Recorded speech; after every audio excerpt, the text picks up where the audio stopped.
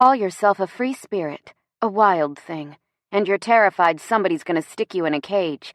Well, baby, you're already in that cage. You built it yourself. Breakfast at Tiffany's. Chapter 1. Caller 100. The dial tone buzzes in my ear, mocking me, just as it's done the last 2 times I called the studio. Damn. I don't even know why I bother. I never win this kind of thing. Whether it's scratch tickets, lottery numbers, or radio call-in prizes, I've got worse luck than a black cat breaking a mirror on Friday the 13th, because I've yet to win a damn thing. What's that quote about doing the same thing over and over, but expecting a different result? Oh, right. That's the definition of insanity. And yet, I keep calling. Sighing, I pause with my finger poised over the power button of my cell phone.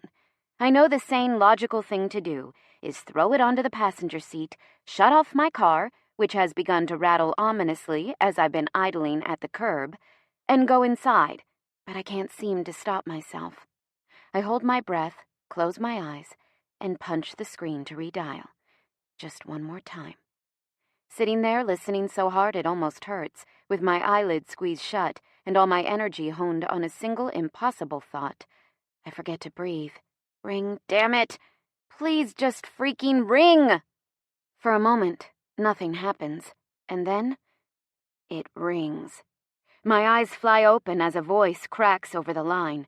Congratulations! You're our lucky 100th caller. Give us your name. My mouth gapes like a Miss America contestant asked her opinion on the state of the crumbling global economy. I'm so stunned, I can't form words. Hello? You've reached KXL Boston. Can you hear me? The host clears his throat and laughs. Well, if no one's on this line, we'll have to move on to another caller. Shit. I'm here, I yell into the receiver. Sorry, I'm here. Give us your name, sweetheart. Gemma, I breathe, my mind spinning. Gemma Summers. From? Cambridge. Well, Gemma Summers from Cambridge, you've just scored 2 courtside seats to tonight's playoff game. Oh my God, I squeak. He laughs again. Yep, the game of the season, tonight at 7 at the Garden. We win tonight, we're going all the way, baby. Thank you. I finally managed to get out. Thank you so much. It's my pleasure, Gemma. We at KXL always take care of our listeners. Yeah, I agreed dumbly. Still a little shell-shocked. I can hear him smiling through the phone when he speaks again. Tell us, how are you feeling right now, Gemma? Are you a Celtics fan? Yikes. I should have known this was going to come up. Truthfully, I hate basketball, almost as much as I hate lying. But can I admit that on live radio without the entire male population of the greater Boston area wanting to kill me for scoring the much-coveted tickets most of them would sell their souls for? Probably not. So I do what any self-respecting girl does in this situation. Oh, huge fan. I lie through my teeth. But not as big as my boyfriend. Well then, he's probably the luckiest guy in the world right now, assuming he's your +1. The host chuckles. You'll make him a happy man tonight. I hope so, I mumble, shaking my head. If this doesn't work, nothing will. What was that, Gemma? I couldn't hear you. Shit. Did I say that out loud? Oh, nothing. My cheeks flame. Just thank you so much. He's going to be so excited. I think. I hope. I pray. Because, seriously, if this doesn't make him happy, I'm pretty sure nothing I ever do will. Chapter 2. Gemma Logic. Ralph is happy. It's almost weird to witness. I'm so used to seeing him look at me with that expression of half indifference, half frustration on his face.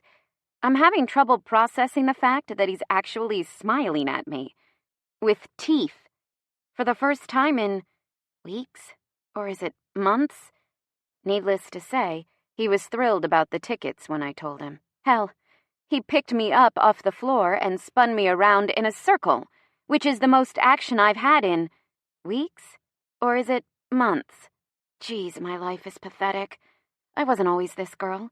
You know, the one who settled for consistent sex at the sake of both that elusive spark and her self-respect. I guess I just got tired of waiting. When I moved to the city 8 years ago, I was an idealistic 18-year-old, full of energy and hope and passion. Being single was exciting rather than exhausting. I spent years going to bar after bar, club after club, dancing the night away with anonymous strangers, doing what my generation does best, total physical intimacy with none of the emotional baggage. Then I hit 24, and slowly began to watch my friends, who'd once matched my every tequila shooter and shimmied until the wee hours by my side, pair off into couples, and then married pairs, and then parents. I can barely keep my plants alive, let alone a tiny human. By the time I hit 26 and realized what was happening, it was too late. I'd already become single Gemma, the one who throws off the even-numbered dinner party, the one my friends look at as a pet project rather than a person. They're well-meaning, of course, but I can't say it's always appreciated. First, there's Shelby. My dentist is single Gemma, recently divorced, full head of hair. I really think you two might hit it off. I'll set something up when I go in for my cleaning tomorrow. He's stable. You would do so well with a guy like him, and he almost never makes my gums bleed. Breathe, Gemma. She's not trying to be patronizing. She's just trying to help. Then there's Chrissy. Oh, my CrossFit trainer is mega hot. Seriously, you should see his abs. I wish Mark still had abs like that, but he keeps talking about gaining daddy weight, like he's the one who carried the goddamn baby around in his goddamn womb for 9 goddamn months. Sorry, what was I saying? Oh, right, Steve. I'll slip him your number after my next class. See? Marriage isn't the crackpot o' gold everyone makes it out to be, Gemma. If you were married, you'd probably know what the hell daddy weight is, and be required to accept the fact that your husband let himself go less than a year after the wedding. The world of Budweiser tumors and marital resentment is not for you. But no matter what I tell myself, I can't shake the feeling that something is simply wrong with me. I'm a 26-year-old woman living in a modern metropolis, and I've never been in a serious relationship in my life. There are literally thousands of men at my fingertips, with the help of Tinder and OkCupid and Coffee Meets Bagel and Hinge and a million other online matching services whose mission statements guarantee they'll help me find my perfect match. So, where the hell is he? And if date after date after date after date leads to absolutely nothing more than coffee or a one-night stand, if none of the hundreds of men I've met since I moved to Boston are right, it has to be me. That's the only logical conclusion. Which brings us back to Ralph. With his cheap haircut, pudgy physique, and a wardrobe most 16-year-old boys would kill for, seeing as it consists almost entirely of Boston sports team logo tees and track pants. Ralph Goldstein isn't exactly a stunning specimen of man, but he is one crucial thing my friends seem to think outweighs all the questionable fashion choices and lack of sexual magnetism. Single. I met him 6 months ago when he moved into the apartment across the hall from mine. He isn't my type. In fact, I'm not sure he's anyone's type, but I felt like I had to at least try this relationship thing everyone is always raving about. So I tried. I've been trying for about 4 months now, but no matter what I say, do, or pretend to feel, I just can't seem to make it work. In a shocking turn of events, Gemma Summers fails once again to find her true love. At least at first, I could console myself with the fact that, if not a soulmate, Ralph was a decent enough sex mate. But then time passed, and even that wasn't enough to keep what minimal heat existed between us burning. Now it seems like we fight more than we talk, and I can't really remember why I was so determined to be coupled up in the first place. Sometimes I think I was happier as single Gemma than I've ever been as relationship Gemma, even if it is nice to have someone to go to the movies with and to drag along to the wedding showers that seem to be getting more and more frequent as the years slip by. But maybe my luck is about to change. Winning these tickets, maybe it's a sign that things can get better between Ralph and me. Maybe two people who aren't perfect for one another can still be happy. Or if not happy, then maybe content? I don't know. But I'm glad when he laces his fingers through mine and guides me across the street into the TD Garden Stadium, better known to every Bostonian as the Garden. It's the most loving gesture he showed me in, well, maybe ever, and I smile as we jostle through the crowd with our hands entwined. There are people everywhere, a sea of green jerseys and foam fingers and face paint crowding in from every direction as nearly 20,000 fans cram inside and fight to find their seats. Boston takes its sporting events very seriously. We find the box office and collect our tickets, and I pretend it's not annoying when Ralph speaks over me to the window attendant. He doesn't even let me hold the tickets I won as we make our way through the arena. But he is still grasping my hand as we walk down a billion steps, and I figure that has to count for something, right? Down, down, down, light years closer than I've been at any kind of event before. The only tickets I've ever been able to afford on my artist salary were nosebleeds at Fenway 3 summers ago, and, if I'm being honest, it was to see Bruno Mars, not the Red Sox. Sports aren't exactly my thing. Still, when we hit the court, it's so surreal. I nearly stumble, my chucks squeaking against the high-polished wood. Instead of steadying me, Ralph drops his hand so I don't take him down too if I fall on my face, which is kind of a dick move. Thankfully, it doesn't matter. I manage to right myself at the last minute and prevent a potentially mortifying moment in front of thousands of people. A dowdy-looking usher looks me up and down skeptically. Rude, before scanning our tickets and pointing us toward a stretch of empty seats on the mid-court sideline. Geez, I already know I look ridiculous, lady. You don't need to rub it in. Frankly, I'm considering writing a sternly worded letter to KXL the moment I get home, suggesting that next time they give out free tickets, they also provide a pamphlet with what-to-wear guidelines. That'd be really helpful, and would probably prevent people like me from wearing bridesmaid dresses to basketball games. What you have to understand is, I've never been to a basketball game in my life, and certainly not a playoff game, courtside, with cameras and celebrities and giant, gorgeous NBA players, so close I'll be able to see individual beads of sweat on their brows. Side note, yum. So, naturally, I call Chrissy this afternoon, hoping she might have a little fashion insight to help me blend in at an event like this. I can see from the usher's expression that I'm definitely not blending. In fact, I think Chrissy's advice, wear something fancy, you're going to be on television if you're sitting courtside, hell, Ben Affleck might be there, has led me very, very astray. See, I'm an artist, a freaking oil painter, which means there are maybe 4 items in my closet free of paint speckles and grime smudges. Of those 4, only 2 could possibly be considered fancy, and they just so happen to be my old bridesmaid dresses from Chrissy and Shelby's weddings. So here I am, crammed into a 2-year-old blue-black cocktail dress that's at least a size too small in the boob region and makes my ribs ache if I breathe too hard. And because I'm me, an idiot, I listened to not only Chrissy, but also to the sincerely flawed Gemma logic that thought it might be a good idea to dress down my ridiculous getup, not with a casual but still appropriate pair of heels or flats, but with my beat-up black Chuck Taylors. In other words, I'm a walking disaster. Ralph is so self-absorbed, I don't think he's noticed.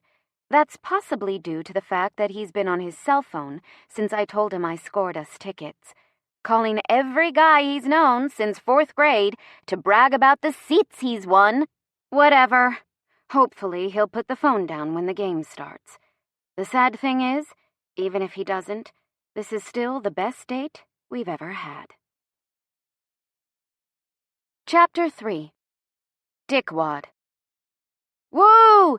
I yell, my fist thrown to the sky. Nice block, 33. Look left, he's open. Number 14 is open. Oh my God, he's open! Are you blind? Ralph glares at me out of the corner of his eye, but otherwise doesn't acknowledge my screams. Apparently, I'm making it hard to hear whoever he's chatting with. Oh, did I mention he's still on the phone? But that's okay. I'm not letting him get me down. I'm having a hell of a good time all by myself. Thank you very much. The 4 beers I've consumed are helping.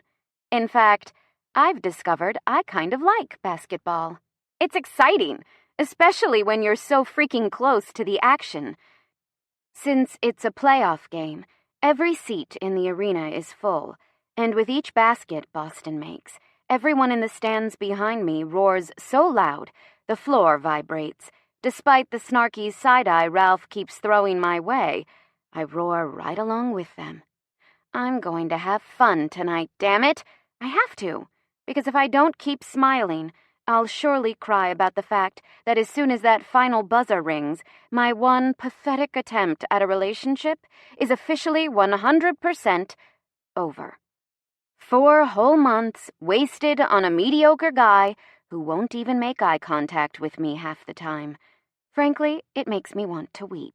And Gemma Summers being reduced to tears by a man-child named Ralph is just too pathetic to contemplate.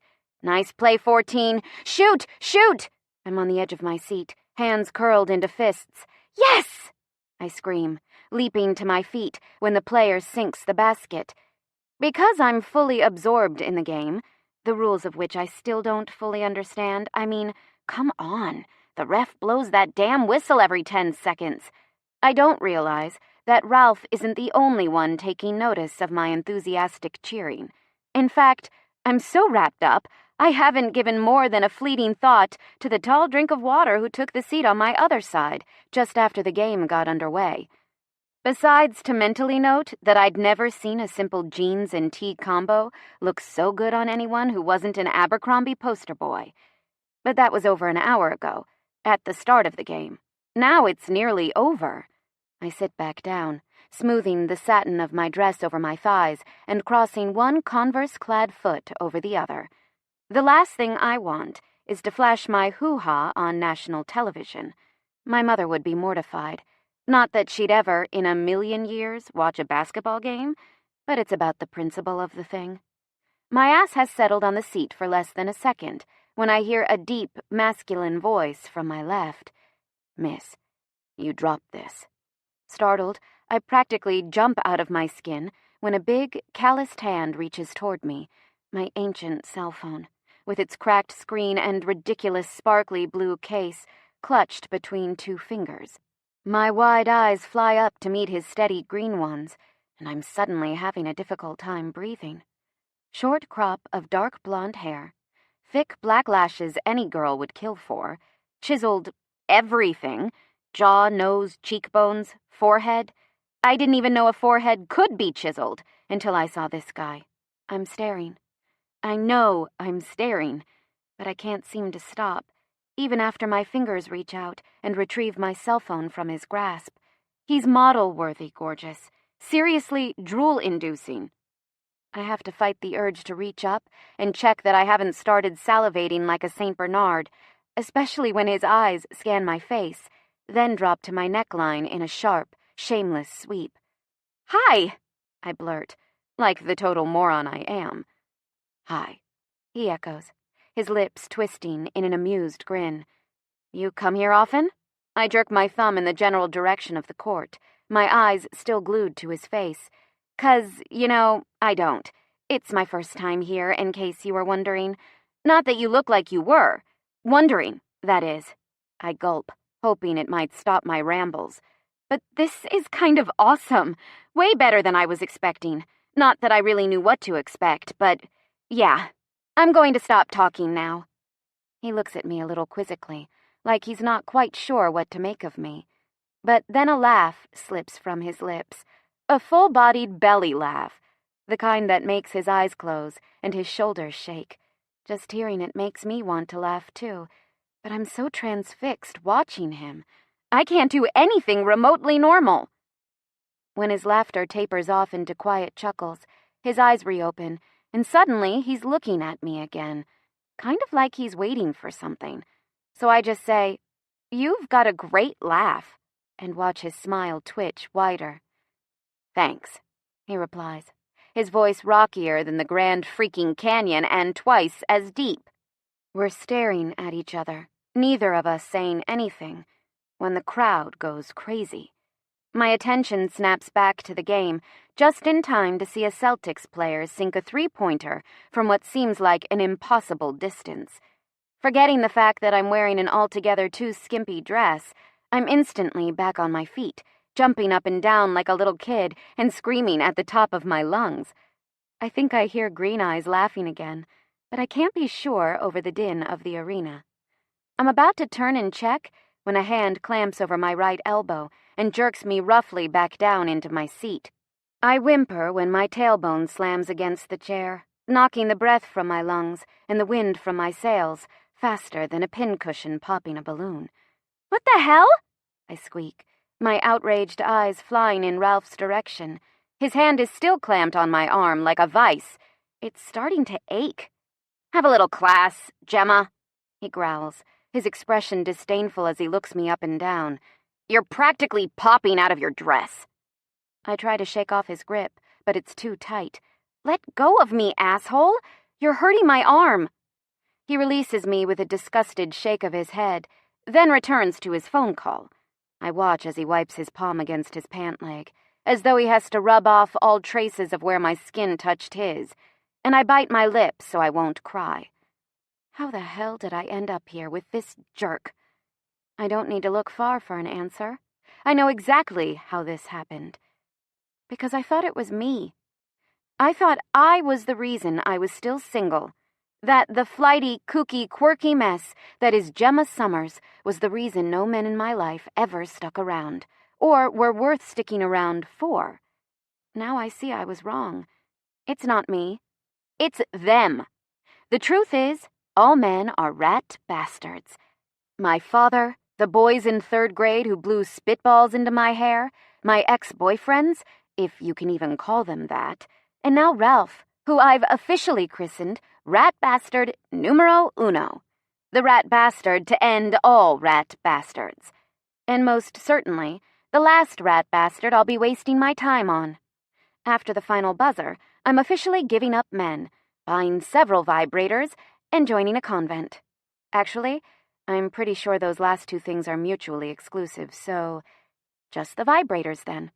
I want to get up and leave, but the game is almost over, and I know I'll never have seats like this again for the rest of my life. So I cross my arms over my chest, the fingers of my left hand gently massaging feeling back into the flesh of my right arm, where Ralph grabbed me, and angle my body away from him as much as possible. Unfortunately, this means I'm seriously encroaching on Green Eye's space. My knees are practically bumping his thigh. 5 minutes ago, this would have been fine, more than fine. But now, there's the small fact that I've just given up men for the rest of eternity, and besides, after what Ralph just did, I'm so angry and embarrassed, I can't meet anyone's gaze, especially not when they look like they might be part of the Hemsworth brothers' gene pool. My skittish eyes flit over his gorgeous, narrowed ones for less than a second before I turn my face straight ahead and resolve not to look at either of the men on my sides for the rest of the game. It's a good plan, a great plan. It totally would have worked, too, if not for something I'd never even factored in as a possibility. Because at the start of 4th period, during a quick break in the action, the massive jumbotron at center court starts to flash with images of couples in the crowd, and those couples, cheered on by thousands of people inside the stadium, begin to kiss. It's so cute, I actually forget about my dickwad boyfriend, soon-to-be ex-boyfriend, and start smiling again. Well, until the camera swings down to the courtside section and lands on me. Me and my dickwad soon-to-be ex-boyfriend. Damn it! I totally should have left when I had the chance.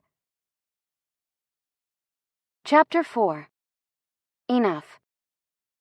The camera's locked on me and it's not moving. I catch a glimpse of myself in the huge pixelated screen.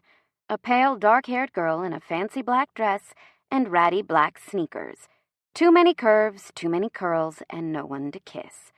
I know there's panic flashing in my eyes. Hell, I can see it, blown up to jumbo proportions on every screen in the arena. And so can everyone else. I'm a freaking ant beneath a microscope. The crowd starts to titter. Oh, honey, look at that poor girl. And I'm getting a little desperate. So I swallow hard, throw back my shoulders, and sneak a glance at Ralph. He's still on his phone, the bastard, totally unaware that we've become the central act at the Kiss Cam circus. Forcing a smile to cover my deep mortification, I elbow him sharply in the side, but he just bats me away with a hand and a glare before returning to his phone call. I groan. The crowd explodes with laughter. I try to smile too, like I'm in on the joke, but it's wobbly. I can feel it trembling on my lips, and I begin to wonder if the man behind the camera is some kind of sociopath. Because frankly, the fact that he's still filming right now, while surely entertaining for everyone who, isn't me, is pure evil. I look up at the camera and shrug my shoulders, hoping the, yes, my boyfriend is in fact a total asshole expression translates to the crowd. I think I succeed, since the laughter gets even louder. But suddenly, I'm distracted by the wall of man blocking my view of the Jumbotron. Green Eyes is out of his seat. His eyes are on mine, and he's reaching for my hand. The crowd is going wild, and my brain is short-circuiting, but apparently my hand doesn't need executive functions to tell it what to do, because it's lifting from my lap and slipping into his. Before I can form a single thought, he's pulling me out of my chair, sliding one arm around my waist, slipping one hand behind my neck. His eyes never leave mine as he leans in, bending me backward over his arm in a full-on movie star dip. And the only thought in my head is, oh my God, there's no way he's going to kiss me right now. But then even that disappears when his lips move closer, and my mind blanks entirely. Because he's kissing me. And it's good. No, actually, it's great. It's not the soft, sympathetic pity kiss you'd expect in a situation like this. It's a full-on, invade your senses, shatter your world, boil your blood kiss. With tongue. For a moment, I'm so stunned, I just hang there, limply. But then my brain catches up to my body, and I realize that the hottest freaking man I've ever seen is kissing me like I've never, ever been kissed before, and that I might never be kissed like this again for the rest of my whole pathetic life, so I damn well better enjoy it while it lasts. Without another thought, my arms twine around his neck, my mouth opens under his, and I'm returning his kiss without hesitation, with abandon. He feels my response, and a low growl vibrates from his throat. For a second, I think he's angry, but I quickly realize it's a good growl when he pulls me tighter to him, so I'm fully plastered against the hard plane of his body. Thoughts long chased from my mind. I don't even try to think of reasons this is a bad idea. I melt into him like my limbs are made of water. It's easily the best kiss of my life, which doesn't make any sense at all, because I don't even know the man whose lips are devouring mine. Hard, hot, with just the right amount of teeth and tongue to make things interesting. I can hear the crowd going crazy. 20,000 people screaming at the top of their lungs. But somehow, the sound of my own heartbeat is drowning them out. The kiss goes on for way, way longer than it should. But I don't worry about that, or anything else for that matter, because there's no room in my head for worries about my dickwad soon-to-be ex-boyfriend, or the crowd, or the cameras. Not when every mental faculty is consumed by Green Eyes and his perfect freaking kiss. When our mouths finally break apart, I feel like I'm floating. It takes me a minute to realize that's because I am. His muscular arms are still wrapped around my back, like steel bands, holding me near parallel to the ground. He's lunged so deeply, I can feel the weight of my hair pulled against the court. My lashes open, and he's right there, his face less than an inch away from mine. My eyes blink a little too rapidly as I stare into his. Pure icy green, without any flecks of hazel or brown to dilute the color. and currently half-lidded, with something that looks a lot like desire, and maybe just a hint of surprise. I swallow hard, trying to catch my breath and stare at him for a moment, waiting for him to stand upright and put me back on my feet. He doesn't. Another few seconds tick by, and I can't contain myself anymore. "You must do a lot of lunges," I blurt. His eyes fill with amusement and his mouth twitches. "Excuse me?" "At the gym." I feel my cheeks flush with color. "You must lunge a lot because, geez, you've been holding me here for like 2 minutes and you aren't even winded. Are your thighs burning? They must be burning right now." He stares at me, an unreadable expression on his face. "Great job, Gemma. Scare off the hot stranger mere seconds after he's finished kissing you." I fight the urge to groan at my own stupidity. "Sorry. It's probably not proper etiquette to be talking about your thighs since, I've just met you and all, but we also made out, so I don't know where we're located on the bodily function sharing scale." "There's a scale."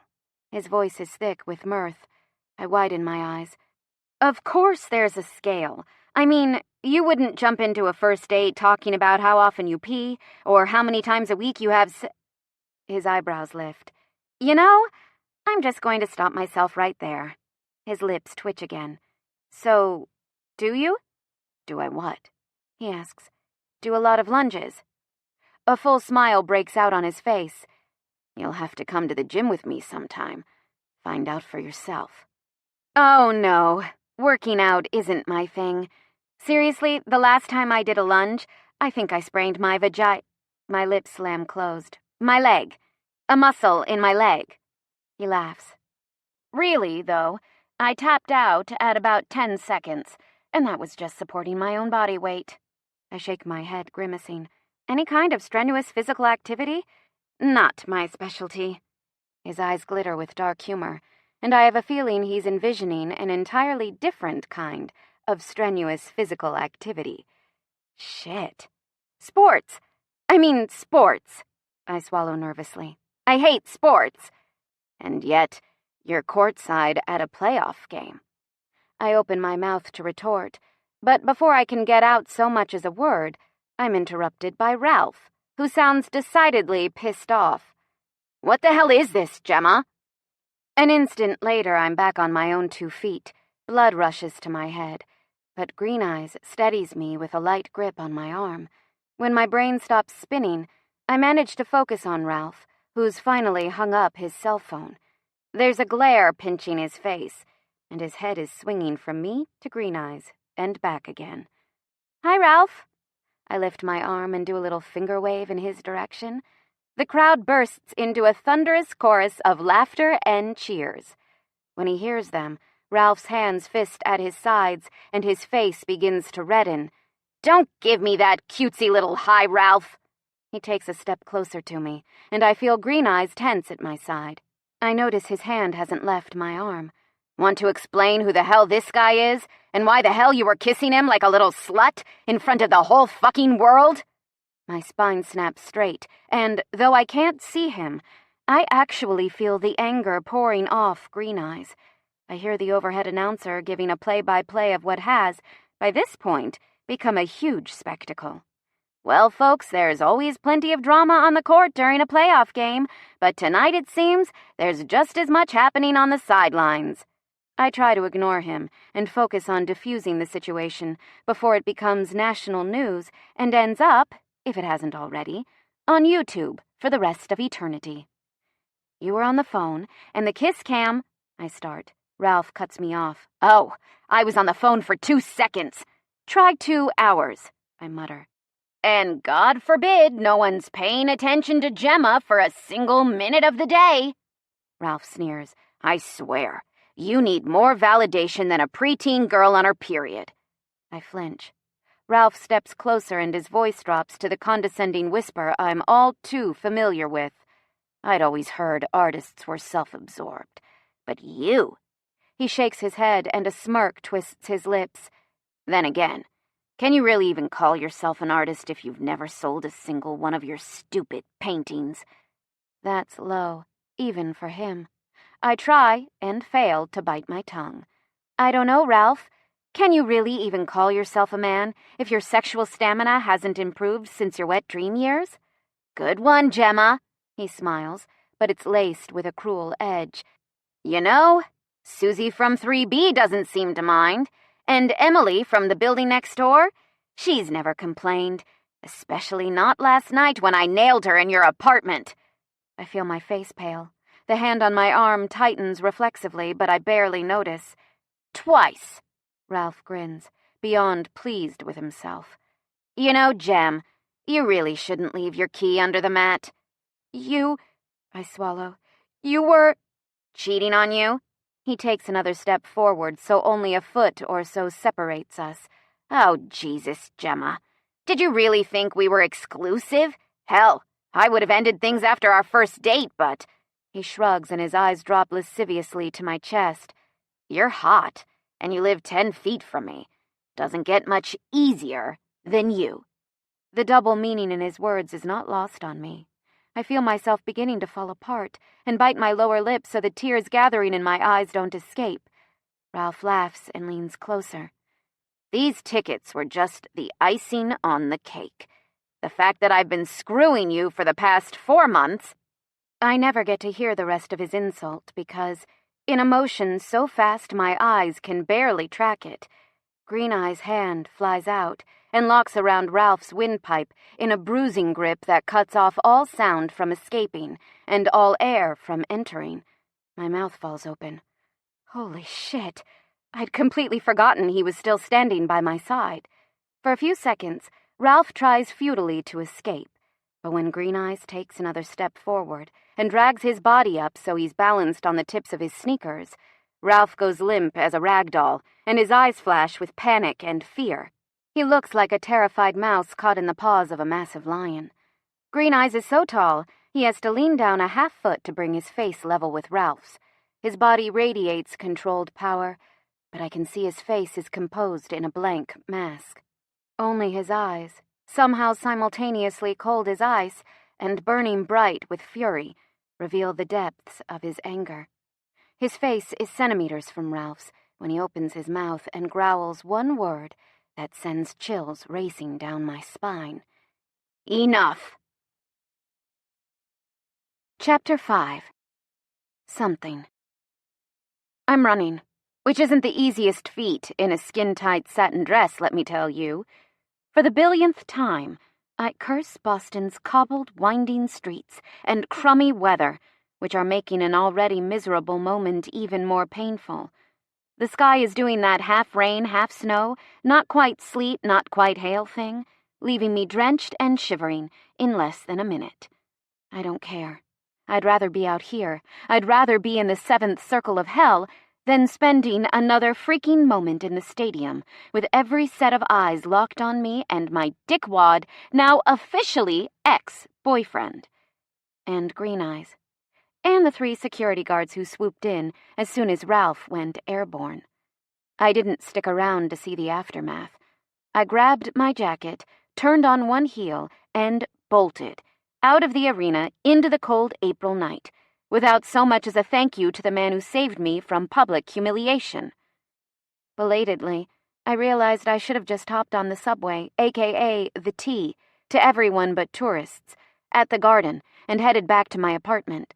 But I must have left my brain behind, along with my shredded self-confidence, because now I'm out in the cold with a too-thin spring jacket, and I'm not sure whether the moisture on my face is leaking from the sky or my eyes.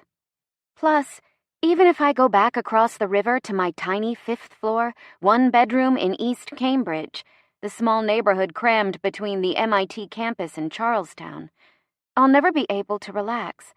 Not when a single glance across the hall will make me think of Ralph and the questionable girls, he did somewhere in my apartment. Before I deal with that, I need several more beers and at least 2 bottles of Lysol to scrub every surface where his bare ass potentially rested as he boinked Susie from 3B. I just hope they did it somewhere unoriginal, like the kitchen floor, which can withstand a thorough dousing of bleach. And if not... Come to think of it, I've wanted to move for a while now, and redecorate, and maybe burn every possession I own in a large sacrificial fire. but that's a problem for another day. Right now, I need to get inside, preferably somewhere with a change of clothing and a lot of alcohol. And there's only one place close by where I might find both of those things. Chrissy's. I duck under an awning and peek into my wallet, but to my disappointment, no cash has magically appeared in the hours since I left my apartment. I know the funds in my bank account are dangerously low.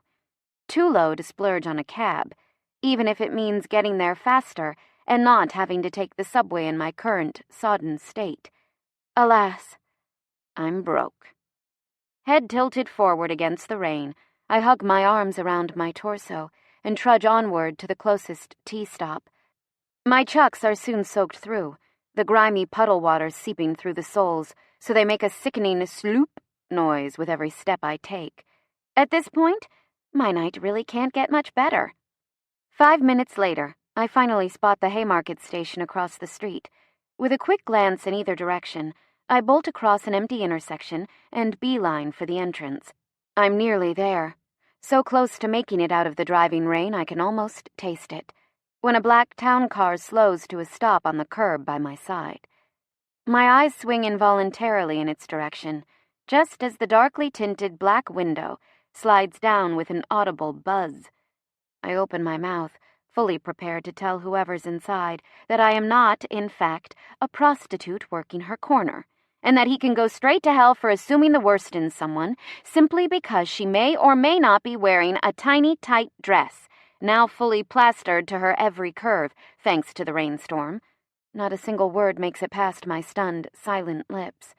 Because sitting in the back seat of what appears to be a very expensive black sedan, his gaze locked firmly on mine. His green eyes. "Hi," I blurt dumbly.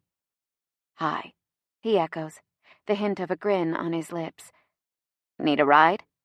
Mind reeling, I glance from his car to the station entrance, considering my options for less than a second. A 20-minute ride on a cold plastic seat in a train car full of judgmental stares and a lot of uncomfortable commuters?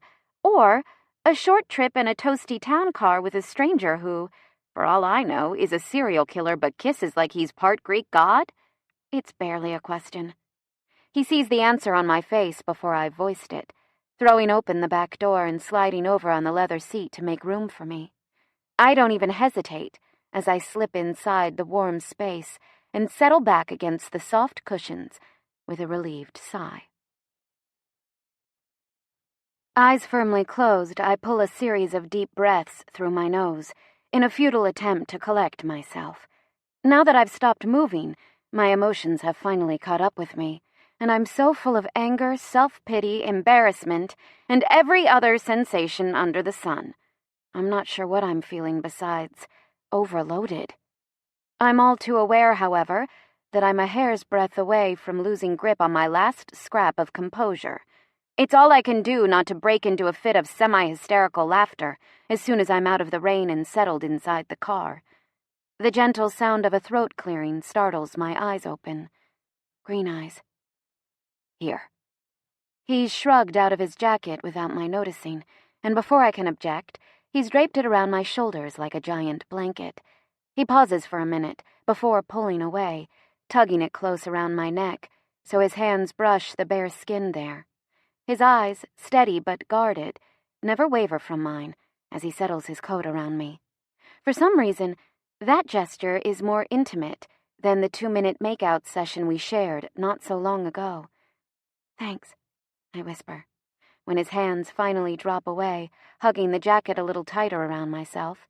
It's massive and masculine and still warm from his body. I'm grateful as some of his heat starts to sink into my bones. There's a silent moment where we just stare at each other without speaking, and all I can think is that somehow, though this must be the worst night of my entire life, for just this moment, nothing seems broken or messed up or wrong. Somehow, shut away from the world in this town car, all my problems feel fixable. It's a crazy thought, but I can't get it out of my head as I look at him. He's watching me, eyes still intense. "You okay?" I nod. "That asshole back there. Was he your boyfriend? I nod again. A scary look flashes in his eyes. Well, it's safe to say now he's definitely my ex. I correct softly, a small smile on my lips. The scary look subsides a bit. Good. I pause, summoning my courage. You're going to miss the rest of the game. I own those seats for the season. He shrugs. There'll be other games. Oh, I whisper. And suddenly, we're silent again. Thankfully, a voice from the front seat shatters the quiet. My eyes fly toward the sound, and I see a black partition sliding down to reveal a handsome, salt-and-pepper-haired man in his late 40s sitting in the driver's seat. His warm brown eyes meet mine in the rear view, and I smile when he winks playfully in my direction. Sir? His eyes move to the man sitting beside me. Where to? Green Eyes nudges my knee with his, and I look back at him. Gemma? A warm sensation slides down my spine when he says my name, in a lazy voice, like he's savoring the sound of it on his tongue. I'm momentarily stunned by the fact that he even knows my name, before remembering that Ralph used it at the arena. Yeah? I stutter, feeling a little too caught up in his gaze. Where are we going? Oh, right. Back Bay, please. I blush furiously as I rattle off Chrissy's address from memory. Green Eyes' brows lift on his forehead, more than likely curious how a girl like me can afford to live in Boston's most expensive neighborhood. He's too polite to ask, so I take pity on him. My friend Chrissy's place. I haul in a deep breath. I don't really want to go home right now. Ralph, well, he's my neighbor. His expression flattens, and his eyes, if possible, turn even more serious. He won't bother you again. His tone is so determined, so sure. I can only imagine what transpired between him and Ralph after I left. I decide some things are better left unknown. Oh, I say stupidly, at a total loss for words. Well, thanks for that. He's looking at me again, his eyes hyper-alert and full of questions, and it's more than a little unnerving. I can't speak with his eyes trapping mine, so I drop my gaze to my lap and clear my throat roughly. And thanks for, kissing me and everything. I start to play with the sun-shaped pendant hanging on a chain around my neck, a nervous habit. You really saved me back there. I can feel him looking at me, but I keep my eyes on my hands. Gemma? Yeah? He waits until my gaze skitters up to meet his. The ice in his eyes is melted, and I see they've gone warm, turning to green pools, though his tone is deadly serious when he speaks again. Don't ever thank a man for kissing you. I don't know what to say, so I just nod as my mind cartwheels madly, searching for some way, any way, to lighten what has suddenly become an all-too-heavy atmosphere. So you don't regret turning yourself into a public spectacle just to help some random girl with a dickwad boyfriend? I ask lightly, half joking. He leans closer, just the fraction of an inch, but that tiny, insignificant shift seems to suck all the air out of the car. I can't imagine there's any man on earth who would regret kissing you. I feel heat flaming my cheeks even redder. There's no comeback in the world to appropriately counter that statement. So I just look out the window and pretend not to hear the quiet, amused chuckle he fails to muffle. The car glides through the wet night, the tires kicking up water as we turn onto Calm Ave. The only sound besides the gentler patter of rain on the roof is the persistent buzzing of Green Eyes' cell phone, which he pointedly ignores after one short glance at the screen. Whoever is calling seems to piss him off. A dark scowl contorts his face as he shoves the cell roughly back inside his pocket without bothering to answer. I shoot a furtive glance at him, fighting off a blush. He's the embodiment of composure. I'm the epitome of chaos. My hair is dripping steadily, soaking the fabric of his jacket. There's a legitimate puddle forming beneath me on the leather seats. I don't even want to know what my makeup looks like at this point, if there's any left on my face, that is. God, I'm a mess, I mutter under my breath. I'm really sorry. I'm probably ruining your seats. Gemma, his voice is steady. Don't worry about it. Chrissy and Mark are going to kill me when I show up like this, still pissed off and embarrassed. It's going to stress them out, which is just about the last thing they need right now. Chrissy's pregnant, and it's sort of high risk, I guess. Bed rest, the whole shebang. Let's just say they've got enough to worry about without adding my drama to the list. I sigh, guilt stirring in my gut. Am I the worst friend ever for imposing on them? He pauses for a beat, staring at me like I've just asked him to run naked through the streets of Boston. Never mind, I mutter. You don't have to answer that. I'm an idiot. His brow creases in confusion. What? The way you're staring at me. I shake my head and trail off. Sorry, just ignore me. Comprehension flares in his eyes. I'm not staring because you're an idiot. I'm staring because in the last hour, you've been pushed around and insulted by that asshole. His jaw clenches. You're soaked to the bone, shivering with cold, and stuck in a car with someone you barely know. Most people would be happy to impose on their friends after the night you've had. But you're more concerned with stressing them out than making yourself comfortable. His eyes are fixed on my face in such an intense study. I fight the urge to squirm in my seat, and when he speaks again, his voice is quiet. I'm staring because you surprised me, and people don't often do that. I don't say anything. I just stare back at him, at a loss for words. And for the record, he adds, his voice dropping lower, I don't think I'm capable of ignoring someone like you. Anyone who does, well, they're either blind or stupid.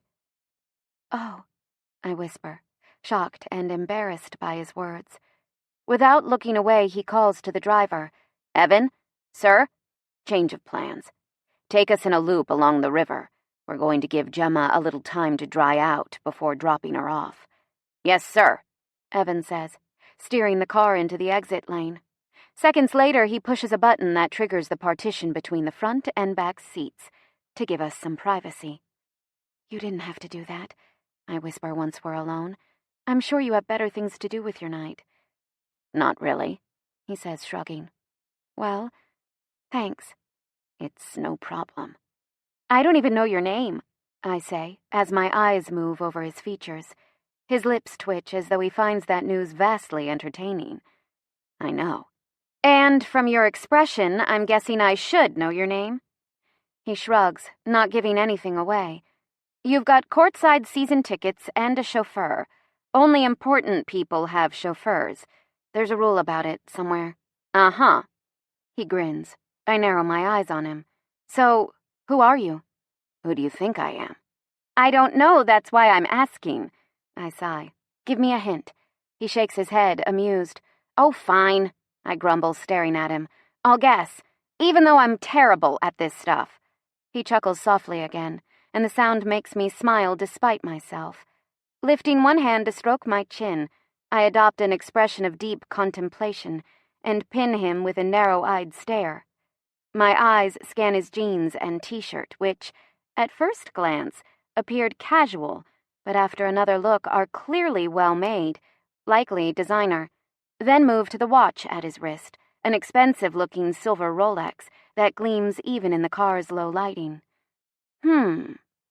Well, you're attractive in a clean-cut rich dude kind of way, I say, which makes his lips twitch again. Not rough around the edges to be a rock star.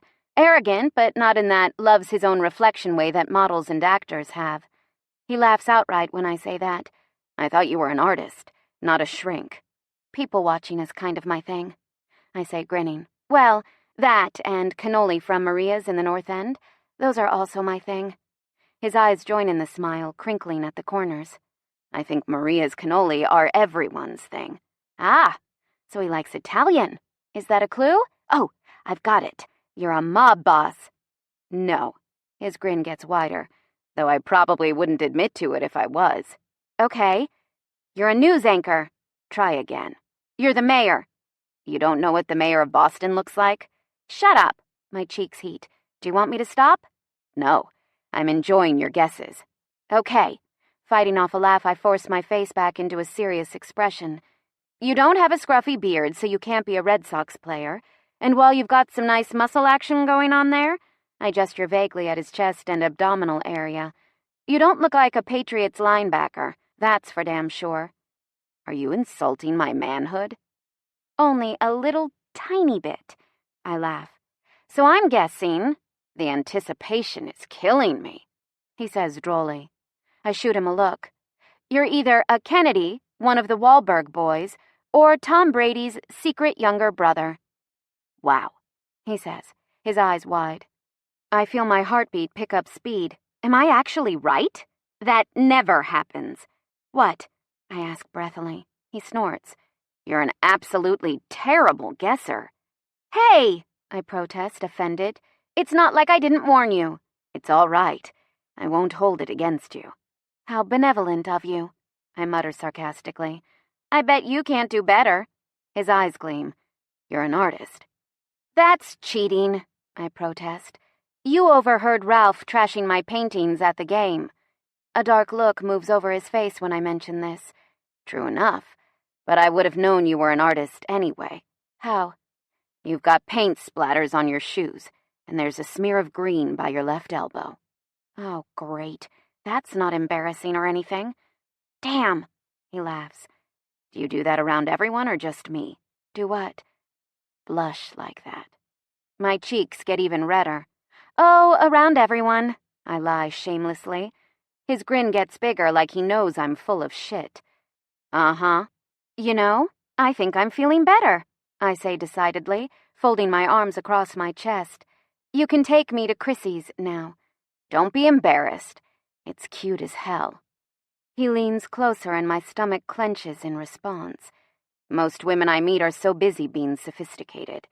They forget to be real. I stare at him. Maybe you've been hanging around the wrong women. Maybe.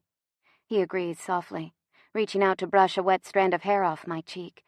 As soon as his fingers make contact with my skin, my mouth parts as a breath of air slips out.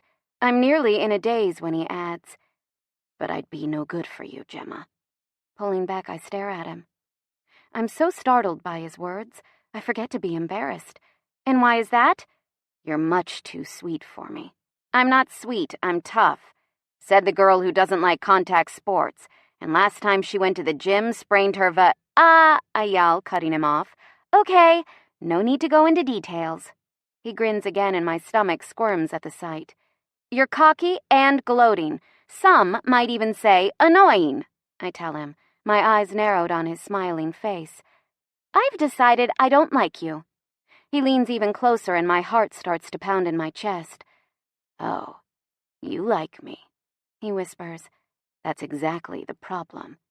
You only date women who don't like you? His eyes glitter. I don't date at all, Gemma. Oh, I whisper, my mind reeling at all that his words imply. Everything about this man, from the way he kisses to the way he looks at me, to the sexual energy practically pouring off him, screams he's not one to go without female company for long.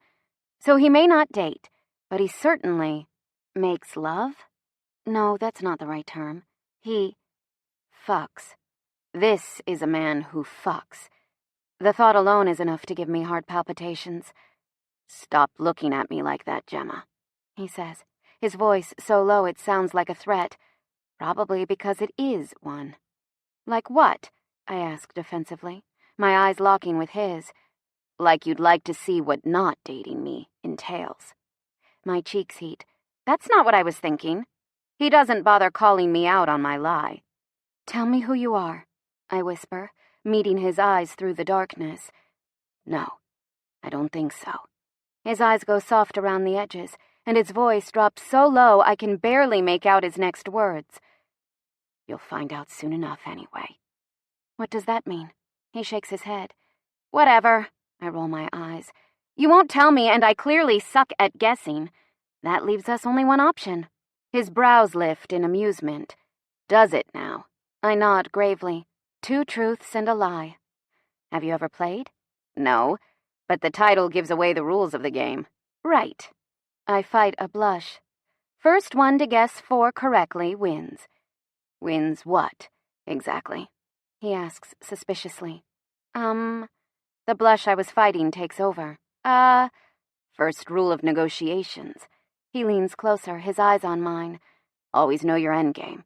Otherwise, there's no point in fighting at all. Oh, God. What? You're one of those weirdos who plays chess against himself and lays awake at night thinking through strategy and has a first edition of The Art of War on his bookshelf, aren't you? I shake my head in faux exasperation. I have a strict rule against dating men like that. I don't want to be the Luke to anyone's Yoda. You know what I'm saying? He grins wider. Was that a Star Wars reference? Absolutely not, I lie. Uh-huh. He totally knows I'm full of shit. And anyway, you don't have to worry. Because you don't have a first edition, Sun Tzu? Because I don't date. I already told you that. A funny look flashes in his eyes. I'd say it's almost embarrassed. But men like him surely don't get embarrassed. When he continues, his voice has lost a bit of its polished composure. I'll have you know, The Art of War is one of the best works ever written. Ha! I snort. You totally have a copy. You're so predictable. His eyes narrow on mine, but there's a smile still tugging at his lips. I've never been accused of that before. Oh, I just thought of what I want. His eyes drop to my mouth. Really? From the game. Oh, he murmurs, eyes still on my lips. I ignore the squirmy feeling in my stomach and press on. If I win, you go on a date with me. His eyes flash up to mine, suddenly serious. And if I win, you won't. He stares at me skeptically, his gaze unrelenting until I give in. Oh, fine. I heave a martyred sigh, as though he's done something utterly unreasonable, like ask me to stop watching HBO on Sunday nights when Game of Thrones is on. If you win, I'll go on a date with you. I expect him to laugh at my smooth negotiation tactics, but he doesn't. When I look up at him, the gloating smile falls off my lips faster than Ned Stark's head hit the ground. Sorry, spoiler alert, because there's a look on his face I can't quite describe. Actually, I can describe it. I'm choosing not to. Because if I described it, I'd have to say it looks a lot like pure, unadulterated lust. And that would be bad. I breathe, my eyes locking with his. They're liquid with heat, burning into mine across the space between us. If I win, he says gruffly, leaning closer, we go back to my place. Like for coffee? I ask hopefully. Or snacks? I could totally go for a midnight slice of pizza. Or 3. He shakes his head. No, Gemma. I gulp. One night. No strings. His words match the intensity of his stare.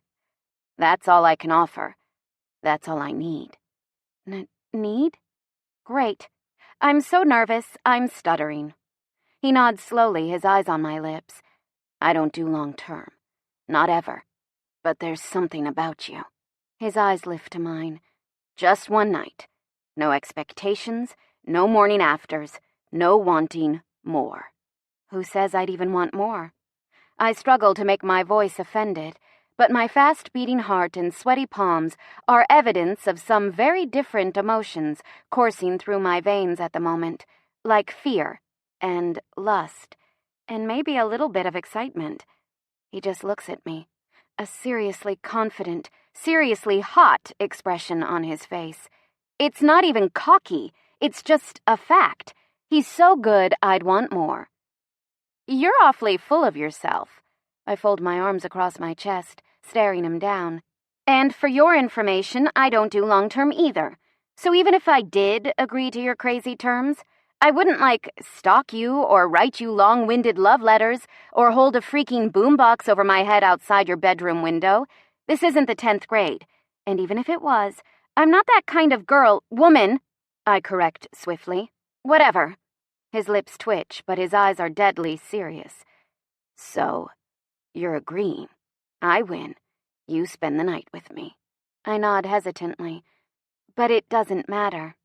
'Cause you're not gonna win. He leans closer, his eyes flashing darkly, and I suck in a breath. Don't count on it, Gemma. When I'm invested in something, I fight for it. Hard. I gulp again. His stare flickers from my eyes to my lips, to the small, ornate necklace lying against my skin, in the valley between my breasts. The tiny gold pendant, shaped like the sun, Glimmers even in the low light. It's the prettiest piece of jewelry I own, a gift from my mother when I graduated high school. She said it was a lucky talisman, to drive away the shadows of misfortune and keep my life cast in light. I've hardly taken it off. In the near decades since, I've never called upon its lucky powers more than this moment. I have to win this bet. I have to, or I'll be screwed, in more ways than one.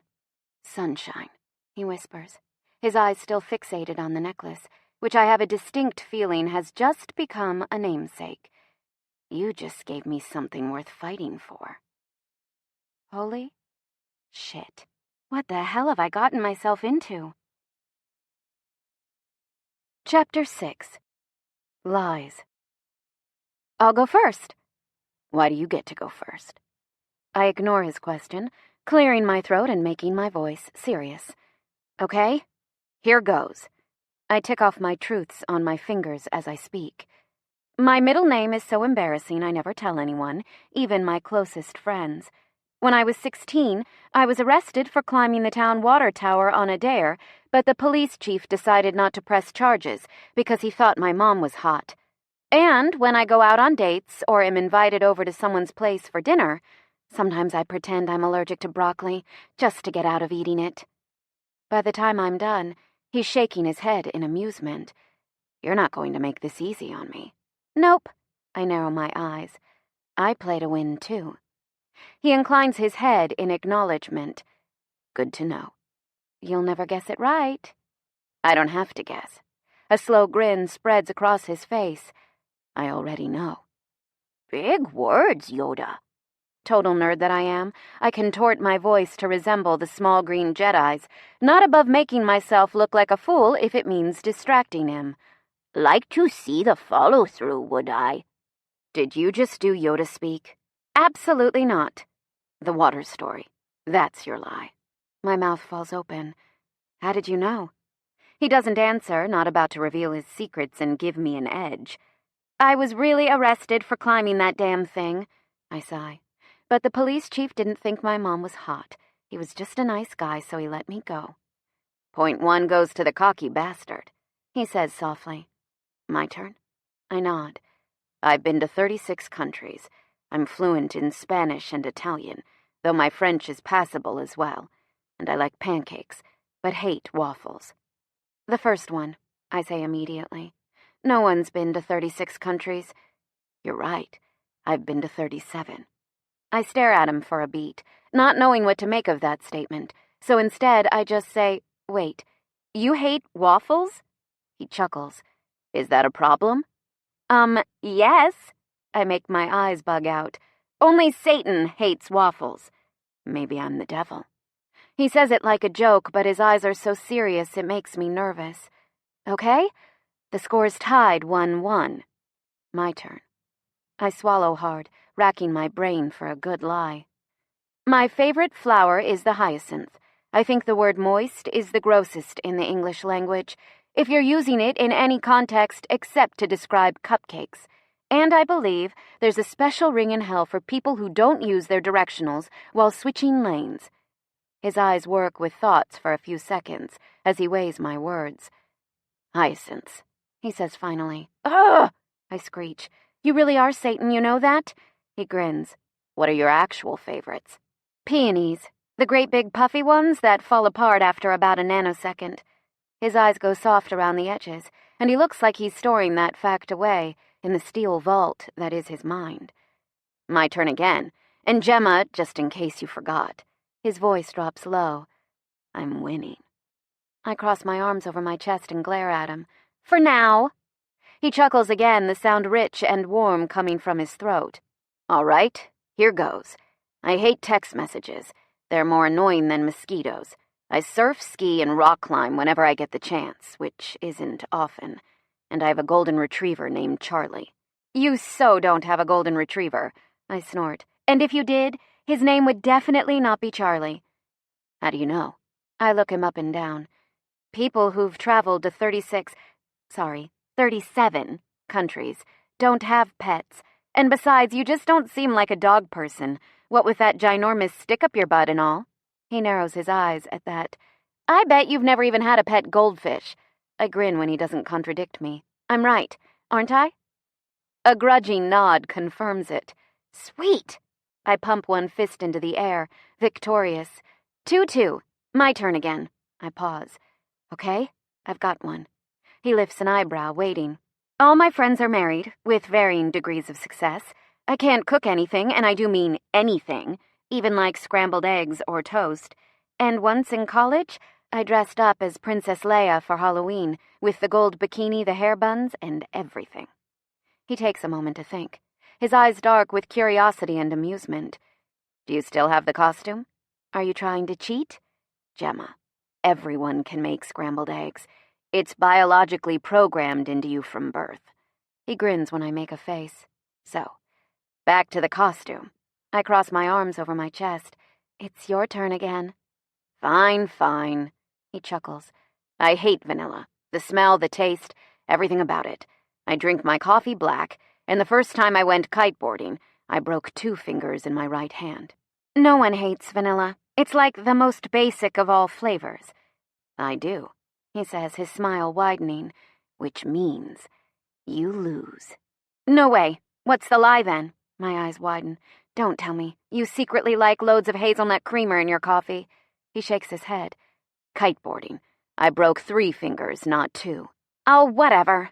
I swallow, nervous for the first time since we started playing. I'll catch up. You'll see. Don't get too cocky. His fingers flex against the supple leather of his seat. I only need 1 more to win. Unless you're ready to concede now and head back to my apartment. No, I whisper roughly, all triumph stripped from my tone. Then you better think of a good lie, he says, eyes glittering with promise, because I have no intention of letting you off easy. I begin to rub slow circles into my temple, hoping it might ease some of my sudden stress. Okay, I'm waiting, Gemma. Shit! Shit, shit, shit! Why did I ever think this was a good idea? Probably because I'm unreasonably stubborn when I think I'm right. And, okay, I'm the first to admit that, yes, I'm the kind of girl who likes to play with fire, waiting till the last minute to pay my bills, befriending random strangers on the train, driving cross-country in a car with 170,000 miles on the odometer and a failing exhaust system. Most of the time, I like flying through life by the seat of my pants, going with the flow, taking things as they come and all that jazz. No commitments, no responsibilities, no answering to anyone but me. It's more fun that way. The only problem is, sometimes I land myself in situations like this, agreeing to crazy bets with sexy strangers who simultaneously tempt and terrify me. 20 minutes ago, when this was all entirely hypothetical, it was fun. But now, with him looking at me like I'm one of Maria's fresh-baked cannoli, the kind so good you devour it in 2 ravenous bites, it feels a little too real for my liking. So real, in fact, that I'm starting to worry he's serious about taking me back to his apartment and having a wild night of emotionless, meaningless sex. It shouldn't bother me. It's been so long since I had a decent orgasm. I should be begging him to have his wicked way with me. But I can't. Because, well, I like him. Not in a doodle your name in my notebook, listen to love songs that remind me of you, smile to myself for no reason kind of way. I've never felt that way about anyone, and I'm not going to start now. But I do like him. In a normal, you're a cool human kind of way. And that means going on a date with him is pretty much out of the question. As for sleeping with him, well, that's either the worst idea I've ever had, or the best. Gemma. My eyes fly up to meet his, and I realize I've spaced out for several moments. Sorry. I clear my throat. I'm ready now, I think. Almost. He looks at me, recognizing the sudden shift in my mood, from playful to pensive. Okay, here goes. My voice is wavering. I make a conscious effort to steady it. I broke my leg when I was 17, when I fell off the back of a motorcycle, and it still aches whenever it rains. I'm left-handed, and the only thing in my refrigerator at the moment is wine, some expired orange juice, and a really old onion. He's quiet for a long time, just looking at me, and the silence grows between us until it's so heavy I can barely breathe.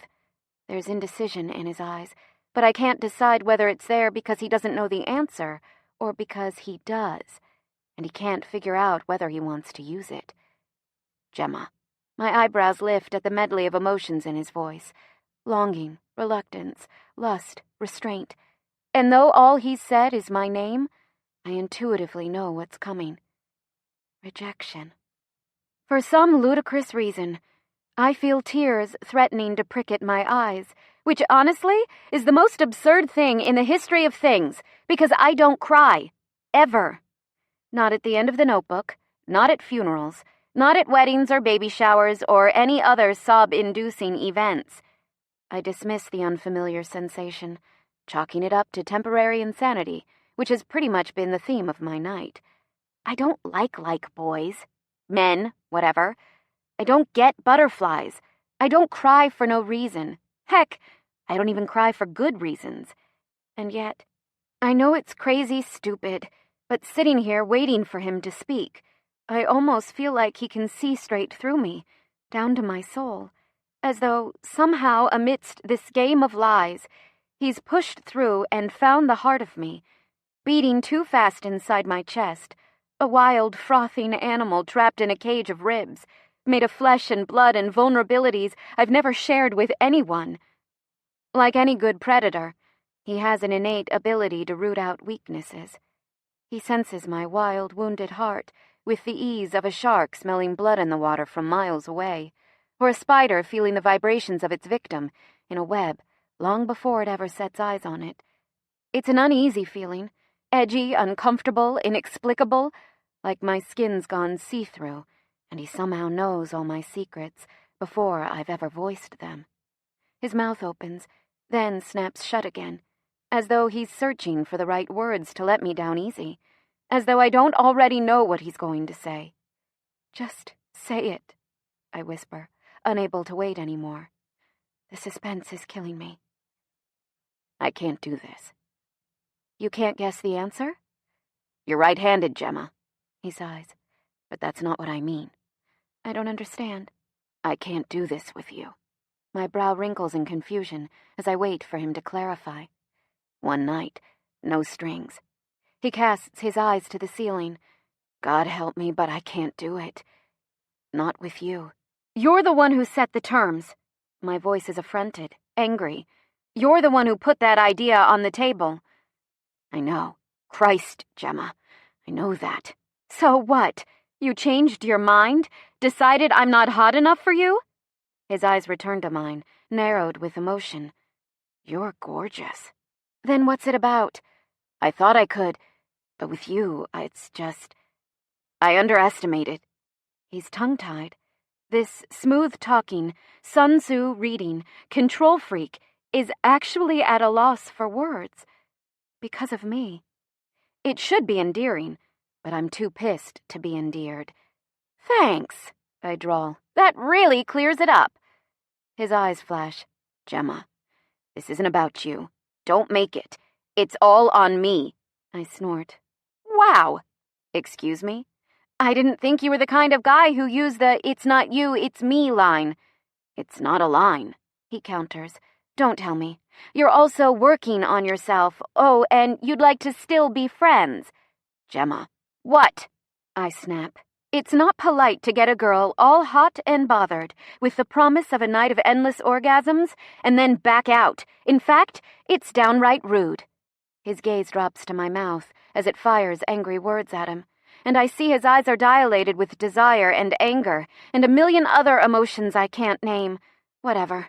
I never would have gone through with it anyway, I say, not sure whether my words are true or false. My eyes are smarting again, as inexplicable rejection courses through my system. It's not lost on me that I'm more upset about the sexy green-eyed stranger turning me down than I was about breaking up with the only guy I've ever attempted to date. God, what the hell is the matter with me? Don't answer that. His eyes are still on my mouth as he reaches blindly to his right and presses a button to activate the intercom. When he speaks, it isn't to me. Evan? Sir. It's time to drop Gemma off now. Yes, sir. Seconds later, I feel the car turn, though I don't take my eyes off the man mere inches from me. If you're so eager to be rid of me, let me out here, I snapped childishly. I'll walk. No, a flat denial. You're annoying. You already told me that. Well, I meant it. Good, he says, his tone serious. It'll make it easier for me to stay away from you. I stare at him for a while, not knowing how to respond to that, until I finally summon courage I didn't even know I had, and whisper the question haunting my thoughts. What if I don't want you to stay away? His eyes flash dangerously. You don't have a choice about it. I'm not some innocent little girl you need to shield from the world, I tell him, my voice hushed. And I'm not looking for love or romance or whatever bullshit you apparently think girls like me need. I lean closer to him. You might think you've got me pegged, but you don't know anything about me. I'm not a relationship kind of girl. Ralph was the closest thing I've come to commitment, and, well, you saw how that turned out. His eyes flash again. I lean closer. Maybe I don't want to date you. Maybe I am interested in learning what not dating you looks like.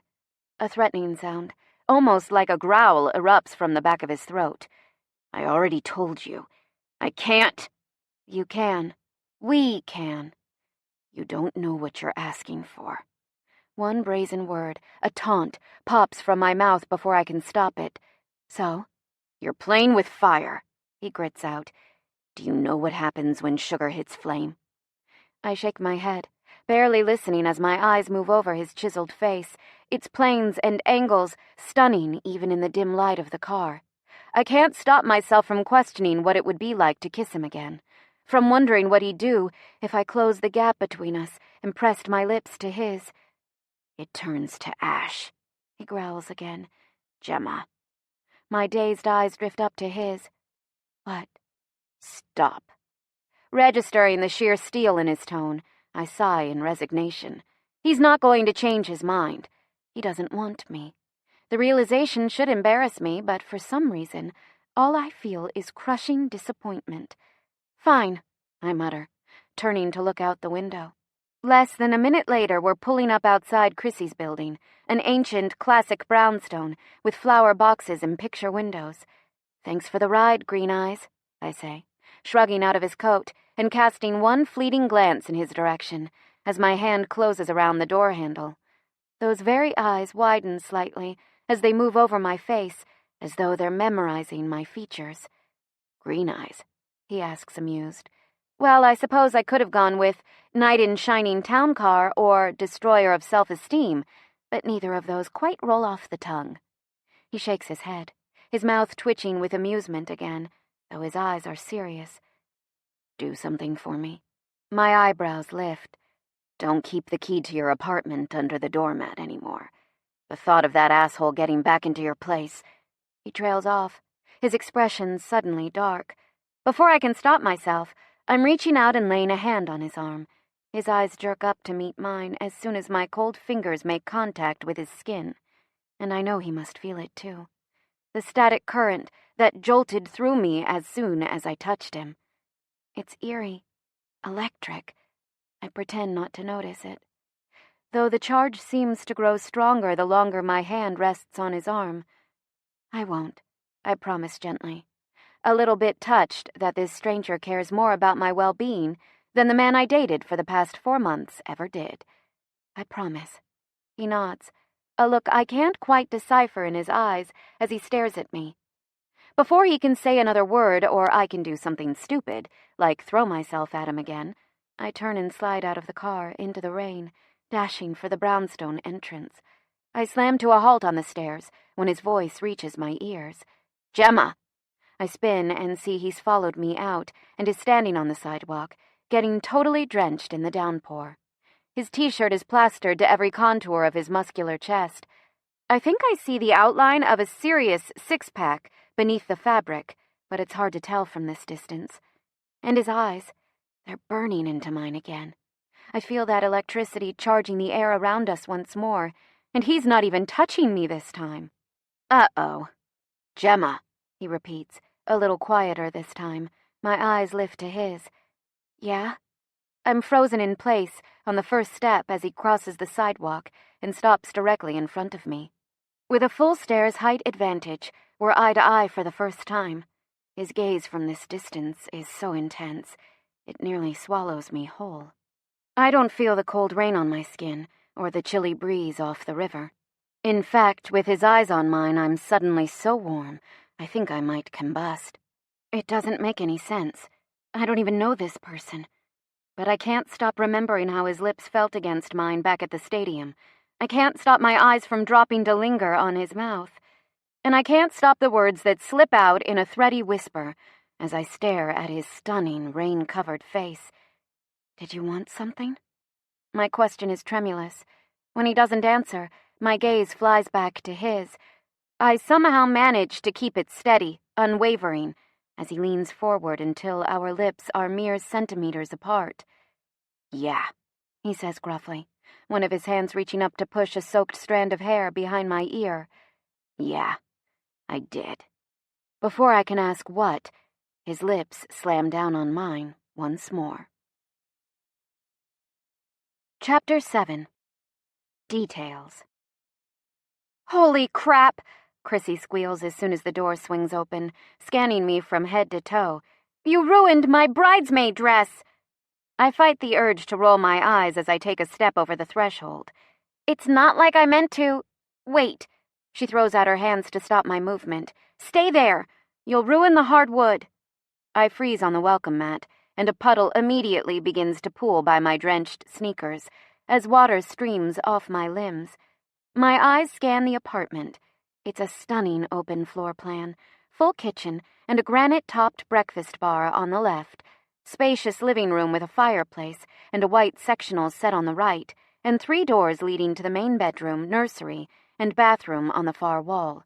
With crown moldings, high ceilings, and hard wood, the whole place screams understated wealth. The sofa alone costs more than my rent. Chrissy shakes her head at me in disbelief, her short blonde bob flying in all directions, then turns to face her half-closed bedroom door. Mark? Mark! What? A male voice calls from the next room. Get a towel! For such a petite woman, she's got a pretty commanding yell. Why? Did your water break? His voice is teasing. You're not funny, she yells back. A minute later, Chrissy's husband, cute, early 30s, average build, with dark brown hair and soulful brown eyes, appears in the doorway with a fluffy white towel in hand. He rolls his eyes at his wife before passing it to me. Burying my face in the fabric, I manage to both dry myself off and hide my grin from Chrissy. At 8 months pregnant, she's a little more hormonal than usual and tends to be extra sensitive when she thinks she's being teased, especially by the man who knocked her up. When I'm semi-dry, Chrissy takes the towel from my hand, waddles to the sofa, and drapes it over one cushion. She gestures for me to sit before collapsing on the other side of the couch and propping her swollen ankles up on the coffee table. I stare wordlessly from my friend to the towel. She rolls her eyes. What? It's Pottery Barn. Do you know how much it'll cost to reupholster this thing? And no offense, Jem, you look like you fell off a duck boat and landed in the Charles. With a sigh, I lower my still damp limbs onto the towel and turn to look at her. Nice to know your priorities are in order, Chrissy. I hear the sound of the refrigerator opening in the kitchen area behind us. Hey, Gemma, you want a beer? Mark calls. Chrissy answers before I can. Mark! She hisses in a whisper yell. I just got Winston to sleep. Stop yelling! I half turn to catch Mark's eyes before he does something stupid, like argue with his very pregnant wife about their 1-year-old son who, evidently, is asleep in the nursery. But he unwisely launches in before I can stop him. But, hun, you were just screaming at me to get a towel. Oh, yes, blame me. Chrissy's eyes begin to well with tears as twin spots of red appear on her cheeks.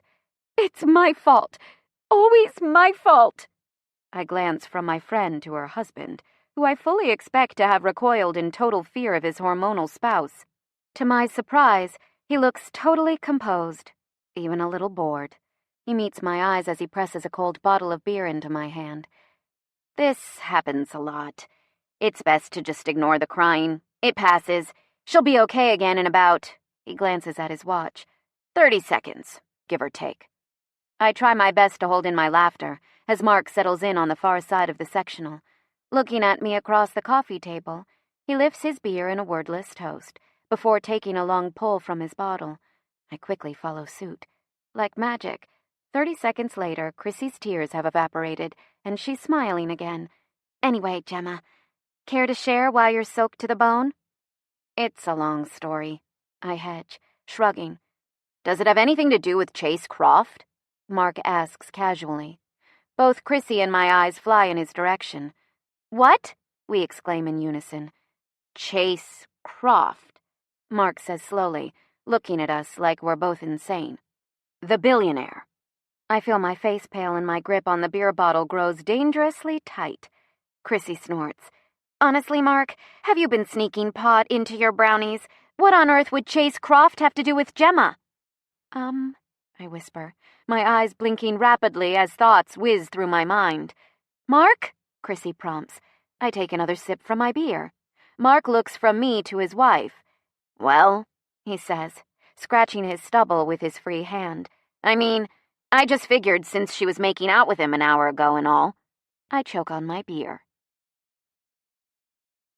Foam sprays from my mouth in all directions. Chrissy's so stunned, she doesn't even notice when a few drops land on her pristine white sofa. She's looking from me to her husband with an expression of acute disbelief. What? She hisses. Mark, how the hell would you even know that? I was watching the game, he shrugs. Apparently, when the guy whose family owns the team starts kissing the girl sitting next to him, it's important enough to show on national television. He owns the team? I squeak.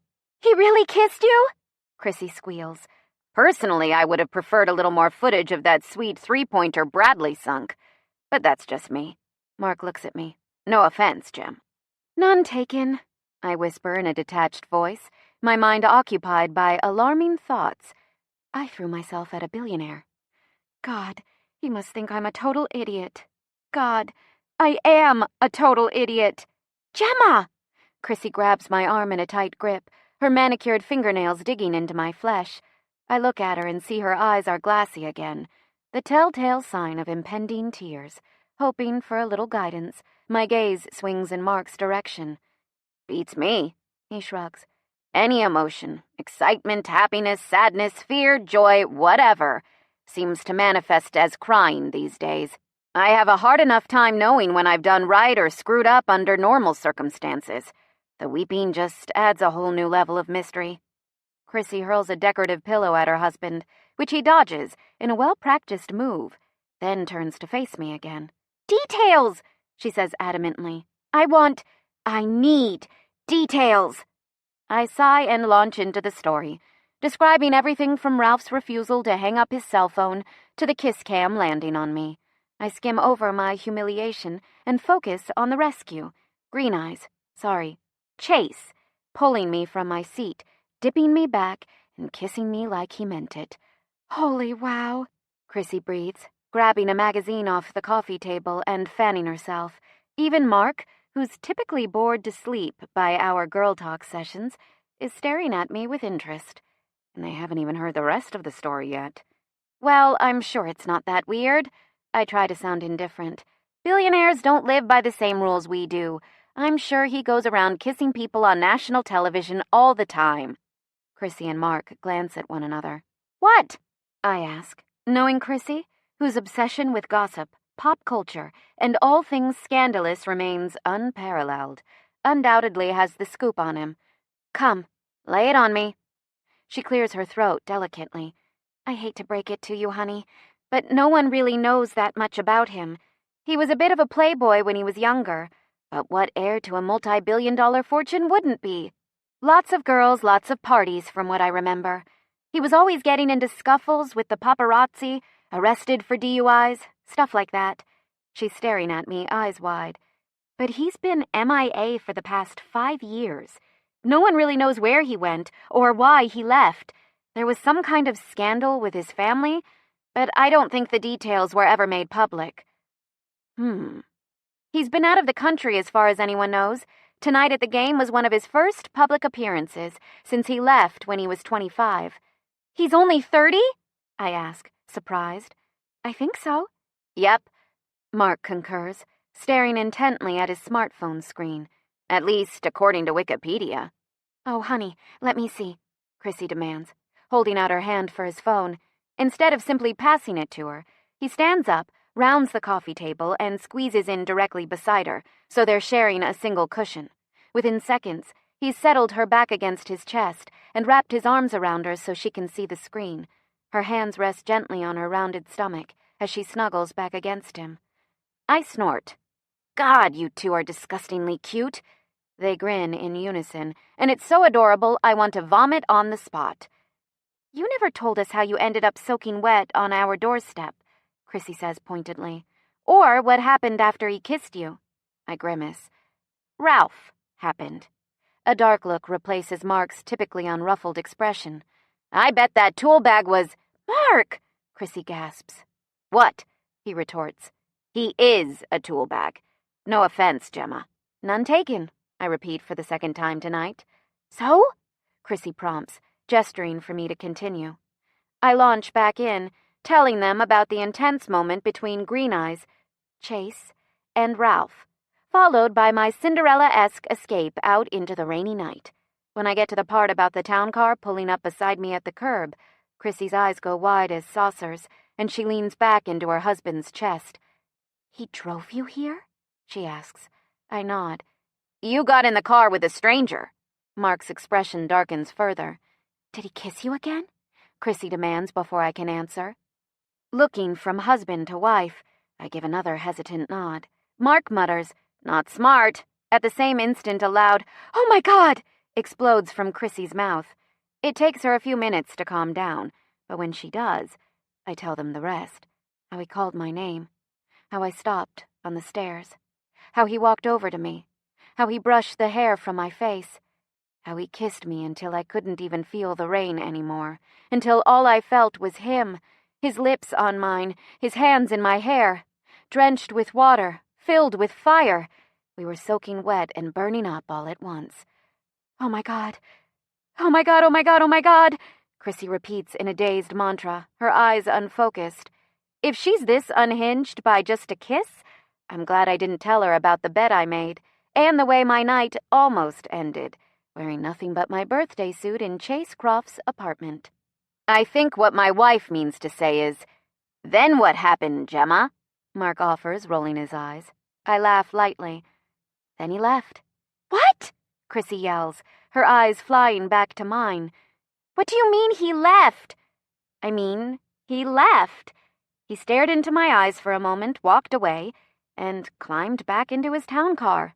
He didn't say anything? No, I lie. But it doesn't matter anyway, because I'm giving up men. All men, billionaires included. Mark's eyebrows go up. What? Chrissy squeals. No more men. These lady parts are officially closed for business, I say decidedly, crossing one leg over the other to punctuate my words. Oh, Chrissy says, relieved. I thought you were serious. I am serious. My eyes narrow. Men are rat bastards. Love doesn't exist. Not for me, anyway, and I'm done trying. I'm going to get a dozen or so cats, several high-quality vibrators, enough batteries to last the next decade, and then call it a day. Chrissy and Mark glance at each other, lock eyes, and after a few seconds, burst into loud, cackling, simultaneous laughter. I'm serious, I grumble. It doesn't matter. Neither of them is listening. It's only later, long after Chrissy and Mark have tucked me in on their couch, with a pile of blankets, and retreated to their bedroom, that I allow myself to drop my man-hating facade and replay the final moments I shared with Chase in the rain, lingering over all the details I'd neglected to share with my friends when they asked about it, for reasons I wasn't sure I could explain. His lips are on mine, consuming me, and I feel wanton, reckless, standing here kissing a total stranger. It doesn't make a damn bit of difference, though. I couldn't stop kissing him at this moment, even if someone put a gun to my head and ordered me to walk away.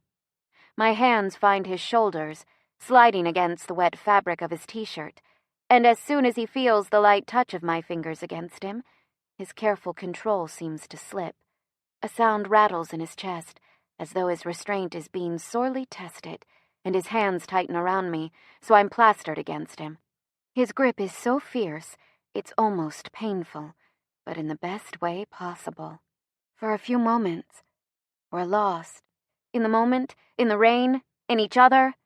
I vaguely register the sound of a door opening nearby, but I, for one, have so little interest in the world outside his lips.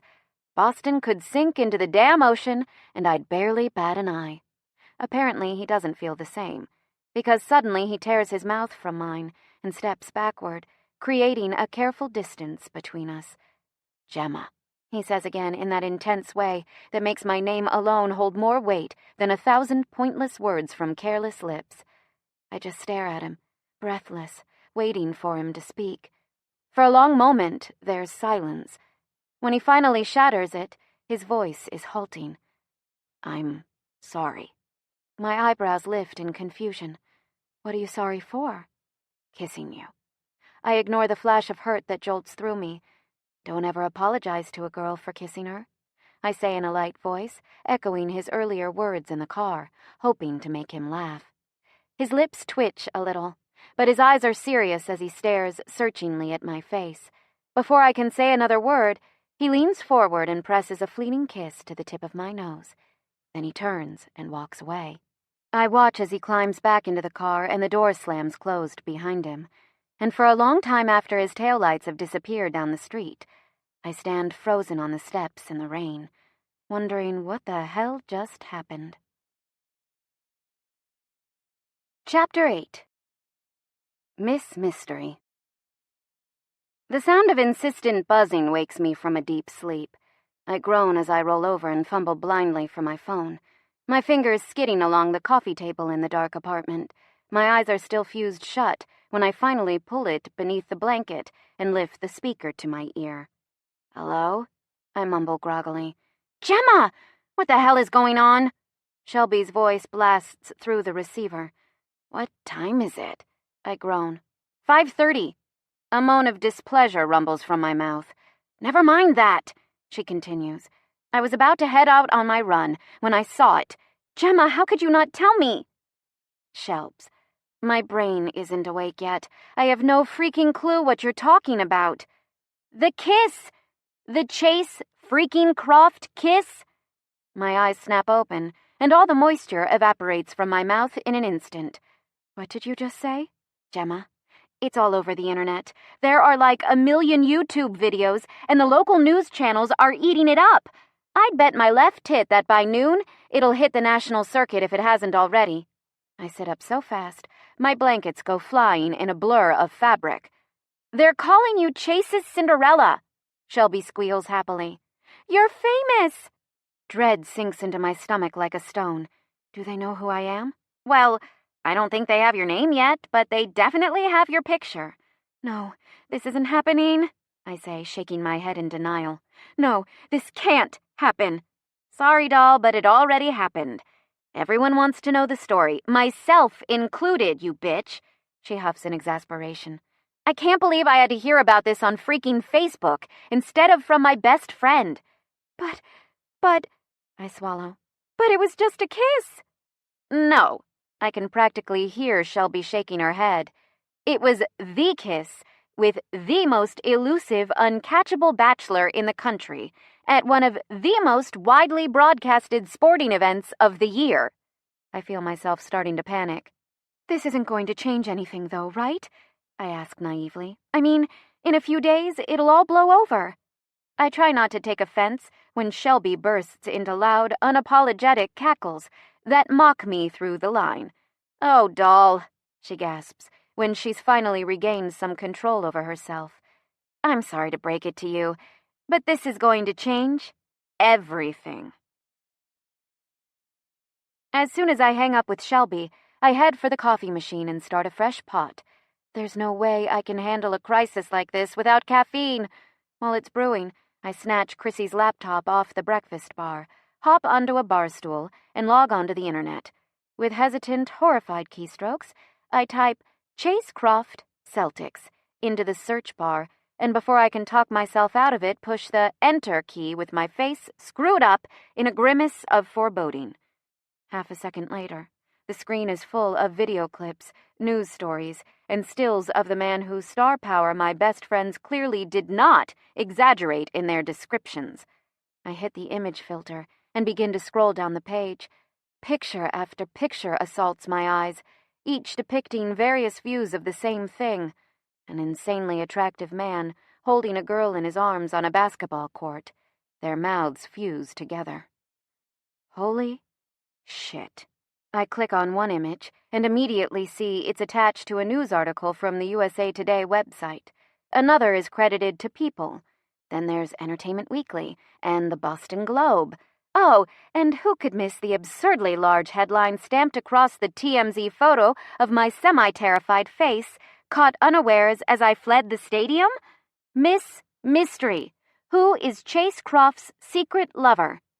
I soon see it isn't even the worst of the headlines. In fact, they're all pretty terrible. The more I read, the more I want to slam the laptop closed, give up the lease on my apartment, and move to a secluded cabin by a pond in the wilderness, without internet, or cell phone cameras, or gossip magazines, or billionaires with really freaking awesome kissing skills. Thoreau did it. Why not me? Kiss Cam. Billionaire Chase Croft returns to Boston with a bang. All about the chase. Playboy at the playoffs. Chasing some tail. Croft's new girl. Celtics score, and so does Croft. See the exclusive photos. They go on and on and on. For the most part, they have minimal details about me, which makes me breathe a little easier. Nearly all of them are focused on Chase's abrupt return to the States after his 5-year absence, and offer no more than speculation about who the mystery woman he kissed last night might be. A few of them are outright fabrications.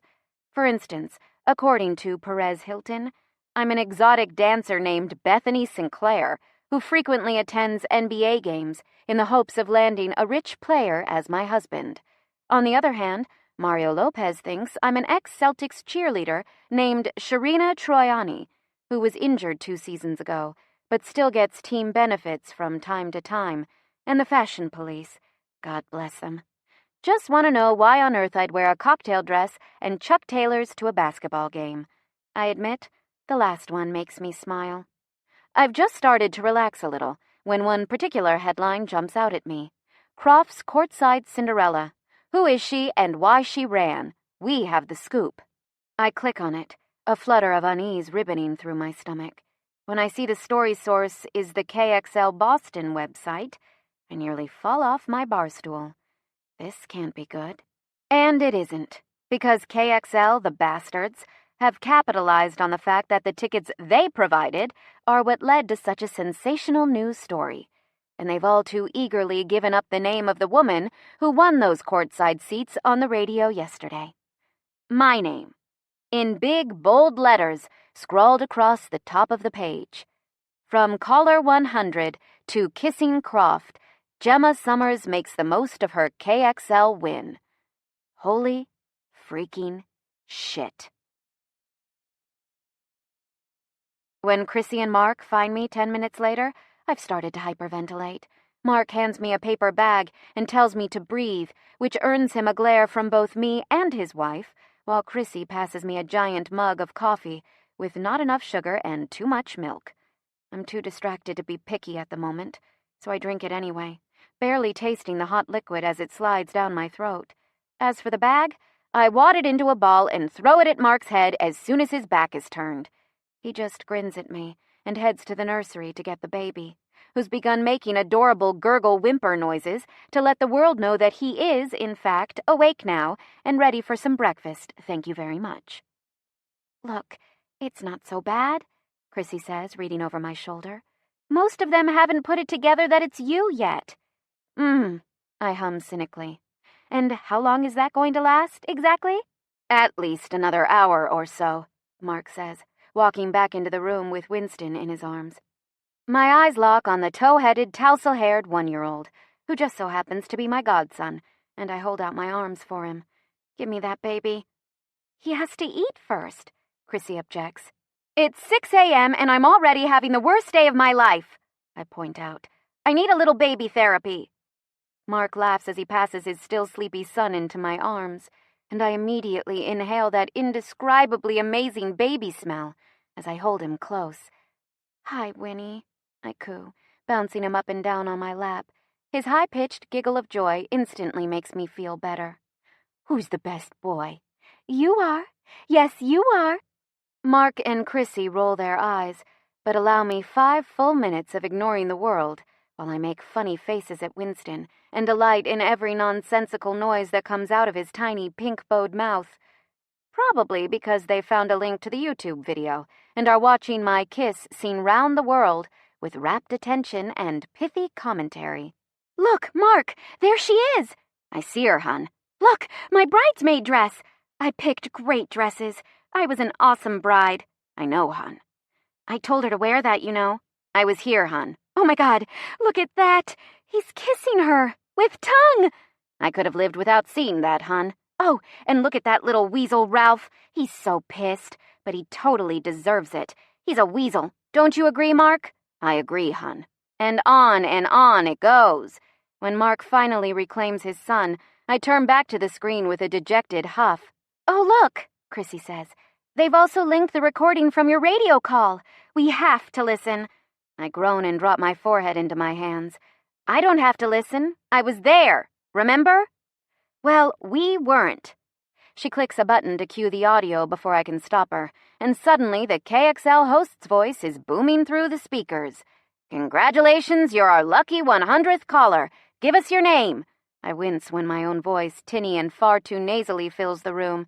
"Gemma Summers." "From?" "Cambridge."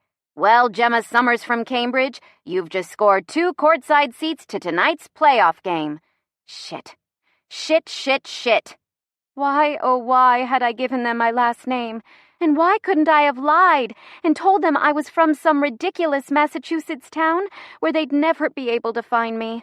Like Marblehead, or Swampscott, or Sandwich. They'd never track down Gemma from Sandwich. Mark's voice cuts into my mental ramblings. "So, remember how I said you had at least an hour or so before they put it together, that you're the mystery girl?" he asks, looking at me with a regretful expression from across the room. I gulp. "Yeah?" "Well, I'm guessing you have more like 10 minutes now." Damn. My forehead drops to rest against the cool granite countertop, as all hope flees my system.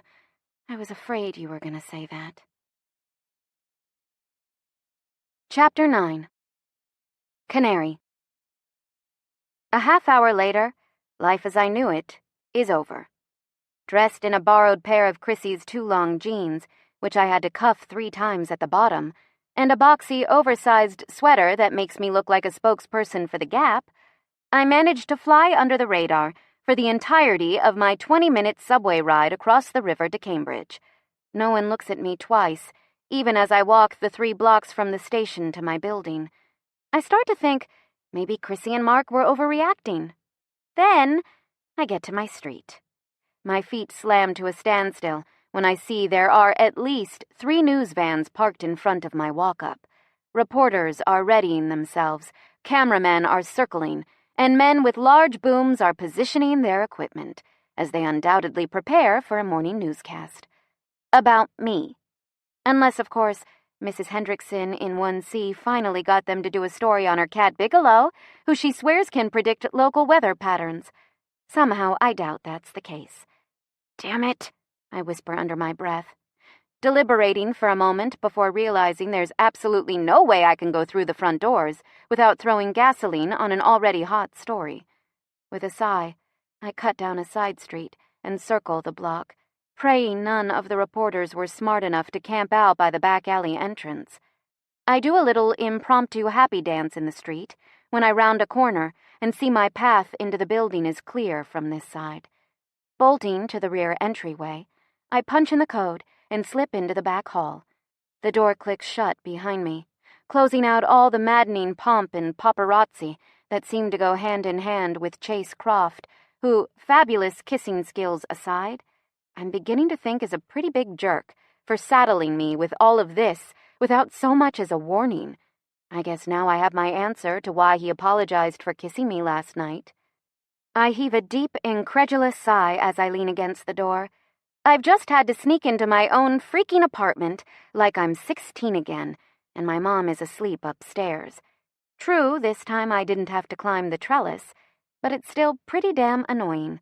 I can't help but think that if this, dodging cameramen and ducking through alleyways just to get home, is the new normal, I'm going to have to move to that pond in the wilderness after all.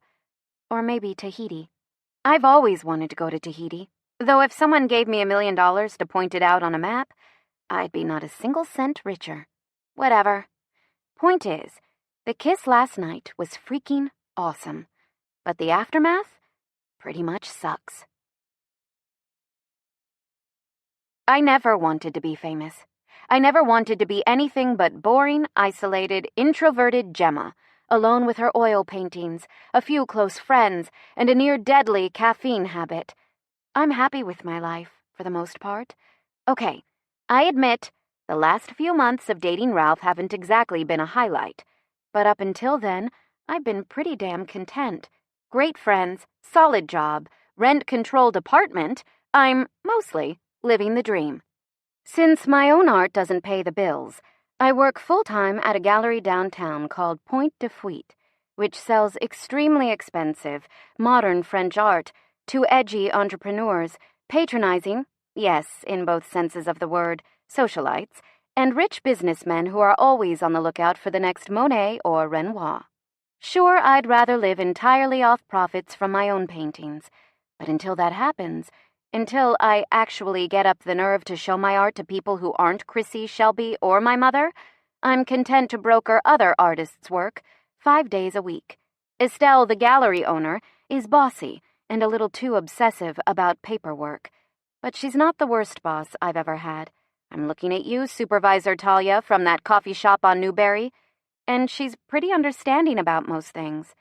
Except personal days. See, she doesn't really believe in them, unless they're on the schedule 2 months in advance. So when I called the gallery this morning, hoping she might take pity on me and give me the day or the week off to hide beneath my comforter until either A, the media get bored and go home, or B, I run out of food in my pantry, she said no. Well, actually, she said, "Pas question, absolument pas."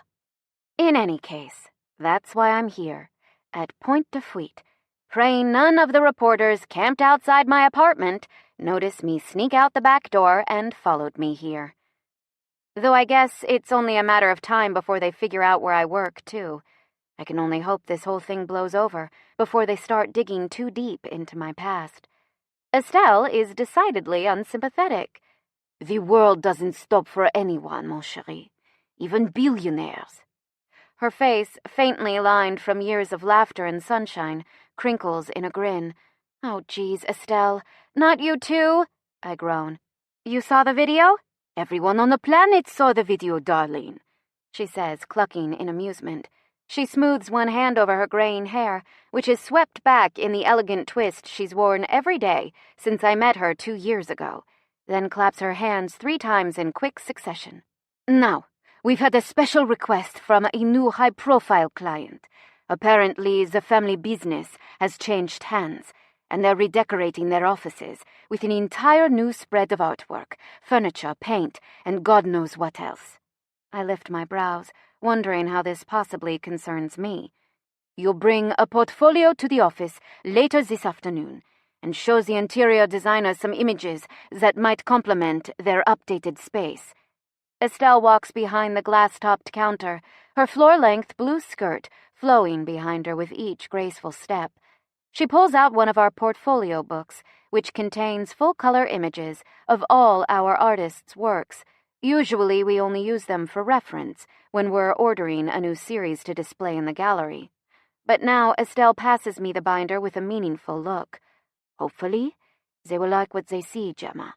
I know very well she actually means, "If they don't like what they see, you're in deep shit, Gemma." I take a breath. "But Estelle, we never make house calls. I thought the whole Point de Fuite philosophy was to bring the clients to the art, not the other way around. Haven't you told me 1,000,000 times that someone who buys art without seeing it in person is—" I stop and think for a moment, trying to recall her words and force my voice into a terrible impersonation of her own. Betcom says Pete? She shakes her head at my poor pronunciation, but her expression turns wistful as she glances from the portfolio to my face. Ma chérie. She laughs heartily, her eyes warm. If someone wants to spend nearly $1 million purchasing an entire series of our paintings, philosophy be damned. I'd be the stupid one if I stood in the way of that. I stare resignedly at the portfolio. Fine, I'll go. But if I'm hounded by 1,000,000 reporters on the way there, dart into traffic to evade them, and end up dead, I heave a heavy sigh. You'll be sorry. And somehow the French are accused of being more melodramatic than you Americans. She makes a tisk sound. But you're correct. I will be sorry. I start to smile. Really? Of course. Do you know how long it took to train you? She quirks one eyebrow at me, her lips twitching in amusement. And I've just spent all that money on your new uniform. A new girl might have entirely different measurements. Ha! Hysterical, I grumble, tugging at the hem of my dress, grabbing the binder off the counter, and stomping away to find my matching blazer. Estelle's tinkling laughter chases me into the back room. As I make my way across town, praying no one recognizes me, I do my best to put all thoughts of Chase out of my head. The fact that I can't seem to shake him off is more than a little annoying because, well, as conceited as it sounds, it's never happened to me before. I've never felt this tingly all over, stomach-churning, heart in my throat, electricity in my skin feeling. And certainly not over someone who's made it clear he doesn't want to be with me, even in the naked, biblical sense of the word. I'd like nothing more than to chalk the nervous butterflies in my stomach up to the media frenzy and the stress of last night's breakup. But I can't. The truth of the matter is, Chase's brush-off bothered me. Bothers me. More than I'd like to admit. I know it doesn't make sense, just as I know 4 rounds of 2 truths and a lie, 2 lingering kisses, and several sexually charged stares does not a relationship make. Not that I even want to be in a relationship at all with anyone, especially not if his name rhymes with debase. Unfortunately, saying this to myself over and over as I ride the orange line is not the same as believing it. After 20 minutes, when I've nearly reached my destination, I still can't get him out of my head. I'm ready to bash my face against the glass train window, if it means putting an end to the torture of my own thoughts. I'm not this girl, the one who obsesses over a guy she barely knows, who can't stop fantasizing about the potential of a stranger. I don't even recognize this girl. I've never been a believer in the perfect happily ever after. Never listened to the scores of people who've been shoving fairy tales down my throat since I was a little girl, one Disney movie at a time. Someday your prince will come, and you'll ride off into the sunset. Yada, yada, yada. The way I see it, everyone's been telling the story wrong. I mean, take Cinderella, for example. She never asked for a prince, let alone waited around for one. Hell, all she ever wanted was a night off from work and a fancy dress to twirl in for a few hours. It's never made sense to me that I'm supposed to sit around pining for some mythical Prince Charming to get off his ass and rescue me. If that's the grand game plan, I could end up waiting forever. Because, I mean, if he's anything like the rest of the male population, the prince is probably stuck in traffic somewhere, or got lost along the way, and is too damn stubborn to ask for directions. Point is, I've always known there was no fairy godmother in my future. No princes or perfect fairy tale endings either. Which just makes it infinitely more frustrating when, to my great dismay, images of myself in an empire-waisted dress, combing my 70-foot-long locks of perfect hair while singing to my bird friends, start to play in my mind. Because, in these hallucinations, the score swells to a crescendo and suddenly, there's a man on a horse charging toward my tower, wearing those weirdly hot leggings, and he looks suspiciously familiar, with a head of blondish hair and green eyes so deep you could swim in them. God damn it! I'm so totally screwed. Right this way. Anita, the severe-looking secretary in a pencil skirt and pumps, gestures sharply at me before turning from the lobby and heading down a wide hallway to the left. My eyes scan the space as I follow after her. Glad I didn't have to wait more than a minute or so in the reception area, which, at the moment, contains not a single piece of furniture. Until this point, I've been hovering uncertainly on the threshold of the 29th floor elevator banks, feeling awkward as a Girl Scout selling cookies to a crotchety neighbor.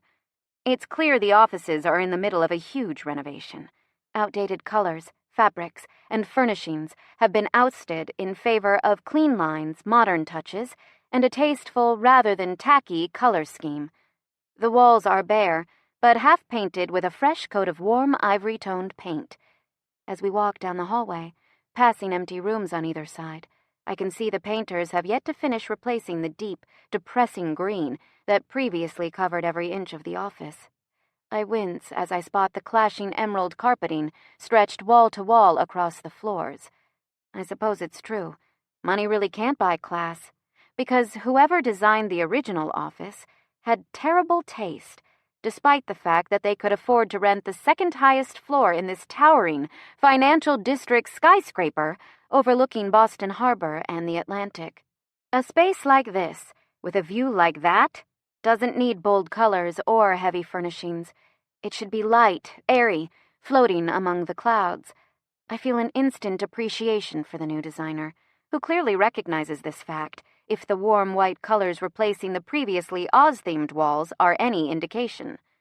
This sensation only grows as I step lightly over scraps of ripped-up green rug scattered around the hallway and catch glimpses of the beautiful, if unfinished, hardwood floors the renovators have unearthed beneath. It's already an improvement. Anita leads me to the end of the hall, stopping before a set of huge French-style doors, crafted from beautiful opaque glass. I look at her expectantly, but she says nothing. "Is the designer in there?" I ask eventually, clutching the portfolio a little tighter against my chest. Without a word, Anita nods, turns on her heel, and disappears back down the hallway, the expression of aloof distaste on her face never wavering. "Thanks," I call after her, rolling my eyes. "Way to throw me to the wolves without an introduction, Anita."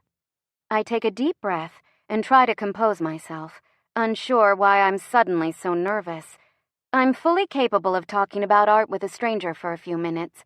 Hell, I do it every day, and given the number of paintings I've sold in the past 2 years, I'm actually pretty freaking good at it. Smoothing my hands over the form-fitting black dress and sharp, matching blazer Estelle makes all her female brokers wear, I set my shoulders back, curl my right hand into a fist, and rap 3 times on the door. I don't panic when a deep male voice calls, "Come in." I don't panic when my hand closes around the handle. I don't even panic when the door swings open and I take 2 shuffling steps into the office, allowing my eyes to scan the magnificent space in a probing, appreciative sweep.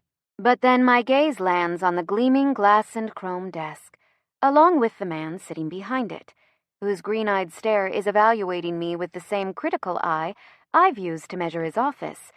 And all that composure flies right out the window, falls down 29 stories, and lands on the sidewalk with a sickening splat. And I panic, because Chase Croft is sitting behind that desk, staring at me like the freaking proverbial cat about to swallow a helpless canary. In case that was too metaphorical for you, yep, I'm the damn bird. Chapter 10. Blue.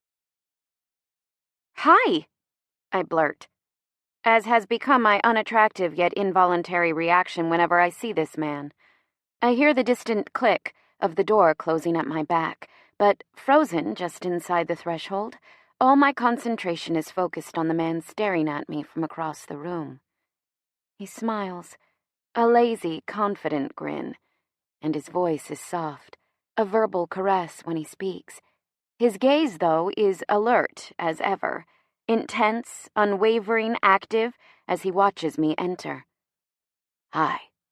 His voice rumbles across the open space, deep and magnetizing, and suddenly, I'm fighting the urge to squirm as I stand there, gripping the binder so hard my knuckles have gone white. There's quiet for a moment as we stare at one another, the air heavy with unspoken questions, the loudest one being, "What the hell am I doing here?" Finally, I realize that he's not going to shatter the silence, which is a little infuriating considering he's clearly orchestrated this entire encounter. "You figured out where I work," I managed to say. His eyes are still serious, working with thoughts, but his lips stretch in a "baby, I'm a billionaire, what did you expect?" grin. I get the sense it's an act, to make himself appear less threatening than he is, like a lethal cobra throwing up his hood to mesmerize and distract its prey before a kill strike. It makes me feel vulnerable, manipulated, intimidated, even angry, and I'm not typically an angry person. My hip juts out with what little sass I can muster. "You brought me here," I say in a voice that's aiming for snarky, but falling pathetically short. He nods. "Why?" I say, practically squeaking. God, I sound like I've ingested a balloon full of helium. He rises from his leather chair, rounds to the front of his desk, and casually leans against it with his arms crossed over his chest.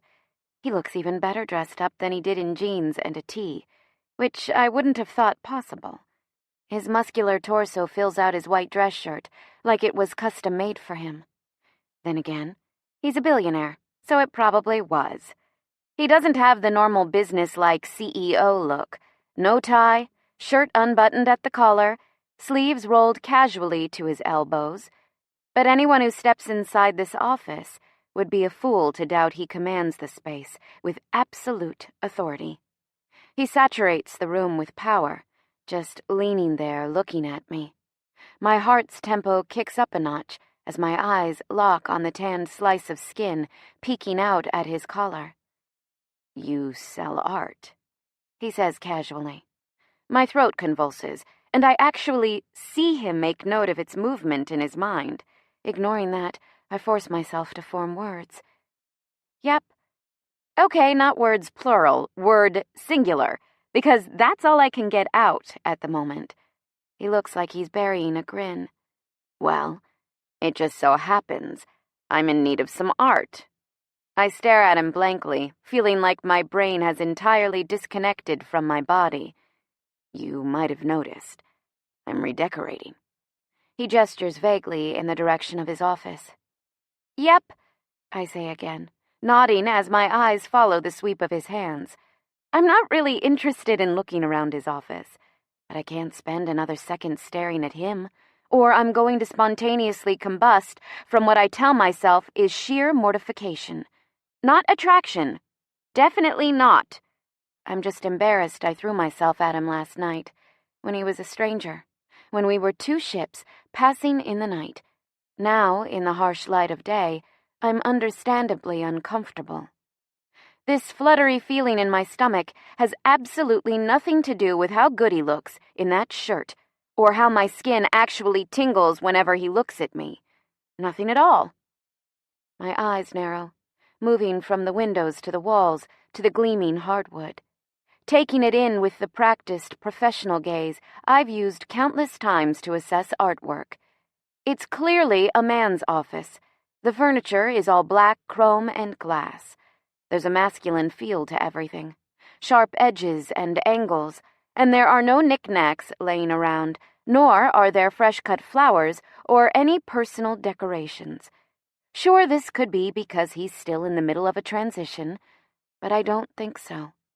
I get the sense that if I come back in 6 months, when the construction workers and painters and renovators are gone, it will still look exactly the same as it does now. Utilitarian, pragmatic, cold. "Well, you've got a good space," I say, swallowing. If he isn't going to talk about our cumulative 7 minutes in heaven last night, or that we almost ended up in bed together, or the fact that he's brought me here under false pretenses, I'm sure as hell not about to bring it up. And the white is definitely an improvement over the garish green the previous tenant used. Blech. Just awful, I murmur lightly. Whoever picked that palette needs his eyes examined. I'll be sure to tell my uncle to make an appointment, he says dryly, his voice thick with amusement. My eyes fly to his, and I feel a blush creeping up my cheeks. There's my damn foot-and-mouth syndrome acting up again. Oh, God, Mr. Croft, I'm so sorry. His eyebrows go up at my use of Mr. Croft, but I keep speaking before he can get a word out. My eyes are wide on his. I swear I didn't mean anything by it. He opens his mouth to speak, but I plow onward. Your uncle's taste is lovely. No, it's not. He cuts me off, his lips twitching. Why do you think I'm redesigning this space? But, Gemma. He says my name in that deep voice, and my mouth snaps shut instantly. Shit.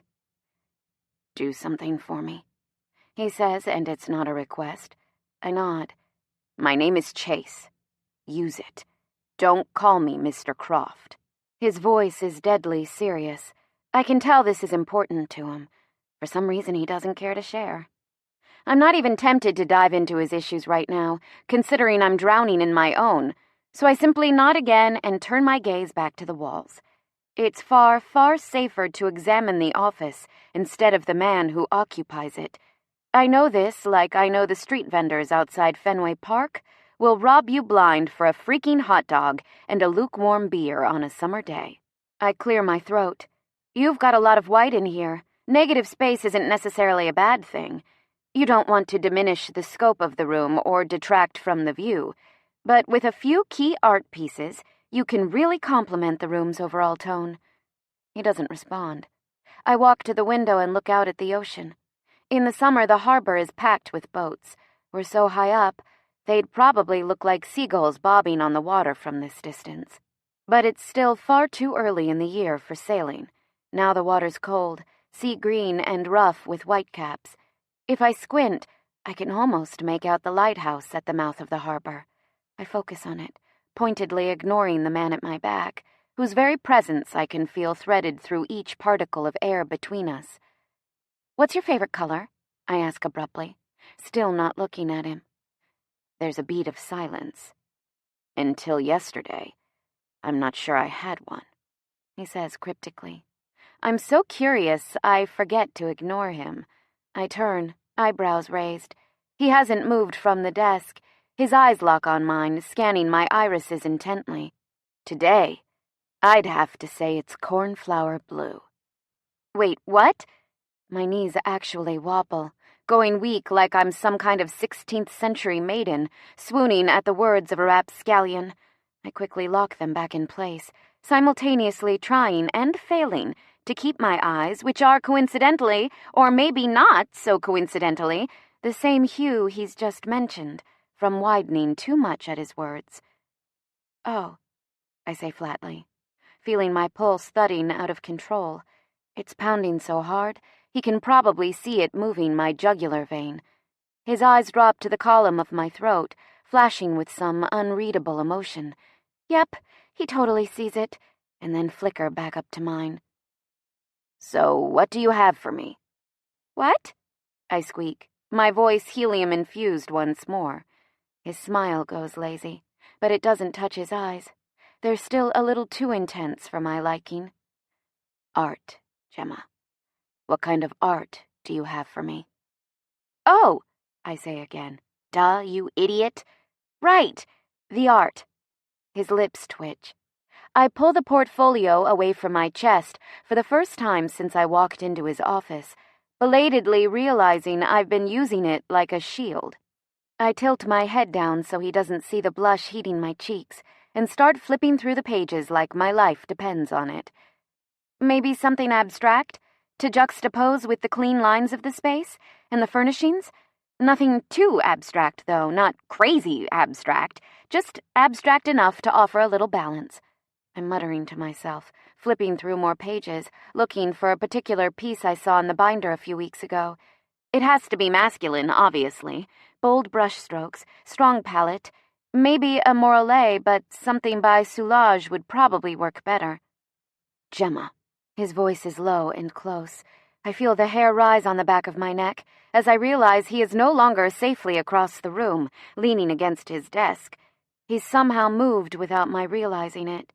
I swear, I can almost feel the solid wall of heat his body's throwing through the sliver of remaining space between us. My mouth goes dry, words evaporating in an instant, and I keep my eyes on the pages in my hands, which are suddenly trembling. Yep, I say breathily, not even managing to convince myself I'm unaffected by his nearness. Gemma, he repeats, his voice even lower. He waits until my reluctant eyes skitter up to meet his. It takes all my self-control not to step back when I see how near his face is. His eyes are millimeters away from mine. Two pools of icy, unreadable emotion. I can't look into them. It's just too much. So my gaze drops to his mouth instead, thinking it might be easier to focus on. I'm wrong. He's too damn beautiful. It's breaking all my rules. See, I have this theory that humans are just living, breathing, talking forms of art, each crafted with a different technique and carved out of different materials, each beautiful in their own way. And sure, beauty is in the eye of the beholder, and totally subjective, and changes depending on your circumstance, yada yada yada. But most of the time, it's pretty easy to classify people. Like, okay, you know those women who are gorgeous and never know it, or the men who pass quietly through life, handsome and unnoticed, never begging for attention or crying out for recognition? Those are your watercolors. And the loud, vivacious, gorgeous and they-know-it creatures, with bright lipstick and closets full of bold colors and outfits they never wear twice? Acrylics. The graceful, elegant, aging beauties you pick out in the crowd, or across the cafe. The lines on their faces telling a story you just know you'd want to hear, with so many layers and smudges, twists and turns, you're not even sure where they begin. Charcoals. Then you've got the big picture beautiful people, with the collection of interesting features that together make a beautiful face. They're your oil paintings, best from 10 feet away, and at the end of the day, kind of funny looking if you lean closer and analyze all their elements separately. But I'm quickly learning that Chasecroft doesn't fit any of my categories. He isn't a brushstroke on canvas, or bumpy layers of paint on a palette, or imperfect lines scratched inside a sketchbook. His features aren't just gorgeous as a collective. He's one of those annoyingly attractive people whose every feature is equally stunning. He's a sculpture, painstakingly chiseled into perfection over the course of years, until arias could be written about his eyebrows, his cheekbones, the freaking shape of his nostrils. And me? Well, I'm probably a finger painting, done by a 3-year-old, without supervision. Anyway, my point is, when my eyes drop to his mouth, I'm annoyed, in a kind of squirmy, breathless way, to find it's even more attractive than those eyes. And well, since it's so close to mine, and since I'm a deeply flawed human with no control over her libido, I can't help myself. My eyelids droop a little, and my tongue darts out to wet my dry lips, my self-restraint and sense of propriety both fleeing in such close proximity to him. He notices. Chapter 11. Distraction. An ominous noise rumbles from his throat, and my eyes fly back to his, which seem to darken as I watch. He glances briefly down at my mouth, and for one crazy moment, I think he's going to kiss me again. Fuck, he mutters suddenly, stepping back from me with purposeful strides, and returning to his desk with one hand clenched into a tight fist by his side, and the other massaging tension from the back of his neck. I feel his retreat like a blow to the stomach, a flat-out rejection, hitting me hard and sucking the air from my lungs. Gemma, you idiot. He's already told you he doesn't date. He's warned you away more than once. Last night was a fluke. Men like that don't kiss girls like you. He probably only brought you here to make sure you don't talk to the press about him, or stir the story into an even bigger media frenzy. Suddenly, I'm pissed, mostly at myself, for being so affected by this man I don't even know, just because he's attractive. Am I really that weak? Instead, I take a deep breath, staring at him with narrowed eyes, and tell myself to snap out of it. Why am I here? His eyes narrow too, sensing the abrupt change in my mood. I already told you. I need some art, a service which, if I'm not mistaken, you provide. I flinch at the coolness of his tone, and a scoff escapes my mouth before I can stop it. Bullshit! His expression flattens and his eyes start to glitter with repressed anger. I instantly get the feeling that he doesn't have much experience with people challenging him. Excuse me, he growls. You heard me, I snap, feeling, foolishly, brave. We both know you didn't bring me here to broker pieces of modern French art, so why don't you just cut to the chase, Mr. Croft? I admit, I tack on the last part just to piss him off. Eyes on my lips, he lurches toward me involuntarily, taking 2 steps away from his desk before he can stop himself, ready to cross the room and either kill me or kiss me silent.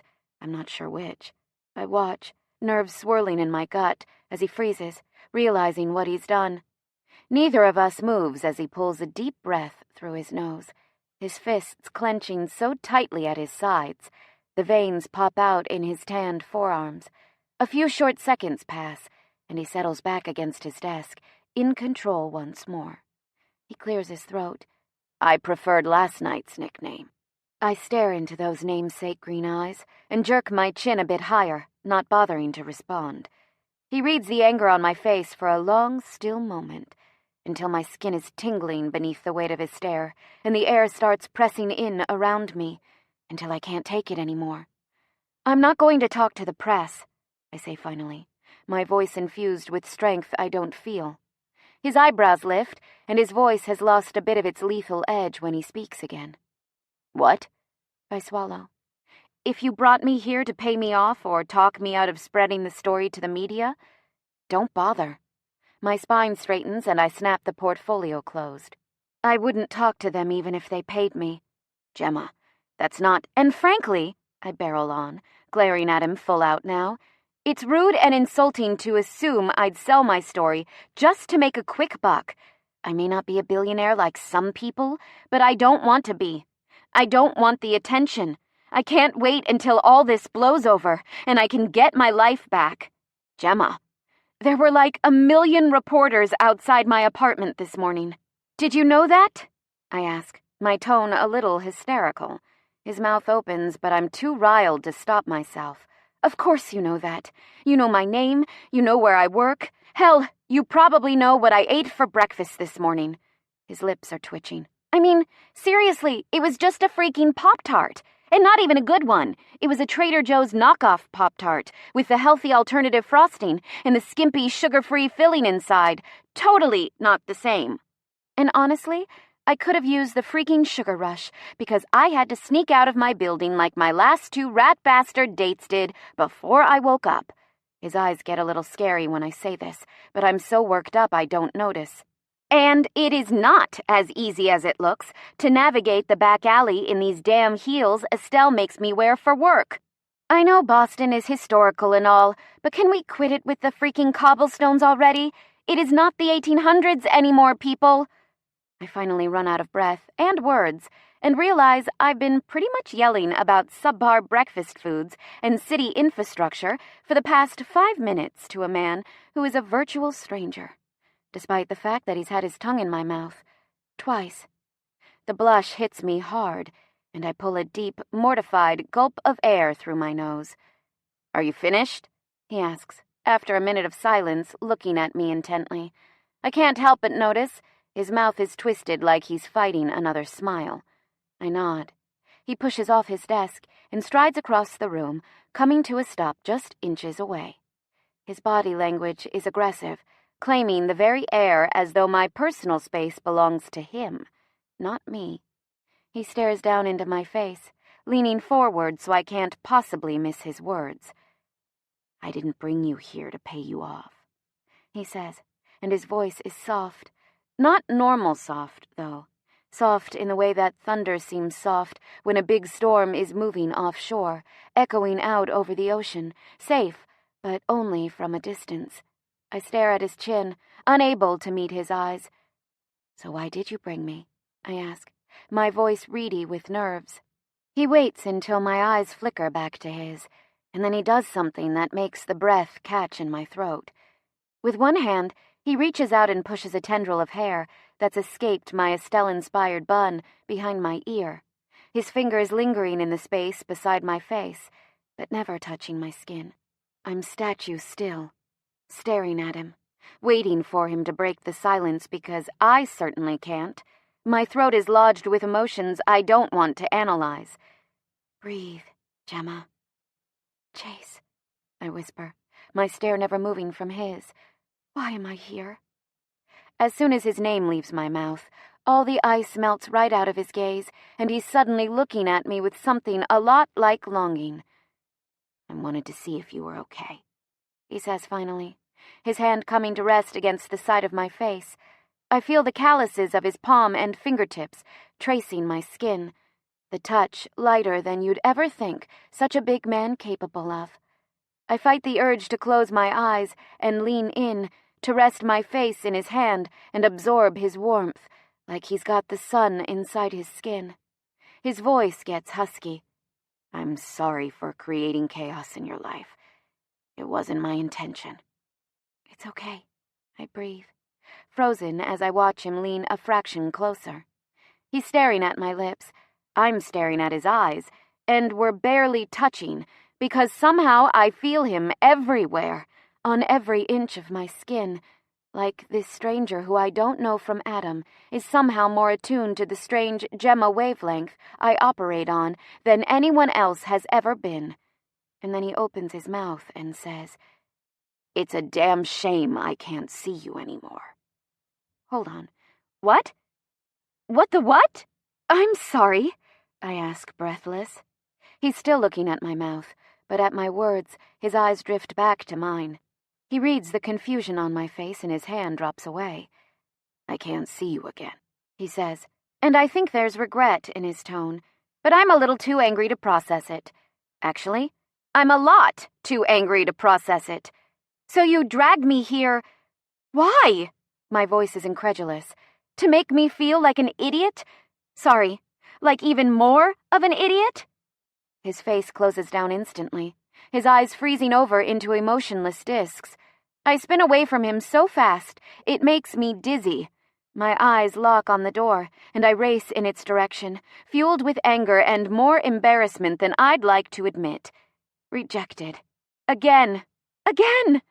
It would be funny if it weren't so humiliating. "Gemma, wait!" His voice carries across the room, irritatingly composed. "I'm out of here." I spit the words from my mouth like venom.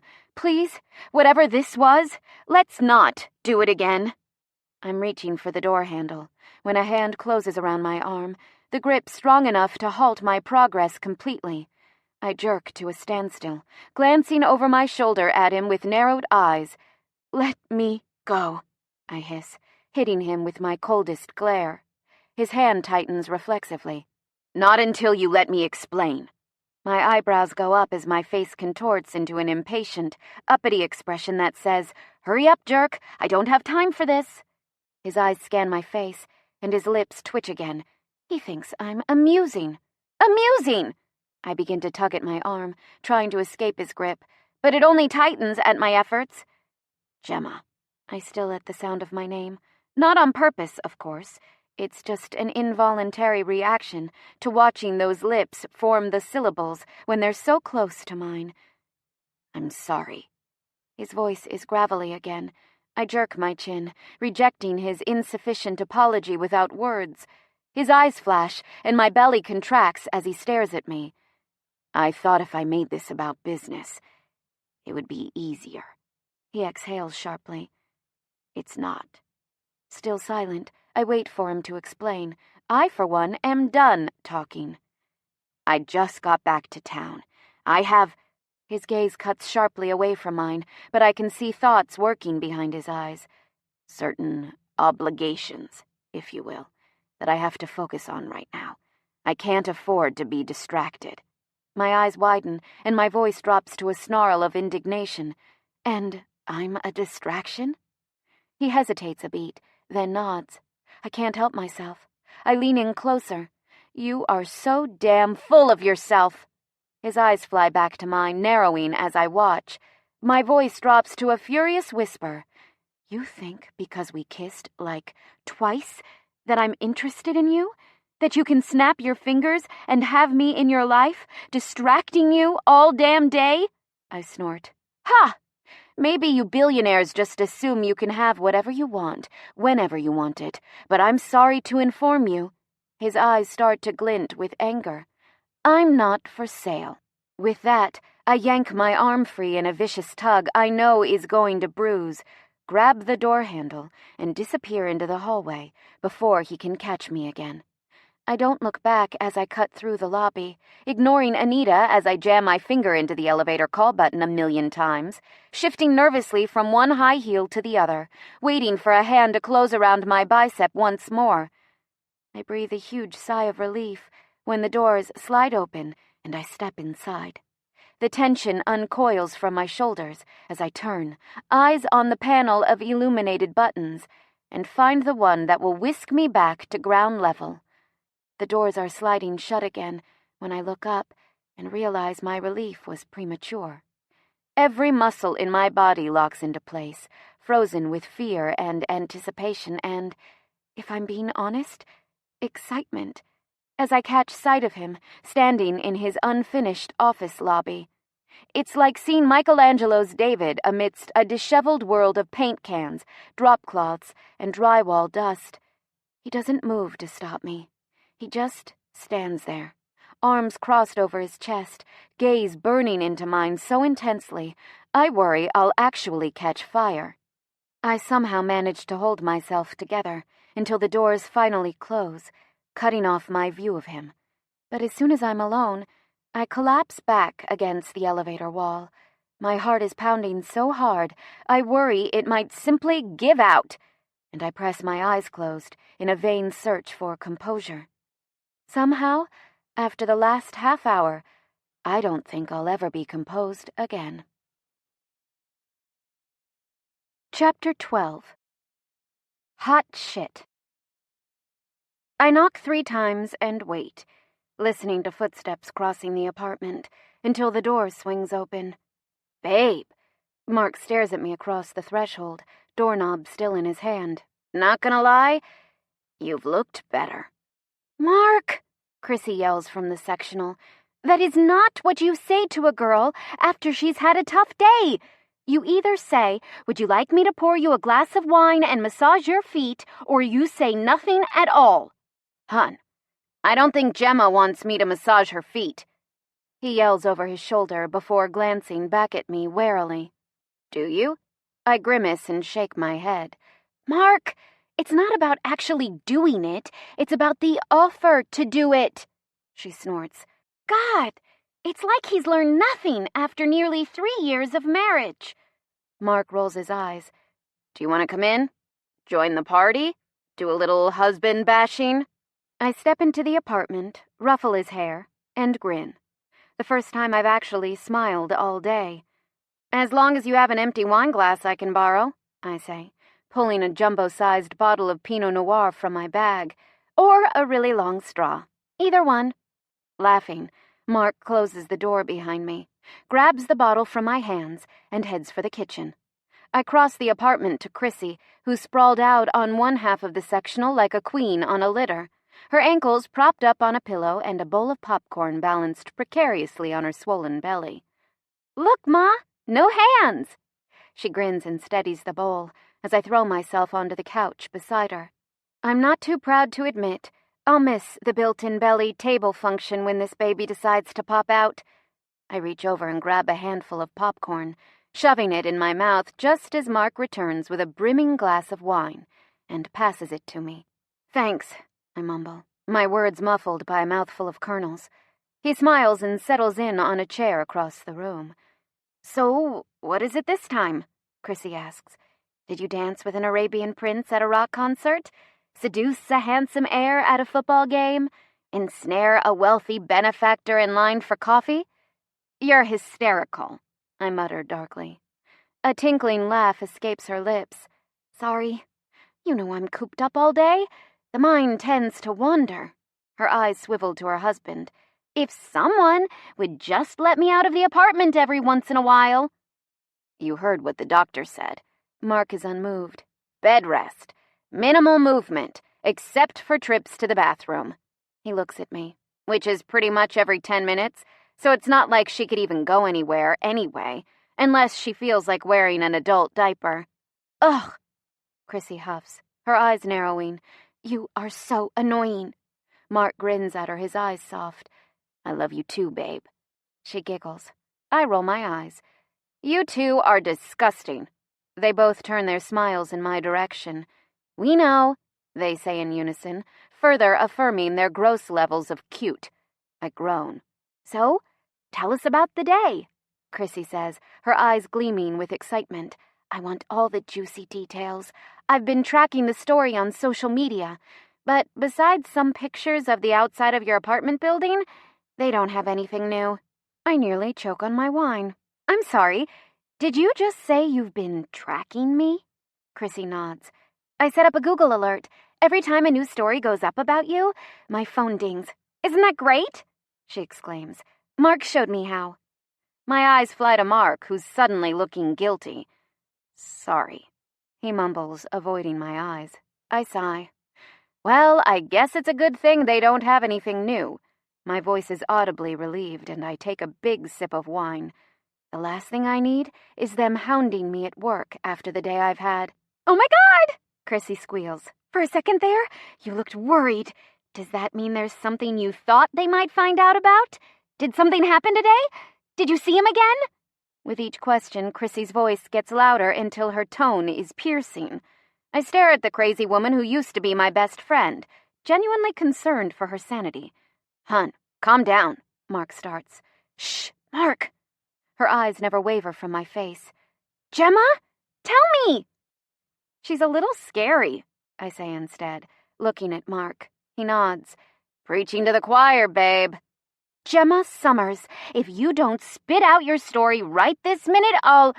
We never get to hear what form of deadly punishment she intends to inflict on me, because at that exact moment, someone starts knocking on the door. It's not the polite knock of a stranger or a delivery man. It's the insistent, constant pounding of an angry fist against wood. I freeze for a minute, my eyes flying from Chrissy to Mark, to the door and back again. I'll get it, Mark says casually, rising to his feet and crossing the room. I find my heart is in my throat as I watch his hand move through the air, turning the knob and tug open the door. Well, it's about damn time, a sassy female voice snaps. Oh, thank God. I relax back against the couch cushions. Hiya, Shelbs, Chrissy calls to the tall, toned brunette, who's just stepped over the threshold. Her usually pretty face is contorted in a glare. Don't hiya Shelbs me, you bitches! Hey! Chrissy huffs in protest. What did we do? I ask, my eyes widening. Oh, I don't know, Shelby says, coming to a stop next to the coffee table, with her hands planted on her hips. Maybe made out with a billionaire on national television, and then dodged my calls for the next 24 hours? Oh, I gulp. Right, that. Her eyes narrow. Yes, that. I've been calling you all day. You never answer your home line or your cell. I even went to your damn apartment and you weren't there either. Well, and let me tell you, the 25 reporters outside your building practically stampeded when they spotted me. Apparently, all brunettes are created equal, because it took me a good 10 minutes to convince them I wasn't you. Damn, they're still there? I was hoping they'd given up by now, I mumble. And I'm sorry, Shelbs, really. I wasn't ignoring you. I ducked out of work early and went to Crumble, that new cupcake/coffee shop on Beacon, to stuff my face and clear my head for a few hours. My phone died, and I didn't want to risk going home to charge it. Some of the anger fades from her expression, and she flops down on the sectional beside me. Well, whatever. You still could have called from Chrissy's phone. I'm so out of the loop. She only got here like 5 minutes ago, Mark says, coming to my defense. And she hasn't even told us anything, Chrissy adds, glaring at me again. Not yet. anyway. Christ, I mutter, taking another large swig of wine. He won't save you now. Shelby's eyes were gleaming. Spill, bitch. I sigh. Then I spill. 45 minutes later, it's totally silent in the apartment. Chrissy and Shelby are staring at me with identical expressions of stunned disbelief. Even Mark, who's usually unruffled, looks a little shocked. I can't blame them. I've laid it all out there. Every single mortifying detail of the trip to what I've only just learned is Croft Tower. That particular tidbit would have been helpful to know before I arrived on the 29th floor. Well, I ask, swallowing hard, what do you think? For once, Chris and Shelby are at a loss for words. Surprisingly, it's Mark who jumps in first. I think he's a grade-A asshole, and he better hope we don't cross paths in a dark alley, billionaire or no. I'd be more than happy to introduce my fist to his face. His expression is dark. Mark! Chrissy exclaims, turning to her husband. Honey, don't you think you're overreacting a bit? No, he mutters decidedly. But you're a pacifist. You marched in the peace parade last spring, Chrissy reminds him. And didn't you write an op-ed in the Herald around Christmas, campaigning for a reduction in televised violence during prime time? Shelby offers. Mark shrugs off their words. Did you not hear what he said to Gemma? Well, but honey. I know men like him, Mark cuts them off. The type of men who think they own whatever woman they're with, because they have X amount of money or power or influence. He shakes his head swiftly, his eyes on mine. He's not the kind of man for you, Gem. I know that, I say, my voice wavering a little. But you don't have to worry. Men like that don't go for girls like me anyway. In unison, 3 sets of eyes narrow on me. What? I ask, startled. Do you own a mirror? Shelby is staring at me like I'm a nutcase. Seriously, do you? Chrissy sighs. Gemma, honey, how many times do we have to tell you? You're mega hot. Off the charts, hot. Intimidating to most guys, hot. Oh, please, I protest. Mark? Chrissy turns to her husband. What?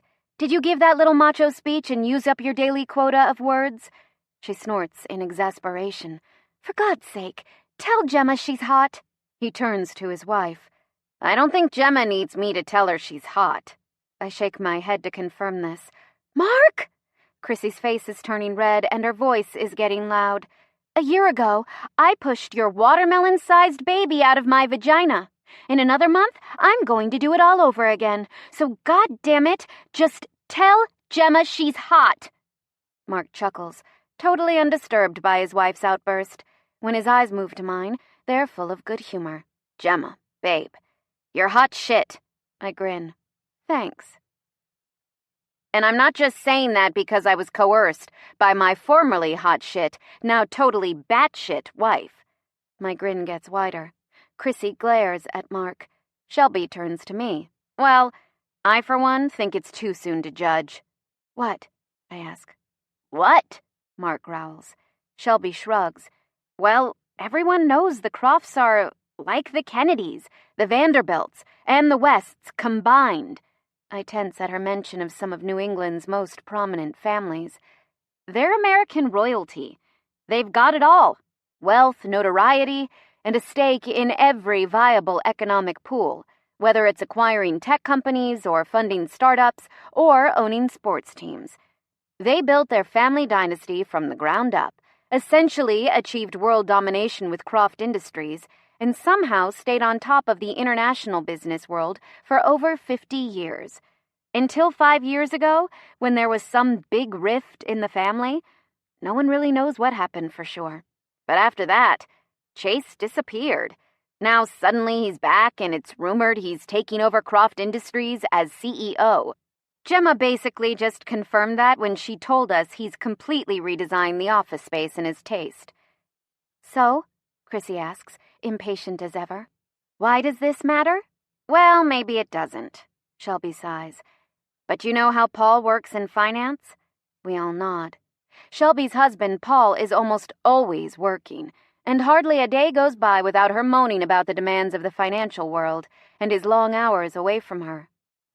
Apparently, the guys at his office were talking about Croft coming back to town, and everyone was really surprised that the company is passing to Chase, who's apparently something like the family black sheep instead of his cousin Brett. See, Jameson Croft, Brett's father, Chase's uncle, was the previous CEO, and I guess it was always expected he'd hand over the reins to his son when he was ready to retire. But nobody thought that would be any time soon. Jameson himself only took control of the company about 10 years ago. Weird, Chrissy whispers. Anyway, around the time Chase left, everything changed. Shelby continues. Company stock plummeted.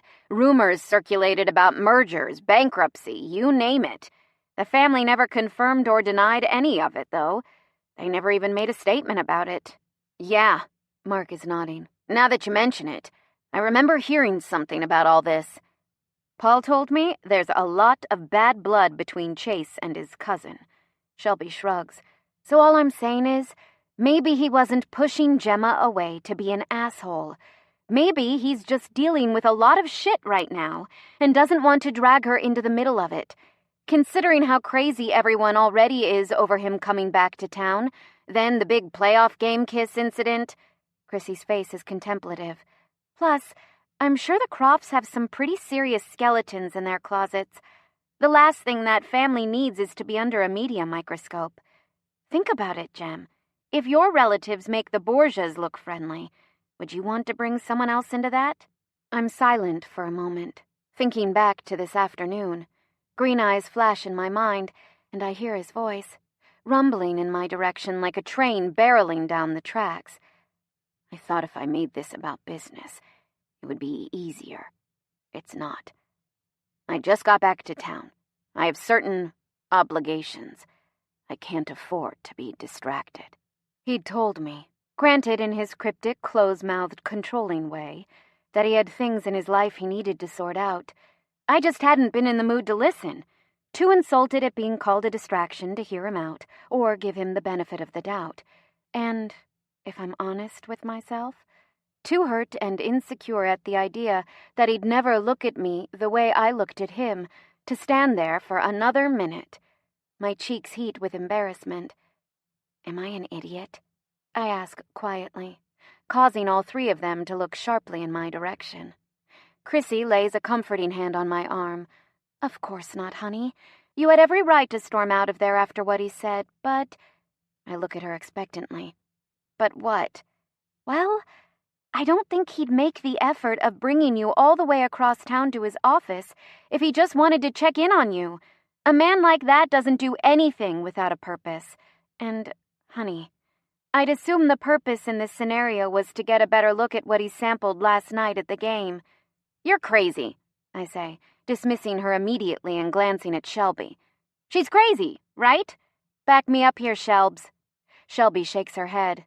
Sorry, I have to agree with the prego nutcase on this one. No way would Chase fucking Croft care about some random girl enough to follow up.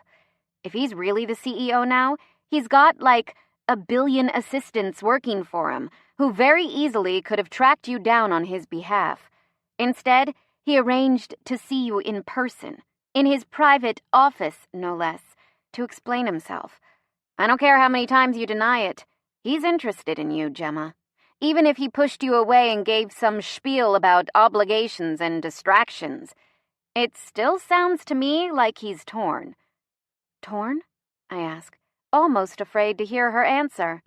Between wanting you and wanting to keep his life as simple as possible, now that he's back in the States and smack dab in the middle of sorting out his family drama. Right, Chrissy jumps in. He knows he wants you, but he also knows he can't have what he wants. Eek! This is even better than the daytime TV soaps I've been watching. Passion, intrigue, family secrets, forbidden love. Mark snorts. No matter how many times I hear you ladies dissect and overanalyze a man's motives, it never gets even marginally less insane. Chrissy's smile fades as her gaze moves to her husband. You want crazy? Her eyes narrow. I've still got 3 more weeks of bed rest. I'll show you crazy. Mark just grins at her affectionately and heads to the kitchen to retrieve the bottle and refill our glasses. And sitting there sipping wine with my best friends for the first time in 2 days, or maybe longer, if I really let myself think about it, I feel a weight lifted off my shoulders, because I know whether it's Rat Bastard Ralph or Chase freaking Croft or nobody at all, I don't need a man in my life to be happy. Not when I've got them. In case you're wondering, I know it's rare, the three of us staying friends despite being in totally different phases of life. I've seen many BFF bonds fall by the wayside when one girl got married, leaving her former bestie alone to struggle through the mires of singlehood without a wing woman. And I get it.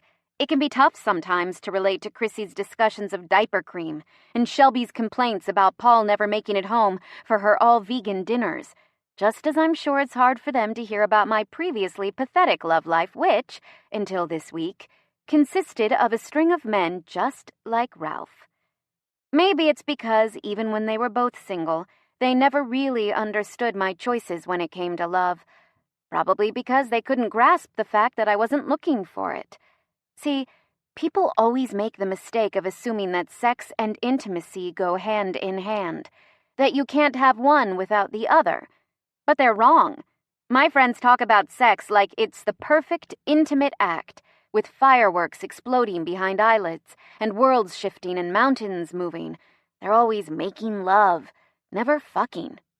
As if a girl can't simply enjoy the mechanical processes that lead to a good orgasm without wanting a rock the size of Texas on her left ring finger, and a Pinterest board full of organza dress ideas. They don't talk about the satisfaction of sex without strings because, even though men do it all the time, for some reason it's still somewhat of a scandal if a modern woman's number of sexual partners exceeds single digits. Here's your meaningless, mind-blowing orgasm, served up with a side of slut-shaming and unfair societal expectations. Enjoy. Maybe they choose to forget. Maybe they've watched too many movies, read too many romance novels, believed too many Cosmo articles promising that sex is always this beautiful, soul-bearing act.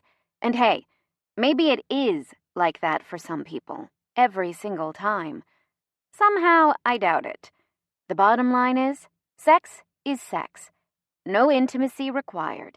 And I, for one, have always been perfectly okay with that.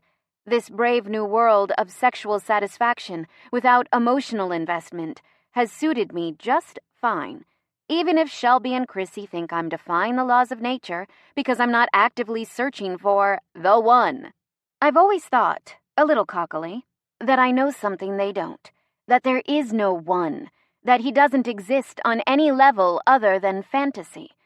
But as I sip down my wine and look at Mark's hand on Chrissy's pregnant stomach, as I hear the softness in Shelby's voice when she calls Paul to let him know she'll be home late, it makes me wonder if I really know anything at all. Chapter 13. Nothing.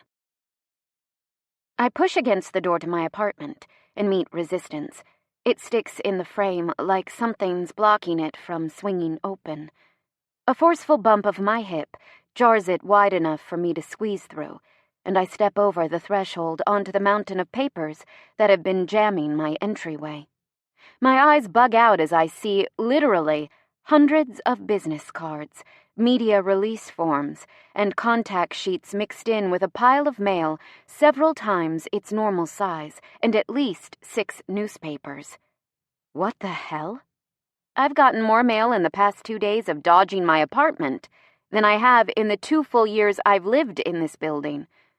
Slamming the door closed behind me, I drop into a crouch and begin digging through the mess. Evidently, the reporters found a way inside the complex, or they bribed my neighbors to do their dirty work for them. Because my apartment is starting to look like something out of an episode of Hoarders, the early years. There's so much paperwork, I can't even see my entry mat. A cursory glance tells me most of it contains contact information and interview requests for different talk shows, radio spots, and prime-time sit-downs, all requesting an exclusive, all wanting a piece of the Gemma Summers story. Don't hold your breath, leeches. The newspapers, all of which seem to feature front-page stories about me or Chase, or me and Chase, are a bit tattered, likely from being shoved roughly through the thin mail slot in my door. But I catch sight of a bright blue sticky note fused to the front of the Boston Globe and peel it off. I have to squint to read the shaky, sloping cursive scrawled across the tiny turquoise square. Gemma, dear, I've been collecting these since this whole shenanigan started. Got the Times, the Globe, the Herald, and the Wall Street Journal. Thought you'd want them. Don't worry, I kept a bunch of copies for myself. Well, only the sections about you. I used the rest to line the litter boxes. Oh, and feel free to bring your new man by to meet Bigelow any time. He looks like a cat person. Mrs. Hendrickson, 1C. I let the note flutter to the floor as a hysterical giggle bubbles up from my stomach and bursts from my throat. This whole thing, the reporters, the attention, the hiding out from my own apartment, hasn't really fazed me until this point. But there's something about the image of Chase Croft in his billion-dollar clothes, crouched down on Mrs. Hendrickson's musty carpeting, playing with her giant tabby cat, that sends me careening right over the edge. I collapse back against my door, sitting amidst a pile of papers I'll never read and strangers' phone numbers I'll never use, and laugh until tears are glossing over my eyes, and I can barely pull a breath into my lungs. It's strange to be back in my apartment after essentially living at Chrissy and Mark's for the past 2 days. Everything at their place is white, glossy, and pristine, the polar opposite of my space, which is dripping in different colors, patterns, and textures. The apartment is cramped, but it has high ceilings, which lends the illusion of more space than I actually have. And there's only one window, but it's big and west-facing, so it lets all the mid-afternoon sunshine pour in. My floors are a hodgepodge of wood, oak and maple, dark and light, with one section blending straight into another with little rhyme or reason. I've got a red couch, a blue refrigerator, and not a single cup that matches in all my cabinets. There's a funky asymmetrical coffee table I found at a flea market, plunked in front of the sofa. And instead of a television, I have one full wall, covered in floor-to-ceiling bookshelves, every nook and cranny jammed with my favorite well-worn paperbacks. The rest of my wall space is covered in oil canvases, some complete, some half-finished, all my own handiwork. It's a mess. I love every square inch of it. After I've gathered up the papers by the door and tossed them in the recycling bin in my pathetically small kitchen, I head straight for my bedroom. Really, it's less a room than a closet, separated from the rest of the apartment by glass-paned French doors. My queen-sized bed takes up almost the entire space, with a peacock green duvet and decorative blue and red feathered throw pillows. There's no room for a dresser, so I got creative when I first moved in, and suspended a horizontal ladder from my ceiling along the far wall. My colorful wardrobe hangs from the rungs, like some kind of strange piece of modern art you'd find at a hipster gallery in the theater district. Artsy, but functional. I collapse face first on my bed and fall into a restless sleep, in such a stupor after the emotional day and the 2 glasses of wine I chugged, I almost forget to set my alarm. If I'm late for work tomorrow, especially after I ducked out early this afternoon, Estelle will either fire me or kill me, which would just be the cherry on top of an already fantastic week. At the very least, I suppose I can be thankful that the reporters seem to have given up their quest. When Shelby dropped me off on our way home from Mark and Chrissy's, I fully expected I'd have to sneak through the back alley, as I had this morning. It was a welcome surprise to find the camped-out news vans had gone home for the night, and the front stairs of my walk-up clear for the first time since the story broke. See, Gemma, it's already blowing over. Soon, that kiss with Chase Croft will be a distant memory. You'll probably never see him again. For some reason, the words I meant to be reassuring only seem to upset me more as I drift off to sleep. The sound of my phone buzzing pulls me back into consciousness. This is becoming an unfortunate habit. Without opening my eyes, I throw out a hand and grope for my cell on the nightstand. As soon as my fingers close around the glittery plastic shell of my 3 generations old iPhone, I yank it beneath the covers and click it on, peering at the too bright, spiderweb cracked glass through slivered eyes. It's not even 7, and there's already a text message lighting up my screen. Chrissy, you should see this.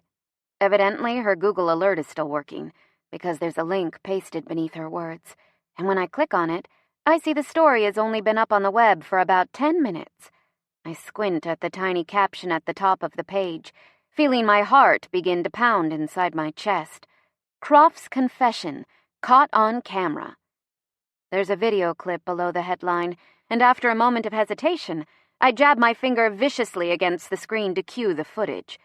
The clip is choppy, but I recognize the Charles River running paths in the background, which doesn't make much sense at all until Chase rounds a bend in the trail and jogs into view. Whoever's filming clearly knows his morning exercise route. He looks great.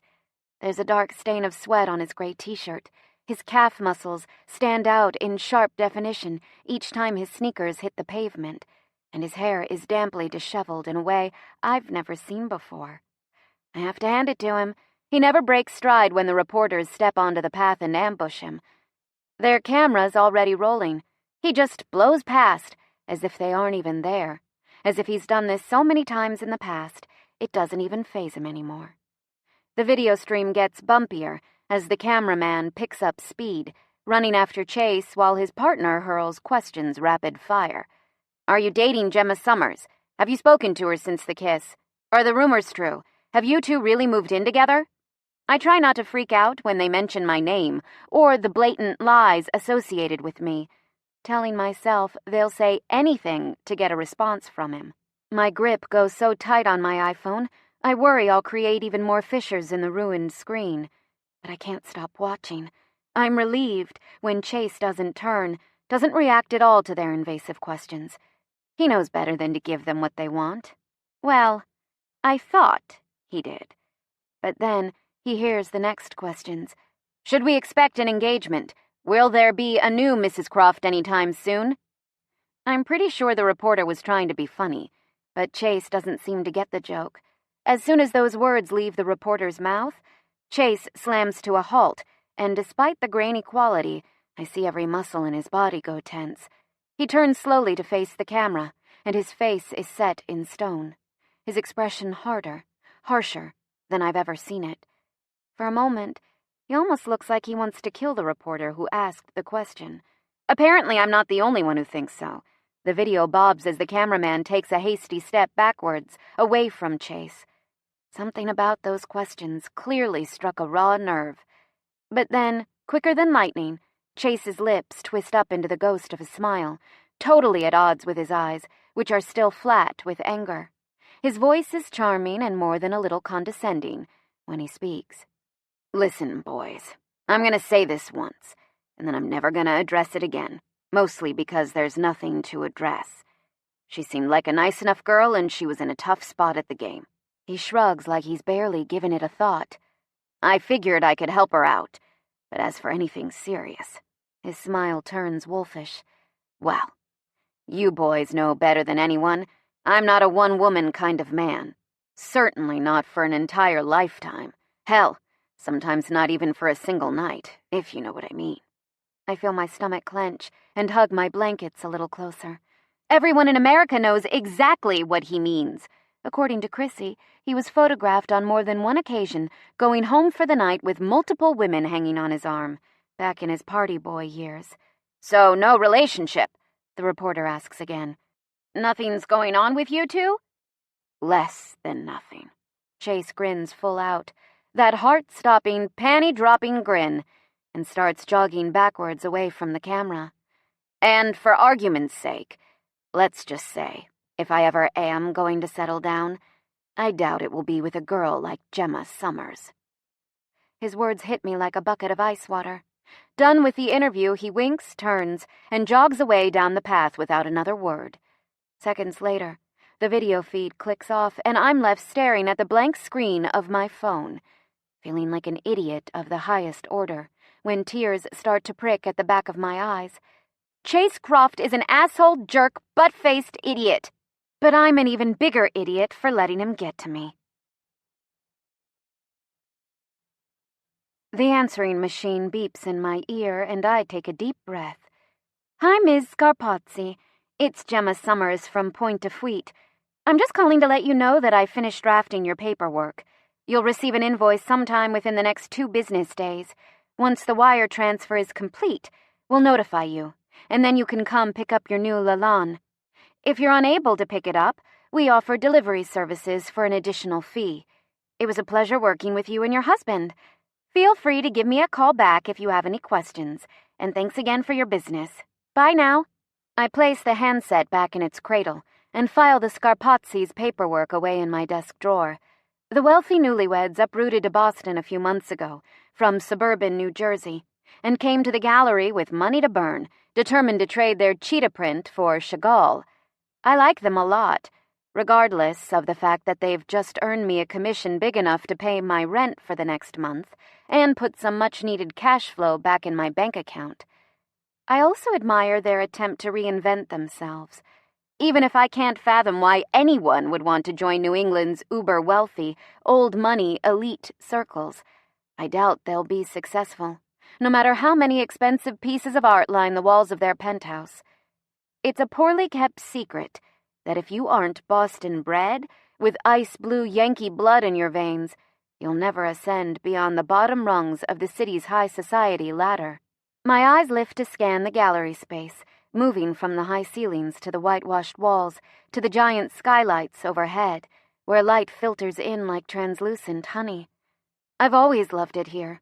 A good thing, considering it's been my mandatory home away from home for the past few years. The constant changeover as art pieces move in and out, along with the influx of new clients, assures that every day is fresh, like the first brushstrokes on a blank canvas. It keeps things busy and keeps me from going out of my gourd with boredom. Never a dull moment at Point de Fuite. Not that you'd know it, looking around right now. The place is practically deserted. One woman came in while I was on the phone. I can see her wandering around, glancing fleetingly at paintings with about as much interest as I'd show a sheet of basketball stats. But other than that, the gallery is completely empty. I give her another look over and feel dread creep up my spine. I can't explain why. It's like some deeply ingrained instinct is telling me, from just one look, that this woman is a snake in the grass, something I'm biologically programmed to avoid at all costs. I shake my shoulders, hoping to rid myself of this inexplicable feeling.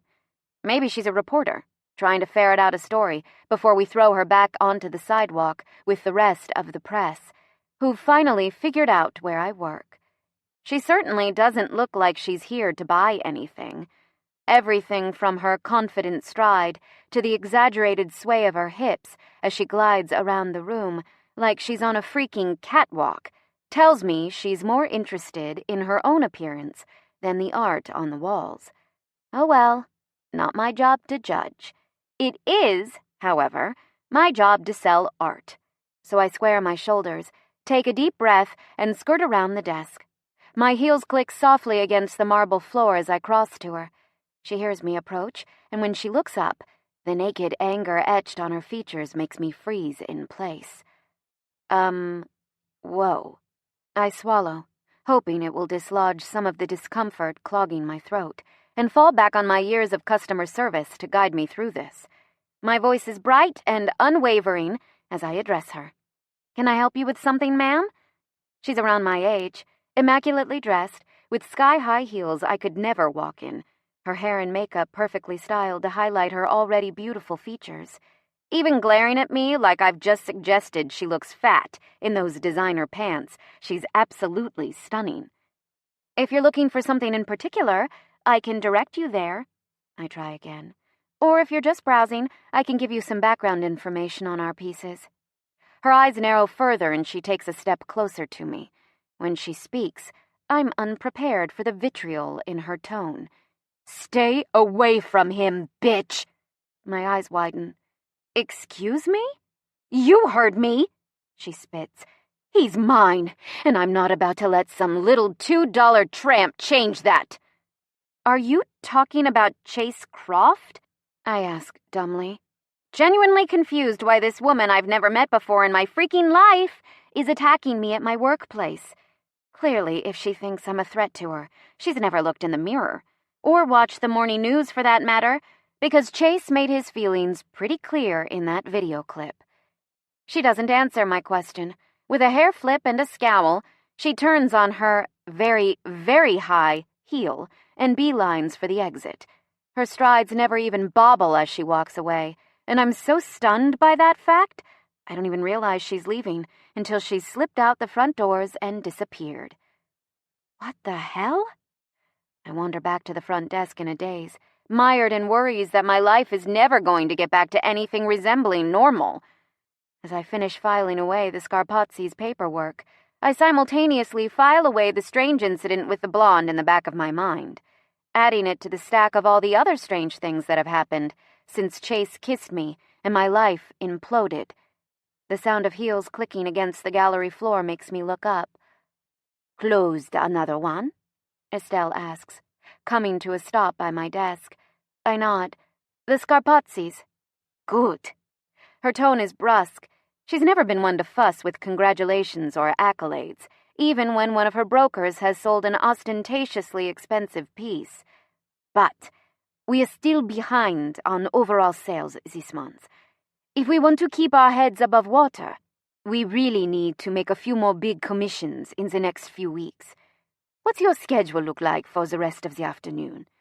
"Oh, I'm just going to be here, manning the desk and waiting for walk-ins."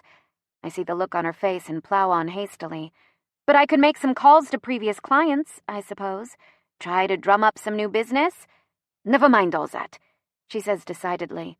"You're free, which means you'll do another house call for me." My face blanches of color. "What?" "We've got a VIP client. He requested you, especially." Did she say he? "But Estelle..." "But what?" Her eyebrows lift sardonically. "The gallery needs the money, unless, of course, you're willing to give up your bonus this year. And frankly, Gemma, you have no place protesting after you failed to sell a single piece of art to our other VIP yesterday afternoon. That was a real missed opportunity." Damn. She has a point there. But did she say other VIP? I swallow, trying to regain composure. "So this isn't the same client as yesterday?" "No, this is a new one." Her lips purse with impatience. All the breath escapes my lips in a single relieved whoosh. Oh, thank God. As long as it isn't Chase Croft waiting for me at my destination. I don't give a rat's ass who the new client is. Before this morning, I would have been secretly thrilled at the idea that he'd changed his mind, that he wanted to see me again, that he couldn't stay away. Now, I'd sooner sell my own art for dimes on the subway platform than see him again. Chapter 14. Yikes. Stupid, stupid, stupid. I was wrong before. See, I thought it wouldn't matter who the new client was, so long as it wasn't Chase. I should have known better, honestly. If there's one thing I've learned in life, it's that things can always get worse when you least expect it.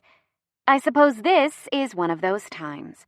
Because I'm currently standing in the nicest apartment I've ever stepped foot inside in my entire life, staring from what I'm pretty sure is a Monet on the wall to a man so good-looking he gives Chase a serious run for his money, and trying not to salivate over both the man and his artwork, but mostly the man, as he steps into the room and crosses toward me. He's got thick, lush black hair with just the right amount of wave, skin so smooth most models would sell their souls for it, and the most stunning blue eyes I've ever seen, ice blue at the center, with a ring of navy around the edge of the iris. Everything about him screams wealth, power, refinement. From his stunning 20th floor views, to the designer suit he's wearing, to the uniformed French maid who let me in 5 minutes ago. He's dark ink, gliding liquidly across the canvas of this white, light room, and I'm just standing there like a dork, totally tongue-tied, with my portfolio crushed against my chest, wishing I'd run a brush through my hair before leaving the gallery. And then he smiles. It's a good smile, mega white, with dimples in both cheeks, offsetting the sharp line of his jaw, though I can't help but notice it doesn't quite reach his eyes, and there's an edge to it, no matter how hard he tries to make it appear charming. "Ah, Miss Summers, I presume," he says, crossing the apartment toward me. I don't know what to say, so I just nod. "Excellent." His smile widens. "I'm delighted you could make it. I'm Brett Croft." Wait just a second. Did he say Croft, as in Chase's cousin? The one with the bad blood and the hostile takeovers and the competition for a place as CEO at Croft Industries? That cousin? Holy shit. I'm going to kill Estelle for sending me here without so much as a warning.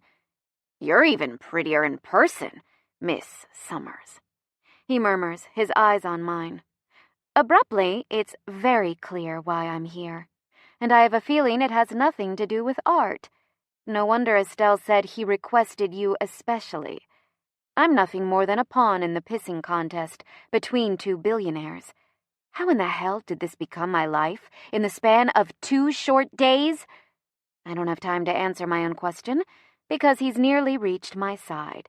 He moves with a slick, sinuous grace, like oil sliding through water, barely disturbing the atmosphere around him. I'm rooted in place, watching him get closer and closer, until he's only a few feet away.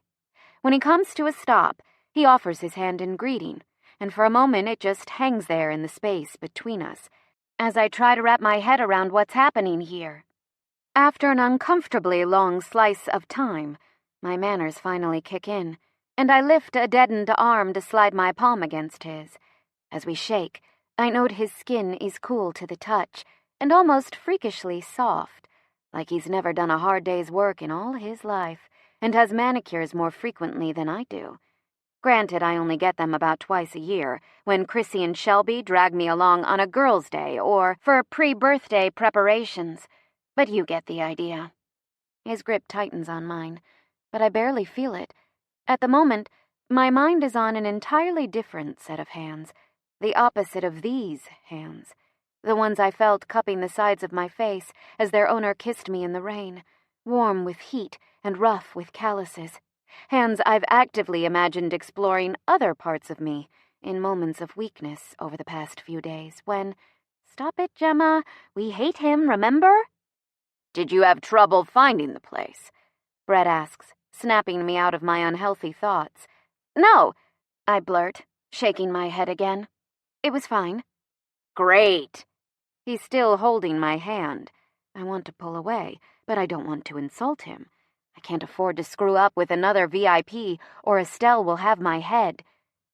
"So," the cheer in my tone is as forced as my smile, "you're looking to add to your collection?"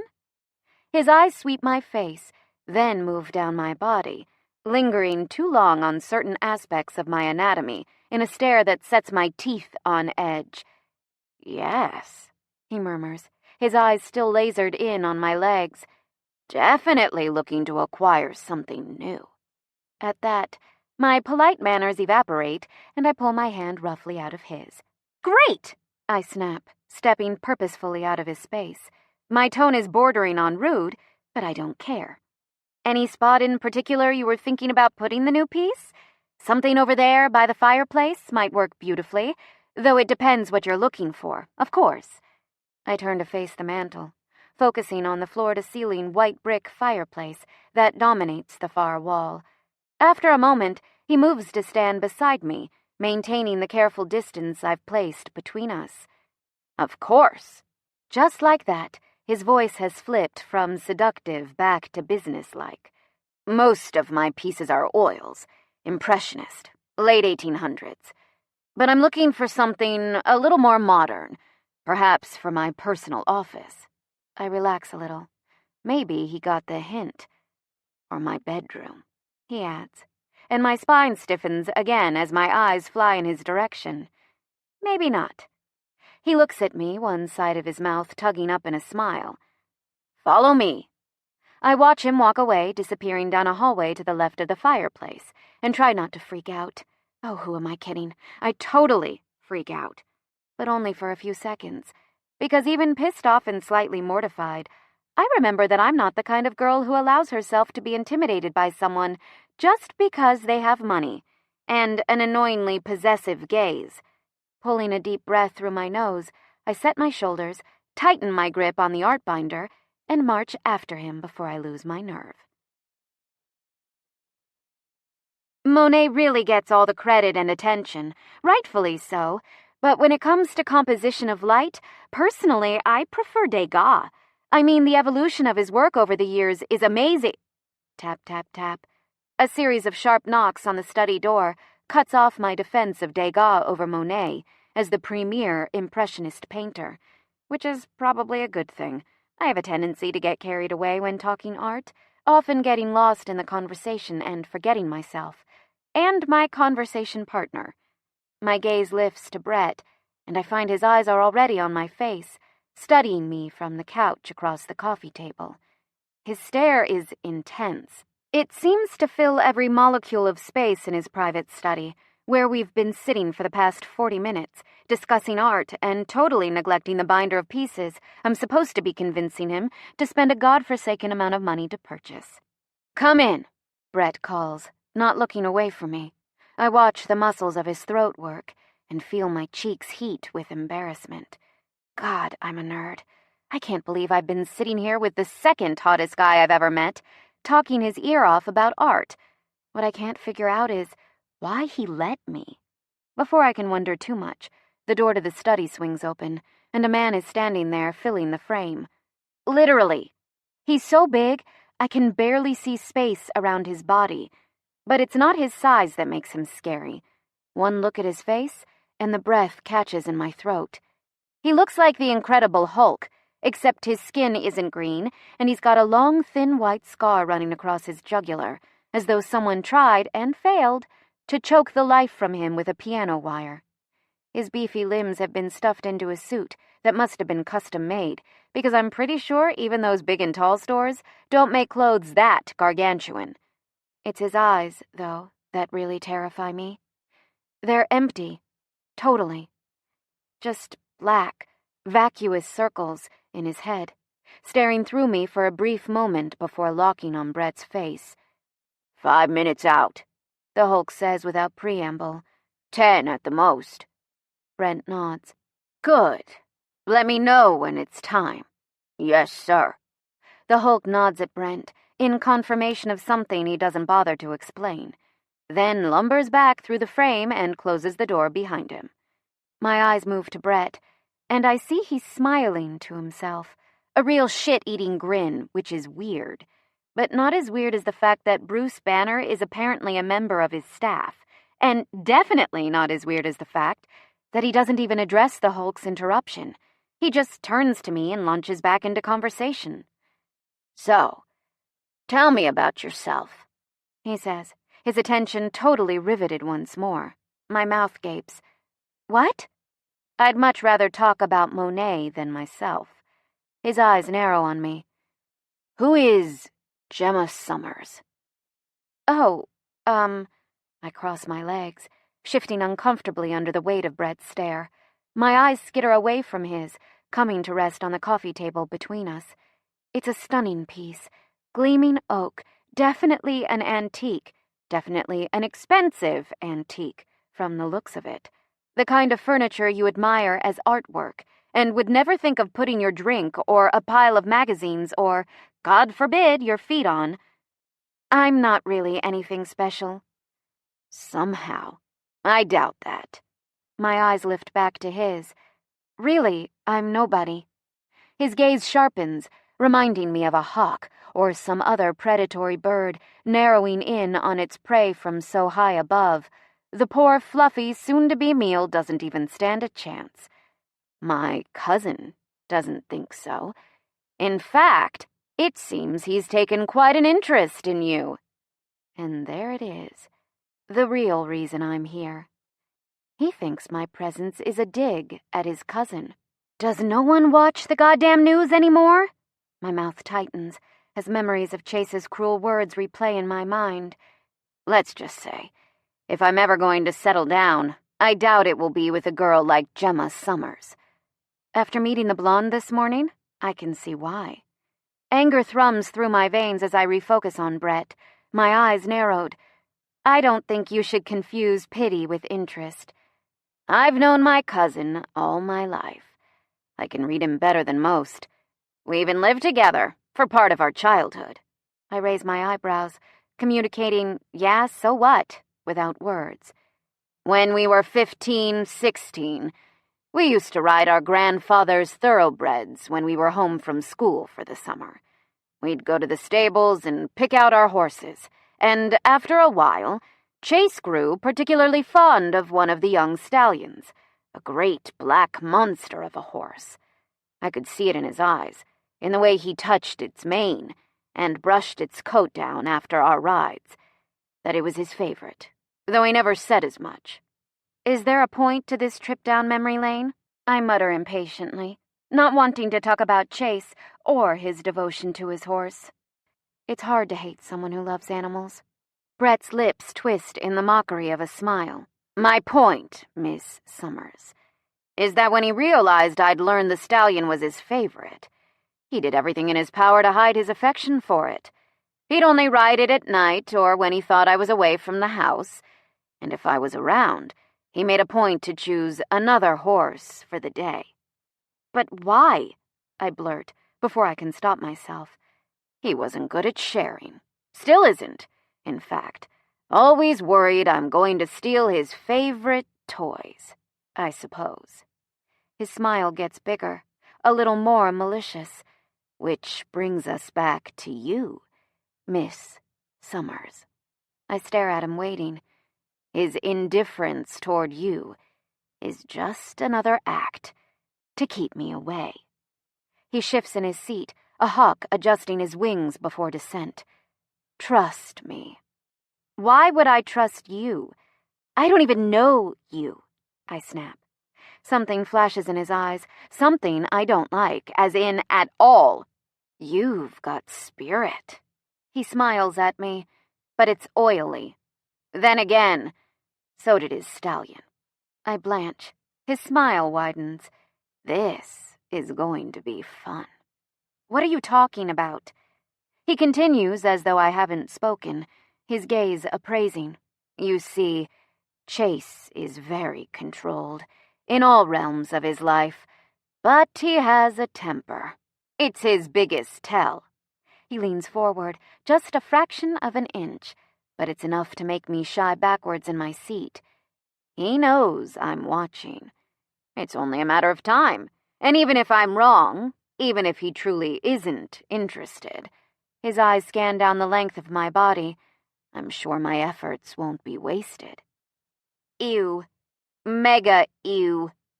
I rise to my feet, keeping my eyes locked on the coffee table. Well, you've got my number, Mr. Croft, if you want to talk about a new piece for your collection. Otherwise, I have to be going. Sit. Suddenly, there's steel running through his soft, honeyed tones. My heart jumps in my chest, and my eyes fly to him. He hasn't moved so much as a muscle, but he looks pissed, sitting there with one hand extended into the space between us. It takes me a few seconds to realize he's waiting for the binder I'm still clutching against my chest. I swallow forcefully and make myself hand it to him, feeling like I've lost a vital part of my defenses when I do, and sink reluctantly back onto the leather couch. For a few minutes, the only sound in the room is the flipping of pages as Brett works his way through the binder, sometimes lingering over a particular piece, but never seeming to dwell on any of them for long. Damn, Estella's going to be so pissed at me. This is twice in a row now that I've screwed up with a VIP. It won't matter to her that none of this is my fault. The end result, Gemma spectacularly failing to broker any paintings, is the same. The sound of the binder snapping closed makes me flinch. I'll take both of the abstracts by Favre and the still by Sartre. The blue one, on page 18. My mouth drops open. What? Did you not hear me? He asks, his tone mirthful. I said I want the Favre. I heard you, I say, my cheeks reddening. It's just... No, you can't. His brow crinkles with amusement. I can't buy the paintings you came here to sell me? I swallow. You've only seen their pictures. And? Don't you want to see them in person? He shakes his head, amused. I try again. Don't you want to hear about the artist's background? Another head shake. But Mr. Croft... Miss Summers. His voice is firm. Did you come here to sell me art? After a beat of hesitation, I nod. Then why are you trying to talk me out of the sale? I trail off. Good, he says decidedly. It's settled then. I sigh. You didn't even get to hear my sales pitch. It was good, really. A smile tugs up the left side of his mouth. I'd love to hear it. Unfortunately, we don't have time today. What do you mean? He opens his mouth to answer, but before he can, there's another knock at the door, seconds before it swings wide. The Hulk is back. He's here. Right on time. Brett laughs boyishly, but there's a dark edge to it that makes me nervous. The Hulk's expression never changes, his voice never wavers above a low rumble. Should I let him in, sir? Brett nods, his face still split by a grin. Yes, immediately. The Hulk nods and disappears, the door clicking shut at his back. My head swivels from Brett to the door and back again. What's going on? We'll meet again, in a few days, to finalize the sale, if that's all right with you. He phrases it like a request, though we both know I don't have a choice about it. Rising to his feet, he buttons his blazer and circles the coffee table until he's right beside me. It was lovely to meet you, Miss Summers. You too, I say automatically, staring up at him and feeling like my brain is 10 steps behind whatever's going on here. He offers me a hand. Come. Not wanting to be rude, after all, the man has just agreed to purchase not 1 but 3 pieces of art, which will make Estelle so happy she probably won't fire me any time in the foreseeable future. I slide my hand into his and allow him to pull me to my feet. His cool skin sends a strange, squeamish chill up my spine. Thanks, I murmur, as soon as I'm upright. I begin to pull my hand from his when his grip tightens and he steps closer. My heartbeat picks up speed. The pleasure was all mine, Miss Summers. I assure you. It's Gemma, I blurt stupidly, at a loss for words and rational thought, with those two blue, too intense eyes locked on mine, less than a foot away. Just Gemma. Brett's lips twist in a smile, and he opens his mouth to say something, but before he gets a word out, the door to the study is thrown open with so much force, it rattles on its hinges. Startled, I nearly jump out of my skin as my eyes fly toward the entrance, fully expecting to see the Hulk standing there, green and raging, suit in tatters, ready to rip us to pieces. Except it's not him. There's another man standing there, seething, with flashing green eyes and a vein jumping in his jugular as he takes in the scene before him. Chase. And his narrowed, burning gaze is locked on my hand, still wrapped tightly in Brett's grip. Yikes. Chapter 15. Wild. For almost a full minute, there's total silence in the study. Chase and Brett have locked eyes in a stare-down of epic proportions, and, though I'm still standing here with my hand stuck in Brett's grip, I think they've entirely forgotten my existence. The hatred is so thick in the air. It's getting hard to breathe, and I'm beginning to think things can't get much worse. Until Brett starts speaking. At which point, I realize clogged, tense silence is vastly preferable to the two of them actually communicating. Well, if it isn't my favorite cousin, Brett says, grinning happily. I'd ask what made you drop by, but I've got a pretty good idea. Chase's jaw clenches tighter, and he doesn't bother to respond. Ah, So stoic, as usual. Brett glances at me briefly, his eyes hooded. Miss Summers and I were just getting... He pauses. Acquainted. I don't look at him, but I can actually feel Chase's anger. It's palpable, pouring off him in waves, saturating the room around us. Brett doesn't seem to notice, or if he does, he simply doesn't care. He carries on speaking, his tone cheerfully cruel. We were just making plans to meet again, to finalize our... Once again, his beat of silence is artfully timed. Transaction. Chase's eyes cut to me, just for a fraction of a second, but the expression I see in their depths is scary enough to make my shoulders curl in on themselves.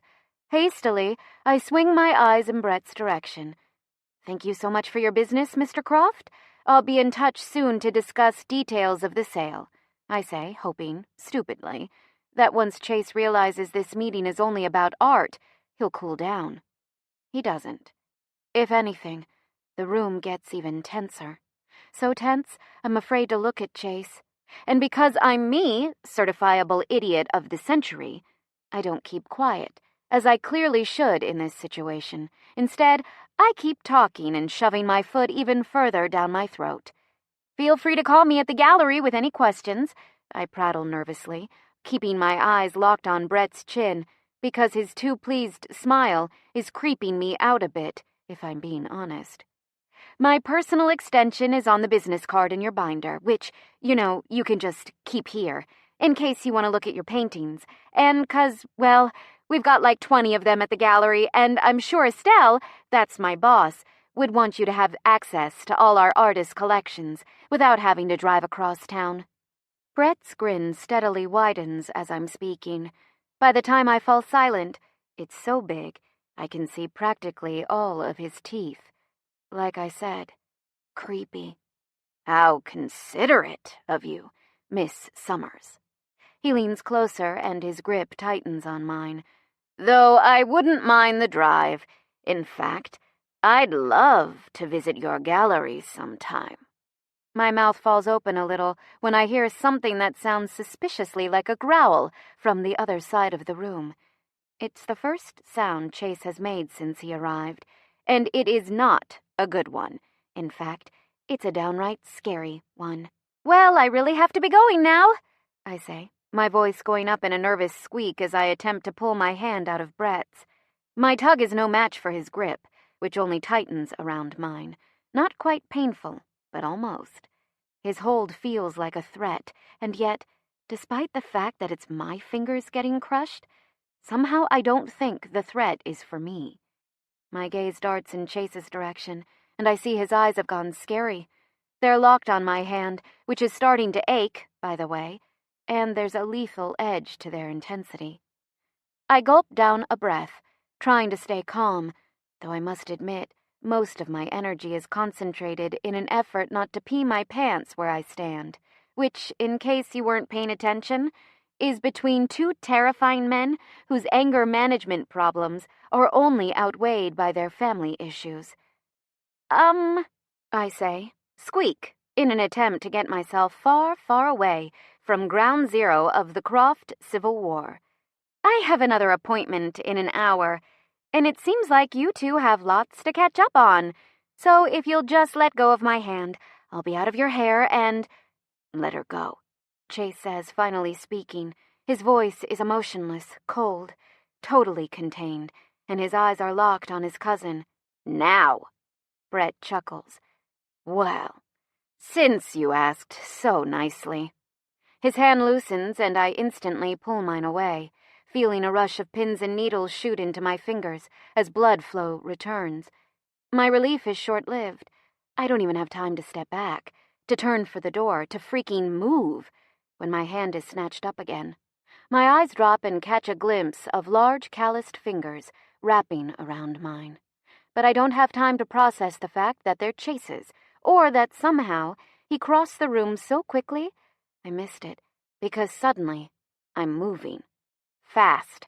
My coherent thoughts and protests are left behind as he drags me from the room without a word, his hold so tight The bones in my fingers grind painfully together. Distantly, I hear Brett's laughter chasing us out of the study, down the hall, into the living room, and before I know it, we've reached the front door and I'm being yanked into the hallway. I don't have the wherewithal to fight at the moment, so I follow, my feet moving automatically, forced to jog if I want to match Chase's long-legged strides. And even though it's a pain in the ass to run in heels, not matching his pace isn't an option.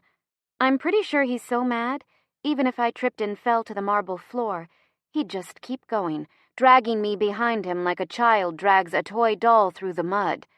Only when we're alone in the elevator, descending rapidly down 20 floors to ground level, do I finally realize how flipping angry I am. At Brett, at Chase, at the whole goddamn situation. He's still holding my hand. I tug at it, trying to free myself, but his grip never loosens. "Let go," I hiss, turning to look at him. His jaw is clenched tight, the vein in his neck is pounding, and there's a muscle jumping in his cheek. Whoa. He's pissed. "Chase," I say, tugging again. "Let go of my hand." "No." He growls flatly between tight-locked teeth. My mouth drops open. "This is ridiculous! You can't just burst into people's apartments and interrupt their business meetings and drag them out like some kind of caveman. I'm a grown woman. It's the 21st century. And frankly, I've reached my lifetime limit for dealing with overbearing billionaires. So let me go." I punctuate my words by pulling harder against his grip, this time putting my whole body weight behind it. It makes not a bit of difference. "Chase!" "Quiet." "I will not be quiet. This is ridiculous." "Gemma, I said quiet." "I don't know who you think you are, but I don't like it at all. This is absolutely outrageous." The words evaporate on my tongue when Chase steps forward, his vicious tug sending me stumbling after him, and pushes the emergency stop button.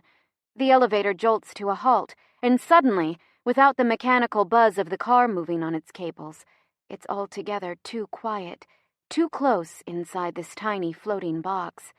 He stands there, staring at the illuminated buttons, the muscles still working in his jaw as he fights for control, and the space seems to shrink around us. Feeling claustrophobic, I gulp for air as Chase turns slowly to face me, his expression thunderous with barely leashed anger. "We aren't talking about this here." The finality in his tone is unmistakable, and my own anger, momentarily forgotten, swiftly returns. "We're not talking about this at all." My eyes are narrowed. "As far as I'm concerned, once we're out of this damn elevator and you let me go, we're never talking again." "Yes, we are," he counters flatly, his voice booking no room for argument. "You can't tell me what to do." "I can. I just did." I shriek in frustration. "There's something wrong with you.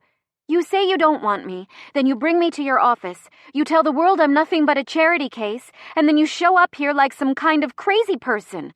I throw my free hand up, exasperated. "Normal people don't behave like this.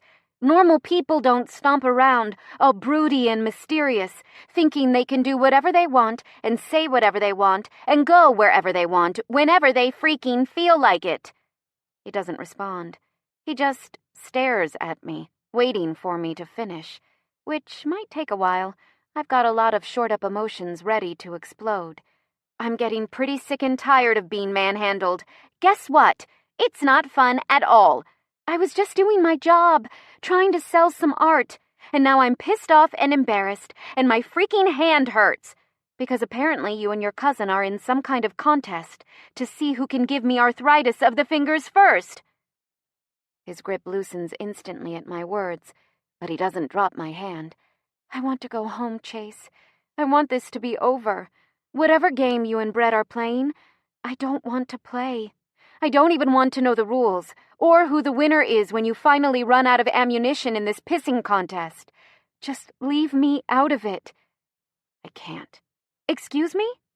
His jaw clenches again, and his words are low, stripped of emotion, when he speaks. It's too late. You're already involved. My eyebrows go up on my forehead. You're kidding, I say flatly. unable to muster even an ounce of incredulity. His eyes scan my face. "I tried to keep you out of this. I swear I did. But it's too late now." A hysterical noise, half chuckle, half scream, escapes from my mouth. "You're totally nuts. Bonkers. Gonzo. Gemma, seriously, what are you even talking about?" He sighs. "My cousin and I, we don't get along." "Yeah, I got that. Thanks," I snap. His nostrils flare with anger, but he reins it in, and his voice is composed when he continues.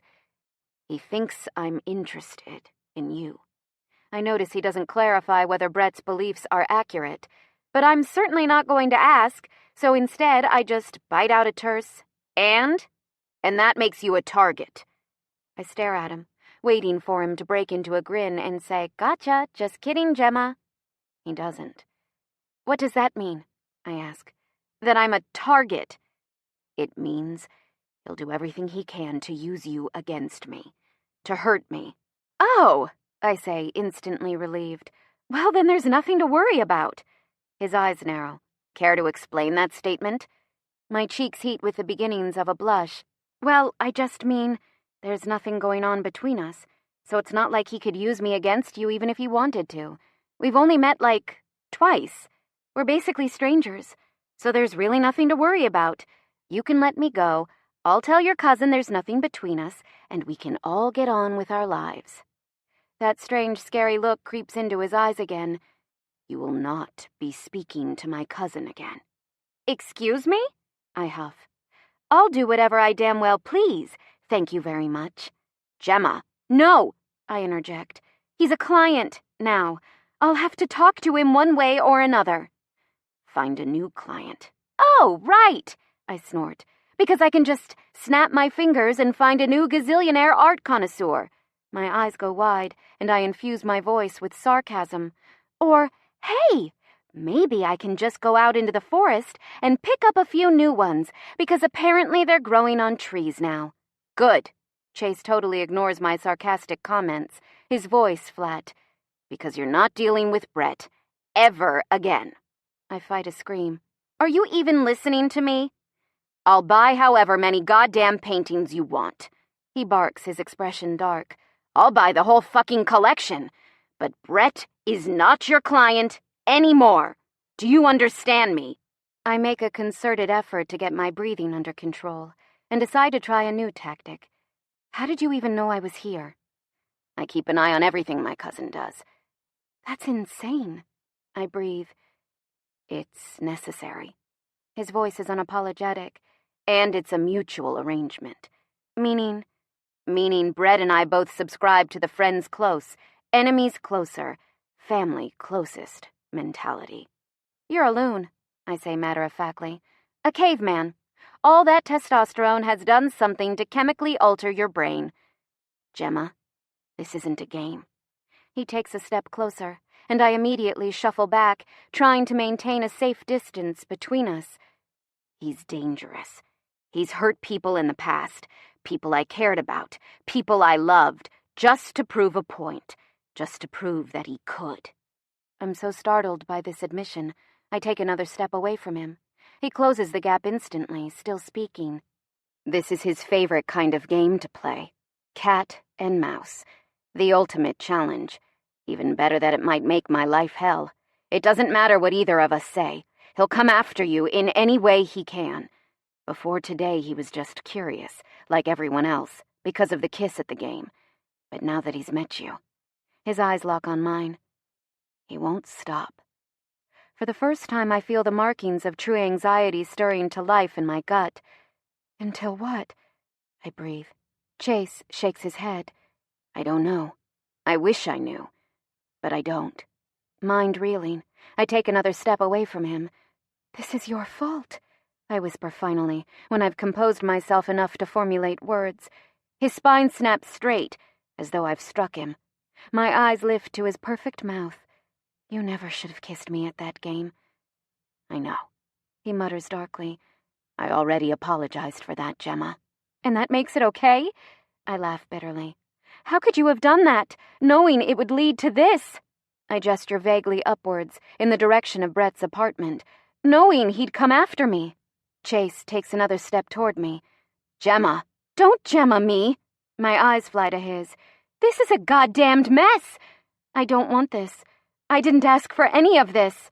I know that, he roars suddenly, his careful control finally snapping. Don't you think I know that?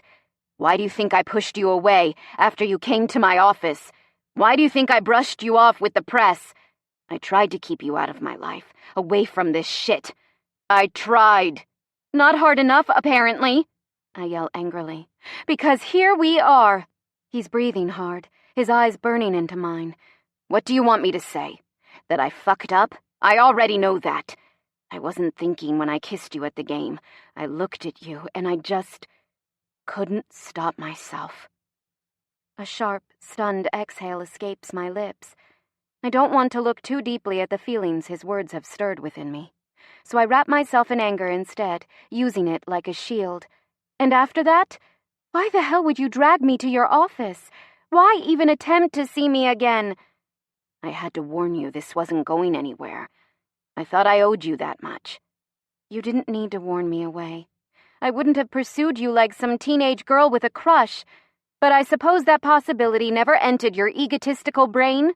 His jaw ticks. I step closer, so angry I forget to be afraid of him, until only a half-foot of space separates us. And I suppose you couldn't stop yourself from showing up here today and throwing fuel on the freaking fire, so that whatever slim possibility still existed that Brett might just move on and let me walk away was utterly and completely extinguished. Gemma. His voice holds a warning I don't heed. I laugh again, a brittle peal. Because if he wasn't going to come after me before, he sure as shit will now. Your caveman antics ensured that, Chase, so thank you very much for— I never get to finish my sentence, because his free arm shoots out and slips behind my back, hauling me forward before I can even think of protesting. I slam against him so hard, the breath is knocked from my lungs. His other hand, still holding mine, squeezes tighter and bends up behind his back, so my arm is forced to wrap around him. What do you do? My words are swallowed up as his lips crash down on mine. It isn't a soft kiss. It's intense, furious, in a way I never knew a kiss could be. His lips hard and unforgiving against mine. It's a shut-up-I-hate-you kiss. You drive me crazy kiss. If I don't kiss you, I'll kill you kiss. It's a battle.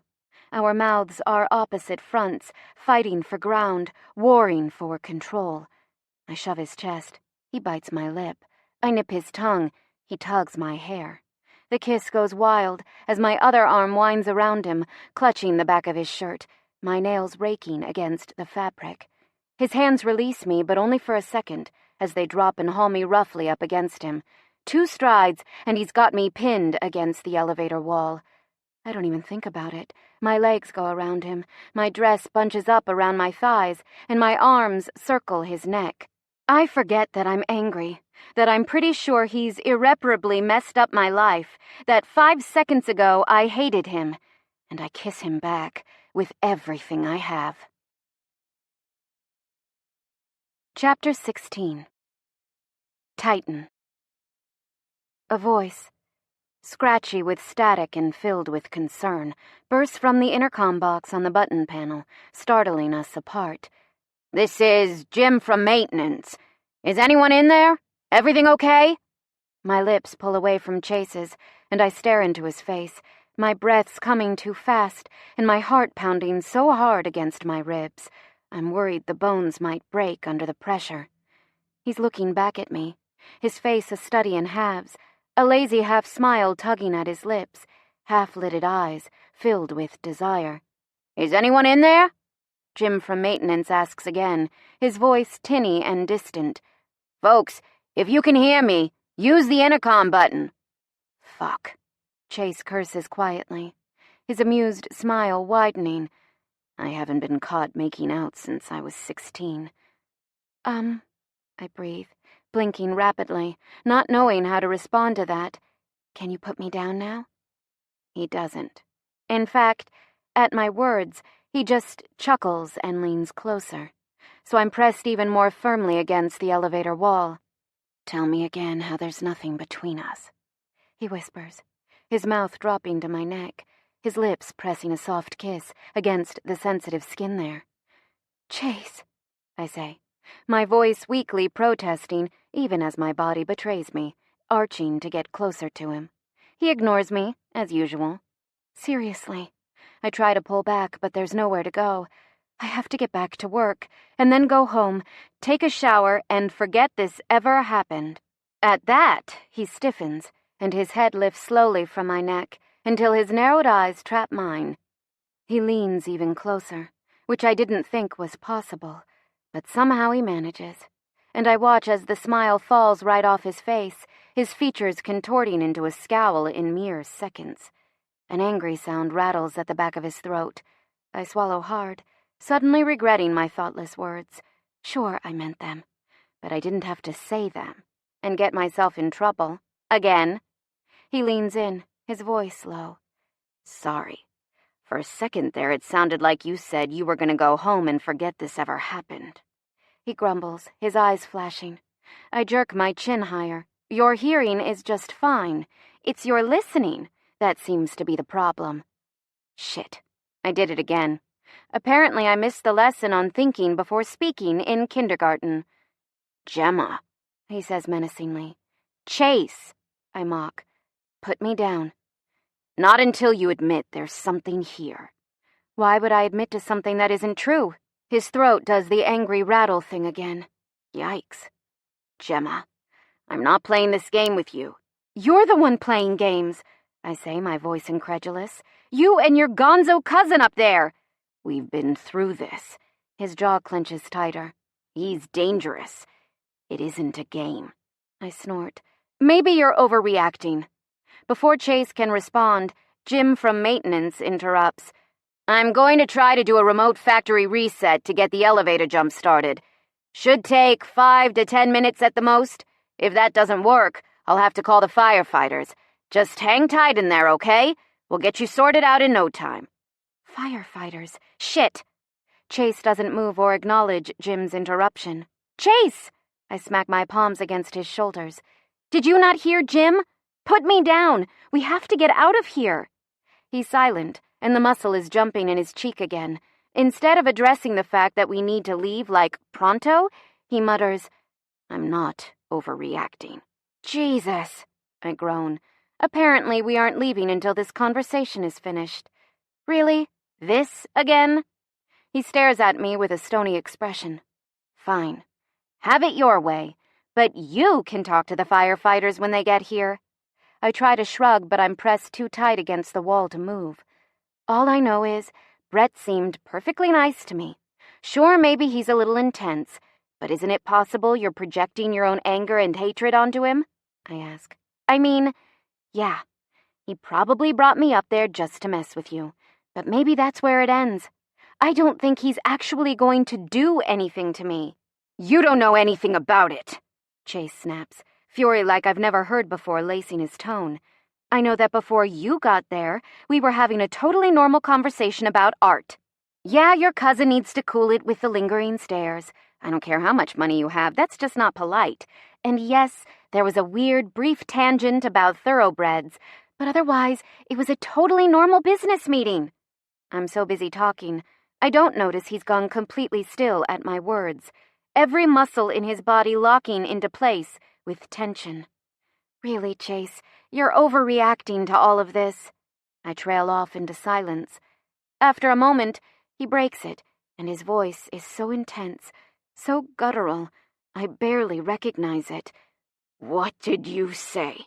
On a scale of 1 to angry, he's shot straight past seeing red and landed on blood boiling. Damn, I'm squeaking again. "That maybe you're overreacting?" His eyes unblinking cut to mine in an unrelenting stare that sends shivers down my spine. "Thoroughbreds," he says, and I can tell by the pure fury in his voice he's still a tad bit vexed. Gemma." I worry steam is going to start leaking from his ears. "I'm not going to ask again." Okay, maybe he's more than a tad bit vexed. I gulp again. I don't know. He just started talking about how he knows you better than anyone, and how he can read you. And then he was telling me about your grandfather's horses. I'm breathing hard, trying to hold his stare, but, frankly, it's scaring the shit out of me. And? He prompts, shaking me lightly. What else did he say? Chase, you're scaring me. Good, he says unapologetically. What else did he say? My brow creases as I shuffle through memories of my conversation with Brett, which somehow seems like a lifetime ago, after everything that's happened in this damn elevator. He said you had a favorite horse, a stallion, except you didn't want him to know it was your favorite, so you only rode it when he was out of the house. I take a deep breath. Anything else? Just that you aren't good at sharing. I wince as I recall his exact words. And that you're always worried he's going to steal your favorite toys. Chase is totally silent, his eyes working with thoughts I can't begin to decipher. His jaw locked down so tight, he's probably going to crack his teeth. Not that he'd notice. He's trapped so deep inside his head, the elevator could probably come loose from its cables and plummet back to Earth without him realizing. I give him a full minute before I speak again, and when I do, my voice is soft. Chase. He looks at me with haunted eyes. What is it? I whisper, my words barely audible. He hesitates a beat, then unclenches his jaw with visible effort. You think this is a game. You think I'm overreacting. He pulls a deep breath in through his nose, his eyes never wavering from mine. I thought those same things once. When I was 16, I didn't want to see what was right in front of me. Didn't want to see him for what he was, for what he is. I wait, knowing he's not finished. My horse, Titan. He was a thoroughbred stallion. Dark black, solid muscle, more than 16 hands. A gift from my grandfather on my 17th birthday. He said I'd become a man, and a man needed his own horse, so long as I agreed to care for it myself, to do all the feeding, brushing, exercising. I didn't mind. Titan was the first thing that was ever just mine. Solely my responsibility. Chase's eyes are distant, clouded with memories. Brett's younger than me by about 8 months. He would have gotten his horse if he'd waited. Grandfather was always fair, never favored one of us over the other. But Brett didn't want to wait. He was jealous, so jealous it consumed him. I could see it in the way he watched me brushing Titan, out after our rides, in the way he lurked in the shadows of the stable, waiting for an opportunity. Chase lifts his gaze to meet mine, and I see stark anger there, in the depths of his irises, along with hurt, a deep-rooted, long, aching pain that still plagues him, even after all these years. I barely know this man. I'm not even sure I like this man. But I can't help feeling compassion for him. Heart turning in my chest, my fingers involuntarily begin to stroke the bare skin at the back of his neck, just above his shirt collar. One day, I had to go away. I don't even remember why.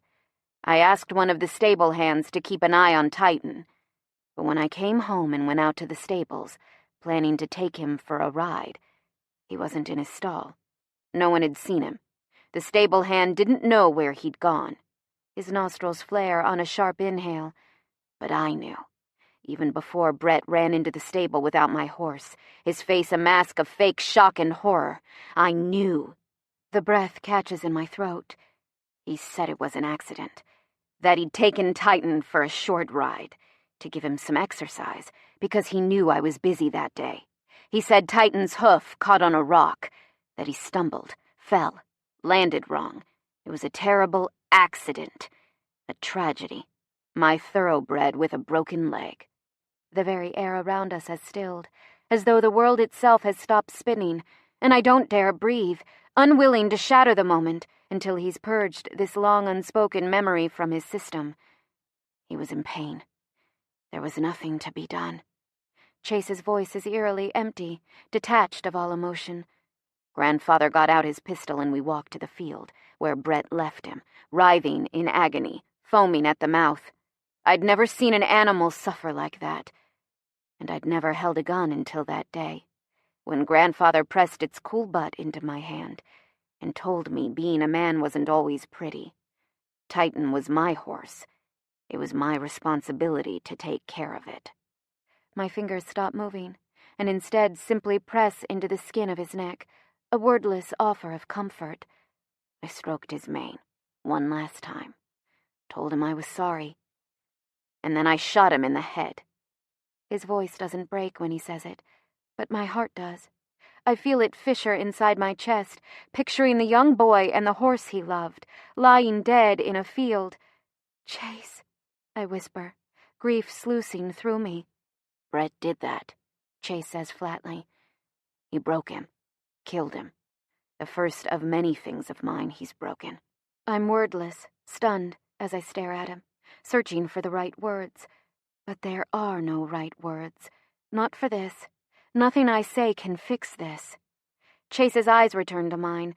"I'm not overreacting. I'm not projecting my anger onto him," he says resolutely. "He's charming. He always was. And he's smart enough to cover his tracks. Maybe he seems harmless to you. Maybe you still think none of this shit applies to you. But I need you to believe me when I say that you're wrong, Gemma." I somehow manage to nod as horror washes over me for an entirely different reason. I was so lost in his story, I forgot, for a moment, that the same fledgling monster who killed a horse at 16 years old is now fully grown and, apparently, has set his eyes on me. Holy shit.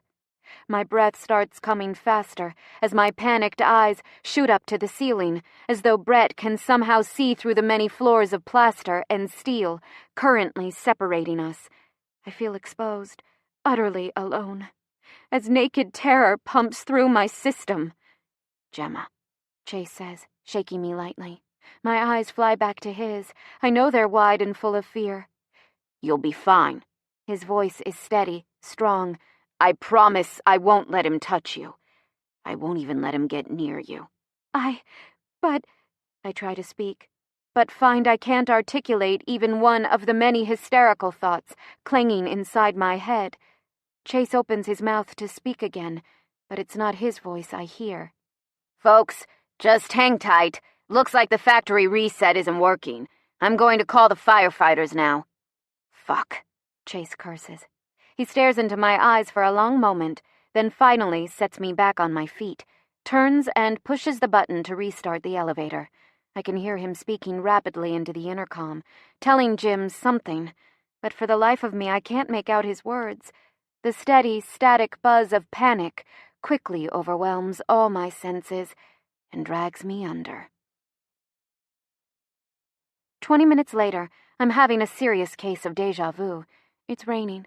The sky is getting dark, and I'm sitting in the back of a town car as it winds through the streets of Boston, being carted around by Evan, the same salt-and-pepper-haired chauffeur I met the other night. Oh, and there's a gorgeous, totally mysterious man sitting next to me, who I still know almost nothing about. We don't speak as Brett's neighborhood is left behind. We're both lost, me in worry, Chase in fury. I can tell he's barely holding on to his control. It's there in the tight clench of his jaw, in the way the tips of his fingers press against his pant legs, so tight. The skin around his fingernails goes white with lack of circulation. My mind churns with nerves as I replay my conversation with Brett over and over. In retrospect, everything he said seems like a thinly veiled threat, a dark innuendo I missed at the time. You've got spirit. Then again, so did his stallion. A shiver moves through my body. Cold, miss? Evan says, his eyes finding mine in the rearview mirror. I shake my head. No, I'm okay. Thanks. Swallowing hard, I turn back to the window and let my gaze go unfocused as the buildings whiz past. Chase doesn't say a word, but after a moment, a big hand lands on my thigh and squeezes lightly. A silent offer of comfort, and right now, that's enough. His warm touch seems to drive away some of the demons running rampant through my mind, and I feel a little of my panic ebb. Leaning back against the soft leather, my eyes slip closed, and stay that way, until I feel the car slow to a stop. When my lashes flutter open, and I catch sight of the building outside my window, My eyes swivel to Chase, wide with confusion. "This isn't my building." His lips twitch. "Observant." "I'll rephrase," I say, my eyes narrowing. "Why aren't we at my building?" Chase shrugs. "Why would we be? You said you'd take me home." "No," he corrects softly. "I said I'd take you away from Brett. I never said I was taking you home, nor did you insist on going there." A squeal of frustration escapes my lips. "It was implied." "Implication and instruction are vastly different creatures, Sunshine," he drawls, sounding every inch the successful businessman. "So help me God, if you start quoting Sun Tzu right now—" His lips twitch as he reaches out and laces his fingers through mine. "Come on." Where are we? My eyes swing back to the window, and I see we're below ground, in a parking garage of some kind, but I don't recognize it. "You'll see." His hand tightens on mine as he swings open his door and steps out of the car. I follow because, well, I don't really have any other choice. My feet have barely cleared the car when Chase starts walking, towing me behind him at a quick clip toward a bank of elevators on the far side of the garage. "I don't think I like you," I mutter darkly to his shoulder blades. He glances back at me, a full-on grin on his face, and as soon as I catch sight of that straight row of pearly whites, so often concealed behind his stony mask of composure, I feel a little of my indignation slide away. What can I say? He gives good grin, even when he's dragging me around like a caveman. We've almost reached the elevators when I look back over my shoulder at the town car, my only chance of escape dwindling faster than my will to fight for it. Evan hasn't moved, leaning against the hood like he's never been more relaxed in his life. He winks at me and grins reassuringly when he catches my eyes. I'm glad one of us is at ease with all of this, because I'm certainly not. I don't even have time to smile back, because the elevator's sliding open with a low chime, and suddenly I'm out of the parking lot and inside yet another floating metal box with a bossy billionaire I'd like to kick swiftly in the shins at the moment, fed up with his brutish tendencies. Chase pulls a keychain from his pocket, slides a small access key into the button marked 30, the penthouse, and up we go, neither of us saying a word as we ascend. We glide to a stop. The doors peel open, and I feel my eyes widen as they sweep the low-lit space. Chase's apartment. Chapter 17. Butterflies. It's huge, probably almost 10,000 square feet, taking up the entire 30th floor of the skyscraper. Floor-length windows cover every out-facing wall of the loft, which stretches from where we're standing more than 50 feet across in every direction. There's more behind us, I'm sure of it, but I can barely process what's in front of me, so I purposefully don't turn around as we step from the elevator. To my surprise, it has none of the coldness of Brett's whitewashed, modern apartment. Instead, Chase's space is full of color. The shining hardwood floors are deep mahogany, almost auburn in the dim light, offsetting the warm cream-toned slivers of wall that peek out between the dominating glass window panels. His furniture isn't sharp or angular. It's sumptuous. One look at his sofa, and I know it'll feel like I'm sitting on a cloud. The loft is sparsely furnished, unsurprising. You'd need a hell of a lot of stuff to make this much room seem cluttered. But that's part of its appeal. I step further inside, my hand dropping away from Chase's, and let my eyes sweep as I pivot in a slow circle on my heels, finally taking in the 360-degree view. Behind us, in the space beside the elevator, is a wide open archway leading into what looks like a ginormous bedroom. Even from here, in the semi-dark, I can make out the shadow of a huge headboard, illuminated by the rainy afternoon light which pours in from Chase's adjacent private rooftop balcony. I want to focus on the ocean views, on the fact that he's got a freaking patio 30 floors above the earth, but my rounded eyes seem to be stuck on the bed, sliding from black sheets to black pillows. Gemma! Time to move on. Fighting a blush, my gaze skitters quickly back to the main room before I can dwell too much on the activities that happen inside Chase's bedroom. On the left, set into the floor, There's a sunken set of couches that could seat a ridiculous number of people, surrounding a stunning square coffee table that, if I'm not mistaken, actually has a low-burning gas fireplace embedded in the center. I roll my eyes, and when they return from their trip up inside my sockets, they land on a dark, custom-colored pool table, tucked into one corner, then skirt over an imposing oak dining table that makes the one in Da Vinci's The Last Supper look like plastic kiddie seating.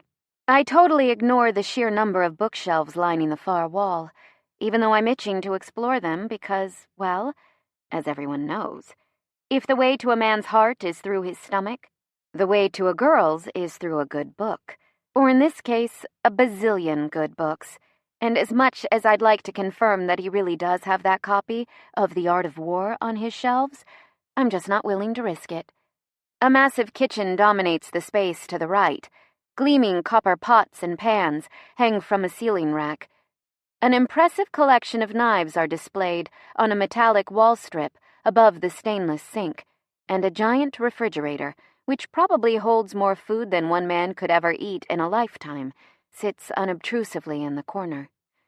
It's a stunning setup, as is, but the real shocker, the part that makes me lose my breath, is that it looks like someone actually cooks here. It's not just some model kitchen, used as a prop for those whose dinners consist of Chinese takeout and dry martinis. I'm looking at you, Chrissy. There are dishes in the sink, garlic peels on the counter, a half-eaten baguette still sitting on a thick wooden cutting board. "You cook?" I ask, without turning around. My words are soft, but he hears me. "It's a hobby." His voice is low, close, barely 2 feet away. "Of course it is," I say snottily to cover my discomfort at his nearness. Ugh. He's probably a great chef. I'm not sure why I find that so annoying. Probably because he's already pretty perfect in every other regard. There should be some kind of rule that says supremely attractive people aren't allowed to have any other skills. It's not fair to the rest of us. He chuckles. "You're cute when you're mean, you know." I pointedly ignore his words, walking away from him until I reach the vast spread of windows. To my surprise, I recognize the view instantly. We're at Croft Industries. Surprise colors my tone. Aren't we? Yes. You live here? Above the offices? I turn to face him, startled when I see he's followed me across the apartment, his steps so silent I didn't hear him approach. Our eyes lock, and my stomach clenches, its movement unfortunately doing nothing to kill the flurry of butterflies who've apparently taken up residence there. Chase nods. "Just moved in a few weeks ago, when the renovation's finished. In fact, you're one of my first house guests." "Oh," I say softly, staring at him. For some reason, I find that infinitely sad. All this space and no one to share it with. "Does that mean you're officially the new CEO? He nods. "There's a black tie gala on Friday night.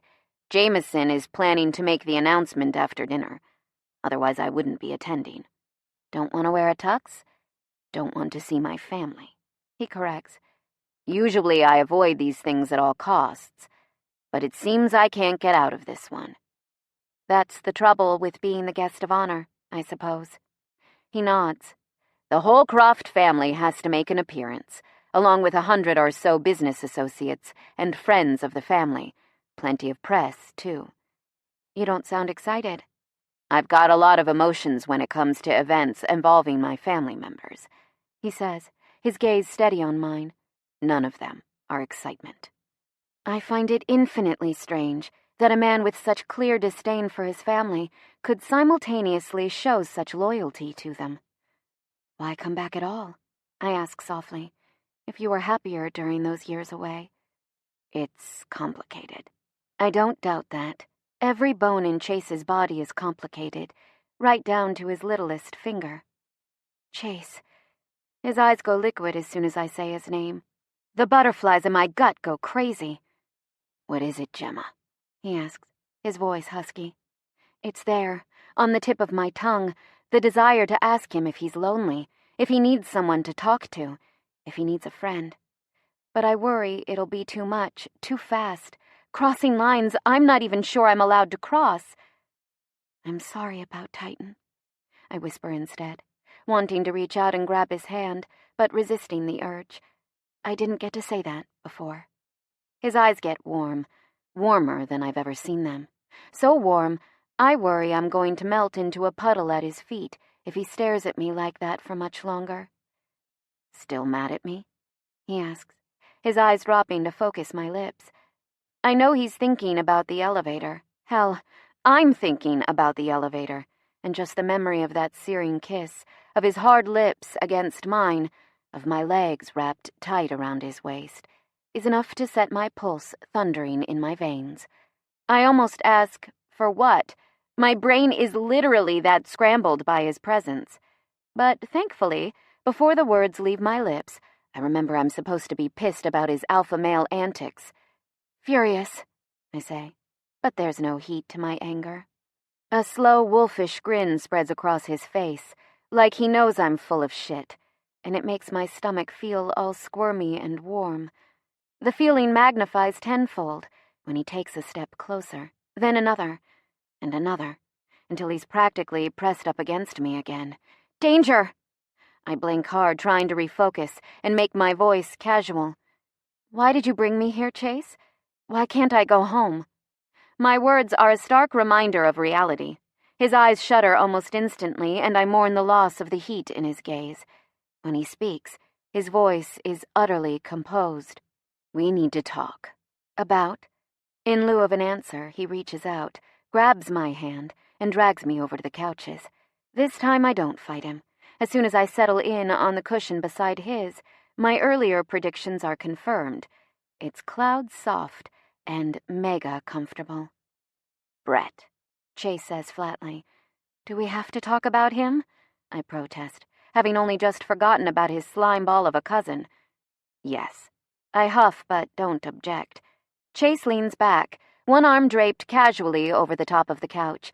If he reaches out just the tiniest bit, the tips of his fingers will be touching my hair, which isn't distracting or anything, at all. Cue butterfly storm. And us, he adds casually, like those two little words haven't brought my world to a screeching halt. Us? I stammer, looking at him with wide eyes.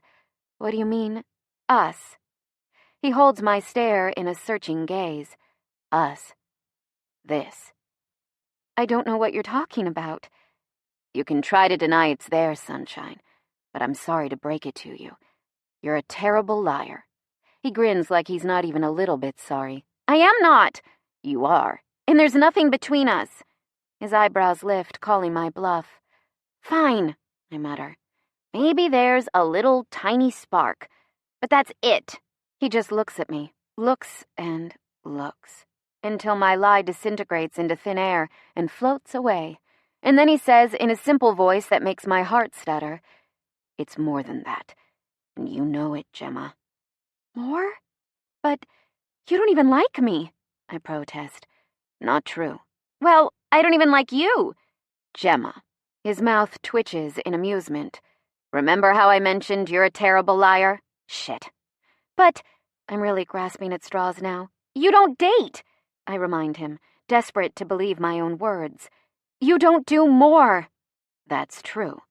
Despite myself, I feel my heart deflate like a week-old balloon. Maybe that's because I wasn't doing it with you. My mouth falls open as equal amounts of hope and fear rush back into my chest, filling that damn balloon until it's threatening to burst.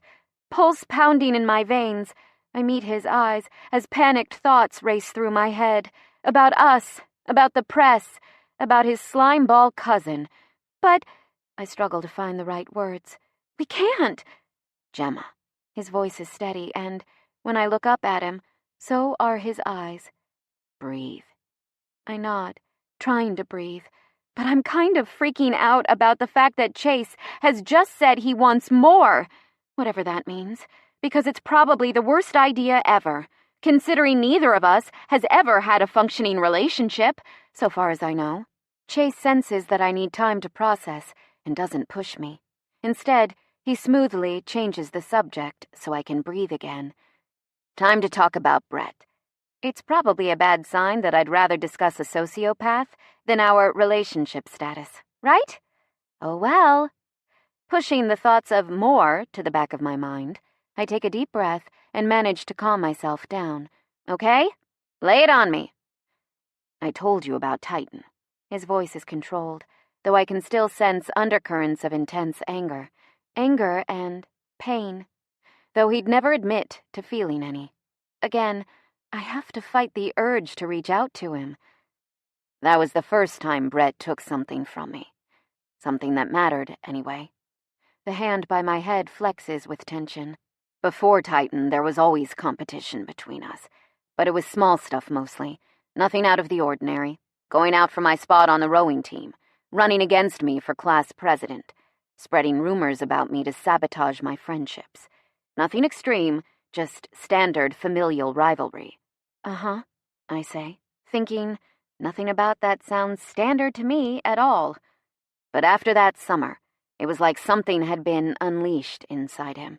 He stopped trying to hide his manipulation, his efforts to hurt me, and became almost blatant about it. He sighs. We both attended the same all-boys boarding school in Rhode Island. I'd snuck a girl into my room one night against the rules. Everyone at the academy did it. We all looked the other way, had each other's backs when it came to covering with the hall monitors. His voice thrums with anger. Except Brett. He reported it, along with all my other indiscretions, to the headmaster. And when that wasn't enough to blacken my academic record, he got inventive, stirred up cheating claims with my teachers, accused me of stealing his essays, of forcing him to do my homework with threats and coercion. Total bullshit, of course. I made better grades than he ever did, so if I was going to cheat, it wouldn't have been off him. But it sowed the seeds of doubt in the school board's minds, enough that they believed him when, one day, he showed up in the medical wing with a black eye and bruised ribs, spouting lies that I'd beaten the shit out of him. I hadn't, no matter how often I'd consider it. But that didn't matter. I was expelled for bullying, halfway through our senior year. Grandfather nearly disowned me. Chase shakes his head. There's more, but it's not worth getting into. I think you get the idea. I nod in confirmation and, this time, I can't stop myself. I reach out a hand and lay it against his knee. He tenses at the contact, but after a few seconds, I feel his muscles relax under my fingers. He's unused to being comforted, I think to myself. Unused to the idea that someone might reach out to give rather than take, requiring nothing in return. It's a terribly sad realization. I'm sorry, I whisper, my heart a little bit broken for him. For what? Chase asks, his eyes steady on mine. It's not your fault, Gemma. I know, it's just... My eyes drop to my hand, looking fragile and fine-boned where it lays against his knee. I know how it feels to be disappointed by family, by the people who are supposed to love you unconditionally. It's a betrayal of everything that makes us human. Frankly, it freaking sucks.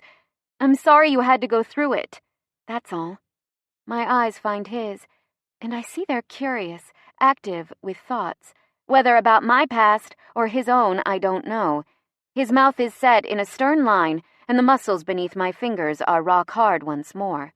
After a long while, the silence between us lengthens into a heavy thing, and I begin to worry he's angry with me for intruding on his memories. My eyes drop as I wait for him to tell me to butt out, to go home, to get lost. He never does. A small eternity later, I feel the stirring of fingers in the hair by my temple. It's not much, just one simple stroke of the strands, but I know it's his way of saying thank you, even if he's not ready to say it out loud. He clears his throat. Even the expulsion Brett orchestrated wasn't enough to hurt my chances at Harvard, which made him even angrier. He hadn't counted on the cachet of the Croft name.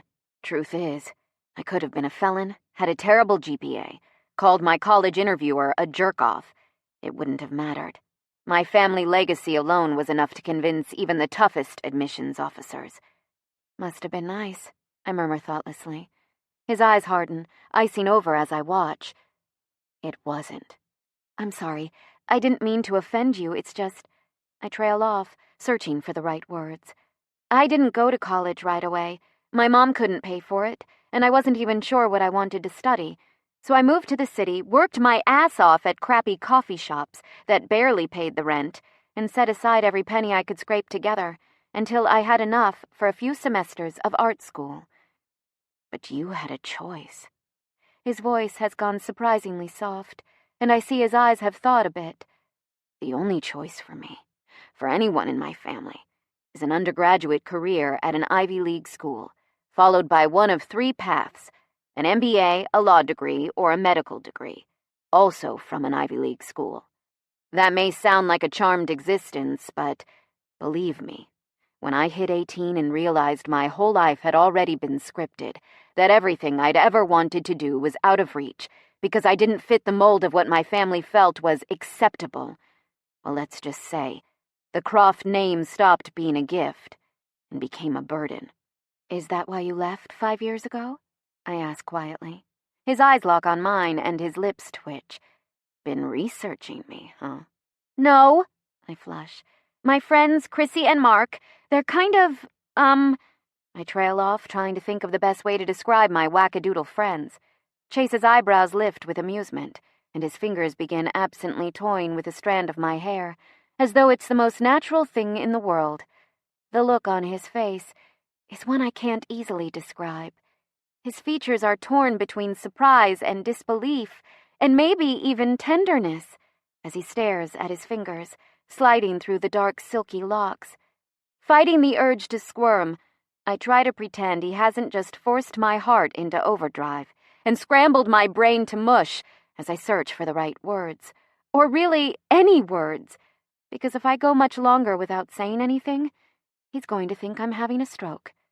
I clear my throat a little desperately as he leans closer, closing some of the space between our cushions, his eyes dropping to my mouth. Danger! Chrissy and Mark, they're nosy and protective and maybe a little overbearing, I finish, forcing the words out with a wince. But it's mostly out of love, I swear. They care about you, he says simply. But there's an edge of sadness to his words. His eyes flicker to mine, holding intently as he adds, They love you. I nod, feeling my heart skip a beat inside my chest. His mouth opens, and I think he's going to say something else about it, but then I see his eyes flash as he changes his mind. To answer your question, he says instead, no, the burden of being a Croft is not why I left. Oh, my voice is soft and I don't push when he doesn't offer more. But that is why I came back, he says lowly.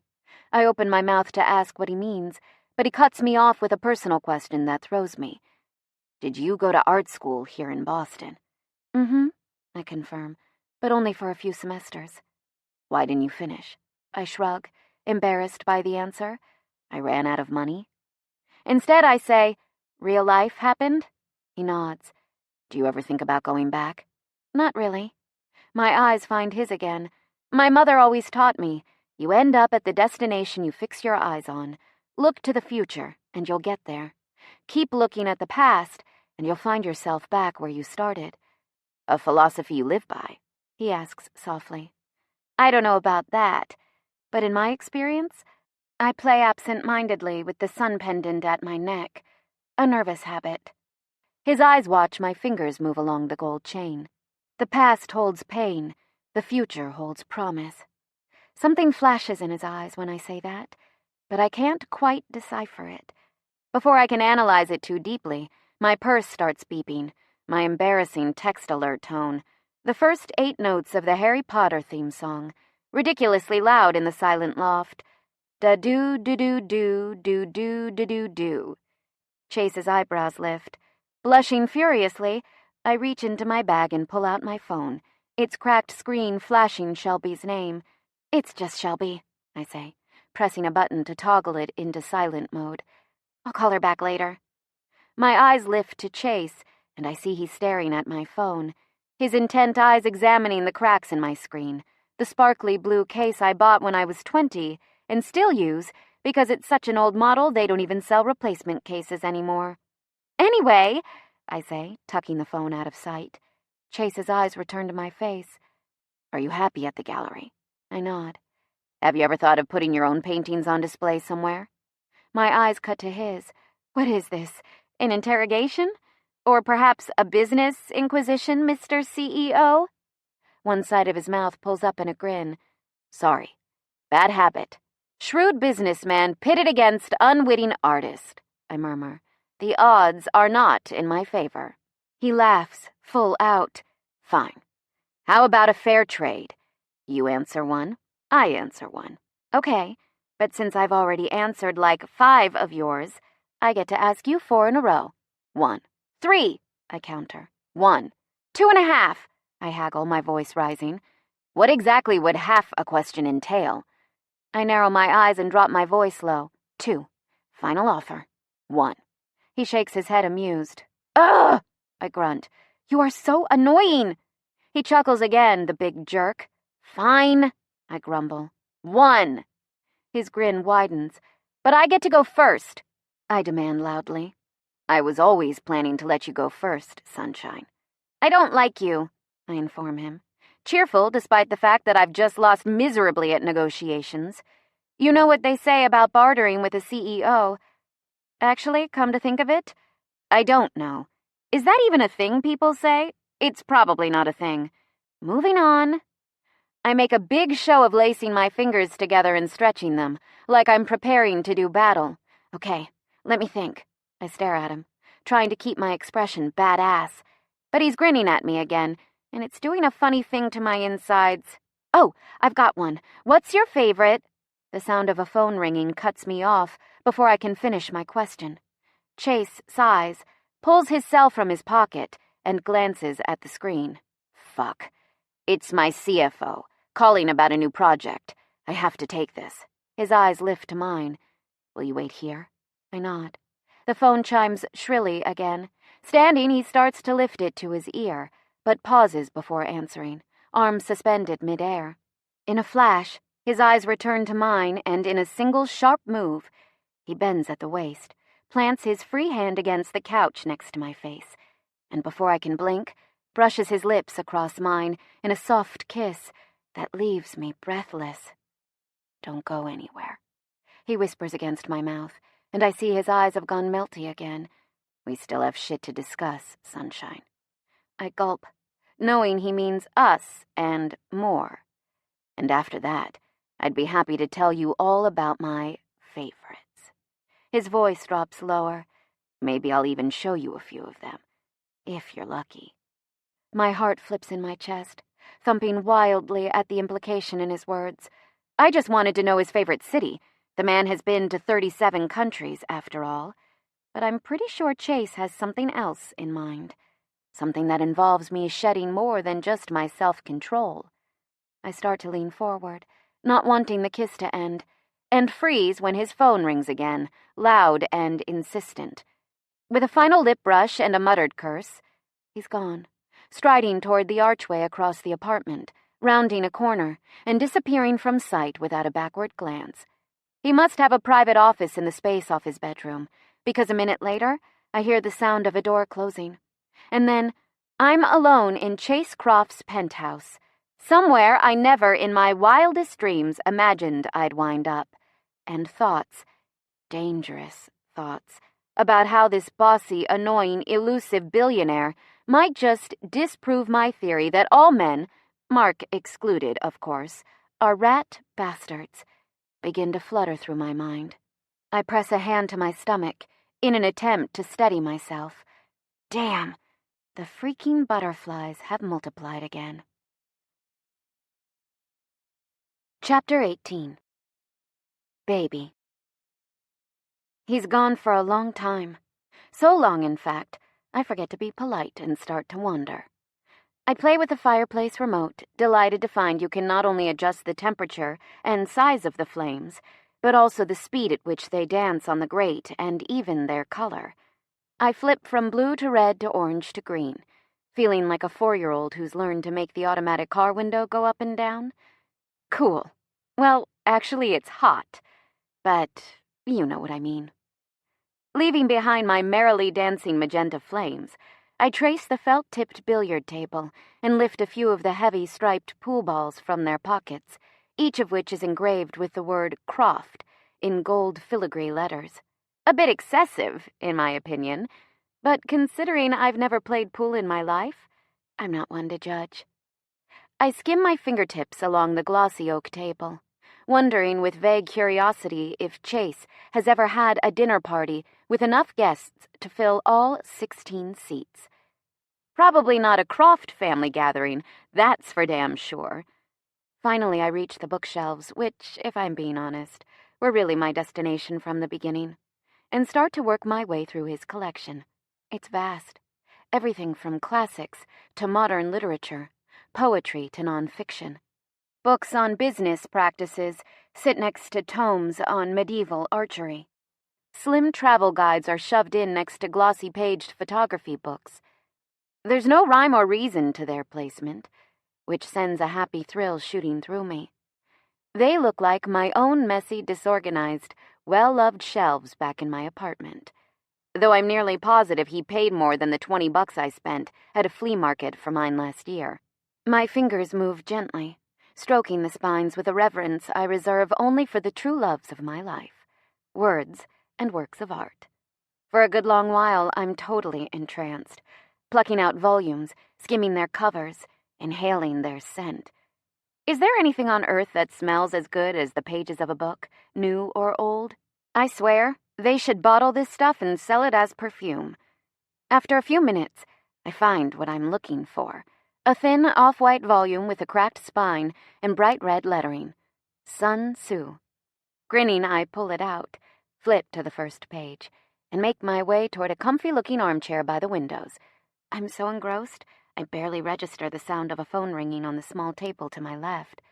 I jump about a foot in the air when the landline answering machine picks up, and a sultry, unmistakably feminine, and unmistakably familiar voice starts blaring from the speaker. "Chase, baby. It's Vanessa." I still completely at the sound. That voice. It's the same one I heard just this morning at the gallery, hissing at me from the blonde's perfect mouth. In all the drama with Brett, I'd completely forgotten about her, and what her presence in Chase's life might mean. A quick glance behind me confirms he's still locked away in his study, in the throes of a business call. "Why haven't you called me?" The blonde continues, sounding clingier than plastic wrap. "You've been back in the city for weeks. I expected a call ages ago." Apparently, she doesn't reserve that bitchy tone for accosting perfect strangers. She's just as uppity talking to answering machines. "You know I don't like waiting." I don't know Chase all that well, but it's really hard to imagine he'd date a woman this whiny. Plus, she did just say he hasn't called her, so maybe they're just friends, or he dumped her and she can't let go. Honestly, it shouldn't matter to me who this woman is, because it's not like Chase and I are together or anything. It shouldn't matter. But it does. Her voice drops lower, getting even more seductive. "I miss you, baby."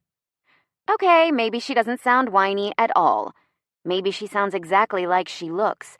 Tall and thin, with lots of hair and perfect skin. Damn. "I shouldn't have to chase you, Chase." She murmurs across the line. Clever. "I mean, baby, I'm your fiancé." She huffs. "Don't I deserve better?" Every muscle in my body goes completely still. "Think about it, baby," she says, then clicks off with a wet, lip-smacking mwah noise. The book in my hands falls to the floor as I listen to the sound of static over the line. Try not to throw up, as all my fears that Chase Croft is just like every single other rat bastard man in my life come true, hitting me with one swift kick to the gut. All those stupid, hopeful butterflies swarming in my stomach die on impact. I don't think about it. I just grab my purse from where I left it on the coffee table and bolt, choosing not to analyze the feelings of extreme disappointment and regret coursing through my veins. Leaning back against the elevator wall, I keep my eyes closed for the duration of my ride down to the first floor, trying not to remember another elevator ride just an hour ago, which ended with my legs around Chase's waist and his tongue in my mouth. He's the worst of them all. Worse than my dad. Worse than third-grade spitballers. Worse than rat bastard Ralph. He's the rat bastard king. The thought makes me want to cry. As soon as the penthouse access elevator doors slide open, I'm running.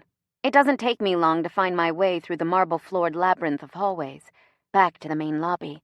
I spot the bank of public elevators I took the last time I was here, and know escape is close. 30 seconds later, I fly past the front security desk, weave through the crush of commuters exiting the building on their way home for the night, and burst from the revolving glass door onto the sidewalk. I pull a gulp of damp evening air into my lungs, the first real breath I've taken in minutes, and tell myself everything is going to be okay. For a tiny sliver of time, I feel nothing but sweet, undisturbed relief. And then the camera flashes start. How bad is it? Wait, I interject, hands pressed firmly over my eyes so I can't see Shelby's face or her computer screen. Lie to me. It's not that bad, Jem. Really? I ask, hope lacing my voice. No, not really. You asked me to lie to you, remember? It's bad. Like, really bad. I fall back against Shelby's couch, a musty, springless, uncomfortable piece she swears is an antique, and groan loudly. Thank God she was home when I got here. As a freelance graphic designer, she makes her own hours, and more often than not, she spends her days out of the mid-size, recently renovated house Paul purchased for her in the suburbs 4 years ago, doing Pilates or CrossFit or hot yoga or God only knows what other kind of torture. The one time she dragged me to the gym with her, I spent 40 minutes flirting with a personal trainer named Drake and bouncing on the exercise balls like a 5-year-old while she did a zillion crunches with such determination you'd think a drill sergeant was standing over her. She never even got winded. As for me, I didn't get Drake's number, despite some of my best moves, including, but not limited to, hair flips and flirty smiles. And I didn't get another shot since Shelby never invited me to the gym with her again. Shocking, I know. This is a disaster, I mutter. Yep, she sounds practically giddy. There are lots of pictures of you. Thank God you are having a good hair day. And they've all got delicious headlines like, Afternoon Delight, Gemma Summers spotted leaving Croft Industries. It's awesome. Shelby! What? Nothing about this is awesome. I almost went blind from the camera flashes outside Croft Tower. I stubbed my toe on a fire hydrant while I was running away from the swarm of reporters, and the taxi driver I finally managed to hail charged me double because I made him take the long way here, so I wouldn't be followed. I sigh. The story had finally died down. The paparazzi were just starting to leave me alone, and now they totally know about your tawdry affair with the billionaire. My eyes crack open to glare at her. It's not an affair. We barely know one another. You've kissed, Shelby points out. Twice. I blush. Actually? Oh my God, not twice? She squeaks. As in, more than twice? I groan again and throw my arm back over my eyes. You've been holding out on me, bitch. Shelby latches onto my arm and pulls it away from my face. Spill it like a glass of milk. I glance at her. That's not a thing people say. I say it. Well, it's not an expression. Ask me how much I care, she demands. No? Then spill. With a sigh, I tell her about the trip to Brett's office, Chase dragging me out, and the elevator ride, without going into any details about the fact that, apparently, Brett is a certifiable lunatic. When I describe the elevator kiss, she sighs dreamily and starts to melt. By the time I get to the part about the gentle lip brush in Chase's apartment, she's practically dissolved into a puddle of estrogen on the couch beside me. Oh my God, she breathes, her eyes locked on mine. You are totally having a tawdry affair with a billionaire. Shelbs, stop it. What? She asks. How is any of this bad? A mega hot, filthy rich, possessive in all the right ways man is interested in you. Not a boy, like the string of losers you've hooked up with in the past. A man. Thanks, I mutter sarcastically. You're making me feel much better about my crap day. Shelby makes an impatient tisk noise. I have absolutely no idea why you aren't currently ripping off every article of his clothing. With your teeth. Hell, if I weren't married, whew, the things I would do to that man. You have a husband. I also have an imagination. An active one. Her eyes gleam. Gross, I mutter. And for your information, I have plenty of good reasons for staying away from Chase Croft. Starting with the fact that all men are rat bastards, and ending with the fact that a woman stopped by the gallery this morning and threatened me to stay away from him. Bitches be crazy, Shelby shrugs. He's been at the top of People magazine's richest 50 under 50 list for the past few years. It doesn't surprise me that women are trying to stake a claim, even if it's not theirs to stake. Yeah, that's what I thought too, until she called his answering machine while I was in his apartment. He was in the other room, but I heard the voicemail pick up. Her eyebrows lift. She called him baby. Her eyebrows go even higher. And she called herself his fiancé. What? Shelby explodes. See? He's a rat bastard. More like High Chancellor of the rat bastards. Exactly, I mutter, glad she's finally on the same page. She's totally silent for a minute. Uncharacteristically so, until she murmurs in a soft voice, totally unlike her usual deafening tones. Sorry, Jem. For what? I could tell how much you liked him. I sigh. But don't deny it. I can't. Because she's right. My day quickly goes from bad to worse. Around 6, I grab the red line from Shelby's place in Somerville, back to my apartment, only to find approximately 10 million reporters, okay, maybe I'm exaggerating a little, in front of my building. I detour 3 blocks out of my way, circle around to the back, and begin to pick a path through the trash-littered alley toward the rear entrance. Only to find another 5 million, possibly exaggerating again, reporters have finally caught on to my sneaky ways and are there, cameras at the ready, waiting for me. A cry goes up when they spot me, photo flashes snapping so bright, my corneas will never be the same. The mob rushes forward, all screaming at the same time, their voices blending together into a cacophony that hits me in a solid wave of sound, washing over me, dragging me under, drowning me. And it's annoying. Really annoying. Because the thing is, I'm an adult. I do my own headache-inducing taxes. I pay most of my bills on time. I can tell the difference between Merlot and Cabernet Sauvignon, a skill that eluded early 20s Gemma, who only ever drank wine if it came in a box. And I even watched Bigelow, Mrs. Hendrickson's cat, for a week when she went to visit her grandchildren in Phoenix. And he didn't die. Point is, I'm an adult. I'm equipped to handle a lot. But I can't handle this. The battery of questions. The onslaught of camera flashes. Click, click, click. Immortalizing every one of my panicked expressions on a digital memory chip for the rest of eternity. Gemma, look over here. Gemma, give us a smile, love. I have no comment, I say over and over, in the vain hopes that they'll believe me. Gemma, is Chase your boyfriend? Are you sleeping together? Leave me alone. I have nothing to say to you.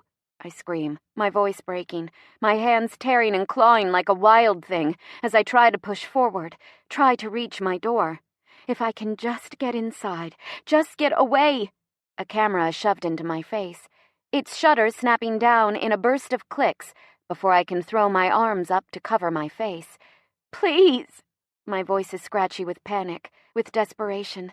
I just want to go home. I try to push through again, but it's no use. The swarm is too dense. There are so many of them, crowding in from every direction. I can't move, can't breathe, can't do anything but cradle my arms over my head and close my eyes, as though that might make them disappear. It doesn't. Gemma, over here, Gemma. Tell us about Chase. Do you have a comment about the kiss? Are you dating? Look over here, Gemma. Gemma, Gemma, Gemma. Gemma, Gemma, Gemma, Gemma, Gemma. Their voices go static between my ears, suddenly distant, as if I actually have been dragged underwater. There's a buffer between us, one made of fear and defeat, and I feel the breaths getting ragged in my throat as I struggle for air. I'm choking on my own desperation to escape, on my inability to get away, and everything fades out of focus as I slowly crumple into a protective crouch against the dirty pavement. Gemma Summers brought to her knees by the bloodsuckers. Defeated. How pathetic is that? Suddenly, I register a break in the crushing wall of noise, a new voice, strong and steady, breaking through the din of questions. I don't look up, even when a hand clamps onto my bicep in a warm, reassuring grip. Only when I hear the familiar voice at my ear do my eyes blink open and focus on the man staring down at me. Steady brown gaze, salt and pepper hair. Evan. "It's okay, Miss Summers. I've got you," he says, and there's so much conviction in his voice. I believe him. Without protest, I allow him to pull me to my feet. "Stick close behind me." I don't question him.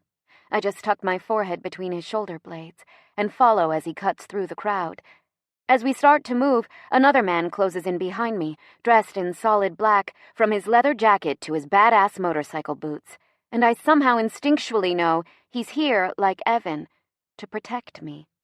The reporters fall back as we push forward, and in less than a minute, I've been ushered up 3 stone steps and am standing outside the doors, still flanked on either side by the towering men.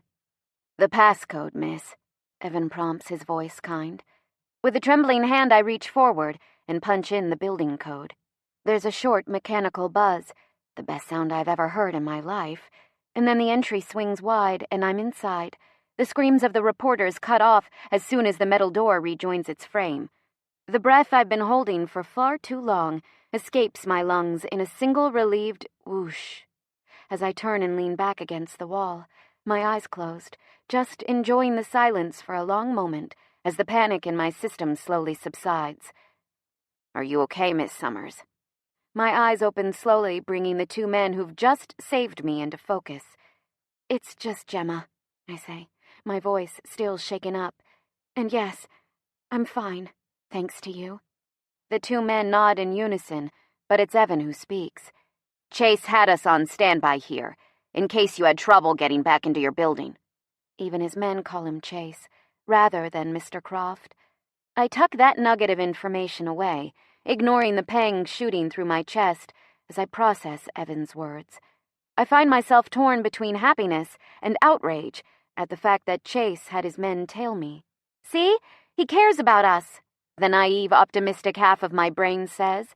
"Just apparently not enough to tell us he's engaged," the snarky, bitter half adds.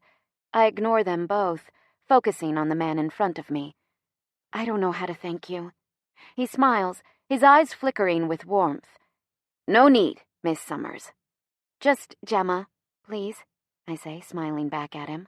My eyes slide to the other man who, now that I'm not in the throes of a panic attack, I see is younger, maybe early 30s, with a severe buzz cut and eyes so dark they remind me of staring down a well.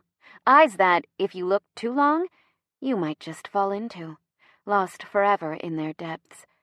"And you are?" He stares at me, his face expressionless, those dark eyes measuring, and clears his throat. "Knox." "Is that a first name or a last name?" I ask. He doesn't answer. "Okay, moving on." "Well, thanks for getting me inside." I swallow. "I really appreciate it."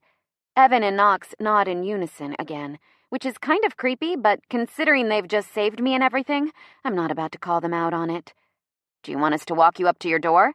Evan asks. "Oh, no, that's not necessary." He nods in acceptance and reaches into his pocket, pulling out a slim, brand-new cell phone. It's the latest generation iPhone, the one I've been salivating over for months but unable to afford. Holding it out for me to take, he says, "This is yours." My eyes fly to his. "Excuse me?" "Chase wanted you to have it. His numbers are already programmed in so you can reach him any time." I stare at the phone like it's a poisonous snake, about to leap from Evan's hand and bite me. "I don't want it." "Miss Summers, we have orders," Evan begins. "I don't care," I say flatly, my eyes returning to his face. "I don't want it. You can tell your boss to stick it where the sun don't shine, as far as I'm concerned." "Miss," Evan tries again, "take the phone." The voice, A low rumbling growl is so close I instantly break out in gooseflesh. It takes me a minute to realize it's Knox who's spoken, and when my gaze travels to his face, I see there's something hard in his eyes. Something that doesn't take no for an answer. Ever. But I barely get the word out before he's stepping forward, snatching the phone from Evan's grip and pressing it into my hand.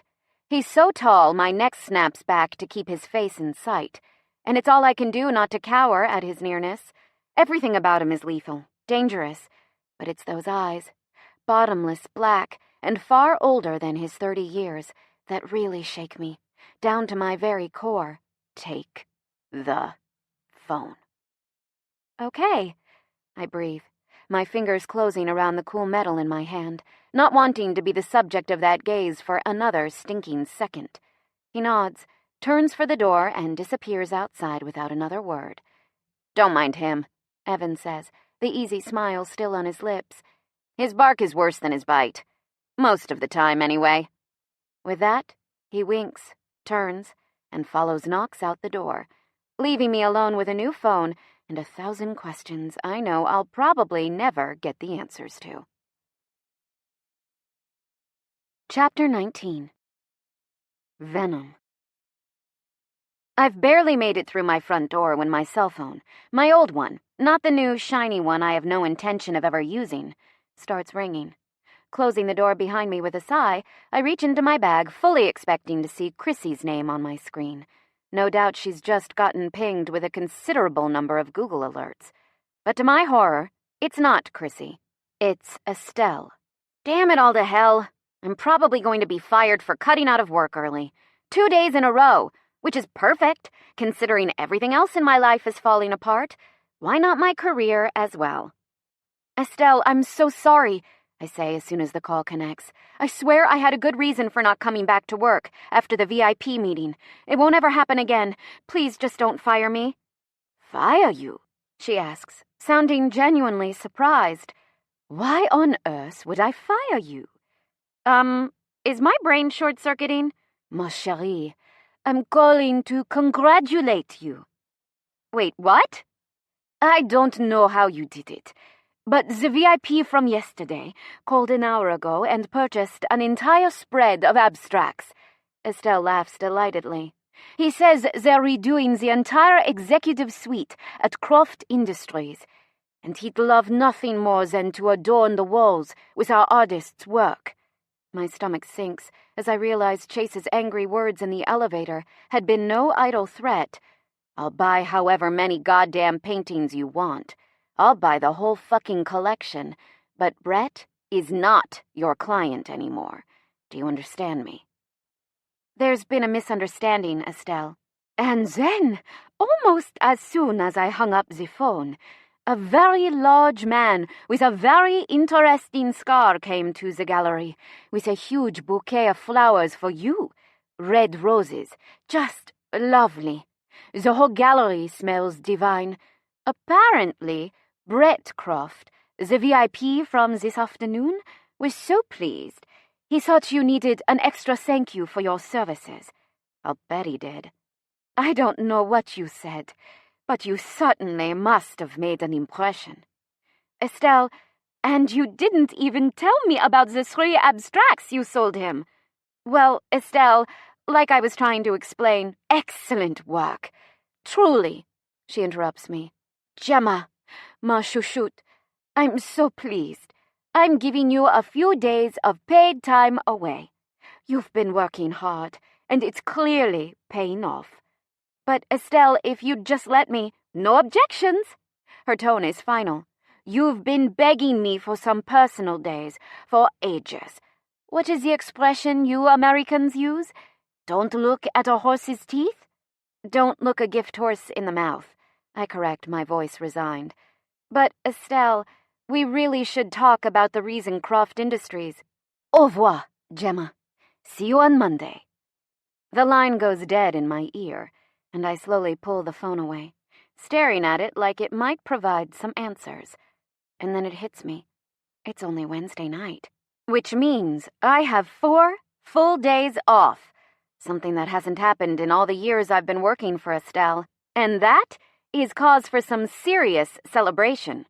So despite the fact that my life has, for the most part, gone to shit, seeing as there are dozens of reporters camped outside my apartment, and the guy I'm falling for is engaged to another woman, I flip on some music, grinning as I recognize the familiar strains of Tom Petty and the Heartbreakers' American Girl, and start to spin around the apartment in crazy, happy circles until the world turns to blurry smears of color around me. Bag slung over one shoulder, I back out of my apartment and shut the door behind me, wiggling the knob once to ensure it's locked. The duffel is heavy enough to test my balance as I walk down the 5 flights of stairs. I've packed only enough clothes for a few days away, but the 2 large bottles of wine I stashed inside are weighing things down a bit. When I hit ground level, I pause in the hallway for a moment and pull my hair around the sides of my face so it cascades down in a dark curtain, covering everything except my eyes. Reaching into the duffel bag, I grab the ratty Red Sox cap one of my ex-boyfriends, a term I use loosely, left at my apartment after a drunken overnighter a few years back, tug its brim low over my forehead, and slip a pair of mirrored aviator sunglasses over my eyes, totally incognito.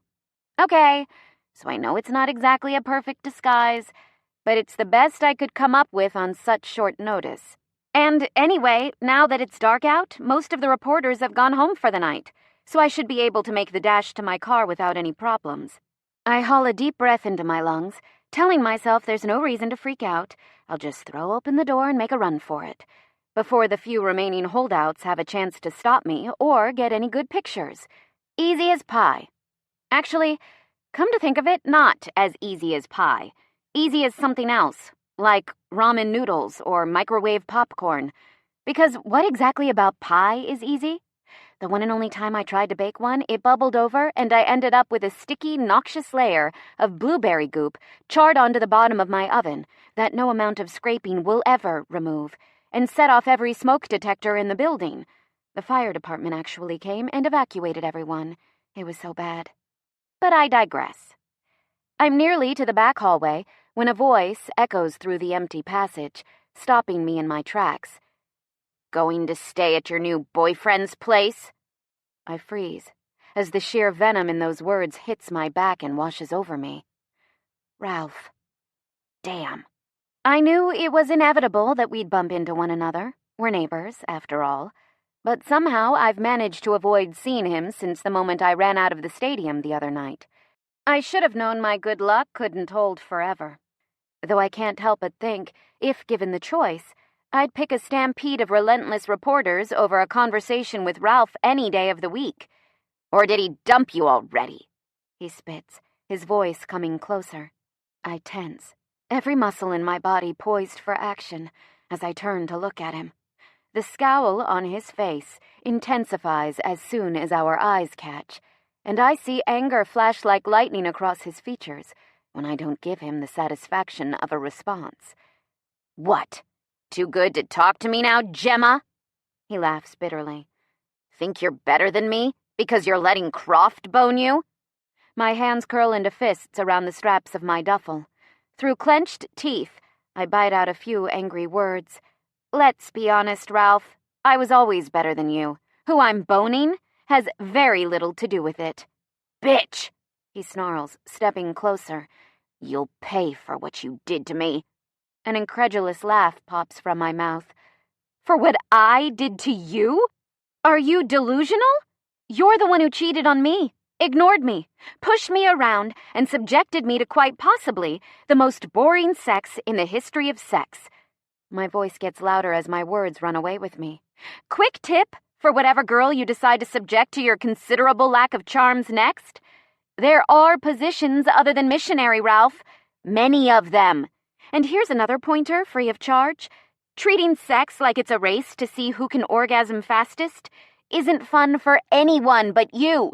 His scowl darkens to a look of pure hatred, and I take a step back, belatedly realizing that maybe it's not the best idea to pick a fight with a man in a deserted hallway at nearly 10 p.m., when most of my elderly neighbors are long asleep, even if it is only Ralph. Pudgy, short, lazy Ralph. I've never seen him as remotely threatening before, but as he advances on me now, his face contorted with so much rage, he's nearly unrecognizable. I think maybe that was a mistake. A big one. You've got a big mouth, Gemma. Never liked that about you, except under very specific circumstances. His eyes glint vindictively as his thinly veiled sexual innuendo hits me like a slap in the face. Never one for subtlety, Ralph.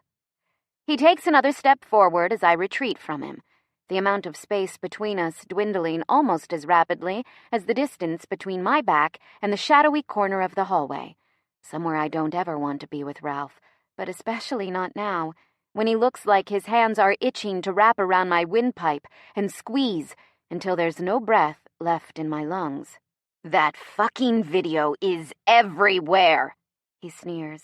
Everyone's seen it. My friends, the guys at work, my fucking mother. I fight the urge to snap, "So what?" at him, figuring now isn't the best time for another taunt. You humiliated me on national television, Gemma.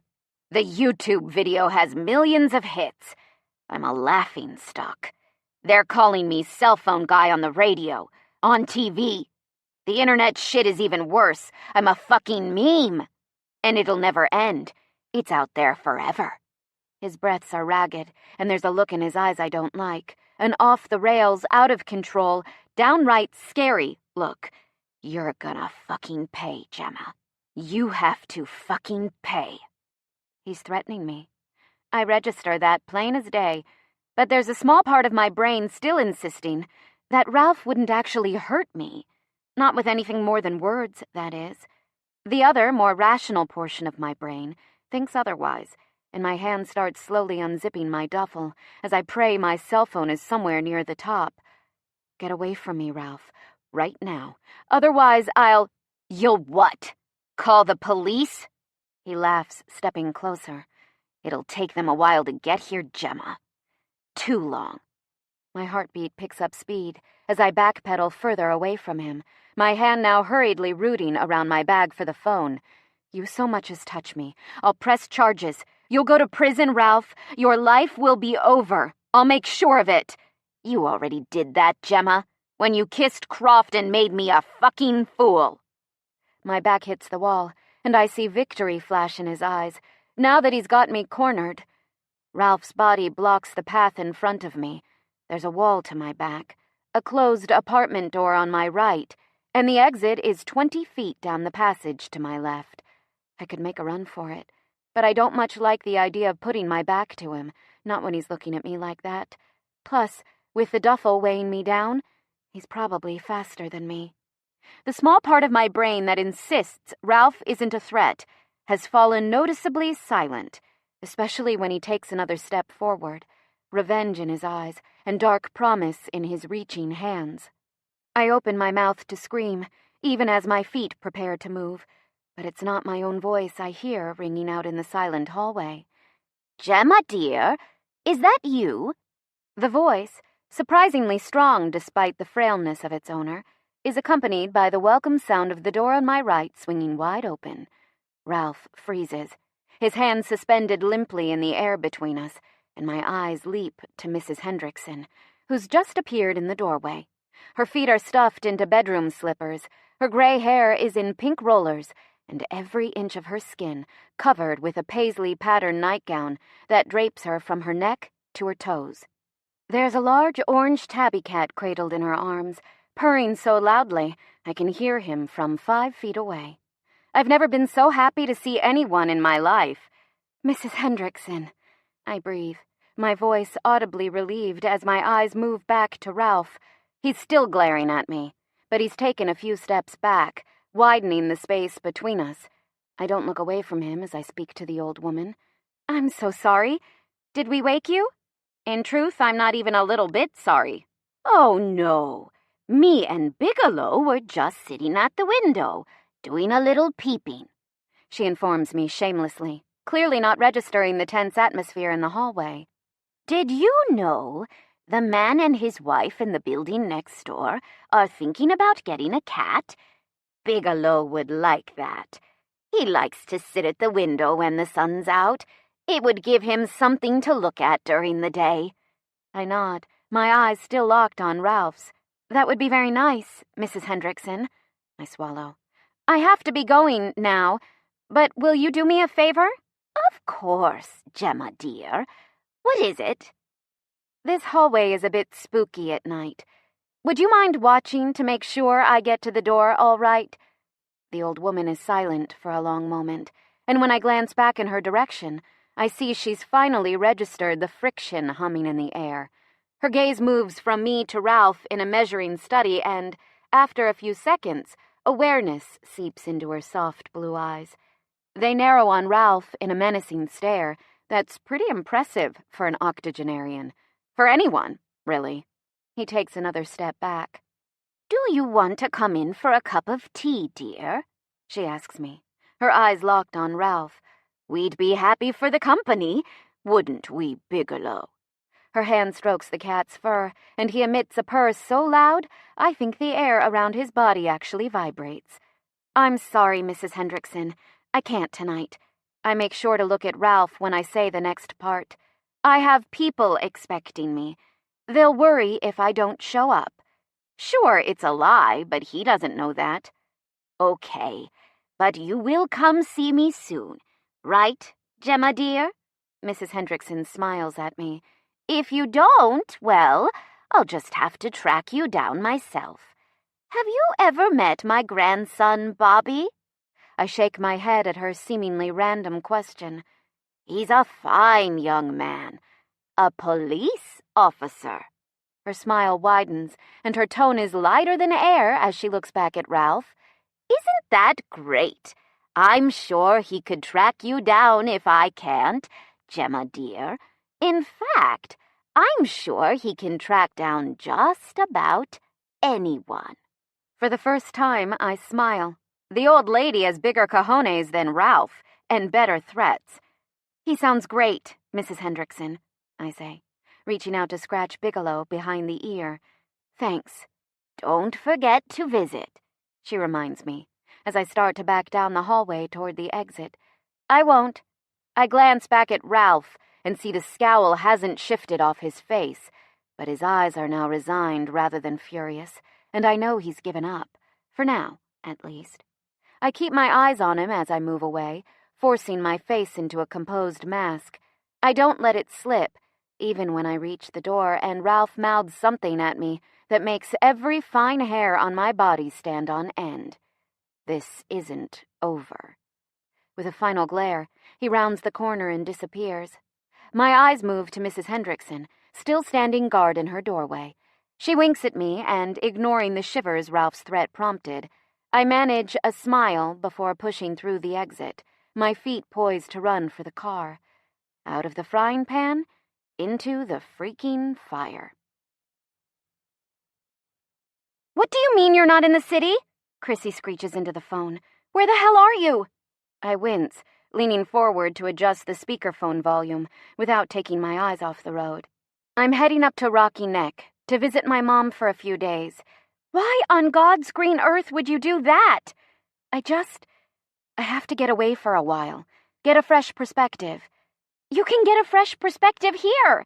Chrissy, we live in the same city. Boston and Cambridge are technically two separate cities, she points out. I mean, there's a whole river between us. I snort. Please don't go away. This bed rest thing, it's boring me to tears. Without your visits, I'll go insane. I don't have anyone else to keep me company. Way to lay on the guilt, Chrissy. It's only for a few days, I assure her. And you aren't alone. You have Mark and Winnie. Mark is at work all day, and Winston is 11 months old. Not exactly a stimulating conversation partner. She sighs deeply. And as much as I love them, they aren't being kissed in elevators by handsome, extremely eligible bachelors. I see you've been talking to Shelby. Her tinkling laugh drifts over the line. She may have filled me in on certain details, but it's not the same secondhand. What am I going to do without you around to keep things interesting? Rest, read a book, keep growing that baby. You sound just like Mark, she huffs. Traitor. I roll my eyes. I'll see you when I get back. But before she can launch into a fresh string of protests, I reach out and power down my cell, cutting off the call and ensuring that Chrissy, predictably persistent, can't call me ad nauseum until I change my mind about getting out of town. I wasn't lying about needing a fresh perspective. I'd just failed to mention the fact that I was running away. From the paparazzi camped outside my apartment. From my rageaholic ex-boyfriend intent on revenge. From the crazy Croft cousin who wants to use me as a pawn in his games. But mostly from Chase. And from the unexpected pain that splintered through my heart this afternoon when I heard the blonde's voice on his answering machine. As soon as Evan and Knox left earlier, the new cell phone they'd forced into my hands began to ring, the screen lighting up with a message that made my stomach flip. Chase calling. I'd pushed the ignore button, pretending not to hear the terrifying alert of a new voicemail that bleeped from the speakers 20 seconds later. I hadn't listened to his message. Or any of the others he'd left me, on 2-hour intervals for the rest of the day. But when I zipped my duffel closed and crossed the apartment, ready to leave for the weekend, I'd stopped at the last minute, walked back to the coffee table, and grabbed the phone before I could talk myself out of it. I wasn't going to analyze why I'd brought it with me, because the idea that I was holding on to the only piece of Chase I'd ever be able to call my own, well, that was just too sad to even think about. Chapter 20. Color. The screen door swings open on screechy hinges, and a woman in her late 50s steps onto the porch, her dress clay-streaked and rumpled under the dim patio light. Gemma, it's so late. What are you doing here? Happy to see you too, Mom, I snort. A soft hand bats my shoulder playfully. Oh, hush. You know I'm happy to see you. It just would have been nice to have a little more warning before Hurricane Gemma made landfall. A little time to tidy up, board up the windows, batten down the hatches. I roll my eyes. She's called me Hurricane Gemma for as long as I can remember. Not my favorite nickname, even if it is well-deserved. I spent most of my teen years stirring up a storm of drama in the quiet coastal community where I grew up. The tiny harborside art colony of Rocky Neck, an hour north of Boston, didn't have much room for trouble, but what little I could find, I whipped into a tempest. Very funny, Mother. She smiles joyously and it transforms her face, still stunning despite its many laugh lines, from merely beautiful to truly gorgeous. All my life, I've wanted to look like my mother, envying her fall of thick blonde hair, now more ash than honey, with streaks of gray running through it here and there, and her tall, willowy frame. I got my father's genes instead, which was pretty much his only contribution to my life. It's been too long, baby girl. Wrapping her arms around me, Mom squeezes tight for nearly a minute. I breathe her in, lemon and lavender and fresh drying clay. And I'm 5 years old again, all skin knees and crocodile tears, and there isn't a problem that can't be fixed with a hug and a kiss. When she finally pulls away, she keeps her hands at my shoulders and examines my face with a mother's shrewd eye. Man trouble? What? I exclaim, my heart racing. Mom doesn't own a TV or a computer. There's no way she could have seen the news footage about Chase and me. Why would you think that? God, is my pain so apparent even my mother can read it on my face? You look pale, you're much too thin, and there are bags under your eyes. Her gaze sweeps my features. In my experience, that can't-eat, can't-sleep feeling is usually caused by a man. My mouth nearly drops open. In her younger years, Petra Annabella Summers had a face that launched 1,000 proposals, none of which she accepted, even after I was born. When I was a kid, her sculptures sold well enough to support us, so there was no need for a man around, and even after I moved to the city at 18, she never expressed any desire to marry. As far as I know, she hasn't been on so much as a date in at least 26 years. And here she is, trying to fix my man troubles. Maybe I just wanted to see you, I say defensively, unhappy at being so transparent. Maybe, she agrees softly, but I don't think so. I fall silent. Gemma, love, what's wrong? She asks. You wouldn't be here if you didn't need to work something out. I sigh. It's a long story, Mom. She wraps one arm around my shoulder, opens the screen door, and leads me inside. How about I make you a cup of tea, and you tell me all about it? I drop the duffel to the floor, unzip it, and pull out a bottle of Pinot Noir. If by tea you mean wine, I'm totally in. She laughs. Even better. I smile. It's good to be home. By the time I finish telling her the whole story, it's hours past midnight. The candles have burned low, and the wine bottle is nearly empty on the table between us. My mother is staring at me with wisdom in her eyes, but I have a feeling I might not like what she's about to say. You need to hear him out, she announces, confirming my predictions. I sigh.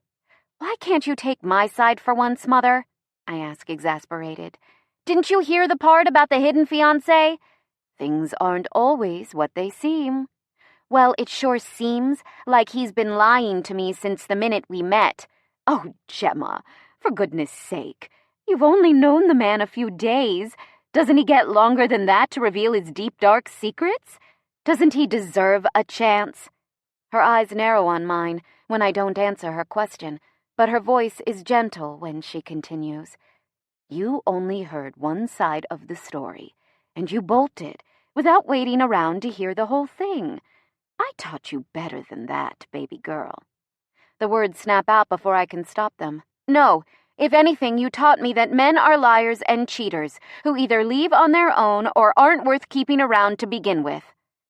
Her eyes get sad, and it makes my stomach clench. Shit! Mom, I whisper, instantly filled with remorse. I'm sorry, I didn't mean... She waves my words away with her hands. Gemma, I know I haven't always been the best role model when it comes to relationships. After your father... She trails off, her eyes distant. Well, I guess I just never really moved on. And afterwards, I always thought it was better for you to see me as a strong, independent woman who didn't need a man to make her happy. That's who I am, who I've raised you to be. Her eyes return to mine. But that doesn't mean I want you to give up on your shot at love, baby girl. It doesn't mean I want you to distrust a good man when he comes into your life. You don't know he's a good man, I protest. You don't know anything about him. I know you like him. Her lips twist in the hint of a smile. Enough to drive all the way out here and talk to your mother about it. That right there tells me everything I need to know. I sigh deeply. You're impossible. And even if I did like him, it doesn't matter. It would never work out between us. We're from totally different worlds. And then there's the press. If they dig too deep, I don't want you to get hurt. Gemma. Mom reaches out her hand and places it on top of mine. This isn't about me. It's about you. I know that. But it really doesn't matter, Mom. It just isn't going to work out. Do you really think that? Or are you just looking for an excuse to push him away? Because you know he's not like the other men you've dated. Because you know you won't be able to brush him off or forget him with nothing more than a pint of Ben & Jerry's? Mom, is it because you know deep down, if you let yourself fall in love with this man, he might really hurt you? I lean back in my chair, pressing my eyes closed to shut out her words. I don't know, Mom. I don't know what I'm feeling anymore. Her fingers squeeze mine. You don't have to, Gemma. You just have to give yourself permission to hope. For what? I ask miserably. For the possibility of something truly wonderful. Because a life without hope, without love, that's really no life at all. I spend the entire next day in the sunroom with a borrowed canvas and Mom's collection of oils, painting until my mind goes blank. Music drifts quietly from the speakers, but the only other sound is of my brush strokes as they glide and smudge and layer over one another as the hours slip by. Mom knows better than to disturb me, not that she would. She's sequestered in her sculpting room, working on a newly commissioned piece for a client. When inspiration strikes, she's been known to lock herself away for full days at a time, appearing only for the occasional snack or bathroom break. It's been a long time since I last spilled my soul onto canvas. Too long. I've got so many pent-up emotions, my fingers practically shake with need to release them. I paint for hours and barely notice, if not for the gradual lengthening of shadows as the afternoon sun wanes into twilight. I'd never know any time has passed at all. When I finally break for the day, it's nearly dinner time, and my canvas looks as schizophrenic as I'm feeling, covered in bold colors that are seemingly at odds with each other. Sad blues meld into passionate reds, then blur into jealous greens that fade to cowardly yellows, like my mind has been scooped out and poured onto paper. Every emotion a paint splotch.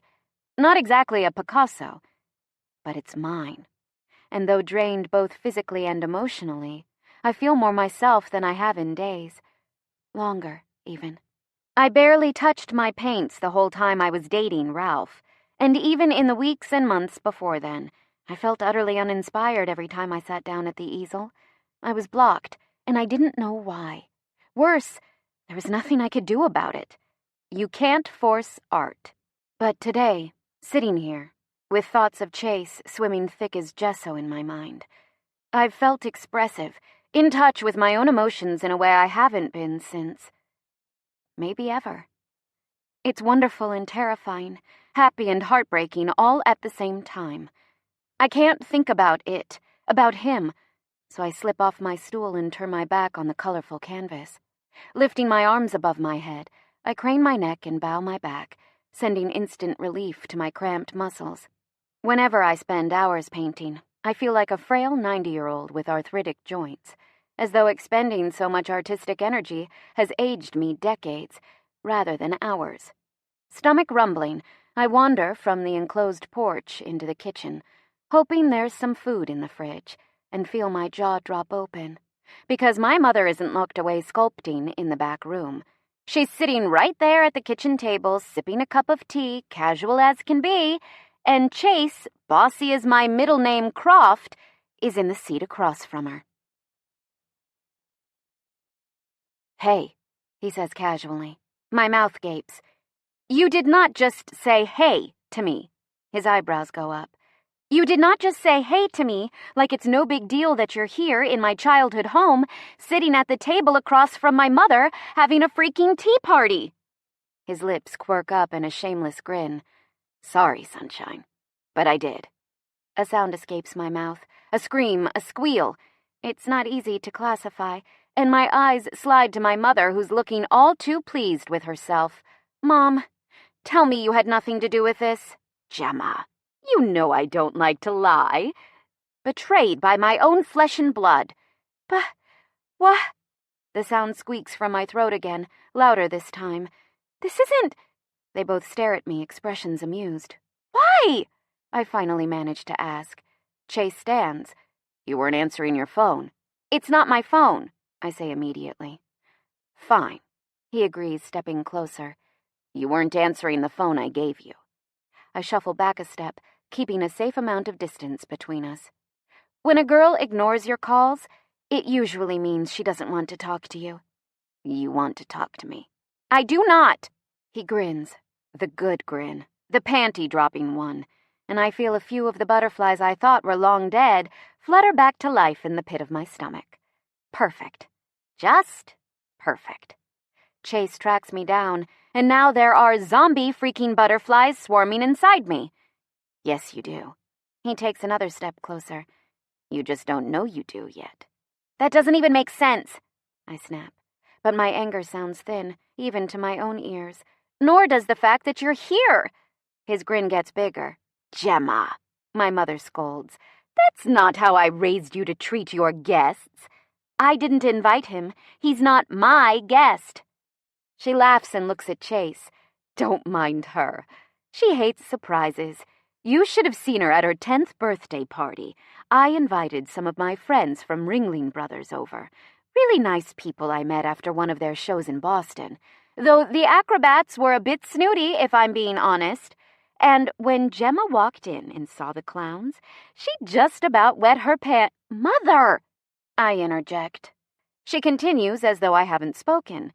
Let's just say, my little Hurricane Gemma can cause quite the stir when she's caught off guard. Another time, at her high school graduation, I showed up with a bullhorn and a big mother! Anyway, Gemma hates surprises. Mom smiles placidly into her tea. And clowns, she adds with a wink in Chase's direction. He chuckles softly.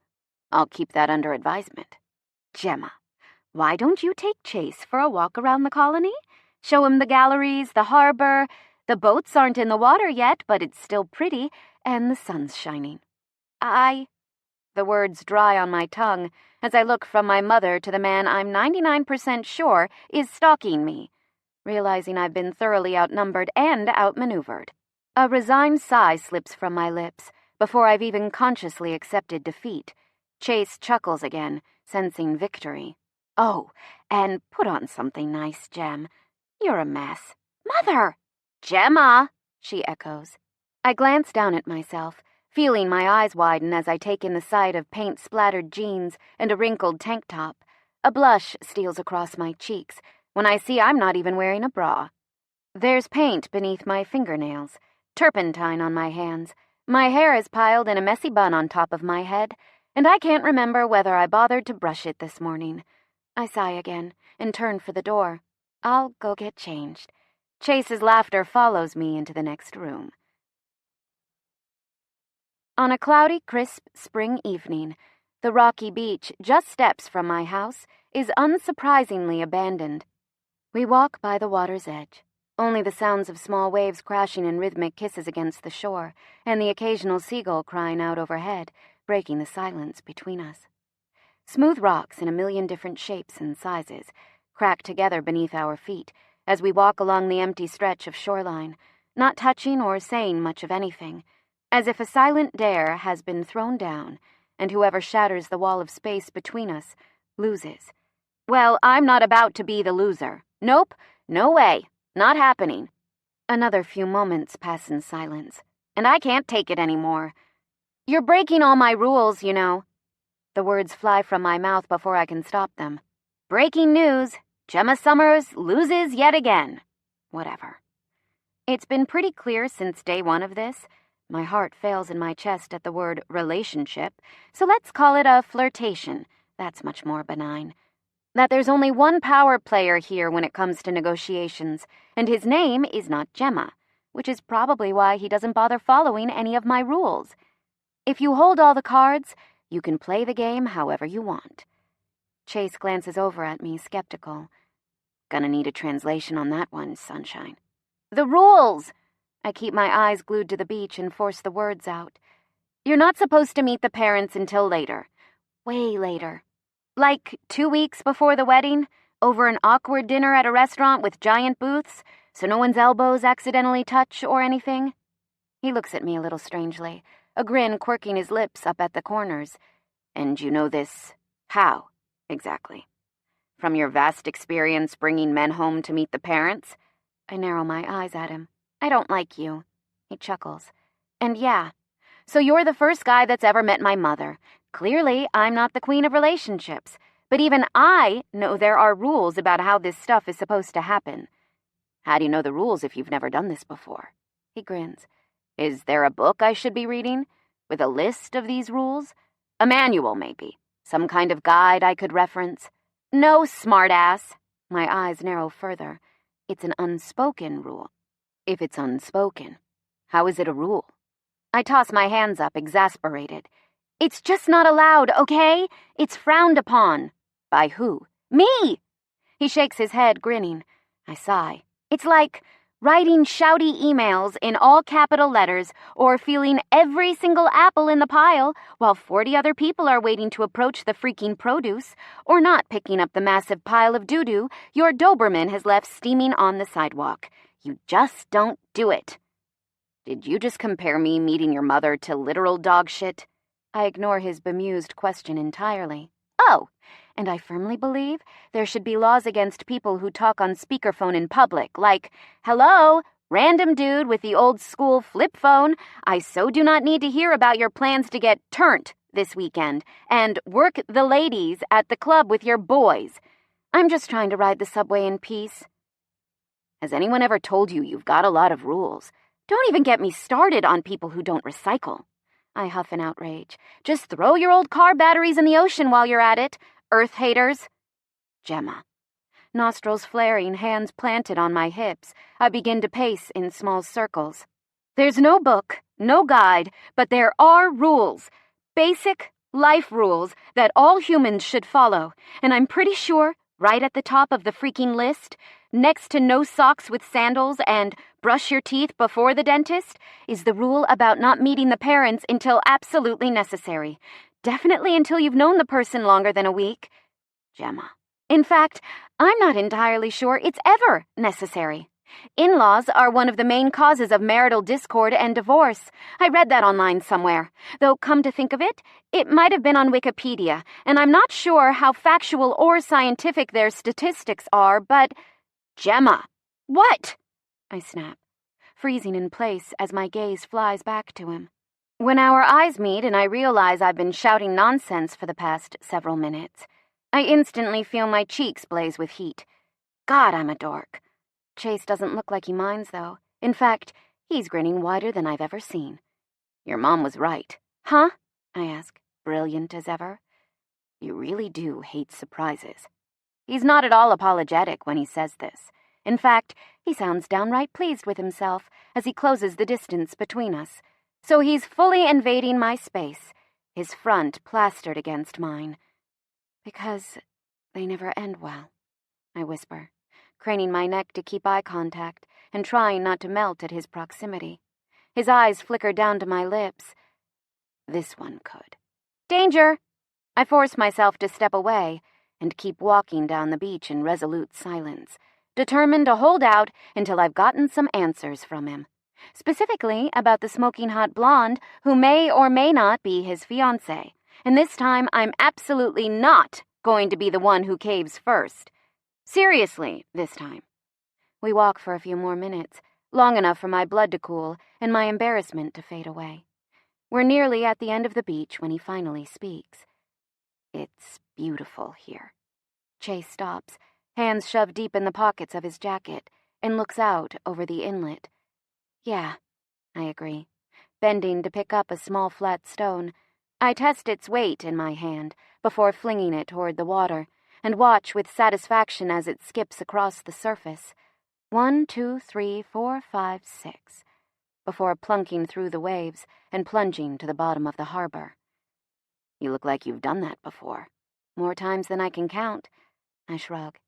There's not a heck of a lot to do in Rocky Neck, especially for a kid. Did you like growing up here? I don't look at him when I answer. It was quiet, beautiful, the kind of place where no one ever really leaves. Kids grow up, get married, buy a house down the street from the one they grew up in, and the cycle restarts. You left. I nod. That life? It wasn't for me. I knew that before I was old enough to put it into words. None of the boys in town caught your eye? He asks, his tone playful. No high school sweethearts tempted you to stay. I know he's trying to keep things light, but I can't. Looking at him just reminds me of the fact that no one's ever tempted me. Not like he has, at least. No, I whisper to the waves. I've never been in love. He's silent, absorbing my heavy words like the sea did my stone, and I continue before he can speak. I mean, sure, I've known love. I've loved my mom, my friends, my work, and they've loved me in return. But I've never been in love. My voice drops so low, I doubt he can hear my next words. I'm not even sure I believe in it. Chase is silent for so long, I don't think he's going to speak at all. When he finally responds, he says something I'm not expecting. I have. He clears his throat. Been in love, that is. I try and fail to ignore the irrational pang of hurt and jealousy his words send shooting through my chest. At least, I thought it was love at the time. He continues. I was young, 23, fresh out of college. Grandfather had retired by then, giving control of the company to Jameson. Your uncle, I ask, recalling Shelby's Croft family tree lesson a few days ago. Chase hesitates a beat. Yes. I don't see him move, but I feel him take a step closer. Jameson placed me in charge of one of our New York subsidiaries. It was my first real shot at proving myself, and, in all honesty, I was terrified I'd fuck it up. That's when I met Vanessa. I sneak a glance at him out of the corner of my eye and see his jaw is clenched tight. There was so much pressure at work. It was nice to have someone there. Someone who was fun. Someone who just wanted to party and blow off all the responsibilities piling up around me. His hands fist by his sides. It wasn't long before she had me blowing off business meetings and coming in late, still hungover from the night before. The drinking was just for fun at first, but then it spiraled into something more, something darker. And before I knew it, I'd been arrested for a DUI, brought to court facing assault charges for punching out a paparazzo while I was loaded one night, and out of the job I'd worked so hard for. Jameson gave Brett my position at the company. His voice gets so low, so pained. I forget to be angry or jealous, and without thinking, I reach my hand out for his. At first, when our bare skin brushes, his fist stays tightly clenched, not accepting my touch. Still, I don't pull back, and after a few seconds, I feel his grip relax as he lets my fingers twine with his. I should have known then that Brett had orchestrated it, but I was too lost, in the booze, in the rebellion, in her. He swallows hard, and I move my thumb across the back of his hand in soothing strokes. I'd lost everything. My pride, my job, my self-respect, which only made me hold on tighter to the one thing I had left. I squeeze his fingers. Vanessa. He nods, still not looking at me. She suggested we get married. By that point, I was drunk more often than not, and I would have agreed to just about anything if I thought it might give my life some meaning again. So I put a ring on her finger. He takes a deep breath. 2 weeks later, I was out for a run one afternoon in the park. It started snowing, so I headed home early. I squeeze his hand in mine, sensing his unease. I remember walking in, seeing the clothes scattered everywhere, her bra on the stairs, her underwear lying there in the hallway. The man's jacket dropped on the threshold to my bedroom. His fingers flex against mine. She was in bed, with Brett. I gasp. He'd been fucking her the whole time. His voice is utterly flat, empty of emotion. She was just part of his plan, to derail my life. And it worked. Scattered puzzle pieces in my mind start to snap into place, creating sense where before there was only confusion, casting a bit of clarity into the mystery that is Chase Croft. Chase tensing when the reporters ask about a potential engagement. His face when he walked into his cousin's study and found my hand clasped tight in Brett's. The uncontrollable anger in his stride, in his eyes, in his voice, at just the thought of Brett touching me, talking to me. God, no wonder he flipped out. Chase, my voice is gentle. I'm sorry. Don't be. I'm not. His eyes move to mine. The truth is always better than a lie, even if it hurts. I worked hard to get my life back after that. I went to Europe, to Asia, to every forgotten corner of this world I could find, trying to be someone else, trying to leave Chase Croft behind and become someone better. He swallows. I don't know if I succeeded in that, but I do know I changed, and I learned to be careful about who I place my trust in. There's a very short list of people I tell about my past. Let's just say I don't add anyone lightly. He squeezes my hand. That one small gesture communicating more than 1,000 pretty words, and the breath stills in my throat. Because he trusts me. He doesn't say it, but it's there in the way he's laid out his past for me, without shying away from the ugliness, from the pain. And what have I given him in return? Very little, except distrust. I suddenly wish, more than anything, I could go back to the start of all this and do things again better this time. I'm sorry, Chase, I whispered to the water, feeling like the worst human being of all time. His hand tightens on mine, and my eyes refocus on his face. You have nothing to be sorry for. I take a quick breath. What happened after you found out? About Vanessa, I mean. As soon as I learned the truth, Brett tossed her aside like a piece of garbage. In his eyes, she'd fulfilled her purpose. She wasn't happy about it, despite the big payoff he gave her to keep her mouth shut with the press. So she came back to me, showed up at my doorstep, told me she loved me, that he'd tricked her, begged me to take her back. I hold my breath, afraid of what he'll say next. No matter how many doors I slam in her face, she keeps trying, keeps calling. I feel myself relax as he shakes his head in disbelief. Brett's probably paying her to do it, hoping it'll fuck with me even after all these years. He pauses, and considering the fact that our call made you run from me yesterday, I guess it's working. I'm sorry, I whisper again, for an entirely different reason. I shouldn't have bolted without talking to you first. His hand squeezes mine, and though he doesn't say anything, I know he's accepted my apology. Why are you here, Chase? I force myself to ask. Why are you telling me all this? He glances at me, and those green eyes are so intense, I'm pinned to the spot. The second I saw you, jumping up and down on the sidelines of a sport you didn't understand, cheering for the wrong team, and still somehow having more fun than everyone else in that stadium, I knew I wanted you in my arms, in my bed, in my life. His eyes are liquid heat, molten lava, burning into mine. I'm used to getting what I want, Gemma. I stop breathing. Still, I was going to stay away from you, keep you out of all this shit, even if it killed me. Why? Because you aren't built for deceit or lies or darkness. I'm shadow, and you're sunshine. You're not like me. You're just different. Bad different? Different in the best way possible.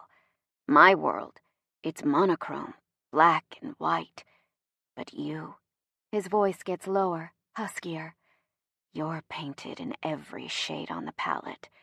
You're screaming color. A fucking rainbow. I pause for a moment, trying to process that.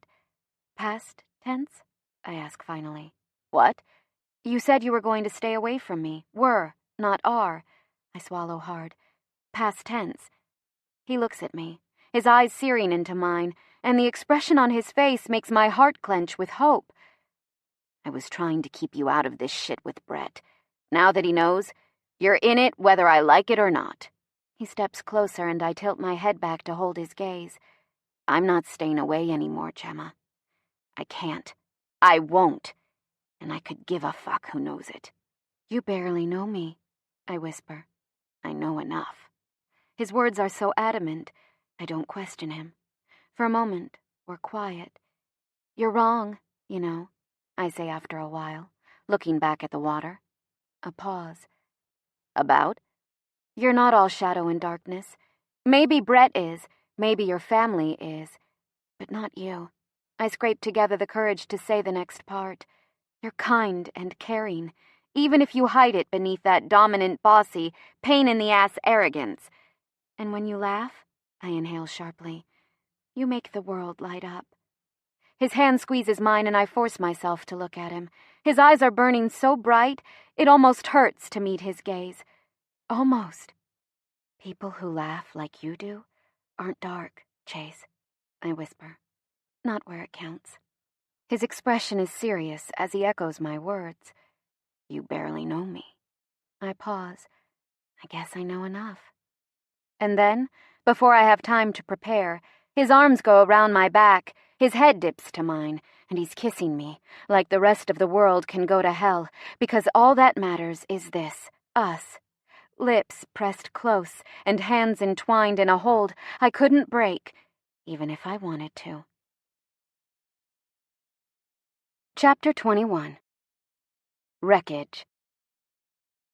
Just when things are starting to get good, hands slipping under hemlines, tongues joining in on the action, Chase breaks the kiss, pulling back so his forehead rests against mine, and our hurried breaths mingle in the space between our faces. A whimper of protest escapes my lips, and he bumps his nose against mine. We're going back to the city now. Specifically to my apartment. More specifically to my bed, he says, his voice rough. We aren't leaving until we've worked out whatever this is between us, so you might want to clear your schedule, sunshine. I have a feeling that's going to take a while. There's an unmistakable promise in his words that makes me shiver. So bossy, I whisper playfully, staring up into his eyes. It makes me wonder. His eyes are intent, watching my mouth form words. I lean closer. Are you this bossy in every aspect of your life, Mr. CEO? He doesn't answer. Instead, he laces his hand with mine, turns, and starts tugging me back toward the house, his long strides eating up the stretch of beach so quickly, I'm practically jogging to keep up. Chase! His pace doesn't slow. Chase! He slams to a halt so fast, I nearly run straight into his back. I open my mouth to ask him what the hell he thinks he's doing, but before I can get a single sound out, his eyes cut to mine, and the words evaporate on my tongue. Holy shit. His eyes aren't just warm. They're boiling over with passion, with sheer need, and I realize he's hanging on to his control by a thread. I know intuitively if I push him any further, at this moment, I'll find myself naked on the rocks at my feet faster than you can say beach sex. I'm not too proud to admit I consider testing that theory. My eyes watch his mouth as he takes a step closer. Danger. Never mind, I whisper, considering the ramifications of a public indecency charge and, more pressingly, the not-so-fun side effects of getting sand in places sand is not meant to end up. He nods, pulls a deep breath in through his nose to regain some control, and starts pulling me toward the house again. This time, I don't protest. Call and check in when you get back. I want to make sure you're home safe. I will, Mom. I lean in and press a kiss to her cheek, my arm squeezing her willowy frame in a tight embrace. Thanks for letting me stay here last night, and for, well, you know. I don't have to say it. She knows what I mean. For bringing Chase to me. She pulls back to look into my eyes, her hands on either side of my face. He's a good one, baby girl. A keeper. Give him a chance. I'll try. Staring at me, her voice drops to a whisper. Not every man is your father. I know that, Mom. Knowing something and believing it are two different things, baby. She shakes her head. Your dad, well, that was just plain bad luck. And me, well, I know I wasn't the best mother. Mom, don't say that. I'm too much of an artist. Too scatterbrained to make sure your lunches were packed and your permission slips were signed. Too flighty and eccentric to be friends with the other mothers. You were more organized than I was when you were just 7 years old. Most days, there was only one adult in this house, and baby, it wasn't me. Mom, I whisper, my voice soft. I don't correct her, though. It's the truth. Gemma, what I'm trying to say is, you've never let yourself be a kid. Your whole life, you've listened to your head over your heart, talked yourself out of finishing art school because it wasn't practical to have debt, told yourself to put off opening your own gallery because you didn't want to give up your job benefits, decided to sell other people's art because it was a safer bet than trying to sell your own. And it's no secret you've only ever picked emotionally unavailable men, because there's no chance of ever getting your heart broken. I stare at her. Is there a point to all of this? She sighs. You pick practicality over passion. You always have. And maybe that's my fault for leaving too many responsibilities on your shoulders when you were too young to deal with them. Her eyes are glassy with unshed tears. I'm sorry for that, baby girl. I truly am. If I could go back and do things differently, I would. She takes a deep breath, her hands squeezing the sides of my face. Life is a big, fat mess. There's no order or reason to most of what'll happen to you before you turn to dust and fade from memory. And there's nothing you can do about that. All you can do is find someone who turns that abstract chaos into a work of art and never let them go. Mom, I say, my voice breaking. She's holding back tears. I don't know if that man waiting in our driveway is the one for you. Only time can tell you that. But I do know that you deserve love, more than anyone on this earth, and it'll find you eventually, even if you keep trying to avoid it. She stares into my eyes, her expression more serious than I've ever seen it. My only advice is, when you start to fall, don't talk yourself out of it. The right man will be there at the bottom to catch you. Take a risk on Messi. Live fearlessly. Love recklessly. Most of all, just love. You're quiet. Chase's words startle me back into the present. I glance over at him, taking in the side of his profile as he steers the Porsche with practiced ease. No town car today. Chase gave Evan the day off when he decided to drive up to Rocky Neck.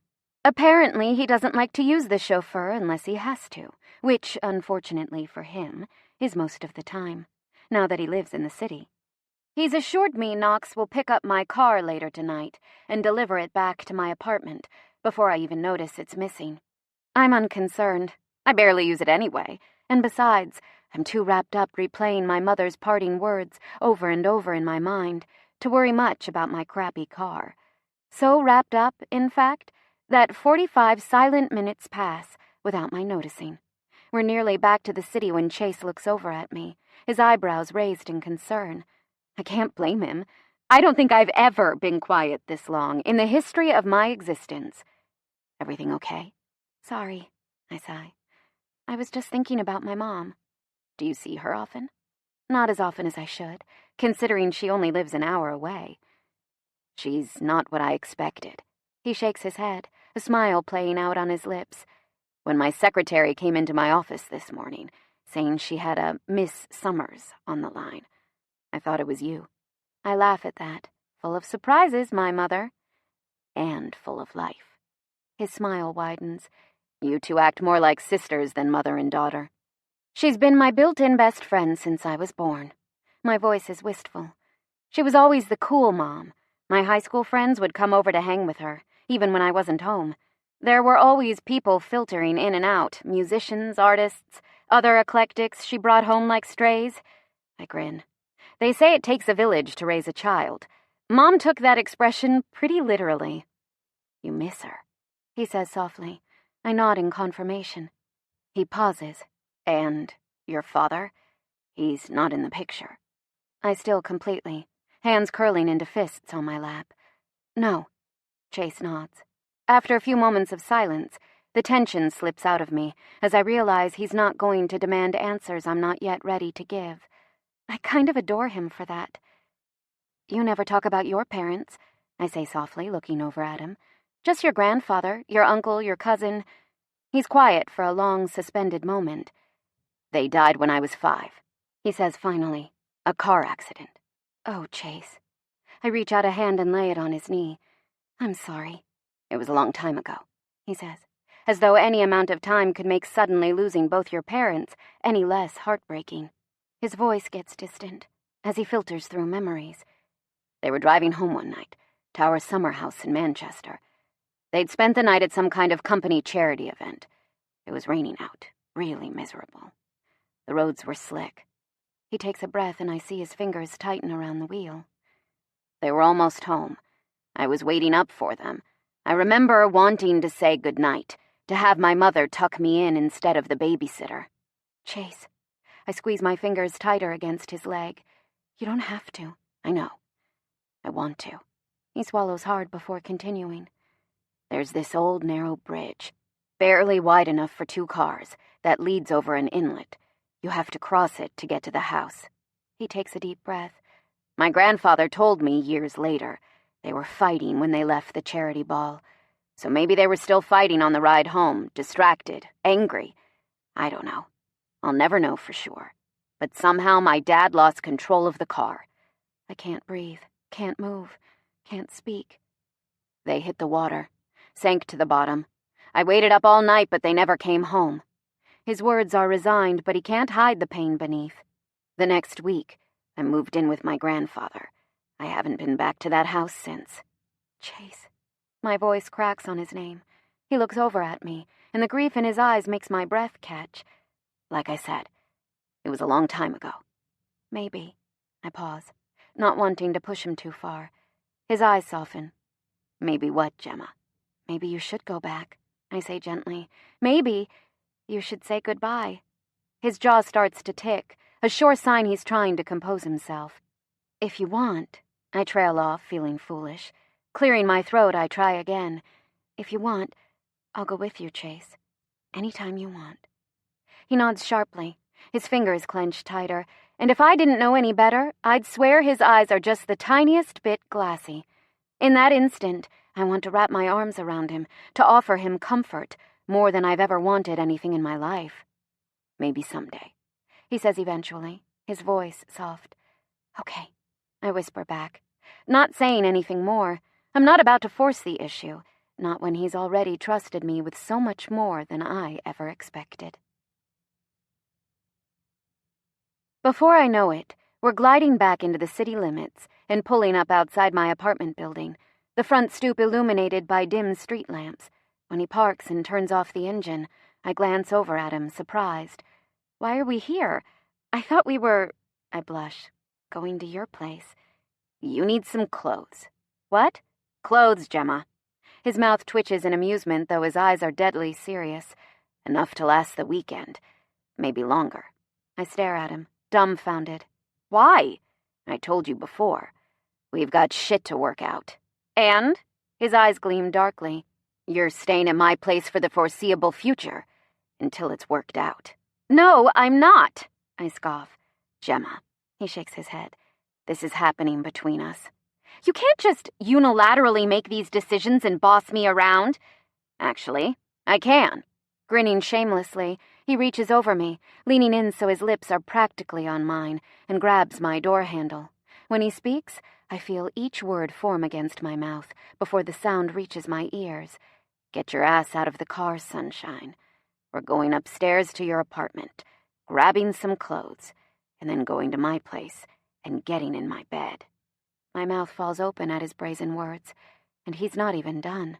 Or, if you want to fight me on it, we can go upstairs to your apartment, take off some clothes, stay at your place, and get in your bed. His nose bumps mine. Either way, this is happening. Before I can explode at him for obliterating all previous records of overbearing alpha maleness, he shoves open my door, pulls back from my body, and slides out of the driver's side into the street. I've barely had time to blink when he's rounded the front of the Porsche, yanked my door fully open, and pulled me onto the sidewalk with him. I vaguely register that he's got my duffel strap slung over one shoulder, but most of my attention is commanded by the news van slamming to a halt in front of my building. Not again. Fuck, Chase curses. Let's go. And then we're running for the door, laughing and swearing as we bound up the front steps, the reporter yelling at our backs, Chase, Gemma, look this way. There's a blinding camera flash in my peripherals, but I ignore it, keeping my eyes on the keypad as I punch in the building code and push my way inside, Chase close on my heels. When the door slams shut, I fall back against it, laughing breathlessly as I try to wrap my mind around the utter ridiculousness of my life since I met Chase. The more I think about it, the louder my unladylike snorts get, until tears are forming in the corners of my eyes. Gemma. Chase steps closer, his expression wary. I'm practically hysterical by this point, so I can't really blame him for looking at me like I'm 2 clicks away from flying over the cuckoo's nest. Take a deep breath. My eyes meet his. Paparazzi are camped outside my building again. He nods. 4th day in a row. He nods again. They just spotted us together. I'm laughing so hard by this point, I can barely catch my breath, which means they're only going to get crazier. Gemma. They might as well move in, I wheeze out between chuckles. I think there's a vacant apartment on the 1st floor. Maybe they can turn it into some kind of snack nap room. Like on movie sets, where the reporters can all go to refuel between broadcasts. I mean, they're here so often now, it's just practical. My words are cut off because suddenly, Chase's mouth comes down on mine in a firm, no-nonsense kiss that steals the breath from my lungs. By the time he's done, we're both panting hard, and I can barely remember why I was so worked up only moments before. It's hard to remember my own name. With his hands cupping the sides of my face and his lips a hair's breadth from mine, his thumb is gentle as he strokes the fragile skin beneath my eye, but his gaze is dark with passion. "Better?" he asks gruffly. I sigh. This is never going to get normal, is it? He leans a fraction closer, so his lips brush mine in the ghost of a kiss. "I hate to break it to you, but no, nothing about my life is normal, and so long as you're with me, yours won't be either." Am I? I can't help asking. His eyebrows lift. "With you," I add. "That's up to you, sunshine." My eyes practically bug out. Wait, his eyebrows go together. "You're actually letting me decide something?" I ask, my voice teasing. "Someone get a calendar. Mark the date. On this day in history, Chase Croft actually conceded something to Gemma Summers." He grins, slips one arm around my shoulders, and pulls me away from the door. "Don't get used to it," he grumbles, but I can tell beneath the gruffness of his tone he's laughing. When we get to the top of the stairs, I cross the landing to my apartment. "This is me," I tell him, feeling a rush of belated worry as I realize I'm about to show Chase my apartment. My messy, minuscule, mismatched apartment, which, in its entirety, is smaller than the master bedroom in his loft. I don't care much about that, but I feel sheer panic at the idea of him seeing my artwork. It's everywhere. Canvas after canvas, tacked up on the walls, leaning against furniture. All the paintings I've been too afraid to put on public display are suddenly going to be a prominent part of the Gemma Summers apartment tour. I might as well pull my still-beating heart from my chest and hand it to him. That would probably feel less personal. Hesitating with my hand on the knob, I turn to face him. "What are the odds you're willing to wait out here?" He grins like he thinks I'm adorable, and I know the odds are absolute zero. "Open the door, Gemma." I sigh because he's got to be the bossiest, most annoying person in the history of mankind. And then I open the door. I know it's not the Taj Mahal, but the breath disappears from my lungs as the door swings wide and I catch sight of my apartment. Holy shit! I feel Chase take a step closer to me, so his front is pressed against my back, and I know he's lending me his strength as well as shielding me from any unseen threats. I barely notice. My eyes are fixed on the disaster before me. It's a mess, completely trashed, like a freaking tornado moved through the city while I was gone. The damage somehow isolated to my apartment. My well-loved red couch is flipped on its side, the stuffing bursting from cushions that look like they've been split open with a jagged blade. My funky flea market coffee table has gone from intentionally asymmetrical to totally non-functional. 2 of its legs are snapped off, and there are deep gouges in the glossy wood which no amount of varnish can ever fix. My bookshelves are overturned, hundreds of paperbacks lying in ruined piles on the floor, their covers ripped off and their pages dented. My heart is beating so loud, it drowns out the sound of Chase, speaking rapidly into his cell phone behind me. Even from here, I can see my turquoise refrigerator has been given similar treatment, and what little food I had inside has spilled across the floor in a soupy mess. My artsy yet functional wardrobe ladder no longer hangs from my bedroom ceiling. It's been ripped down in a cloud of plaster and hurled through the thin glass of my French doors. Ceiling dust and glass shards join thousands of floating feathers on the floor. Either Wolverine was playing with my peacock throw pillows, or someone slit them open with the same determination as my couch cushions. None of the furniture is salvageable. My clothes are in shreds. I'm definitely not getting my security deposit back. I accept these things with a kind of detached horror. It's awful, but for the most part, I'm okay. Possessions can be replaced. Doors can be rebuilt. My heartbeat starts to slow back to normal, and I'm actually pretty proud of myself for holding it together. Until my eyes move to the walls. I've been so wrapped up in the damage littering the floor around me, I haven't spared a glance at my paintings. So I didn't even notice the wreckage extends to the colorful canvases I spent the past half-decade pouring every bit of my heart and soul into.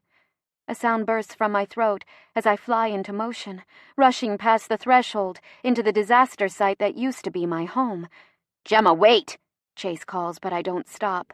Glass crunches beneath my feet, and my hands tear at cushion foam and shredded wood as I cut a path through the wreckage.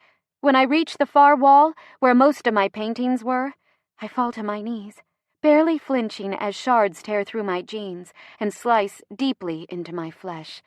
That pain is nothing compared to the ache inside my chest as my fingers trace the thick layers of oil on the ruined canvases before me. The knife would have been enough to destroy them, but whoever did this really went above and beyond, because in addition to the deep cuts rending the canvases in tatters, streaks of black spray paint cover many of the works. Words jump out at me, creating hate where art used to be. Bitch, slut, whore.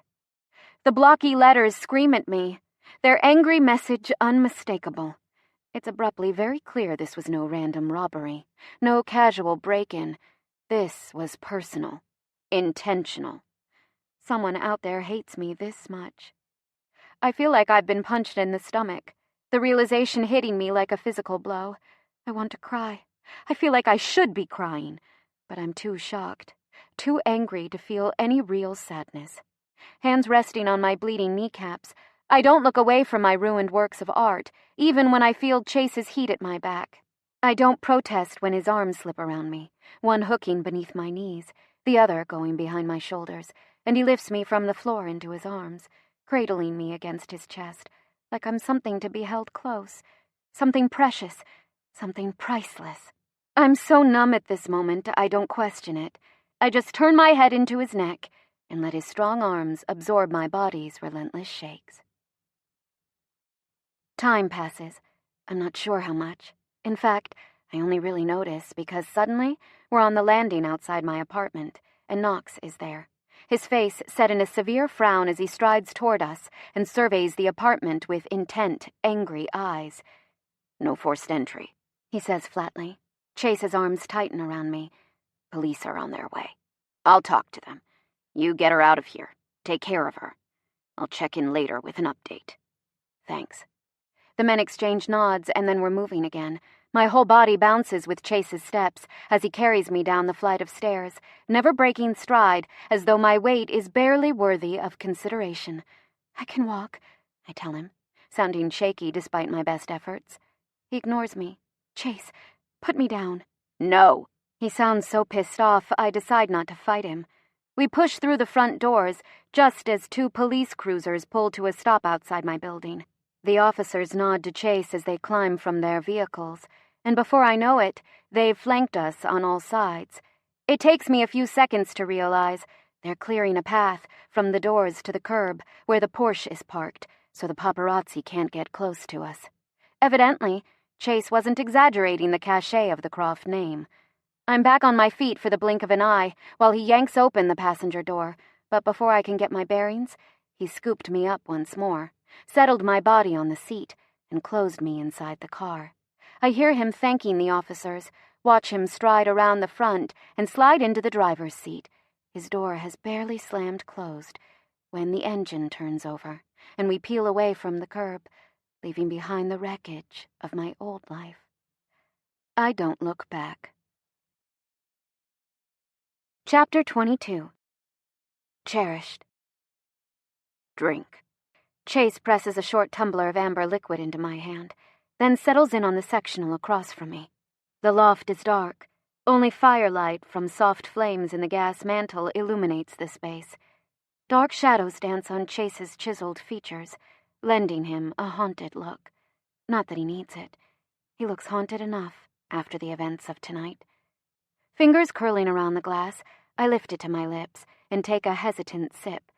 The warm burn of scotch slides down my throat and spreads through my empty stomach, soothing me instantly. "None for you?" I ask, staring across the fire at him. He shakes his head. "I don't drink very often." I nod, remembering his story about Vanessa. The drinking was just for fun at first, but then it spiraled into something more, something darker. I glance down at the glass in my hands. "Does it bother you if I do?" "No." I take another sip, feeling less shaky than I have in hours, as the alcohol spreads through my system. "Gemma." I look up when he says my name. "We're going to take care of this." His words are a promise. Knox is dealing with the police, and he's the best in the business. Whoever did this, he'll find out. "I don't think we need to look very far," I mutter darkly. Silence descends, and after a moment, Chase clears his throat roughly. Do you know who did this? I drop my eyes from his, not liking the scary, intense look in them. I don't know anything other than the fact that suddenly my quiet little life has imploded, and I've got enemies coming out of the woodwork. Crazy. Between your crazy cousin and your crazy ex, this isn't Brett's style. His words are definite. He's speaking from experience. And sunshine. If anyone's crazy ex is responsible for this, it's not mine. The lock wasn't broken. Someone had a key. I wince, staring at my hands. There's a teensy, tiny chance I forgot to take the key out from under my mat. Damn it, Gemma, Chase growls. I told you to take care of that days ago. Well, I forgot. My voice is defensive. Things have been a little crazy this week, if you haven't noticed. Likely hearing the hysteria creeping back into my voice, he gives me a pass and doesn't push further. Nothing was taken. Your laptop was sitting right there on the floor, smashed to bits. That, coupled with the spray paint and the sheer destruction. His voice gets softer. This was personal. You don't have to tiptoe around the truth. I rub my forehead and sigh tiredly. We both know it was Ralph. His jaw clenches, but he doesn't look surprised. You're positive? I nod. We kind of got into it last night, when I was leaving for my mom's. A weighty pause. Got into it. I swallow nervously and rush to get the words out. He thinks I ruined his life, so he kind of threatened me. Another long, stony silence. Ralph's always had a flair for the dramatic, I whisper quickly. He said I had to pay for making him an internet meme, and frankly, I don't know how he can possibly blame me. I mean, it's not like I control the internet. Tumblr has a life of its own. All it takes is one weird facial expression caught on camera and boom, instant meme. Just ask that girl on the Olympic figure skating team. He threatened you. His words clip out like bullets from a gun, sharp, staccato, shiver-inducing. And you didn't think it was important enough to mention? I didn't exactly have a chance. I start to squirm in my seat, uncomfortable beneath the weight of his glaring eyes. There wasn't a good moment. Bullshit. Excuse me? I said bullshit, Gemma. You could have told me at any point. Hell, it didn't even have to be in person. You could have called me on the fucking phone I gave you. It's not my phone. An unhappy sound rumbles from his throat. I roll my eyes. Are you ever gonna do it? He asks abruptly. I stare at him, confused. Do what? Let me in. His eyes narrow. Because this running away, pushing me away, keeping me at arm's length shit is getting old. Especially now when you've been threatened, and your apartment's a shambles. This is serious, Gemma. I know that. Deep down, I know exactly how serious it is. But right now, with Chase glaring at me like I asked for Wreck-It Ralph to destroy my apartment, it's easier to be angry right back at him. Angry is always better than scared, even if that anger is directed at the wrong person. Well, I'm so sorry. Not everyone uses your wrecking ball approach to barging into other people's lives. My words are practically dripping with sarcasm. Not everyone moves at hyper speed, Chase. I've known you about a minute. I wasn't aware I had to inform you of every little thing that happens in my life. I'm not asking for total transparency, Gemma. I'm asking you to be smart. I'm responsible for you, and why? His eyes flash. Excuse me? Why are you responsible for me? I snap. You're the one who said he didn't do relationships, who said he didn't date, and here you are trying to control me like some overprotective, overbearing boyfriend. I'm practically vibrating with anger. Newsflash, you're not my boyfriend. You made it pretty clear where you stand on that front the first night we met. So why don't you stop acting like this is anything more than you wanting to get in my pants and trying to make up for your sociopathic cousin? I don't mean it. Not a single stupid bit of it. I want to snatch the words back as soon as they leave my mouth. But it's too late. They're already out there, floating in the air between us. I watch their impact, the way Chase's eyes go flat, how his mouth sets in a firm line, and a wave of remorse crashes over me. My lips open, ready to apologize, to take it back, to fix it. Chase, There are t-shirts in the top drawer. Should be an extra toothbrush beneath the sink. What? He doesn't acknowledge my question as he rises to his feet. Don't leave. There are reporters stationed outside. Your apartment isn't safe. And if you go, I'll just have Knox track you down and drag you straight back here. His words are so controlled. You'd think he was talking to a total stranger as he walks to the elevator, without another glance in my direction. Good night, Gemma. The doors slide open. He pushes a button and he's gone, before I have time to muster outrage at his orders. Yet even as the minutes tick by, alone in the dark apartment, the anger still doesn't come. All I feel is regret. I try to stay awake, to wait for him to get back from wherever he's gone to escape my bitchy words. Something I really can't blame him for doing. But I've had a crap day, not to mention a full glass of scotch, and every muscle in my body is aching with pure emotional exhaustion. He's been gone mere minutes when my eyes start to droop. It's not long before I find myself wandering out of the main room. So tired, I barely process the fact that I'm in Chase freaking Croft's humongous, gorgeously decorated bedroom. I don't bother turning on the lights as I move through the space, my eyes picking out the massive dresser even in the dark. I cross to it, slide open the top drawer, and grab a plain black t-shirt off the top stack. Even though he's not here, there's something intimate about undressing in Chase's bedroom. I can almost feel his eyes on me as I slide the jeans over my hips, wincing as the dried blood from my glass-sliced kneecaps sticks to the fabric. I hurriedly pull off my shirt, unclasp my bra, and drop them to the floor in a pile, feeling exposed and vulnerable, standing nearly naked 2 feet from Chase's massive bed. His shirt is huge on my frame, draping to mid-thigh, and as soon as I slip it over my head, I'm hit with a wave of Chase. His clean masculine scent invading all my senses. For a moment I just stand there, breathing him in with my arms wrapped around myself, hugging the fabric to my chest and pretending he's the one pulling me close in a comforting embrace. It's a poor substitute for the real thing. With a regretful sigh, I slip into his private bathroom, barely able to meet my own eyes in the mirror as I brush my teeth with a spare toothbrush and wash my face. I pee, gulp down a glass of water from the tap, and douse the lights as I wander back into his bedroom, coming face to face with the massive bed frame which dominates the space. Black sheets, black headboard, black pillows. It's a man's bed, with no trace of frills or femininity. The sight of it makes me shiver so hard, I can't imagine what climbing into it will do to me. And I'm not about to find out. Not tonight, at least. Skirting around the bed, I grab the soft gray blanket folded across the end, cross to the glass balcony doors, and step out into the cool night. It's freezing this high up, but my breath doesn't catch just because of the cold or the magnificent view. Standing at the tallest point in the entire city, with all of Boston's lights sprawled out below like a blanket of stars, and nothing above but clouds and open air, I'm untouchable. The very world is out of reach, reduced to smudges of color and motion, so far below I can't make out their shapes. Even the stars overhead seem dim and distant, obscured by the steady burn of Boston's lights. Nothing can reach me here. Not Brett, not Ralph, not even my own fears or insecurities. I'm safe.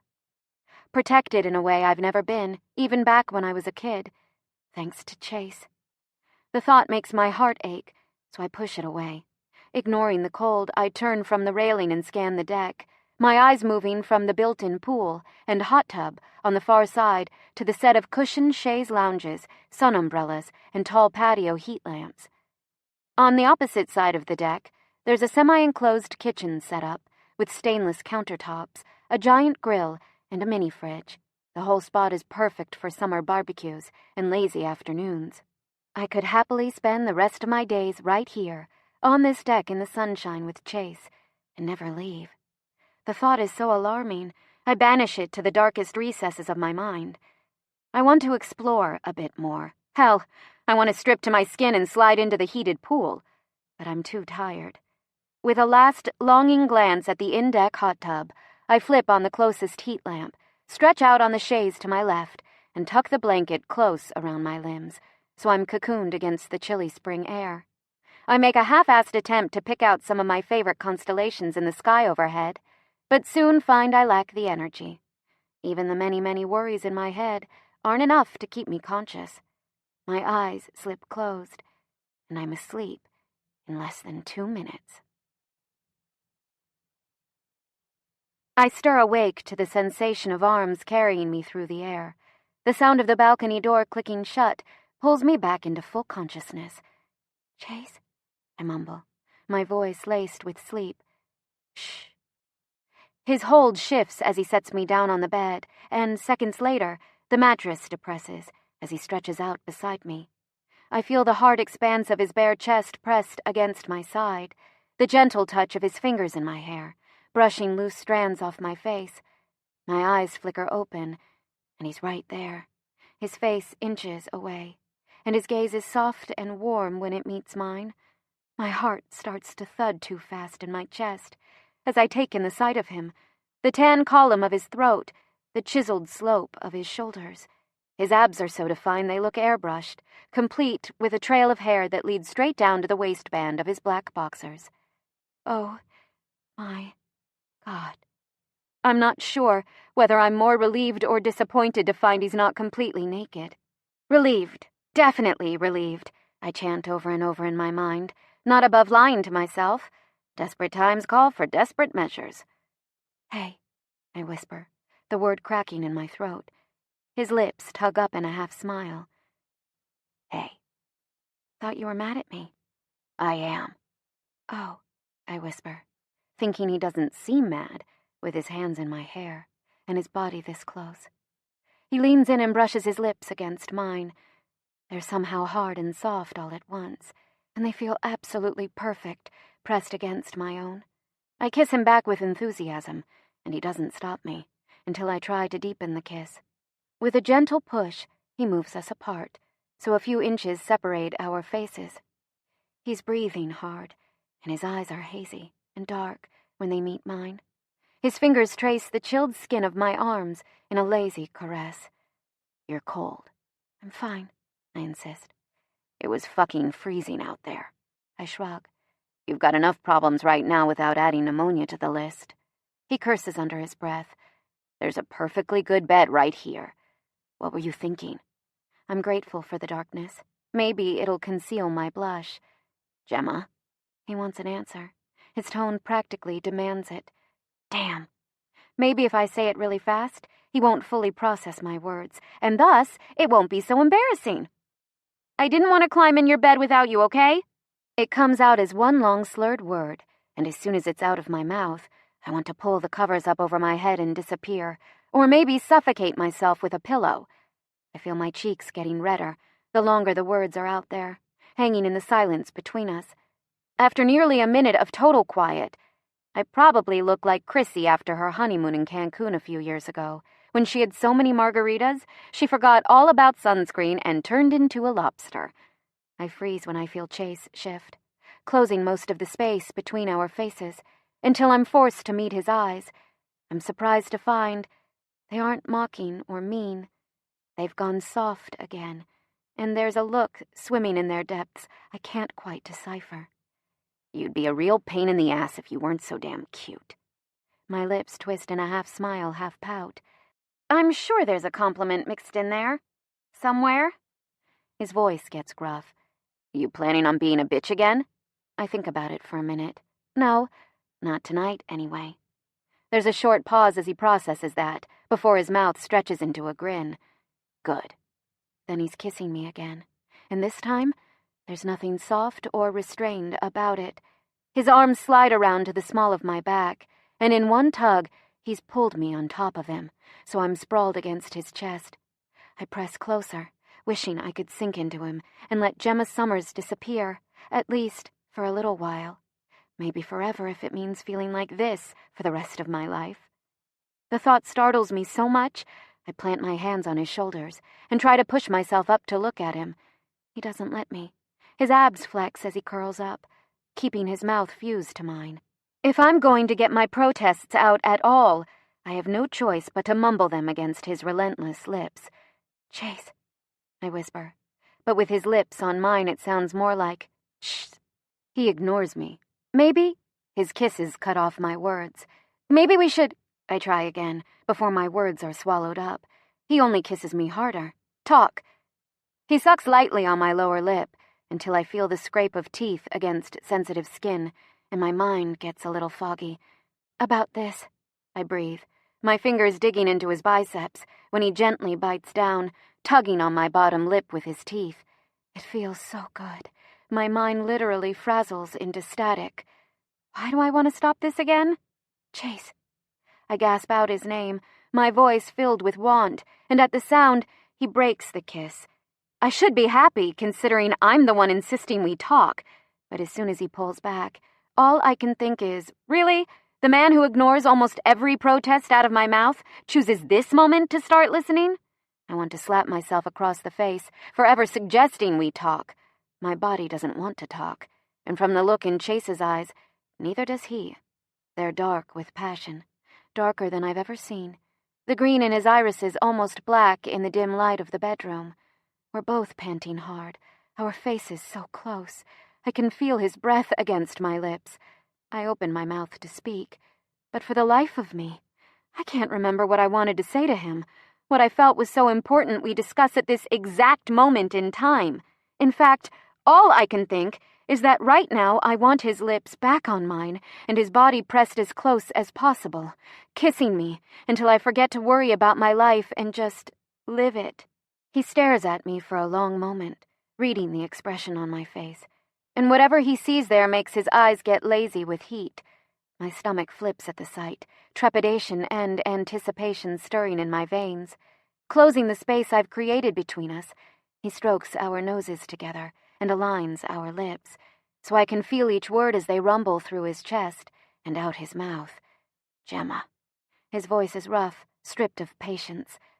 We've done enough talking. His mouth closes over mine again, and this time I don't fight it. I let him kiss me, devour me, until there's nothing left in the world except him and me, here in this dark room. Two people utterly and completely wrong for each other, and yet, somehow, so totally right. His hands slip beneath the t-shirt, calloused fingers exploring my back, caressing the bare skin there. It feels so good. My whole body arches against his, and I can't stop the satisfied sigh that slides up my throat, past my lips, into his mouth. Lips never breaking contact. He swallows the sound, and before I can recover, his tongue slides inside to stroke mine. That single brush is all it takes to shatter what little restraint I'd been clinging to. It's a shot of pure oxygen into the embers of slow-burning passion that have been smoldering between us for the past week. In seconds, we're set ablaze. Fiery fierce, burning up with it. My hands trace his torso, greedily exploring every stretch of bare skin within reach as his grip tightens on my back. I scrape my nails against his chest, reveling in the feeling of his muscles contracting, and Chase groans low in his throat in response. Enjoying the way my touch affects him, I grin against his mouth.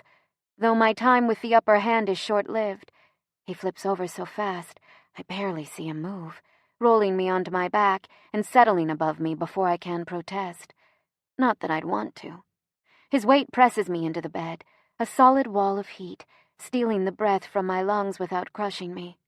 I don't know how it happens, but suddenly my t-shirt is gone, whipped over my head, and tossed across the room before I've even seen Chase move. My thoughts blink out like a light bulb with a faulty fuse as soon as my bare chest brushes his.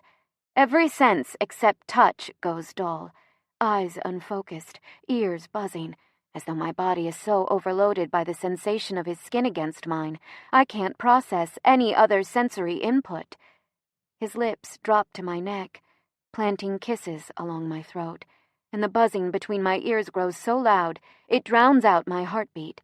In fact, it's getting pretty hard to ignore, which is annoying because nearly naked Chase Croft is on top of me. The buzzing stops for a second, then starts up again on short, insistent intervals. Though he's still kissing me, Chase grumbles out a sound of frustration, and I feel my cheeks flame as awareness creeps into my brain. My mind isn't buzzing. It's his phone, on the bedside table. Oops.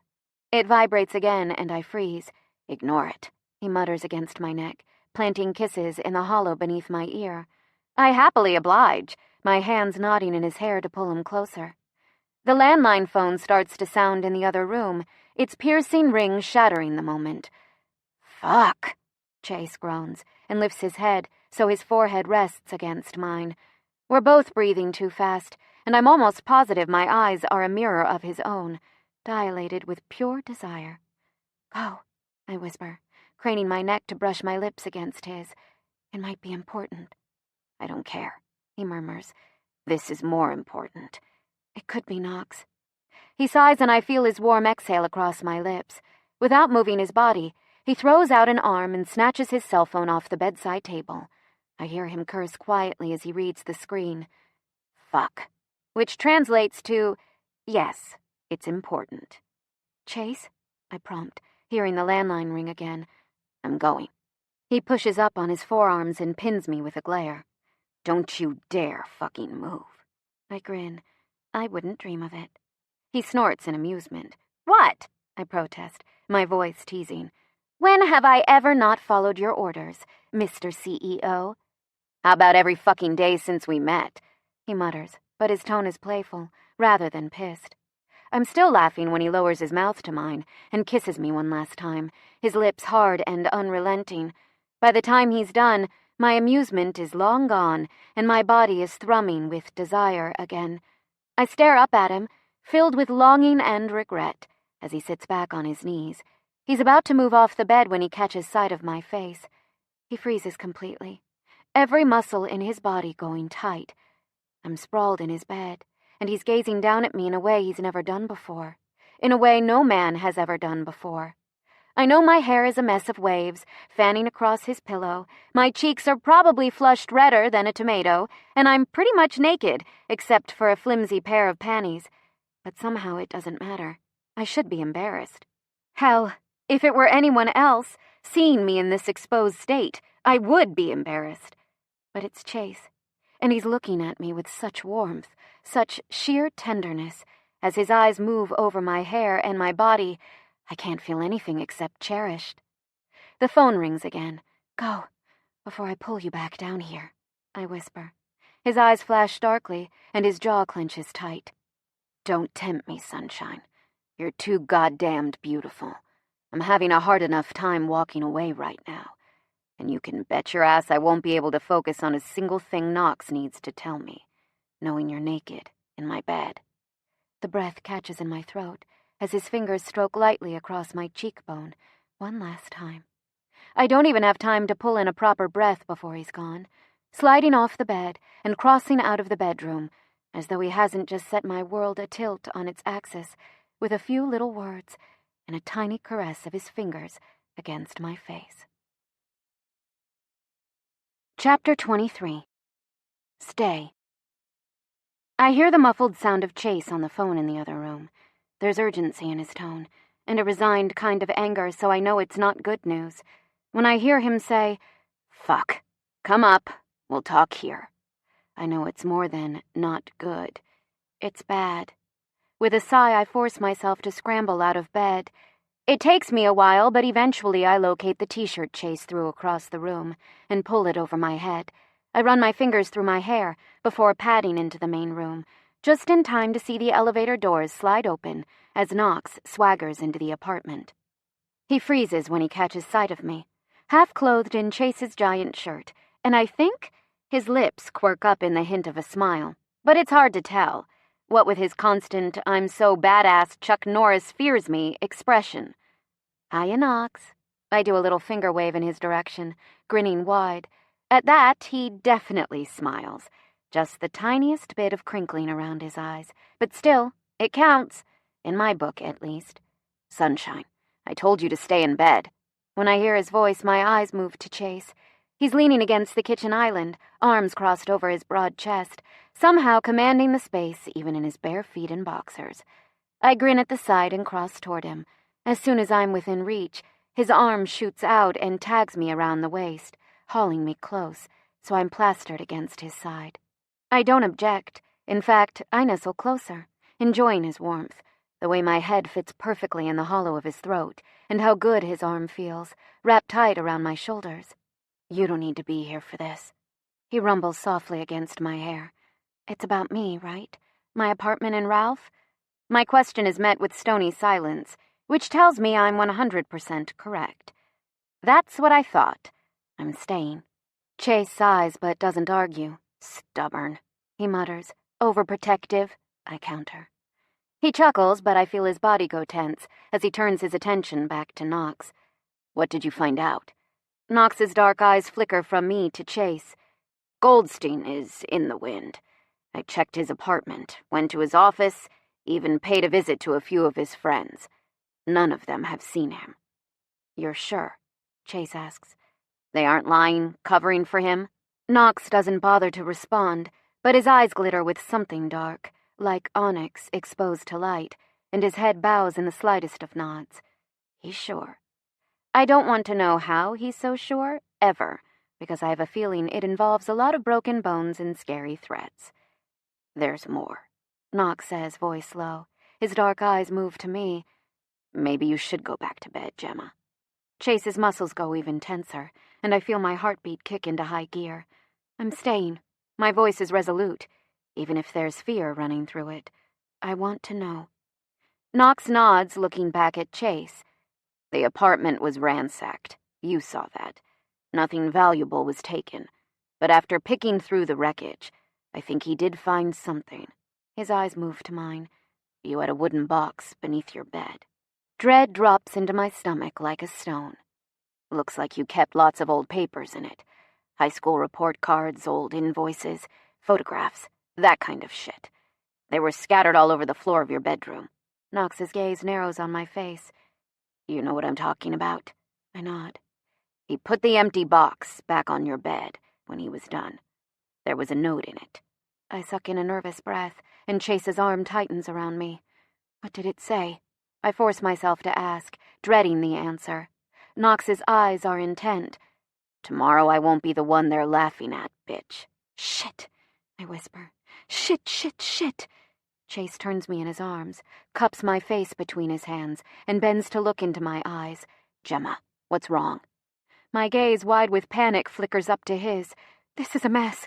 Oh, God, I have to leave. I have to get out of here. Leave the city. Maybe go back to my mom's. Gemma. His grip on my face tightens. Not enough to hurt me, but enough to ground me in the present. Tell me what's going on. We'll fix it. You can't fix this, Chase. A hysterical sound bubbles up from my throat. The press! They're going to love this. They'll eat it up. And the fallout? God, I knew this would happen. I knew they'd find out. Damn it, I'm such an idiot. Sunshine. You should cut ties with me, Chase, before the shit hits the fan. This is going to be a freaking circus. They'll never leave me alone after this. I'm not going anywhere. You don't understand. Gemma. His eyes flash with frustration. Listen to me. I don't give a shit about your past or the press. It doesn't fucking matter to me. All that matters is this, right here, you and me. His voice is unshakable. Whatever it is, I'll fix it. But you have to let me in. You have to trust me enough to make it better. I freeze, staring at him, weighing the truth in his words. My mother's voice whispers from the back of my mind. When you start to fall, don't talk yourself out of it. The right man will be there at the bottom to catch you. He knows, I whisper, staring so deep into Chase's eyes I can almost see his soul. Knows what, Sunshine? I take a deep breath. He knows about my father. Knox and Chase are both staring at me, expressions of surprise on their typically stoic faces. I can't exactly blame them. Hearing that the man responsible for approximately half my chromosomes is Milo West, the same Milo West who owns 70% of New England's tech industry, is a bombshell big enough to rattle even the most composed person. How is that possible? Knox asks bluntly, shattering the silence. My mother never really gave me the down-and-dirty details. I shrug. All I know is they met 27 years ago, shared a few weeks of passion, and, like magic, 9 months later, abracadabra, baby! Knox stares at me blankly, clearly not appreciating my attempt at levity. Gemma, My eyes move to Chase when he says my name. Does he know about you?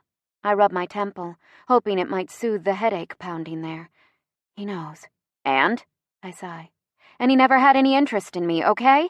He already had a family by the time I came along. Millionaire tech tycoons don't exactly make a habit of going to their illegitimate, adulterous love child's soccer games, or invite them to spend the holidays together. He didn't provide for you at all. He sent money. A sharp exhale of disgust slips out. Mom sent it right back. We didn't need his charity. It's not charity if he's your father, Chase says softly. Chase. I roll my eyes. Come on. He isn't my father. He's nothing more than a sperm donor. Gemma. No! I run my fingers through my hair, exasperated. I don't want to talk about this. And frankly, if it weren't for Ralph, we wouldn't be talking about this. Ever. Chase's eyes narrow on my face. Mr. CEO does not like the idea of me keeping secrets from him. That much is apparent. What was in the box? Knox's voice is low, intent. I glance at him. My birth certificate.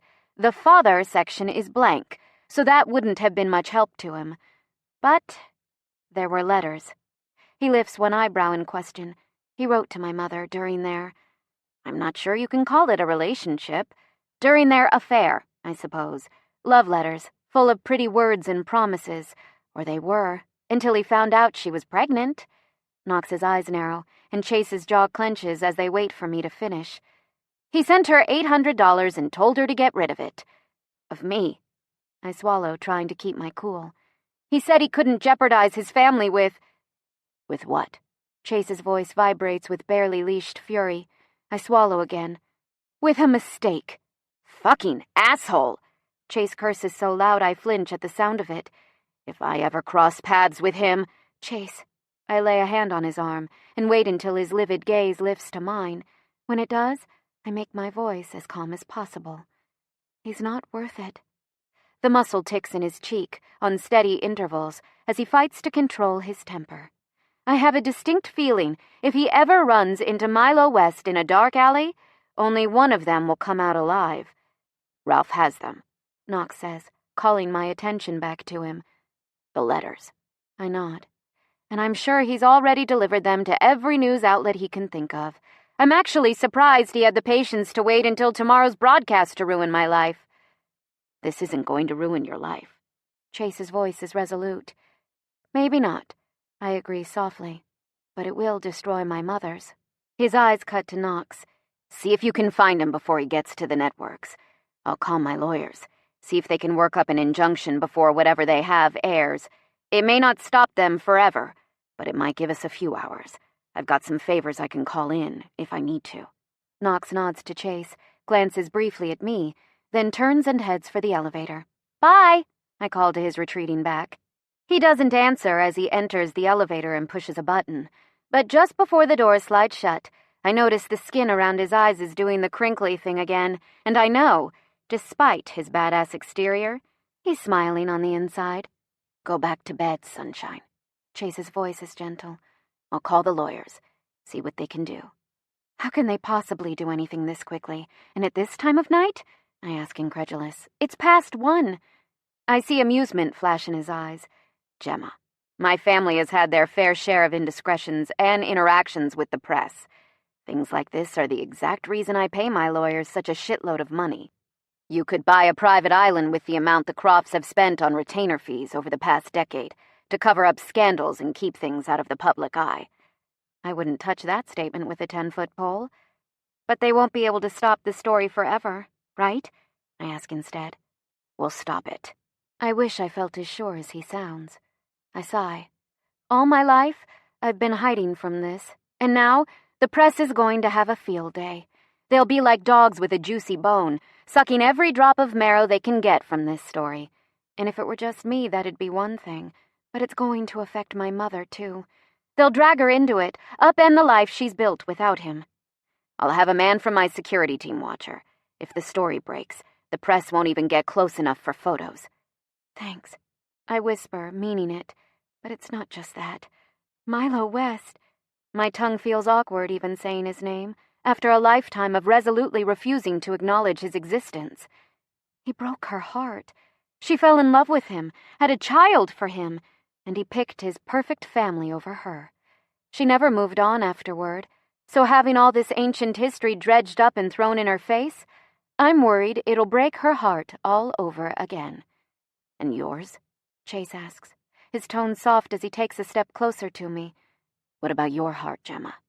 You can't get hurt if you don't care, I say automatically, the line well rehearsed after years of telling it to myself. And I don't give a shit about Milo West. I feel Chase's fingers lace through mine and squeeze lightly. With a gentle tug, he pulls me close. His free arm wraps around my back, and his cheek comes down to rest on the crown of my head. So I'm pressed hard against his bare chest, the steady thumping of his heartbeat strong beneath my ear. Sunshine, he whispers against my hair. I'm okay, really. And in that moment, despite everything happening in my life, it's not a lie. I really am okay. Actually, I'm better than just okay. I'm safe. Despite my best intentions, I fall asleep curled up on the couch, watching the flames dance on the grate and listening to the murmur of Chase's voice as he orders his lawyers to work their magic and stop the presses before they can further derail my life. I don't know how long I'm asleep, but it feels like hours later when I stir awake in Chase's arms as he carries me through the dark apartment and settles us back in his bed, beneath his zillion thread-count black sheets. I'm so exhausted, I can't even crack open my eyes or lift my head from where it rests against the warm skin of his chest. What did the lawyers say? I murmur, my voice barely audible over the thundering of his heartbeat, directly beneath my ear. Shh, Sunshine. Go back to sleep. We'll talk about it in the morning.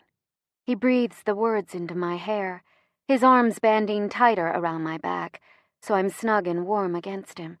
I feel one hand slip under my t-shirt, and seconds later, his fingers begin to trace soothing circles against the small of my back. The other hand slides up to caress the sensitive skin at the nape of my neck, and his fingers stroke through the hair there, offering comfort in the simplest of ways. His touch is absent-minded, totally natural, with none of the forced intimacy of my past conquests, like it's something he's done 1,000,000 times before without even having to think about it. He touches me like a habit. I'm startled by how much I like the idea of making habits with Chase. It should scare me, how easy, how perfect it feels, being with him. All of this should have me running for the hills. In the past, this exact thing, a guy pushing past the physical connection to real emotion, has sent me running for the hills. But here, in Chase's bed, drinking him in with every one of my senses, I can't pretend not to feel it. The intimacy of the moment, the sweet, beautiful, heart-aching simplicity of a hand in my hair, of arms wrapped tight around me. There's nothing sexual about his touch, only comfort, compassion between two people who care for one another. And still, with just the trace of his fingertips on my skin, he reaches deeper into my soul than any man has ever done before, even in the throes of the best orgasm of my life. Seriously, it should freak me out. It freaks me out that it doesn't freak me out. I sigh, as all the tension slips out of me, and I relax against him, my limbs like water. I've never done this before, just slept with a man, in the most basic form of the word. My one-night stands either fled in the cover of darkness, or hung around just long enough to make things awkward in the morning. And Ralph? Well, after he finished, regardless of whether I'd even come close, in the 2 minutes he spent pumping away with the impatience of a boy, inflating his bicycle tires, he'd roll to the other side of the bed, as far from me as he could get, and start snoring loud enough to make my headboard shake. So romantic. Hesitantly, I wrap my arms around Chase's body and snuggle closer. You're good at this, I whisper sleepily. I feel his body still beneath mine. What, Sunshine? This. I squeeze my arms tighter. Us. You're good at it. He's quiet, but after a few seconds, I feel his lips press against my hair. Only because it's you, he murmurs, making my heart turn in my chest. I've never done this before. My words are practically inaudible, but somehow he hears me. I know, Sunshine. I might be bad at it. He chuckles. Yeah, I'm starting to get that. My eyes crack open. and I shift against him so I can meet his eyes. Even in the dark, I see they're soft and warm. I'm sorry about earlier. His arms tighten around me. I know. This stuff, letting you in, it doesn't come naturally to me. I take a deep breath, trying desperately to keep my voice from shaking. He's got another family, you know. That's why he didn't stay with my mom. Chase stills completely, his eyes on mine. I know. I have an older brother I've never met. A little sister, too. I swallow. I always wanted siblings, even more than I wanted a father growing up. I wanted brothers and sisters to play with. Chase's fingers stroke through my hair. It was just me and Mom. She didn't ever tell me about him. She just said he left us before I was born. She didn't want me to know I was half West. I sigh. I get why she kept it from me now. She didn't want me to see the life we almost had. It would have been like telling a street urchin her father was the king, that she should have been a princess, not a pauper. How did you find out? I found the letters when I was 15. She kept them in a jewelry box. I was trying on her necklaces one day when she wasn't home, and there they were, at the bottom of the drawer, letters from my father. I take another steadying breath. I was so mad. It sent me into a tailspin. Drinking, drugs, boys, any trouble I could get my hands on. The rest of my teenage years passed in a blur. I was mad for a long time. My hands curl involuntarily. I'm still mad, if I'm being honest. Not with Mom, with him, Milo, for doing that to her. And to you, Chase adds softly. I'm silent for a moment, trying to work up a denial but unable to do it. I can't lie about this. Not to Chase. So I lay my head against his chest and listen to his heartbeat, willing myself not to cry. He doesn't push me. He just pets my hair in long, soothing strokes, reassuring me without words that I'll be all right. I press my eyes closed and hug him so tight, it's probably hard to breathe, but he never complains. He didn't stay, I whisper finally, my words hollow. Chase's lips brush my forehead, and his arms tighten to hold me closer. My voice is little more than a whisper. No one ever stays. A single tear escapes my eyelid and drips onto his bare chest. He flinches when he feels it, as though a bullet's hit his chest instead of a single drop of moisture, as though that tiny tear causes him physical pain. I don't let any more escape, and he doesn't say anything. He just holds me in the darkness, his arms so tight they're almost painful, and lends me his strength. It's only later, much later, when my breaths have slowed and I've nearly nodded off to sleep, that I feel lips brush against the shell of my ear and hear the echo of soft, rasped words, so distant I can't tell whether they're real or the fragment of a dream. I'll stay, sunshine. For you, I'll stay. Chapter 24. Burn. When I wake in the morning, Chase is gone. I register the absence of him, of his heat, of his scent, of the reassuring thud of his heartbeat, before I'm even fully conscious. Disappointment pumps through my veins as my eyes blink open, locking instantly on the empty space where he used to be. When I catch sight of the sheet of paper lying on his pillow, covered in neat lines of elegant masculine script, I vault upright and greedily pull it close to make out his words. Gemma, you look too peaceful to wake, no matter how much I wanted to kiss goodbye. I'll settle for hoping you're dreaming of me instead. I have a business meeting across the city this morning, so I'll be gone for a few hours. Make yourself at home. Evan is downstairs in the lobby. If you need anything and you can't reach me, he'll take care of you. I called in a few favors, and the press has agreed to table the story for now. Pissing off the Crofts isn't good for business, and when I told them just how pissed I'd be if they upset my girlfriend, they backed off very quickly. I know yesterday was tough, but today will be better, sunshine. I'm sure of it. After all, no day that begins with you wrapped in my arms can possibly turn out to be anything but beautiful. I'll see you soon.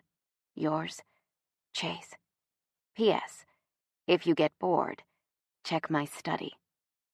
My heart pounds wildly in my chest as a grin spreads across my face. So big it makes my cheeks ache. Like a little kid with a note from the tooth fairy, I pull the paper close and hug it to my chest, feeling stupidly happy as his words melt through me, warming me from the inside out. I'm not sure what's better. The fact that he worked a miracle and stopped the story, or the fact that he called me his girlfriend for the first time in a freaking note, like he thought if he casually slipped it in, it might not give me heart palpitations. God, he's annoying. Sort of. Kind of. Okay, fine. He's not annoying at all. I throw off the covers, jump out of bed, and race toward the door on the far wall, which I know leads into his study. I've barely gotten the door open, barely even scanned the space, when tears spring to my eyes. It's an elegant room, with loads of windows, an imposing oak desk, and a gorgeous view of downtown, but I hardly spare it a glance. My glassy eyes are locked on the far corner, where, in a sunny nook by the windows, a stunning, antique wooden easel has been set up. There's a blank canvas propped on it, waiting to be turned into art. A brand new set of oils sits at the ready, next to a big bottle of turpentine, a container of gesso, several brushes, and a new wooden palette. All the supplies I could ever need, including the ones I've never been able to afford at the expensive art stores, are there, crying out for me to use them. He's thought of everything. It's the best gift I've ever had. From anyone. Ever. There's no way to repay him. I know from many years of scrimping and saving just how much all this costs. Not that he'd let me, even if I tried. I'm shocked to feel water leaking down my face, a steady torrent of tears. The sensation is so foreign, it takes me a moment to realize I'm crying. Me, Gemma Summers, crying like a wimpy little girl for the first time in as long as I can remember. I wipe moisture off my cheeks as I walk forward, my hands shaking as they sift through the materials he left me. My gentle flowing tears turn to full-out, hiccuping sobs as I get close enough to see, stacked neatly against the wall, more than a dozen blank canvases in various sizes. It'll take me months to fill them all, which can only mean he wants me around, in his life, for a long while. My tears flow faster at the thought, until I'm practically weeping. I didn't cry when I had to drop out of art school because I ran out of money. I didn't cry when I fell off that damn motorcycle as a teenager and broke my leg. I didn't even cry when Mom told me the true story of my parentage. But this, what Chase has done for me, is enough to turn me into a leaky mess. The easel has been set up in the sunniest spot in the office, with the prettiest vantage, directly across from Chase's desk. In fact, it completely blocks his own view of the windows. Sitting at his desk looking out, he won't see the cityscape. All he'll see is me, painting.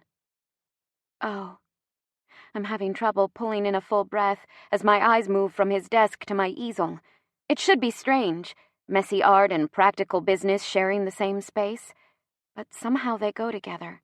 The easel is finished in warm mahogany, a perfect match for the rest of the office, as though it was designed to match, designed to stay.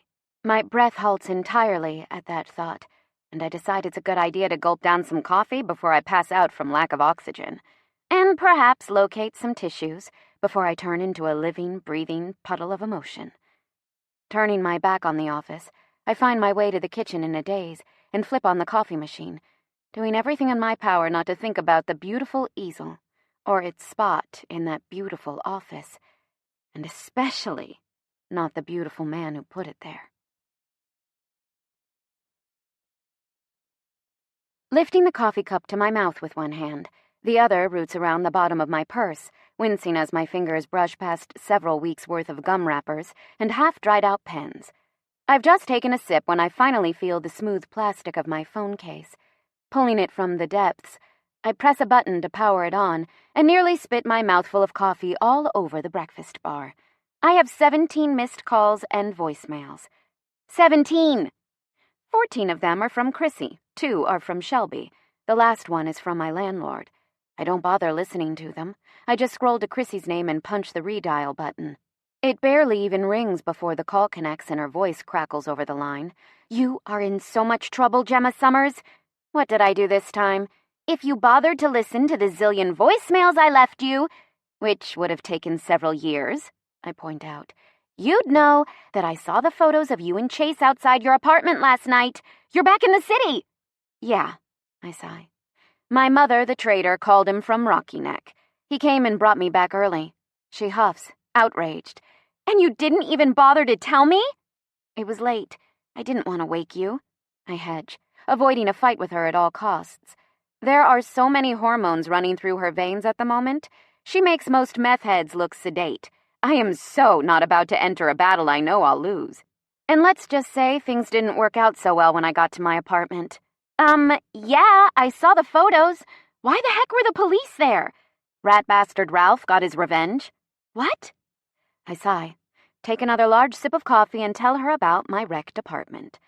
What a dick! She screeches into the phone when I finish. If I wasn't 17 years pregnant, I would totally find him and kick his ass. Actually, I could probably still kick that little weasel's ass even in this state. I may be the size of the hood blimp and confined to bed rest, but he's kind of a weakling. I can take him. I laugh, picturing Chrissy waddling down Com Ave, her swollen ankles shoved into motorcycle boots, a leather jacket not quite closing over her protruding belly, on the hunt for my asshole ex-boyfriend. Thanks, but that won't be necessary. Chase has it covered. She screeches into the receiver again, this time out of excitement rather than outrage, and I pull the phone away from my ear to prevent permanent hearing damage. Please warn me next time you're going to do that, I mutter. She totally ignores my grumbles. So does this mean you're dating him? I don't know. Well, how long are you staying there?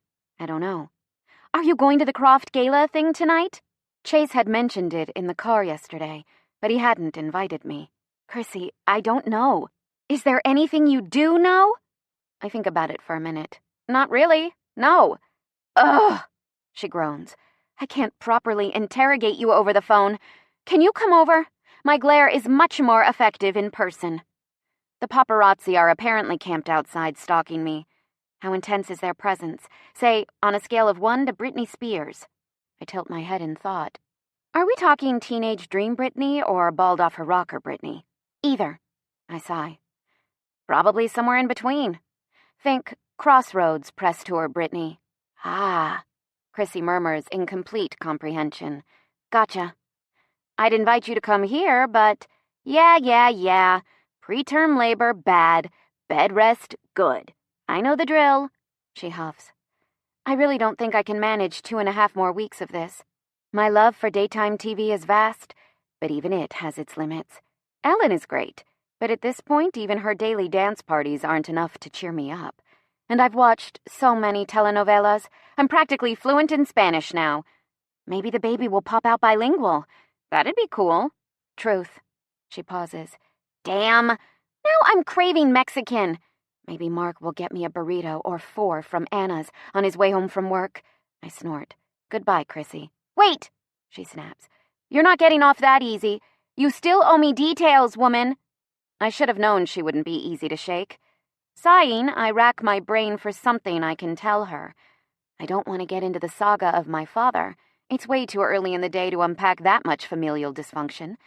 So instead, I take a deep breath, make my voice as casual as possible, and say, Chase bought me an easel and replaced all my supplies. It was nice. Total silence from the other end of the line. Chrissy? I ask. You still there? Oh my God, she breathes. What? I ask, my heart pounding a little too fast. You love him. What? I screech. Where did you possibly get that from? All I said is it was nice. I know, she screams. You totally love him. Chrissy, did you fall and hit your head? Because if you don't have some kind of cerebral hemorrhage, you've definitely gone insane. Gemma, honey, don't bother denying it. She makes a tisk sound. I can hear it in your voice. You're totally falling for him. No, you've totally fallen for him. That's not possible. I've known the man a week. I can't possibly... I shake my head in denial. No way. She giggles. It's cute. You trying to talk yourself out of this? Chrissy! Gemma! People don't fall in love in a week. I fell in love with Mark in 5 seconds. She reminds me, her voice a little dreamy. All he said was, I'm Mark. I'll be your TA for the semester. And bam! I knew right then that I was in love with him. How could you possibly know that? He made me look forward to biology. I can almost hear her shrug through the line. True love is being so excited about seeing someone. You don't even care if you have to dissect a frog to do it. I laugh. Well, it's not like that for me. Do you have butterflies? No. I lie immediately, pressing a hand to my stomach, where the fluttering creatures have practically taken up residence since I met Chase. Okay, whatever you say, Pinocchio. I narrow my eyes even though she can't see me. I don't like you. Oh, you're just full of lies today, she giggles.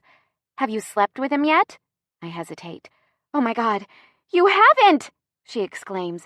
That just proves it. I don't know what you're talking about. If you weren't falling for him, you would have slept with him ages ago, given him the Gemma special and sent him packing. My eyebrows go up. The Gemma special? One night, no cuddling, no personal details, gone by sunrise. I hate to break it to you, honey, but it's your modus operandi. I roll my eyes. So not true, even though it kind of was. Whatever you say, she sing-songs. But I have one question. Dread churns in my stomach. What? Are your pants on fire right now? Because you are lying. I'm hanging up now. Oh, fine, she laughs. But I'm only letting you go because I really have to pee. And the last time I brought my cell into the bathroom, it ended up at the bottom of the toilet. And since I can't really bend over, let's just say Mark wasn't a happy camper when he got home. I roll my eyes. Anywho, call me tonight, she demands, clicking off mere seconds later. Shaking my head in exasperation, I take another large swig of coffee and do my best to forget everything Chrissy just said. Because as outrageous and off the mark as she is, I can't help but wonder if she's also kind of right. 5 hours later, I'm starting to understand why Chrissy is such a loon these days. Half a day of house arrest, and I'm going out of my mind with boredom. After hanging up with her, I call back my landlord, who didn't answer, followed by Shelby, who did answer and, after a little arm twisting, agreed to run a much-needed errand for me. Shopping for some replacement clothes and dropping them off here ASAP. Which, in Shelby time, means anywhere from 10 to 12 hours from now. In my short day of incarceration, I've showered, dressed in a pair of Chase's boxer briefs, and one of the 2 big, ultra-white button-down dress shirts I found hanging in his massive walk-in closet, drank 3 cups of coffee, and watched 4 reruns of Friends on TV, and cursed everyone from Estelle for giving me time off, to Ralph for wrecking my apartment, to Chase for putting me under house arrest. I tried to paint, but my mind is too crowded with worries about too many different things to create anything worthwhile. Eventually, I settle in on the couch and start reading The Art of War, mostly as a joke, at first. But after a few pages, I have to admit, Chase was right. It's kind of engrossing. Not that I'll ever admit that to him. When the elevator chimes open around 2, I jump to my feet so fast, the book in my lap tumbles to the ground. I'm barreling in Chase's direction before he's made it 2 steps inside the apartment. "You're back!" I yell, seconds before impact. I don't slow when I reach him. At full speed, I hurtle my body against his, arms going around his shoulders, legs wrapping around his waist, and hold tight. He grunts as my body slam knocks the breath from his lungs, but his arms slide around my frame as he accepts my weight and pulls me close. Face tucked into the crook of his neck, I breathe him in and feel the low chuckle vibrate through his body.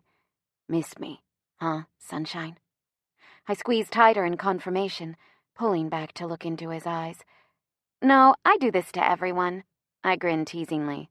I greeted Evan this exact same way when he came up to check on me at lunchtime. You should have seen his face. His eyes narrow on mine. Very funny. I drop my forehead against his and let my eyes droop half-closed, my gaze locked on his mouth. It's so close to mine, if I move just the tiniest bit forward, our lips will brush. "Thanks for the easel," I whisper. "You're welcome, sunshine." I don't even let him get the word out, because I can't wait anymore. Suddenly my mouth is pressed against his, my hands are twining into his hair, and I'm pressing closer, as close as I can get, until our bodies are flushed together.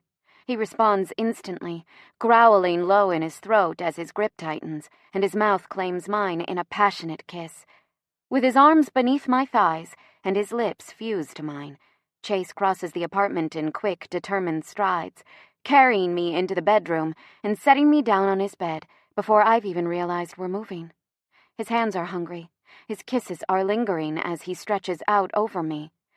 "My clothes look good on you," he mutters against the pulse point in my throat, where my heart beats a little too fast. I crane my neck to give him better access, my nails digging into the crisp fabric of his shirt. "Really?" I breathe, struggling to form coherent words with his hands on my body. "I think they'd look better on your bedroom floor." He doesn't laugh, like I expected him to. Instead, his hands move, finding the hem of my shirt, and he tugs. Hard. Buttons fly in all directions as the fabric tears open, and I gasp at both the sound and the sudden feeling of his rough palms on the sensitive skin of my stomach. "You're so damn beautiful," he whispers, staring greedily down at me, drinking in the sight of his hands on me. I arch beneath him, bringing my mouth back to his as my hands find his waist and cling tightly. "You ruined your shirt," I whisper against his lips. "I have more shirts." His eyes are molten with pure, unadulterated passion, but I'm fresh out of patience. My breath catches and I hold his stare, feeling a little reckless. Good. He moves so fast I barely process it, closing the space between us and lowering his mouth over mine once more. His lips are possessive, demanding everything I thought I could give, and then more. He doesn't let me look away as he kisses me. Our gazes hold as our hands explore unfamiliar territory, the moment filled with such intensity. I can't tell whether my heart is pounding so fast out of fear or desire. I want to look away from him, to break his stare, but I can't. I owe it to Chase, to myself, to see what this is between us, even if it scares the hell out of me. Looking at me with fire in his eyes, he grabs my hand and leads me to a place I've never been before, where the brush of a fingertip against fragile skin, the hot exhale of a breath against an earlobe, is enough to set my very soul aflame. And with Chase touching me, I finally understand. I finally get it. Why little girls hold out hope for their Prince Charming, and still believe in fairy tales, even when they're 70 years old and he hasn't arrived. I finally get why songwriters and poets spend their whole lives trying to put this feeling right here, this stripped bare, can't catch my breath, world has stopped turning feeling, into words. He pulls off my clothes, layer by layer, his mouth trailing kisses in the wake of his fingertips, and with each tangible barrier he removes, I feel another emotional wall crumble as well. The pure intimacy in his touch, the reverence in the way he looks at me, like I really am the only sunshine in his gloomy world, has me fighting back tears. No matter what I try to tell myself, this isn't just physical. It isn't about the mechanical processes leading to a really earth-shattering orgasm, or a means to an end, or something I could feel with any good-looking Tom, Dick, or Harry I met at a bar. With Chase, I'm not filling a void, scratching an itch with someone I'll walk, or better yet, run, away from as soon as the sheets have cooled back to room temperature. Because I want morning afters with him. I want to know what his voice sounds like at dawn, groggy with sleep. I want to wake up in his arms, want his face to be the first thing I see when my eyes sliver open. I want to run my fingers through his messy bed hair and cook pancakes in our underwear and spend lazy hours under his dark sheets, pretending the world outside doesn't even exist. I want to go to bed with him and wake up with him and do every inconsequential thing in between with him. And even though that scares me out of my mind, the thought of letting someone like Chase slip through my fingers without ever experiencing those things is even scarier. So, I kiss him back. I push away the walls, those careful barriers I always keep in place to ensure things stay strictly sexual. I stop worrying about the fact that he might really mean something. And I go all in. Hard lips and greedy kisses, eager hands and tangled limbs. His fingers trace my sides, hook on my underwear, and slide them down my legs, casting them away without ever moving his eyes from mine. My shaky fingers undo the buttons of his shirt, clumsy and careful, like I'm 16 again, and I've never removed a man's clothes before. When I finally push it off his shoulders, freeing his chest from the confines of fabric, I inhale sharply at the sight of him in the mellow afternoon light, his skin glowing, bronze and sleek, the muscles so defined I ache to trace their curves. Gemma. Chase lowers his forehead to mine, breathing hard. His eyes are dark emerald ink, so intent I can actually feel them sliding over me, like water across my skin. Gemma. He breathes again, and there's desperation in his tone, longing, and a question I thought he already had the answer to. Chase. I brush my lips against his. Yes. God, yes. We lose ourselves in the expanse of his bed, the world falling away until all I can see, feel, hear, smell, taste, touch is him. Chase. On my tongue, in my hands, his lips at my ear, whispering things I never thought I needed to hear until it was him saying them. And when he finally slides inside me, his eyes locked on mine, I feel him everywhere, in every particle of my being, like an electric current moving through my body, affecting me down to an atomic level. We connect, and there are no flashing lights or explosions of color behind my eyelids. It's not a fireworks display, or a moving of mountains, or any of the other ridiculous things Cosmo promised. It's better. Look at me, he demands, his voice rougher than broken glass. Look at me, Gemma. Do you see it? Our eyes hold, and when I look, really look, I see it. I see him, right there on the surface of his irises, offering me the world, if I only want to reach out and take it. I see us, an eternity of possibility swimming in his eyes. I see it, Chase. He shifts and I gasp at the sensation. I see us. I've barely gotten the words out when his lips are back on mine, even fiercer than before, matching the pace of his body as he lays claim to my soul. He moves in me, his pace unrelenting, uncompromising, and my chest clenches, tight with pressure and pleasure, as though he's wrapped his arms around my heart and squeezed, until all the fissures and cracks, made from years of insecurity and abandonment, are sealed together. There, in his arms, for the first time in my life, I'm whole. And when I shatter to pieces, rocked by an orgasm so intense it takes my breath away, it's with a full heart inside my chest, one filled with hope and bottomless possibility. And it's 1,000,000 times better than anything I've ever felt in the past. Because it's more. Because it matters. Because it's Chase. Chapter 25. Rebel. The sudden light of Chase's phone screen beneath the black duvet makes me squint. Damn, it's almost 5. He whispers the words against my neck, the hand not holding his phone tightening around me, pressing a kiss to my nape. His voice drops lower. I have to go soon. I turn in his arms so we're face to face. I'm sorry. There's no leaving permitted. You have to stay right here for the next several weeks until we either die of dehydration or get tired of one another. He chuckles, leaning in to bump his nose against mine. Then I'd better stock up on water bottles, 'cause I don't see that second thing happening anytime soon. A slow, satisfied grin spreads across his lips. Good, I whisper, leaning in to press a soft kiss to his mouth. Believe me, sunshine, if I didn't have to move, I wouldn't. He sighs. But I've got the gala tonight. I can't miss it. Damn, I forgot, I mutter, snuggling closer. How bad would it be if you blew it off?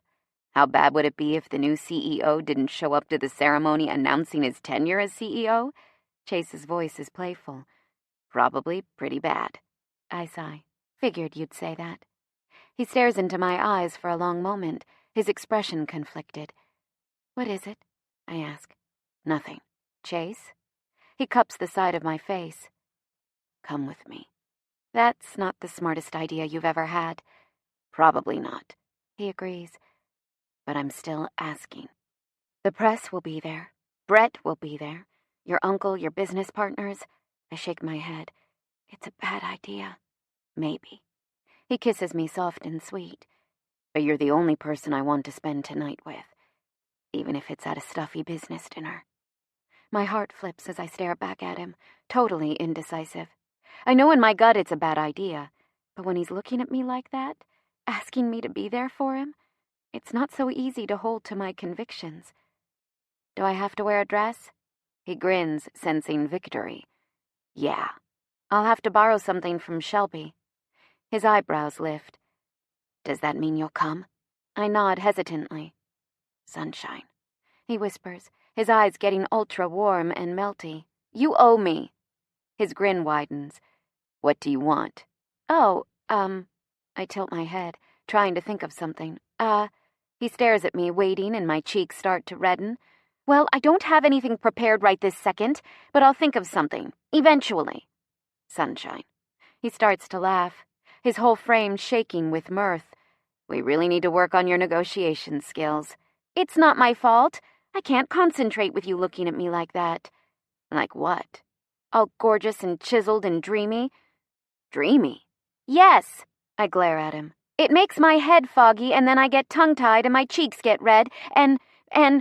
The words dry up on my tongue as my eyes move over his handsome features. You forgot what you were going to say, didn't you? He grins, cocky at his effect on me. I smack him on the arm. I don't like you. I beg to differ. He leans in, burying his head in the crook of my neck. In fact, in the last hour you told me several different times just how much you liked me. Very loudly, I might add. My blush intensifies. Oh, go to your stupid gala alone, you big brute. He pulls back to look at me, the humor fading from his eyes.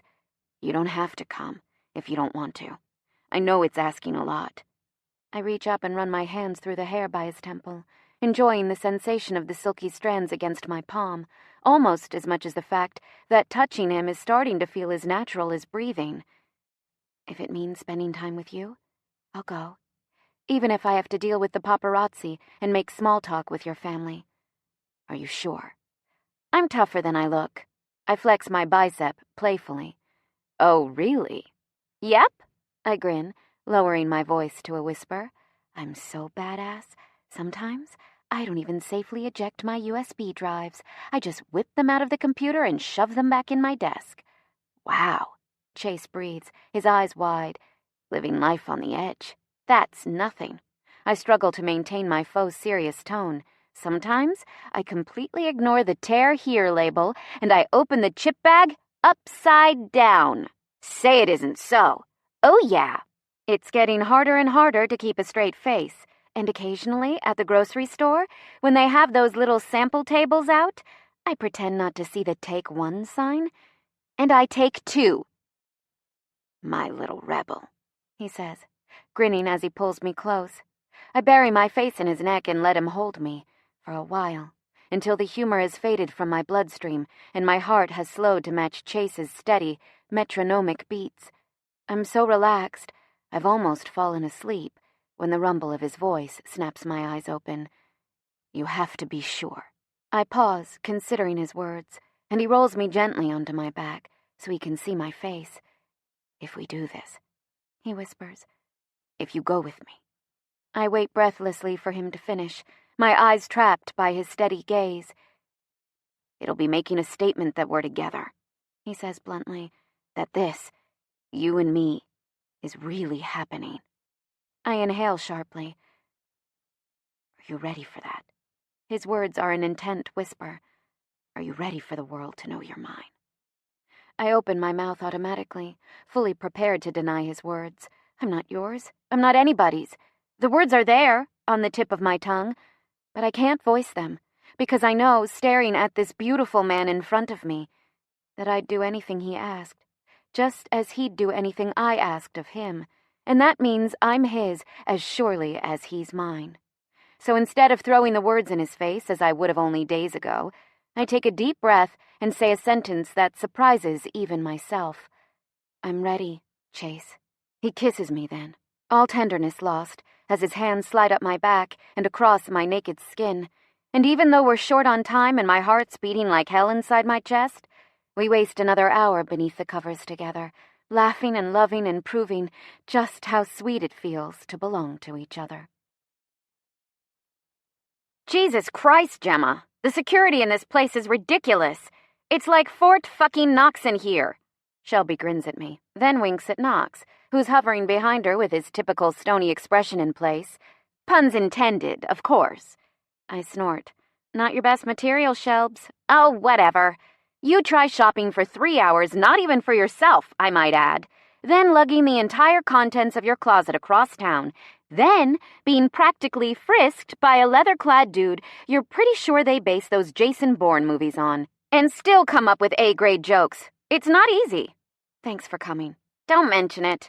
With a grunt, she drops a huge pile of zippered dress carriers and paper shopping bags on the couch beside me, slaps her hands together, and pivots to take in the space. Holy cow! This place is huge! You could film a porno in here. Shelby! What? One of the classy ones, obviously, with real talent and a plot. Not a corny, cheesy one with too much body hair and weird 70s music playing in the background. Ew, that was a compliment. I glance at Knox and see the skin around his eyes has crinkled up, though his mouth is still set in a firm line. Oh, this you find amusing? He shrugs, the eye crinkle intensifying. Men, I mutter, turning back to Shelby. So, what did you bring me? 3 new pairs of jeans, some basic tops, and a few pretty blouses you'll never wear, just to get you through the next few days. She grins shamelessly. Plus, every dress I've ever worn in the past decade, with the exception of my wedding dress, of course. Nobody touches my Panina Tournée, but we'll find something for you. So long as it's not skin-tight or covered in sparkles, I'm okay with anything. Shelby makes a face and glances down at the pile of dresses. Well, that rules out about half of these. I heave a heavy sigh. This isn't going to be pretty. Wow. I know, right? Really? Wow. I know. Shelby. My hands skim over the fabric, which drapes from my shoulders to the floor, the train just long enough to cover my toes in the front and trail along behind me as I walk. The dress is constructed of the softest, silkiest satin I've ever felt, lending it an elegance none of the clothes in my closet have ever had. The squared-off boat-neck cut and whisper-thin straps, coupled with a low back and a classic fitted silhouette, make it look expensive, elegant, traditional. It would be totally anti-Gemma, if not for the colors, because instead of using a plain black swath of silk or a sedate navy shade, whoever designed the dress did the unexpected and went with a bold, multicolored pattern. There are so many different hues coloring the dress. They blend together like brushstrokes on a palette. With each step I take, the colors shift and dance as the light plays across my silhouette. I look like a walking piece of art, a living, breathing kaleidoscope. I know I should feel ridiculous. Girls like me can't wear dresses like this. Girls like me don't even know how to walk in dresses with this much fabric, or heels this high. I don't have Shelby's toned CrossFit body, or Chrissy's naturally perfect proportions. I don't look remotely like a supermodel. But, staring at myself in the mirror, taking in everything from my paint palette dress to the pretty way Shelby's pinned my hair at one side of my head, so it drapes over my left shoulder in a gathering of loose waves, I feel surprisingly confident. Actually, I feel better than confident. I feel pretty freaking gorgeous. I've never even worn it, Shelby murmurs regretfully. I bought it for a gala at the MFA last year, but Paul had to go away on business at the last minute, so we gave up our tickets. I turn to face her. Oh, Shelby, are you sure you want to let me borrow it? My guilty eyes meet hers as my hands stroke the fabric covetously. Maybe you should save it for yourself. Nonsense. She waves my words away. It's just sitting in my closet collecting dust. And girl, a Simon Gilbert dress should not be collecting dust. Ever. That dress deserves a night out on the town. Well, if you're sure, I grin, unabashedly pleased that I don't have to wear one of the other dresses she's brought along. As soon as she zipped me into this one, I knew it was perfect. Shelby snorts in amusement. Do you want jewelry too? I brought some nice pieces. No. I reach beneath my neckline and pull out the gold sun pendant, so it hangs over the front of the dress. I'll wear this. I have a feeling I'll need whatever lucky juju I can get tonight. Shelby stares at the necklace for a minute, then nods. It looks perfect, actually. Whimsical. Cool, I grin. But Shelbs, I think you're forgetting something. Impossible. I'm like a rhino. I never forget. An elephant. Did you just call me an elephant? I roll my eyes. No, idiot. The expression. It's an elephant never forgets. Not a rhino never forgets. I'm pretty sure it's a rhino. It's not. Well, I like my version better. She shrugs. Animals aside, I didn't forget anything. Beg to differ. I narrow my eyes at her. I need underwear, genius. Oh, that. She makes a pfft noise with her lips. You aren't wearing any. I know, that's the problem. No, I mean, you aren't wearing any tonight. Not with this dress, anyway. Excuse me? Gemma. Her hands land on my shoulders and she looks deeply into my eyes. You are not wearing granny panties with a Simon Gilbert design. Underwear lines in this dress would be a crime against humanity. After 5 years of being Shelby's best friend, I've learned to recognize the battles I'm never going to win. This is one of them. Fine, I mutter darkly. But I'll have you know, I like my granny panties just fine, thank you very much. Ignoring me, she reaches into her purse, pulls out her phone and gestures for me to turn in a circle. Do a spin for me. I want to see the dress move. Eyes on her phone, I raise one brow in question. Oh, fine, she sighs. Chrissy threatened to kill me if I didn't send her a video of the 360-degree finished product. She's mad enough she can't be here in person. If I don't do this, she'll probably murder us. Mad as in angry or mad as in crazy? A little of both, she shrugs. Now spin! Fine, fine. I do as she says, pivoting in slow circles, catching my own eyes in the mirror each time I come back around. Even after she's finished filming, I keep spinning, until I'm dizzy and breathless with laughter, twirling around the room like a little kid. I can hear Shelby screeching about wrinkles and torn hemlines, but right then, in that instant, I'm too happy to listen. When 2 warm, calloused hands close over my bare arms, I jolt to a sudden stop. For a few seconds, the world continues to spin around me. If not for the steadying grip at my biceps, I'd fall on my ass in a swirl of silk. I'm still laughing when the dizziness fades, and I finally meet Chase's eyes. Hey, he whispers, leaning in to brush his lips against mine. Hey yourself, I whisper back, my eyes dropping to take in the sight of him. He looks incredible in a tailored black tuxedo. You look beautiful. His eyes are warm as they sweep appreciatively down my frame. That dress was made for you. Actually, it's Shelby's, I blurt stupidly. And you look beautiful, too. He grins. Handsome. A blush heats my cheeks. I mean, you look handsome. Thanks, sunshine. I hear a forced cough from behind me. Introduce me. Shelby coughs again, louder this time. Any time now. Oh, sorry. My blush gets redder as I turn to face my friend. Chase, this is Shelby. Shelby, Chase. They shake hands politely, and I notice Shelby's eyes have practically glazed over as she stares at the man beside me.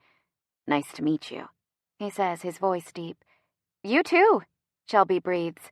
I've heard all about you. Chase glances at me, eyebrows raised. Oh, really? Shelby nods. Gemma tells me everything. Not everything, I mutter. Chase chuckles, turning to face me. We have to leave, sunshine, or we'll be late. Shelby meets my eyes when his back is turned. He is so hot, she mouths, fanning herself with her hands. As soon as Chase looks back in her direction, her arms drop to her sides and her face morphs into a polite mask. Nice to meet you, Shelby. I'm sure I'll see you again soon. Count on it. She smiles wide. He winks at her, then turns back to me, plants a soft kiss on my forehead, and stares into my eyes. 5 minutes, okay? I nod, fighting the urge to melt into him. Okay. He grins like he knows exactly how many female hormones he's just sent into overdrive, and walks out of the ginormous master bathroom where we've been getting ready. Oh my God! Shelby squeals as soon as the door closes at his back. He's so hot, like hotter than hot. Sahara freaking desert hot. I know, I say miserably. You are totally screwed. I know, I repeat. Seriously. She starts fanning herself again. If you don't jump his bones tonight, I will. Shelby, you're married. Have you seen the man? Paul will understand. I sigh. She meets my eyes. Gemma? What? You're falling for him. No, I lie instantly. She stares at me for a moment. That bad, huh? Ugh! A groan slides from my throat. He's just so... Hot?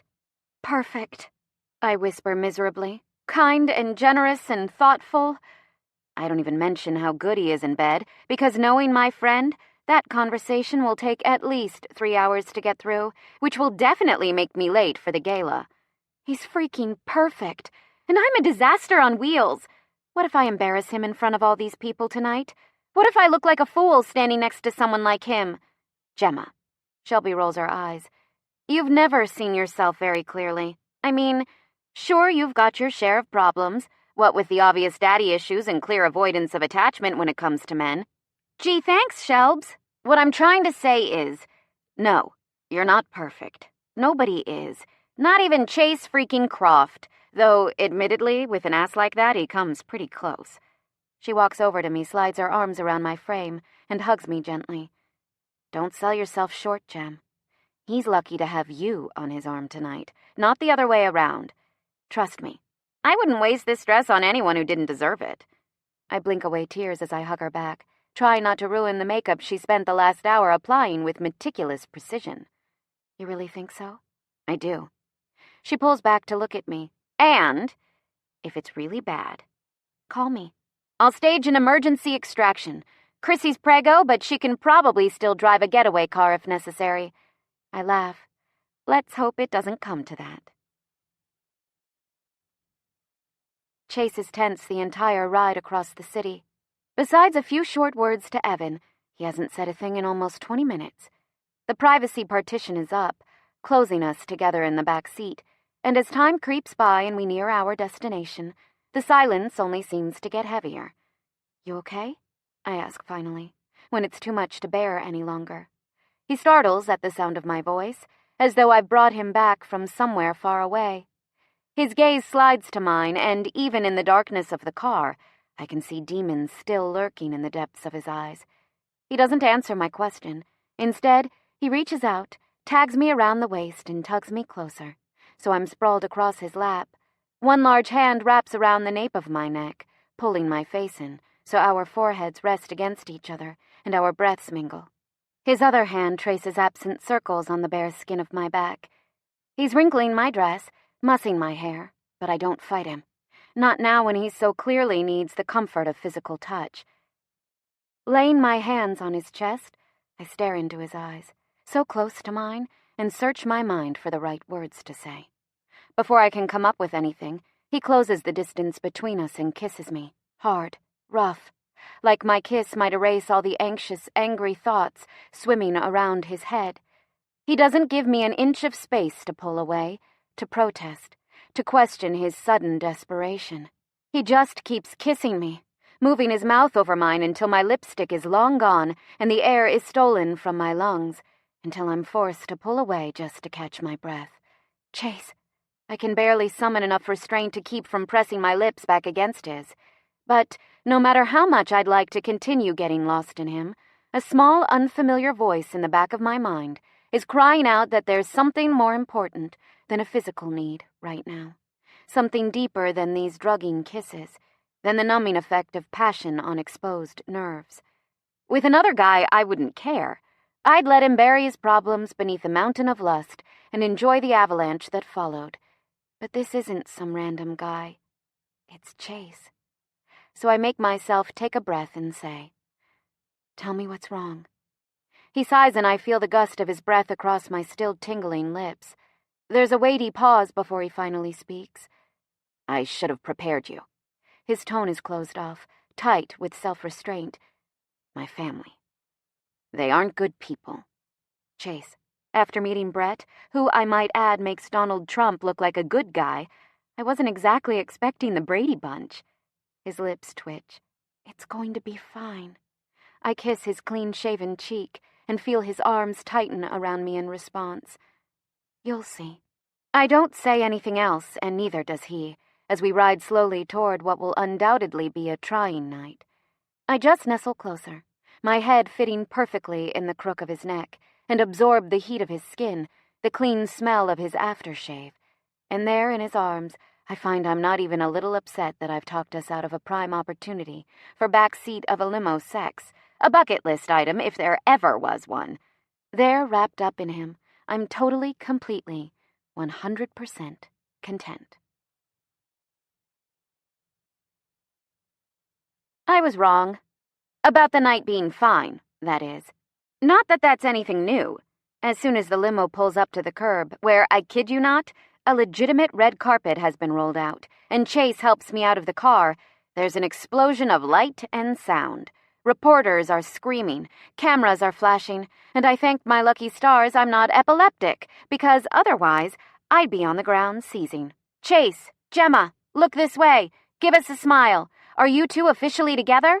How about a kiss?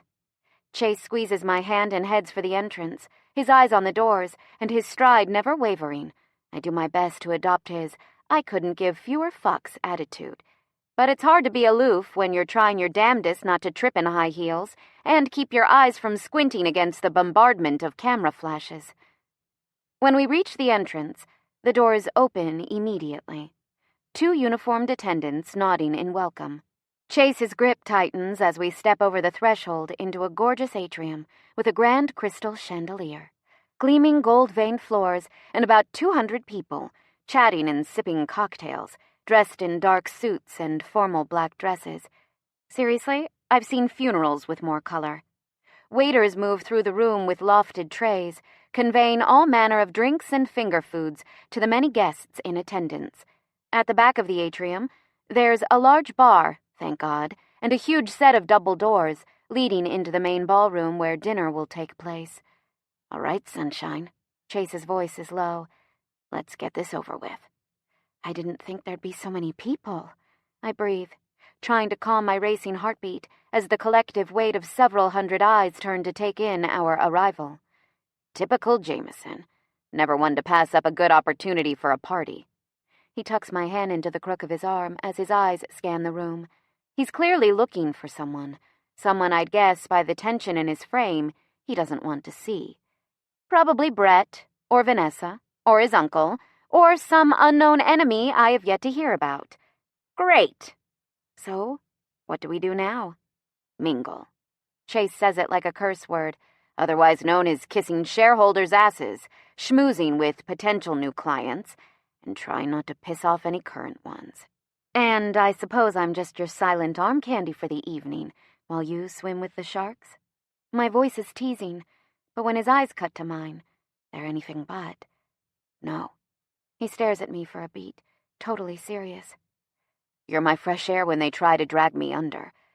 The only thing keeping me from drowning in this bullshit. Oh. My heart clenches, and my hand tightens on his arm. Chase. His eyes go soft when I say his name, but only for a second. By the time he's turned back to face the room, his body tensing like a soldier heading into battle, they've morphed back into shards of ice. I keep my hand on his arm as we walk into the room, pretending not to feel the eyes on us from all sides, pretending it's not weird that conversations hush as we drift into the fray, pretending it doesn't set my teeth on edge when the women examine me like an unfortunate wad of gum stuck to the bottom of their Manolos, while their men gaze at me like a piece of meat at the butcher shop, to be sized meticulously, consumed vigorously, and replaced easily. I wasn't built for this life. Never wanted it. The pretension, the posturing, the sheer ostentation. It holds no appeal for me. In fact, it makes me a little sick to my stomach. But for Chase, I'll grin politely, make small talk when necessary, and do my best to bear it, because at the end of this miserable night, I'm going home with him. And for that, I'd suffer through anything, even dinner with his family and 200 other snakes in human suits. Chapter 26. Phoebe. I thought I'd be bored, people-watching and eavesdropping as I shadow Chase through the crowd, but it's actually kind of fascinating to see him like this. Polite, personable, playing the part of a well-mannered socialite rather than the brooding caveman I know him to be. To most eyes, he looks like the perfect golden boy, towering over the crowd like Thor, greeting acquaintances with varying amounts of sincerity. Only someone who knows him, as I'm beginning to, would see the wry twist of his mouth as he suffers through small talk, the slight clenching of his fists as someone slips an underhanded barb about his Playboy past into the conversation, the infinitesimal narrowing of his eyes as he stares down a person he doesn't particularly like. As my gaze moves around the room, I see Chase isn't the only one employing the smile on your lips, daggers in your eyes method, which isn't exactly surprising, given the fact that this room contains more wasps than the nest in the old tree behind my mom's house. Everywhere I look, people are glaring over the rims of their cocktails, raising eyebrows at frenemies' backs, and laughing coyly at their own jokes. Between the thinly veiled insults being tossed back and forth, and the subtle manipulation of resources and power happening in each and every conversation around us, it's basically like watching a live episode of Game of Thrones. Just, like, without the dragons and stuff. After a solid hour of small talk, I've almost reached my limit. My cheeks are starting to ache from smiling so much. My feet have begun to cramp in the heels Shelby forced me to wear, and I'm going to explode if one more person looks at Chase like he's some kind of freaky black sheep interloper, out to steal the family business. Or worse, like he's some vacuous party boy who spent the last 5 years on a beach somewhere. First, it was the snotty woman by the entrance. "Oh, Chase, it's just wonderful to have you back. We all wondered if you'd ever return from your little trip. Where was it you went again? Cabo?" Then the balding man by the coat check. "We'll talk, my boy, we'll talk. I've got a great new venture Croft Industries would be lucky to get their hands on. A young stallion like you needs something splashy right out of the gate, to prove he's willing to put his money where his mouth is." Then the pinched-faced couple by the grand staircase. "Good to see you, Chase. I'm sure the family is thrilled to have you back. Brett, most of all, though I'm sure he was as surprised as the rest of us to hear you'd be taking the reins in his place." Everyone we've chatted with has been pretty terrible, though my personal favorite has to be the woman we're talking to now. Mrs. Pauline Breland is one of those wives who speaks enough for two, probably because her husband never says anything at all.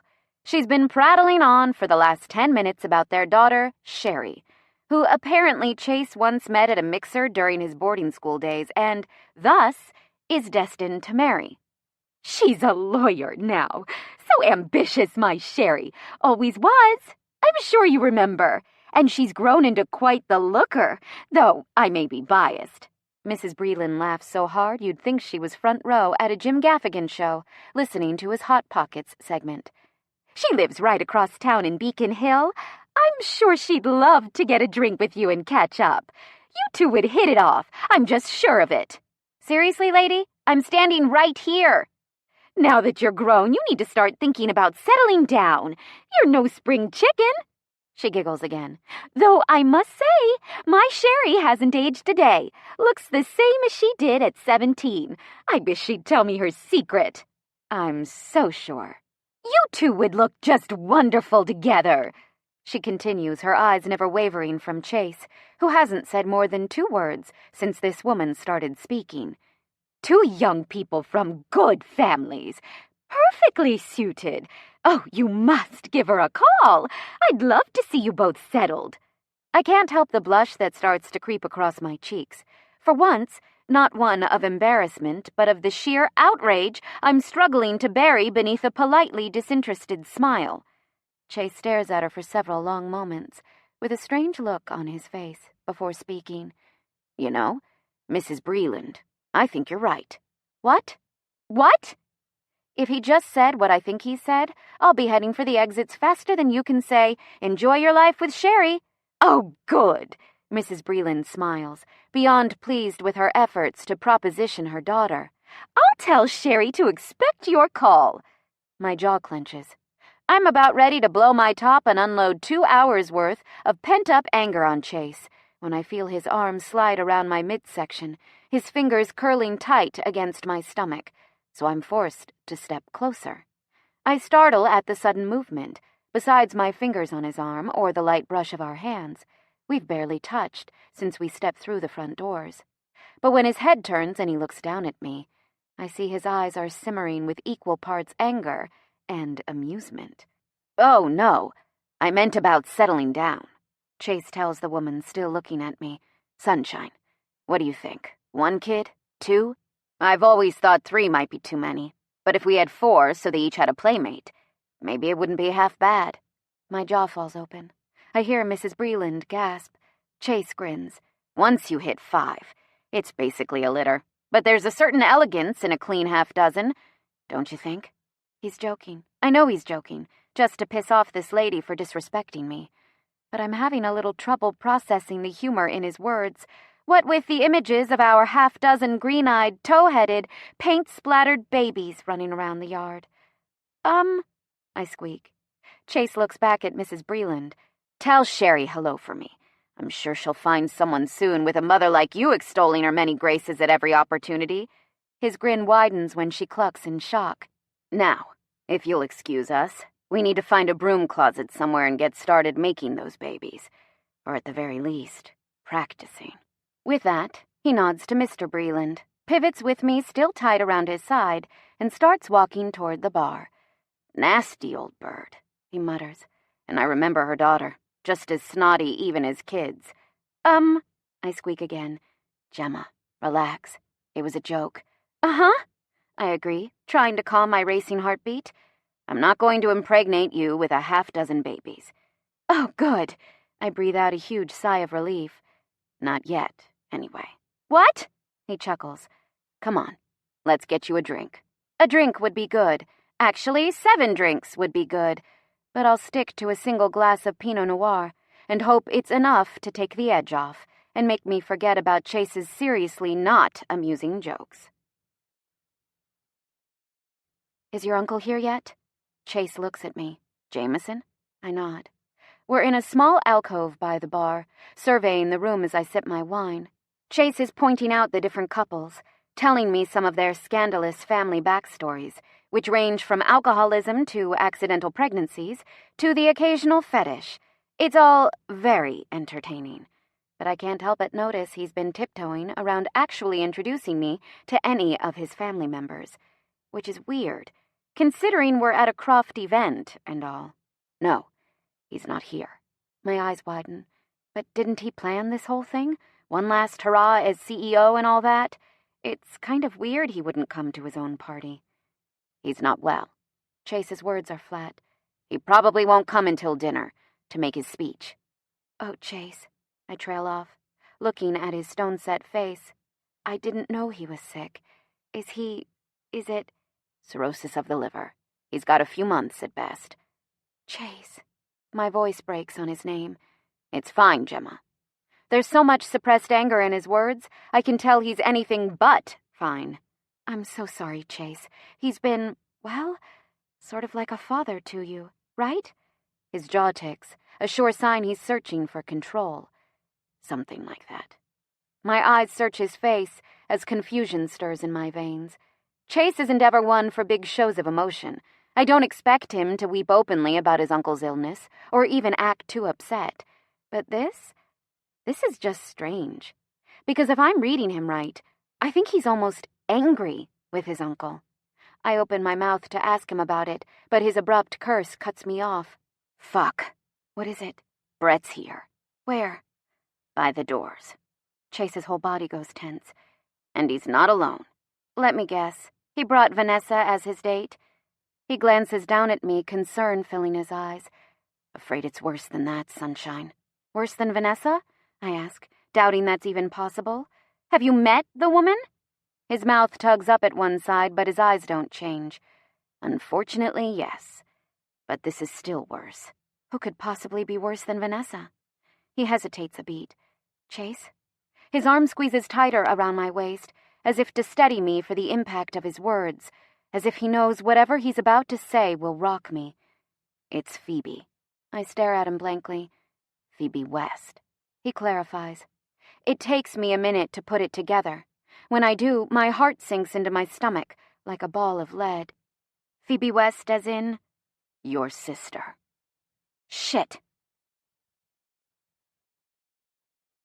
"She's here." My half-sister, who I've never met, who doesn't even know I exist, is here.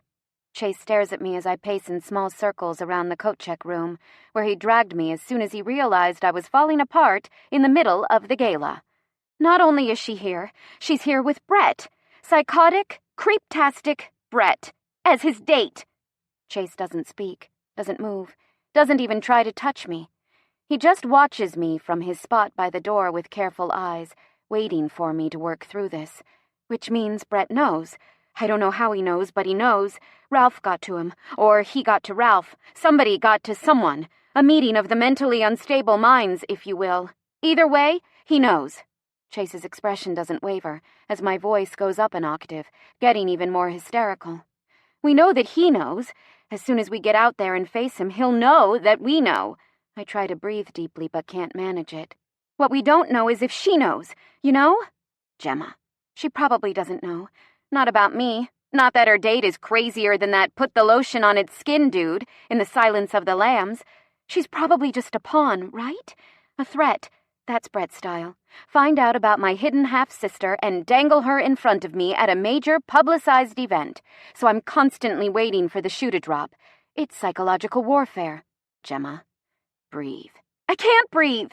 I stop circling, coming to face him with my hands on my hips and tears pricking at my eyes. My sister is out there. My sister! Gemma. What? He reaches out, grabs me by the hand, and tugs me to him. The sudden move sends me stumbling into his chest, the hard landing almost enough to knock the wind from my lungs. But I don't care. Because suddenly Chase is kissing me, and when he does, the rest of the world fades away, until thoughts of crazy relatives intent on destroying us, and nasty socialites who think we're wrong for each other, and even the small parts in my own mind that question what on earth we're doing here fade away. He kisses me until I start to disappear. Not all of me, just the part that's never had a safe place to land, never trusted anyone, not fully, because I learned early that everyone disappoints you eventually. The part that thought relationships like this were nothing more than Hallmark propaganda, that never thought I'd find someone who could wrap his arms around me and, with just one touch, make everything in my world seem right. The part that doubted a man like this, a feeling like this, even existed. His hands slide into the hair at my temples, pulling me closer, deepening the kiss, giving me what I need. Not empty words, not paltry reassurances that everything will be okay, not promises of something he can't guarantee. He knows that, given the chance, I'll rant and rave without stopping for breath, working myself up to new heights of anxiety. And because he knows this, he doesn't try to talk me off the cliff. He just grabs me and pulls me from the edge, with open-mouthed kisses and lingering touches and whispered words I barely hear. Because he knows it's what I need. He knows me. It's a sudden thought and a surprising one, that this man, who I've known such a short time, could understand my inner workings better than anyone I've ever met. It seems ridiculous at first, yet as the thought settles in a corner in the back of my mind, I see the indisputable truth in it. And as his hands slip under the hem of my dress, as my arms wind around his shoulders, as he lifts me against the coat-room wall and brings us together, we don't say anything as we make good on the promise he made to Mrs. Breland. We just touch and cling, our mouths never breaking apart, and lend each other strength with the comfort of our hands. A secret smile plays on my lips as we walk, hand in hand, back to the party. My hair is a little wild, and I've had to completely reapply my lipstick, thanks to Chase's kisses, but I can't say I'm even a little bit sorry about that. The cocktail hour has wound down in our absence, and the atrium is rapidly emptying as people wander into the main ballroom to find their tables.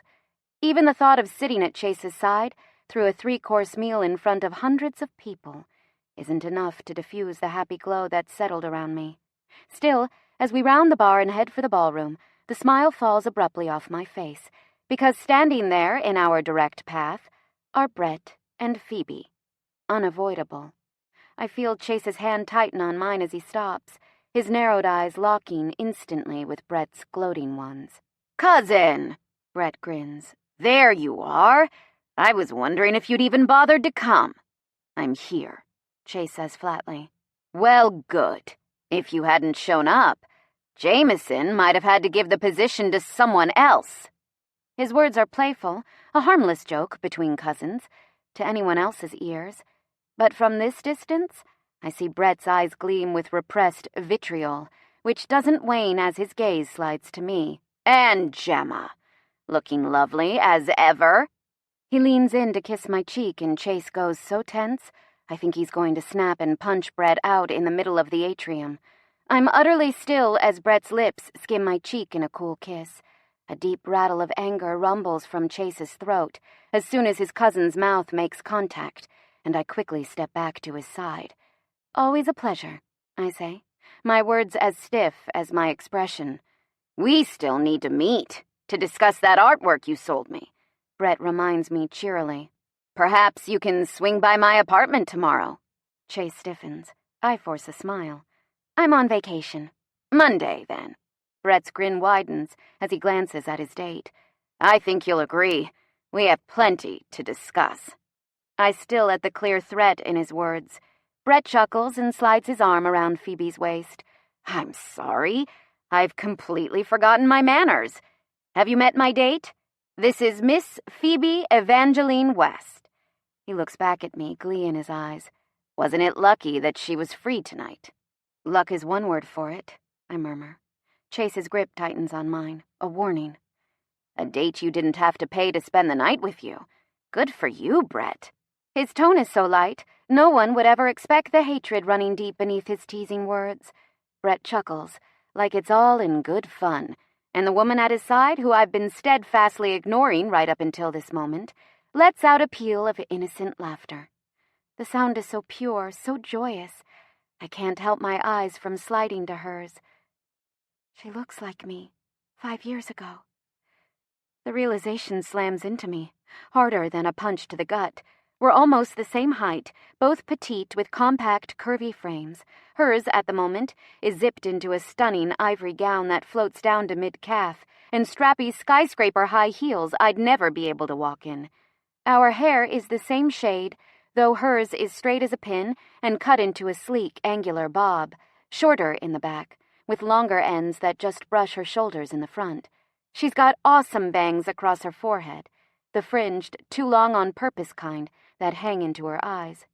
And she radiates confidence, just standing there looking at me. When her eyes lift to mine, almond-shaped, hazel, sparkling with life. I'm so dazzled by the beauty of them. I don't even feel relief that they aren't blue, marking at least one difference between our looks. Brett, don't be so stuffy. She sticks her hand out with a roll of her eyes and a grin on her lips. It's just Phoebe. For a minute I struggle for composure, staring at a girl who clearly has no idea who I am, wondering how on earth I should possibly act around her. Thankfully, Chase's hand tightens on mine in a quick squeeze, and I snap out of my stupor. Gemma, I murmur, reaching out with tentative fingers to take her hand. Gemma Summers. Nice to meet you, Gemma Summers. I attempt to smile back at her. You too. Killer dress. Oh, thanks. I glance down at myself, still in disbelief that such a gorgeous design is on my body. I borrowed it from a friend. Well, it's fabulous. I've been staring at it all night, and not just because it's the only spot of color amidst all this navy and black. She makes a gagging face. My great-aunt Tessie is more daring with her fashion choices than some of these women, and she's 96. Then again, she's also been known to strip down to her birthday suit and run through the halls at the nursing home, so she's not always the best judge of proper attire. I laugh, despite myself. Well, if the people here had as much life as your aunt, it would probably be a much better party. Undoubtedly. I grimace, though I could do without seeing some of these people in the nude. She laughs with such infectious, uninhibited joy. I can't help but smile at the sound of it. Phoebe, why don't you and Gemma get a drink? Brett's voice cuts through the moment like a knife strike. My cousin and I have some things to catch up on. My eyes move to Chase, a question in their depths, and he gives a terse nod. But I start to protest. Just for a minute, sunshine. Chase squeezes my hand tight before dropping it and turning back to Brett, anger radiating from his every pore. I open my mouth, fully prepared to insist on staying by his side, but the feeling of an arm looping through mine distracts me. "Another glass of wine sounds perfect," Phoebe says, leading me toward the bar with such familiarity you'd think she'd known me years, not minutes. "They probably have to discuss something terribly boring, like a merger, an acquisition, profit margins." She makes another gagging sound. "It's enough to drive a girl to drink." Hence the open bar. "Thank God for that." She shakes her head as we reach the bar. "Now, for the most important question of all." I raise my eyebrows. "Red or white?" I laugh. "Red." "Me too," she says, grinning as she gives a waiting bartender our order. Mere seconds later, he slides 2 heavy crystal goblets across the marble countertop. Phoebe passes one to me, clicks her glass against mine, and takes a hearty sip. As my fingers curl around the glass, I dart a glance at Chase. He's still talking to Brett, and whatever they're discussing is not making him happy. In fact, his expression has grown so dark, I worry his head is about to explode. I take a sip of my wine and turn back to Phoebe. I'm mid-swallow when she makes a startling announcement. "I've decided we're going to be friends." Her eyes twinkle with humor. "Because I've been to enough of these functions to know you can't get through them alone." "Friends?" I can't speak. Mostly because I'm struggling not to spit my mouthful of wine all over her as her words rattle around my skull. It doesn't seem to bother her that I don't respond. She just grins wider and leans closer, her voice dropping low. "I never would have come if Brett hadn't invited me. I didn't think he knew I existed until he called earlier. I mean, our mothers ran in the same society circles, and we've crossed paths a few times at functions like this. But he's never even looked my way, until today. I don't know what changed, but I wasn't about to say no. These Croft boys are hot, mega hot, burn your freaking tongue hot. God, she even sounds like me when she talks." I swallow hard. "Tell me about it. So, you and Chase are—" I never get to hear the rest of her question, because suddenly the boys are back. There's a careful distance between them when they appear at our sides, and neither of them looks particularly happy. But considering no one is on the floor bleeding, I'm thinking that's pretty much par for the course with them. Chase squeezes my hand and I turn to look at him, instantly troubled by the darkness in his eyes. "Dinner's about to start. Let's go find our table, sunshine." I tighten my fingers, squeezing to let him know I've heard him. "Great! I'm starved." Brett smiles that oily smile of his. Unfortunately, it does very little to diminish his attractiveness. "It seems there was a mix-up with the tables. Phoebe and I were originally seated in the back, instead of with the rest of the family." "How odd," Chase says flatly. Brett's grin never wavers. "As luck would have it, I spoke to the waitstaff, and they were able to move around some seats, so we could all sit together on the stage. One big, happy family. Right, cuz?" Chase's jaw clenches tight. "Perfect." Brett's eyes move to mine, and I tense at the look in them. "Gemma, did I mention?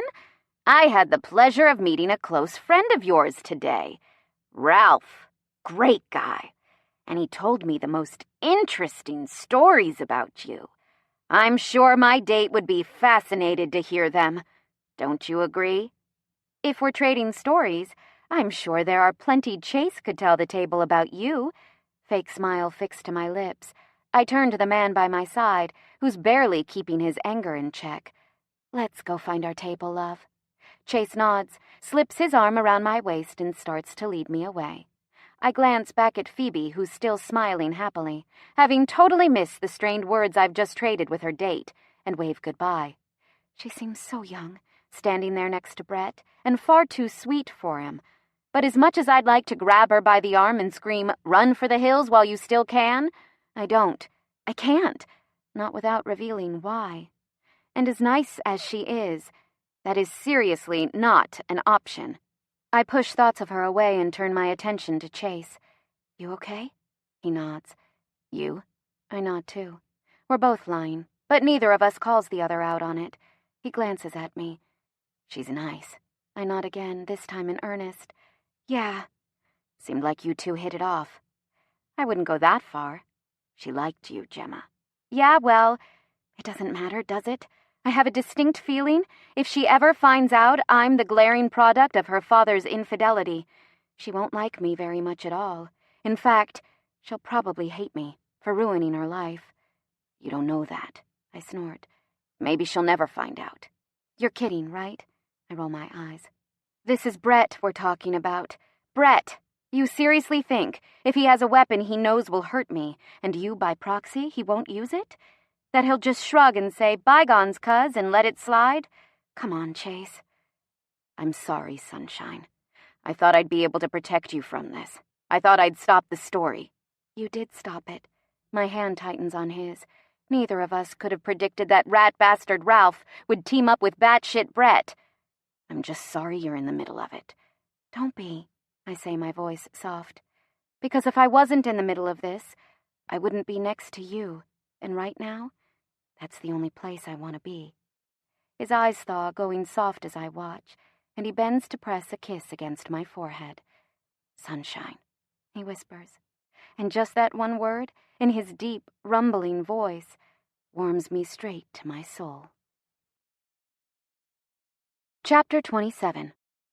Always. It doesn't take long to find our table. At the far side of the massive ballroom, where several dozen large, round tables have been set up, with white linen cloths, towering floral centerpieces, and a full china dinner service, there's a long rectangular table slightly elevated on a platform where the Croft family is seated. Several people are already there. Brett's mother, a dark-haired woman with ice-blue eyes, a set of cousins nobody talks to except at family shareholder meetings, and several members of the executive board. Chase leads me to the empty seats at the middle of the table, so we're literally center stage for all to see, and pulls out my chair. Just breathe, he whispers against my hair, as he settles into the seat next to mine. 3 courses, 1 hour, then we're out of here. It'll be fine. I made it through 5 courses of canapes at Chrissy's baby shower last month, surrounded by 17 married women who repeatedly tried to set me up with every eligible bachelor in their phone books. This is child's play. Except that's not really true. Because as soon as Brett and Phoebe arrive at the table, taking the 2 seats directly across from me and Chase, well, I'd take 3 hours of fending off setups any day of the week. My half-sister keeps smiling at me. Her sociopathic date keeps letting his eyes roam from my face to my chest. Come on, dude. I don't even have cleavage in this dress. And Chase is getting tenser by the minute. I'm starting to think it can't get any worse when a man walks through the ballroom doors and begins making his way toward the stage, stopping briefly to speak with several attendees along the way. His expensive suit and distinguished appearance do nothing to distract from the fact that he's a very sick man. His skin has an unnatural pallor. There are deep circles beneath his eyes, and he's much too thin. I know instantly that this is Jameson Croft, even before he arrives at our table, and takes the seat next to Chase. But as he gets closer and I spot the fading blonde in his gray hair, as I catch sight of his eyes, hard and green, I'm even more startled by another thought, a thought so surprising it catches me off guard. He looks nothing like his son Brett, who's a spitting image of his mother. In fact, he looks an awful lot like his nephew. The air at our table is tense, to say the least. Phoebe keeps catching my eye, looking more confused by the minute, and I can't exactly blame her. I'm pretty confused myself. Chase's jaw is clenched so tight, I'm worried his teeth are going to break. He hasn't taken a single bite of his dinner, and he's sipping his glass of soda water like he wishes it were something a hell of a lot stronger. Brett, for once, doesn't look gloating or gleeful. He looks pissed.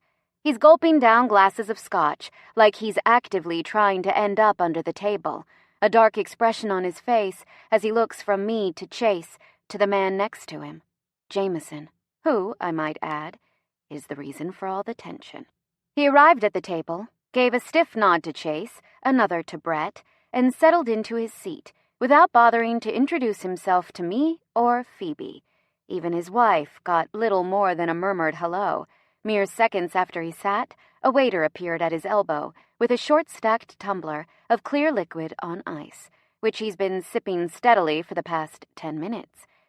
If the fact that the family patriarch, who just so happens to be dying of liver cirrhosis, is gulping down vodka shocks anyone at the table, they certainly don't say as much. They don't even look surprised. Their expressions range from resigned, Brett's mother, to enraged, Chase, to regretful, the cousins at the far ends, who no one seems to be speaking to. We eat in total silence, picking at arugula salads with sweet roasted pecans and pretending it's not odd that our dinner table is quieter than a monastery. For all I know, it's not odd for the Crofts. Maybe every dinner they eat is shrouded in silence and strained conversation. Somehow I doubt they're the kind of family who share stories about their days or bicker over the last bread roll in the basket. Phoebe's eyes meet mine across the table, and she widens them to the extreme in an unmistakable "what the hell is happening here" expression. I shrug my shoulders up in a slight "hell if I know" movement. She grins and returns her eyes to her plate.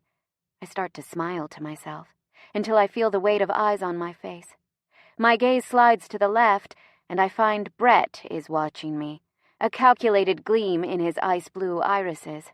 Instead of flinching and looking away, I meet his stare head-on, raising one eyebrow at him in a cool, composed, "What the hell do you think you're looking at?" gesture. The smug twist of his lips is the only answer I get in return, so I just stuff more arugula into my mouth and pray that the second course is almost ready. Anything to get me away from this world of silent conversations and strained relationships. Dinner finally ends, but the night's not nearly over. I'm pushing the remnants of my chocolate cake around my plate, half listening to the first of many speeches we'll be forced to endure before we can finally go home. One of the cousins is at the podium, giving a long-winded summary of the company's many accomplishments from the previous year. "Chase?" He looks at me with eyes that have glazed over, raising his brows in question. "I have to pee," I whisper. He grins. "Gemma, this isn't kindergarten. You don't need my permission to leave." My cheeks flame in the beginnings of a blush. "Go," he says softly, eyes warm on mine. "Just hurry back. I don't know how long I'll last without you here." I smile at his words, slide back my chair, and beeline for the doors. My grin falters when I catch sight of a familiar hulking frame at the back of the ballroom. It's Brett's personal Bruce Banner henchman, standing in the shadows in his ill-fitting suit, looking intimidating as ever with that wicked-looking scar on his neck. Our gazes meet for a fraction of a second as I walk past, and the darkness in his eyes sends such a chill through me, I'm still shivering as I cross into the empty atrium and enter the women's room. As soon as I close the stall door behind me, a huge sigh of relief escapes, in part because I really, really had to go, but mostly because I need a break from Brett's sidelong glances, Chase's too tense muscles, Jameson's rapidly emptying tumbler, and even Phoebe and her funny facial expressions. Every time she catches my eye and grins, like we're both in on the same joke, like she's already a close friend, my heart clenches. How long until Brett tells her? How long until she hates me? After I've taken care of business, not an easy feat in a floor-length dress, by the way, I head out to the bank of sinks. With a full lounge, a towel attendant, and several baskets of complimentary toiletry supplies laid out on the countertops, the bathroom clearly caters to an elite crowd. I'm moisturizing my hands with one of the many bottles of almond-scented lotion when the door swings open. As soon as I lock eyes with the blonde in the mirror, who's scowling at me with more vehemence than the guy I once spilled a 200-degree cappuccino on at my old job, I go still as a deer in headlights. "Vanessa. Looting the supplies, huh?" Her eyes narrow on the bottle in my hands. "Not surprising. You probably can't afford your own, and trashy gold-digging homewreckers have to seize every opportunity, I suppose." "Why don't you tell me?" I snap sweetly. "I mean, after all, you're the one who worked Chase over for a big payoff." She sneers and steps closer, her black strapless sheath gown glittering in the low light. "You're going to pay, bitch!" Would it surprise you to hear you're not the first person to tell me that this week? I roll my eyes. And frankly, it's not nearly as scary the second time around. Maybe I'm getting immune to threats. Oh, or maybe your threats just suck. Her eyes narrow. Did you really think you could just take him from me? That I wouldn't put up a fight? I hate to break it to you, but he wasn't yours to take. Chase has been trying to ditch you for years. He's going to forgive me eventually, and then you'll be the one out on your ass. Her eyes gleam as she steps even closer, causing me to press back against the bank of sinks. We belong together. I know it, and he knows it. Sorry, but by together, do you mean sleeping with someone else behind his back, or getting him fired from his job, or, my personal favorite, hurting him so bad he fled the freaking country for 5 years? I shake my head. Somehow I think Chase will have different ideas about a reunion tour with you. You don't know anything. Anything. You're just some little slut he's interested in this week. A flavor of the month. A shiny new toy he'll use until it's thoroughly broken in. Until something newer and shinier comes along to replace you. Her words hit me like a slap across the face. It takes effort to keep from showing any reaction. You're kidding yourself if you think this is going anywhere. He's never going to settle down with a nobody like you. He said so himself, only days ago. On camera. She laughs, a malicious sound designed to inflict pain. We both know how this ends, Gemma. And it's not with some happily ever after ride into the sunset. I bite the inside of my cheek to keep myself from snapping back at her. Chase is a Croft. He'll fuck you and use you, and when he's done, he'll toss you away. She smiles, pleased with herself. And when he does decide to settle down, it'll be with someone good enough for him, someone his family can be proud to be connected to. Someone like me. My heart's racing inside my chest, a mad tattoo of panicked beats I worry she'll be able to hear across the 5 feet between us. I try to fight the truth in her words, try to tell myself she's wrong. I know she's exploiting my vulnerabilities, voicing my deepest fears of inadequacy and inferiority. But that doesn't make it easier to dismiss her words. She steps closer, her voice dropping lower. So, have your fun. Let him use you up until you're half in love with him. Let him take everything you have before he throws you away. She grins. Maybe you'll even last the week. But 6 months from now? 6 years from now? Do you really think you'll be the one standing by his side? I open my mouth, prepared to refute her words, even if I worry they might be true. But I never get the chance. The sound of a stall door being thrown open, hard enough to rattle the hinges, makes me jump half out of my skin. Vanessa and I turn at the same time to look at the brunette gliding from the stall, who's clearly been eavesdropping on our conversation and, from the looks of it, isn't at all sorry about it. Vanessa, Phoebe grins, but it's got an edge I haven't seen from her before. Nice to see you again. I'm Phoebe West. Remember me? Vanessa's face pinches with discomfort and goes suddenly pale. No? Phoebe's grin widens. I'll refresh your memory then. I was the one at the Children's Hospital benefit last summer, who caught you and a certain married gentleman with his pants around his ankles in that back hallway. Very daring of you, considering his wife was in the next room and all.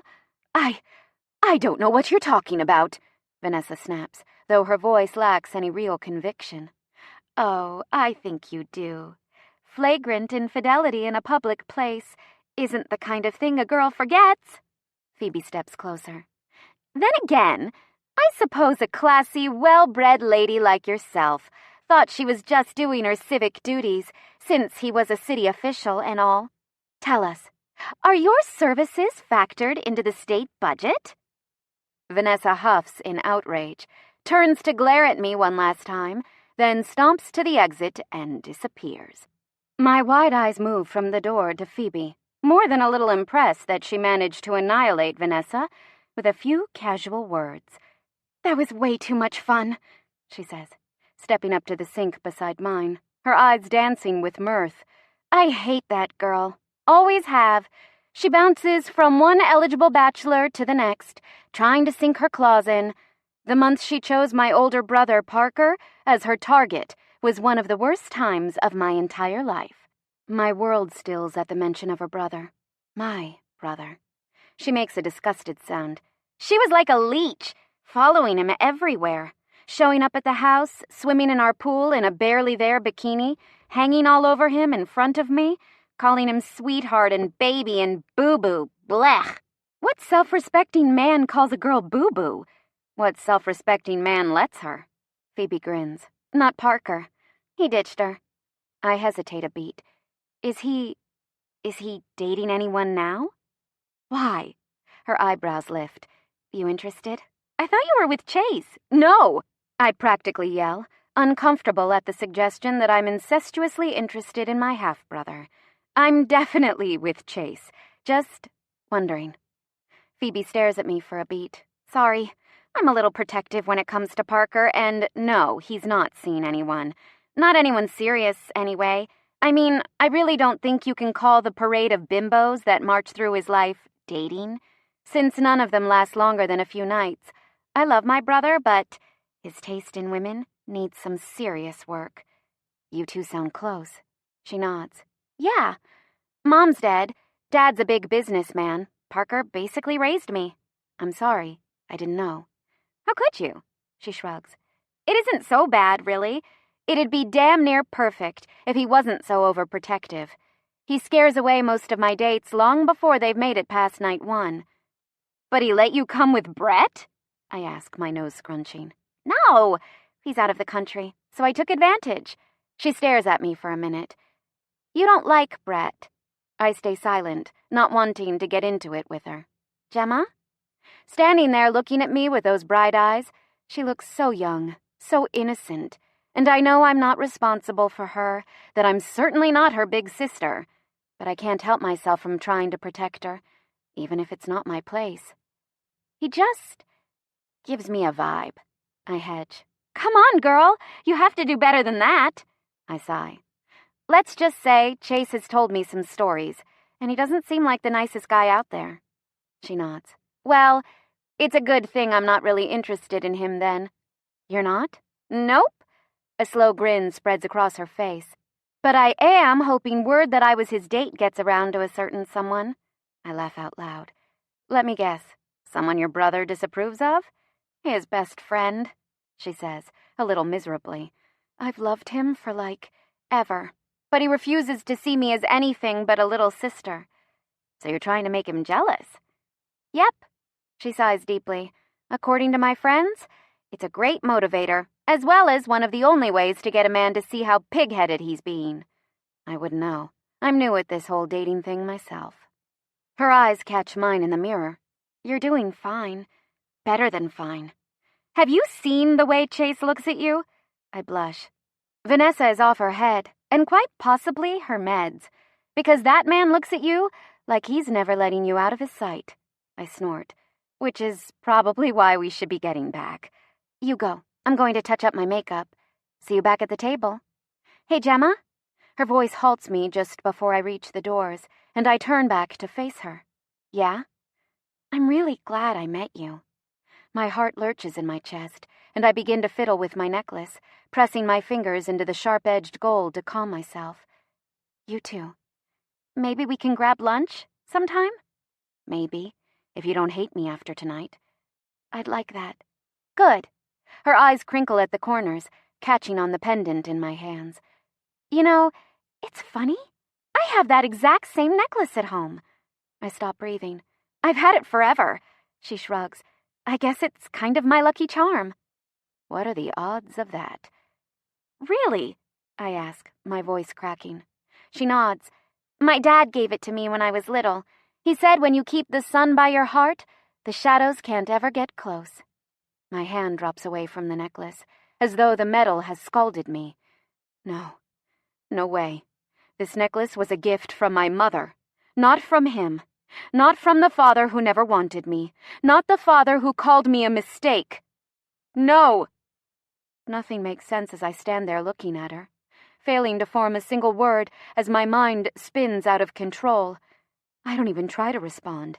I just force one last smile, turn on my heel, and slip out the doors without another word. The necklace I've worn for nearly a decade hangs heavy around my neck, weighted down by secrets. My mother's, my father's. I can barely keep track anymore. My fingers itch to rip it off and toss it away as it swings gently against my chest with each step, rhythmic little taps from a pendulum of lies. I contemplate calling my mother, demanding answers I'm not even sure I want to hear. But I can't. This conversation isn't one I can now, in the middle of a gala. My heart races nearly as fast as the thoughts in my mind as I wander dazedly across the atrium. I'm almost back to the ballroom when I spot the front doors, leading out onto the street. I freeze, staring at them, confronted with the ultimate choice. I can flee. I can pick up my dress and run out into the night, away from Vanessa's words, from the half-sister I'll never get a chance to love, from the necklace that now symbolizes a lifetime of lies. I can do it. But I'll also be running away from Chase. And I'm not sure when it happened. I'm not sure how it happened. But leaving him behind has become something I absolutely can't live with. So I package up all the pretty little lies I've lived my life by in a box at the back of my mind. I take a deep breath, steady my shoulders, and I head into the ballroom. Because even if my world has morphed into a place I barely recognize anymore, even if nothing at all makes sense, even if I'm falling rapidly into chaos, Chase is my safe place to land.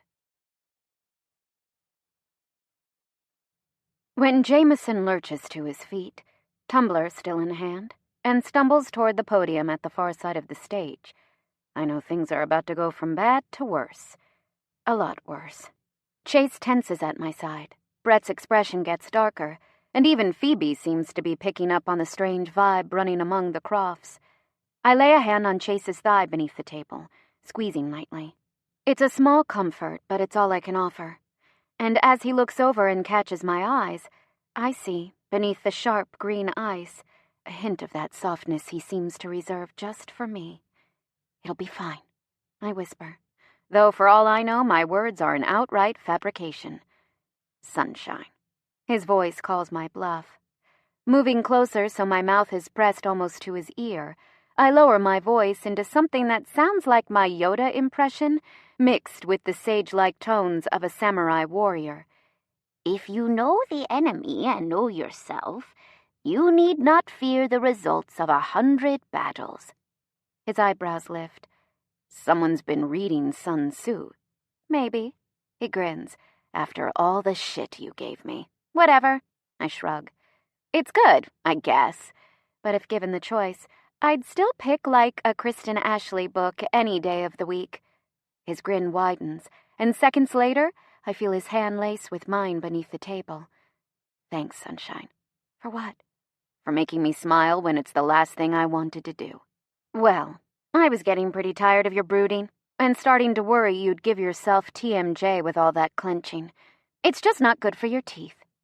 My words are cut off by the sharp squeal of the microphone as it's pulled from its stand. My eyes fly in that direction, landing on Jameson, who's looking more than a little tipsy. I wonder how he's possibly going to give a coherent speech, seeing as he's 3 sheets to the wind. Good evening. He slurs into the mic, swaying a little on his feet. Oh, he's not going to give a coherent speech. Not at all. Great, Chase mutters. Thank you all for coming here tonight to celebrate a new chapter in the Croft family legacy. His words are running together a bit at the ends, but at least he's managed a full sentence. As most of you know, as of this week, I'm retiring. I never thought this day would come so soon. Though if you ask my son, it's taken forever. Right, Brett? He guffaws into the microphone, his whole body shaking with laughter. The room watches in silence as vodka splashes over the side of his glass and lands on his shiny black dress shoes. Chase's hand tightens on mine, and I see Brett's hand clench around his glass so hard, the tips of his fingers turn white. Brett's mother is totally detached, her eyes unfocused, as though she's not even here. Most men want sons, Jameson drunkenly informs the crowd. Carry on the family name. Create a legacy. He takes another sip of his drink, and the sound of his lips smacking together echoes out through the speakers. Not me. I wanted daughters. Girls. Someone to love me, not someone to replace me. Not boys, to fight over the scraps of my life until there was nothing left, like wolves with a deer carcass.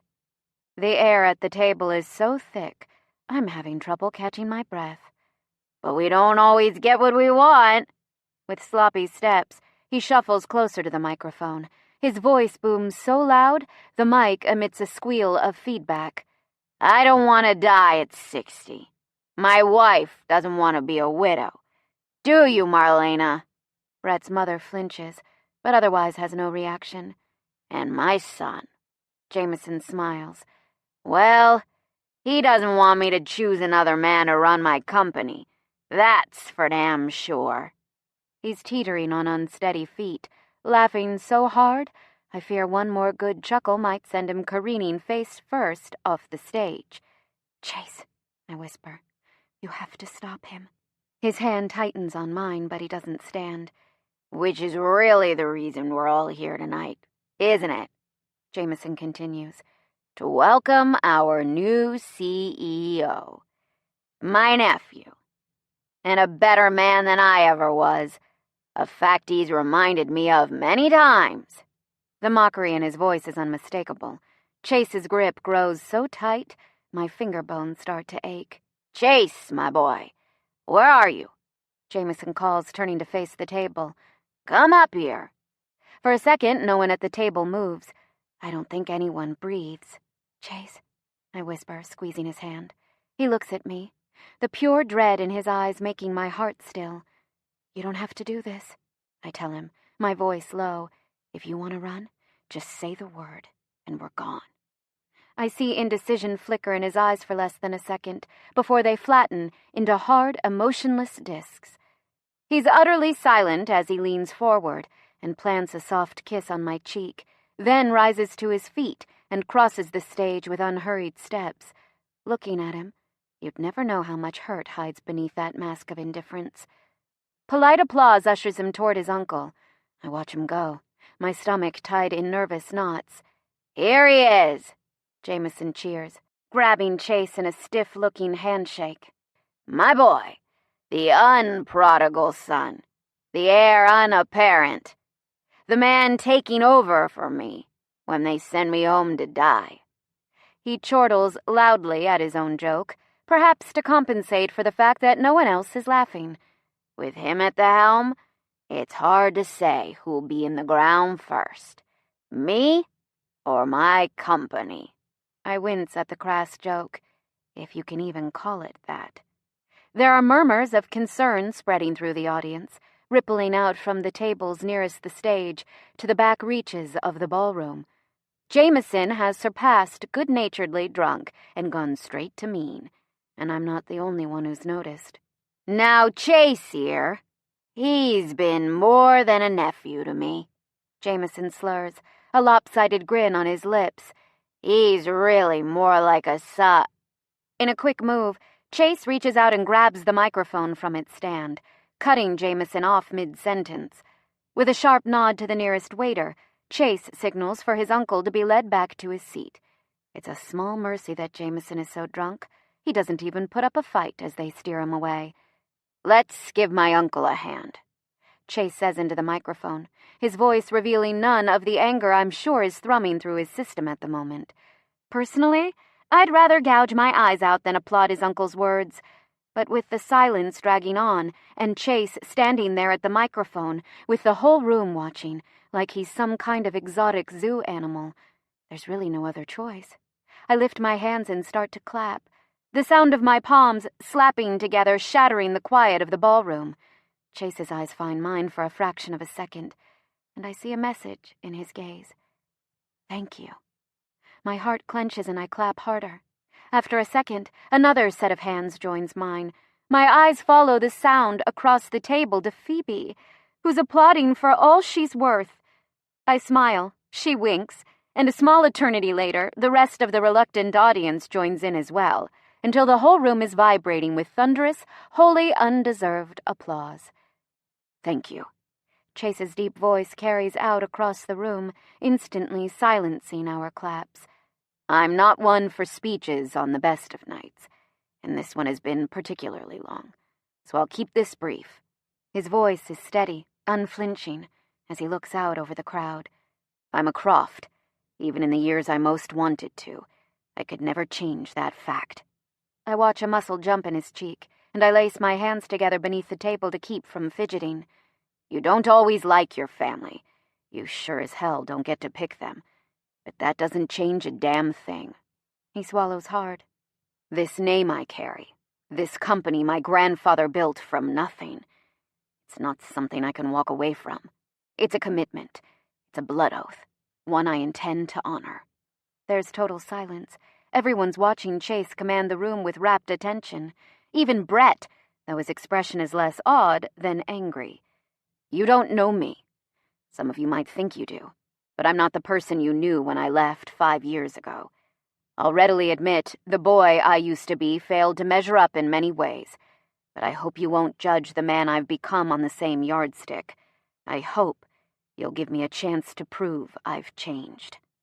I feel my heart turn in my chest as I watch this man, this amazing, heartbreaking man, stare down the people who've been judging him mercilessly all night. I may not be your choice. I may not even be the best man for this job, but it's mine. His eyes find mine again, and my breath catches at the intensity of his gaze, and I protect the things that belong to me. Always. Always. His final word is still reverberating from the speakers when Chase turns his back on the crowd, crosses to the table, and tugs me to my feet.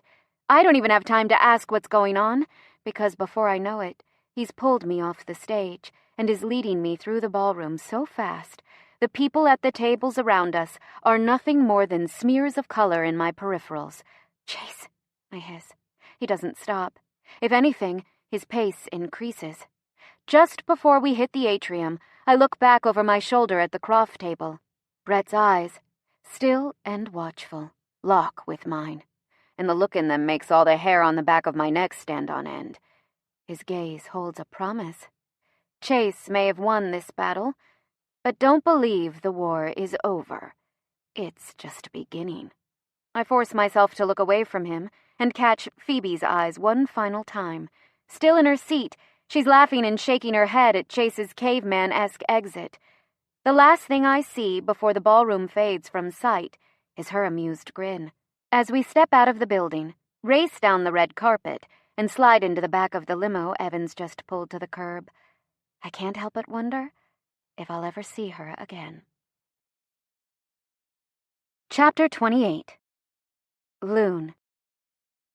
The elevator doors slide shut behind us as we step into the dark loft. The ride back to Croft Industries was silent. Neither Chase nor I spoke a word as the limo glided through the streets, each entirely consumed by our own thoughts. Turning the sun necklace over and over in my palm, I spent the ride trying to sort out whose family is more messed up, mine or his. For the life of me, I couldn't decide on an answer. On the left, we've got infidelity, an accidental love child, inescapable half-siblings, and an impending media crisis. On the right, we've got sociopathic tendencies, fatal alcoholism, scheming socialites, and a case of murky parentage. It's a toss-up, honestly. Chase shrugs out of his suit jacket, walks to the kitchen island, and lays it over the back of a bar stool. I'm silent as I sidle up beside him and set my clutch purse on the counter, my elbow bumping lightly against his. He doesn't say anything. He just leans toward me so his heat presses into my side, the length of our bodies resting together like two playing cards in a pyramid, each holding the other upright. My eyes slide shut as I absorb his strength. I'm not sure how long we stand there in the dark, leaning on each other. but eventually I feel his body start to shake. Slowly at first, then faster and faster, until my teeth are rattling with the force of it. My eyes fly open, heart pounding in my chest, as I'm consumed by real, genuine fear. Because if Chase is falling apart, if this strong, composed man has been brought to tears, I don't know if I can keep from breaking down right along with him. I don't know if I can be strong enough for us both. His shoulders shake harder, silent sobs racking his entire frame. Fearing the worst, I burrow into his side, slide my arms around his body, and force myself to look up into his face. Wait, you're laughing? I yell, my voice filled with disbelief as I see he isn't crying at all. Quite the opposite. Laughing! He only laughs harder at my outrage, until he's turning red in the face from lack of oxygen, until he's doubled over, clutching his stomach, gasping for air with tears forming at the corners of his eyes. Chase! I smack him on the arm, fighting off my own round of incredulous giggles. How is anything about this funny? He looks at me, shoulders still shaking with mirth, and grins so wide it splits his face in two. It just is. He manages to gasp between chuckles. How? I demand, trying not to laugh myself. I can't help it. Watching him like this, near giddy, is enough to trigger my own hilarity. Sunshine. He was drunk off his ass. Totally wasted. He snorts. The man is dying from a lifetime of heavy drinking. Does that stop him? No. He's got one last public appearance as company CEO. Does he at least feign normalcy? Sober up for the occasion? Of course not. Chase wipes at his eyes as another round of chuckles overtakes him. My first act as Croft Industries CEO was to have the highly inebriated former CEO escorted off stage. Sunshine. That's not just funny. It's fucking hilarious. I plant my hands on my hips and stare him down. You're a loon. He grins and stands upright. You've told me that before. Well, you probably deserved it. I didn't. I roll my eyes. Well, what were you doing at the time? We were in an elevator, he murmurs, the laughter fading from his eyes as he thinks back. I just dragged you out of Brett's apartment. Oh, I say, trying not to melt when he's looking at me like that. So you were being a caveman. You totally deserved it. He takes a step toward me, his eyes on my mouth. You don't seem to mind when I act like a caveman? I move back a step. I do, actually. Really? He takes another step. I retreat until my back hits the hard edge of the kitchen island. Danger! Yes, really, I tell him, ignoring the butterflies flying in a vortex around my stomach. It's very annoying. I seem to remember that elevator ride ending with your legs around my waist. His voice is low as he closes the last sliver of distance between us, his body pressing me back against the counter, so I couldn't move, even if I wanted to. I don't remember that at all, I breathe, my eyes on his bottom lip. I guess I'll have to remind you. Without warning, his hands hitch beneath my thighs and he lifts me onto the counter. I'm barely settled when I feel the rough pads of his fingertips on my bare calves, hiking the length of my dress up past my knees, until it's pulled against the marble in a swath of color. Stepping closer, his hands trail against my skin as his eyes find mine in the dark. Is any of this coming back to you? He murmurs, his lips dropping to my neck. Not really, I breathe, as my legs lift to wrap around his waist. My feet, still strapped into heels, lock behind his back, so he's flush against me. I feel his grin against my skin. I guess I'll have to work harder. Definitely. His hands trace higher, up over my bare hip bones, searching for fabric that simply isn't there. I enjoy the flash of surprise in his eyes when he pulls back to look at me. Oh, I murmur, my voice playful, my eyes wide and innocent. Did I forget to mention I'm not wearing any... I never get to finish my taunt because Chase moves forward, his mouth slanting over mine and swallowing the rest of my words. It's an open-mouthed, no-holds-barred kiss, consuming me with what can only be described as desperation. He kisses me like the purity of our mouths, moving together, might be enough to erase the scars our families carved into our souls tonight. His hands slip beneath the hem of my dress, stroking across my skin, like a hard brush against canvas, like a chisel against stone, as though his touch can turn my limbs into art. My hands wind around his back as I press closer, losing myself in every beat of his heart, every trace of his touch. I hear the distant rustle of a belt sliding from its loops, of clothes falling to the ground, but I'm far too lost to pay much attention. There are more important things commanding my senses. The pleasure-pain of stubble scraping against soft skin, the sensation of hot breath on the hollow behind an ear, the taste of pure desire on the pad of my tongue. All teasing and laughter is long gone from the moment. We're totally silent as we explore each other in the dark, each motivated by an unspoken need to erase the horrors of tonight with the purity of us, to scrub away the darkness with the glow we create together. I'm half gone with passion by the time Chase pushes inside me, filling me in a way I've never before experienced. It's more than a physical joining. It's as though he's reached inside my chest and taken my heart between his palms. He's holding my life in his hands. One wrong move might kill me. But instead of breaking it, he just lets it beat. Thump, thump, thump. Gemma, Gemma, Gemma. Chase, Chase, Chase. His hands are planted on the countertop beside me. My fingers are in his hair. Our mouths are pressed together. We're not even kissing. We're just breathing each other in. Our lips skimming and parting, like the million stones I've skipped across the waves in Rocky Neck.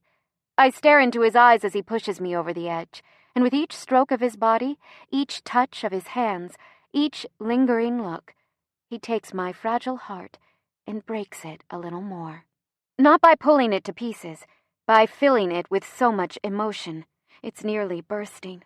Until it's so full of us, there's simply no room left for all the years of pain and sadness and unworthiness that defined me before. He loves me, and it breaks my heart, in the exact way it needs to be broken. When I was little, Mom and I drove past a burning field. The plants scorched down to the earth, the blaze so bright, no life could possibly survive it. I asked her why the farmers would do such a thing to their own crops, and she said, "Slash and burn, baby girl, slash and burn." Sometimes you have to raze things to the ground before you can start over, sear away the past to pave the way for a bright future. At age 5, this concept made no sense to me. But with Chase slowly breaking me apart and building me back together with sheer force of will, with his hands and his touch, and his words fitting my fractured pieces together better than they've ever done before, I finally see. You have to rebuild a broken heart before it can love again. So I don't fight it. I let him slash me open, burn me down to my most basic levels, beneath the barriers, beneath the scar tissue and damage built up by years of disappointment, down to the very heart of me. Then I let him piece me back together, thrust by thrust, our gazes locked, until there are tears streaming from my eyes at the sheer beauty of the moment. And as my heart, whole and healed, beats strong inside my chest, in perfect sync with Chase's pulse, I know I'll never be the same after this, after us. Thump, thump, thump. Us, us, us.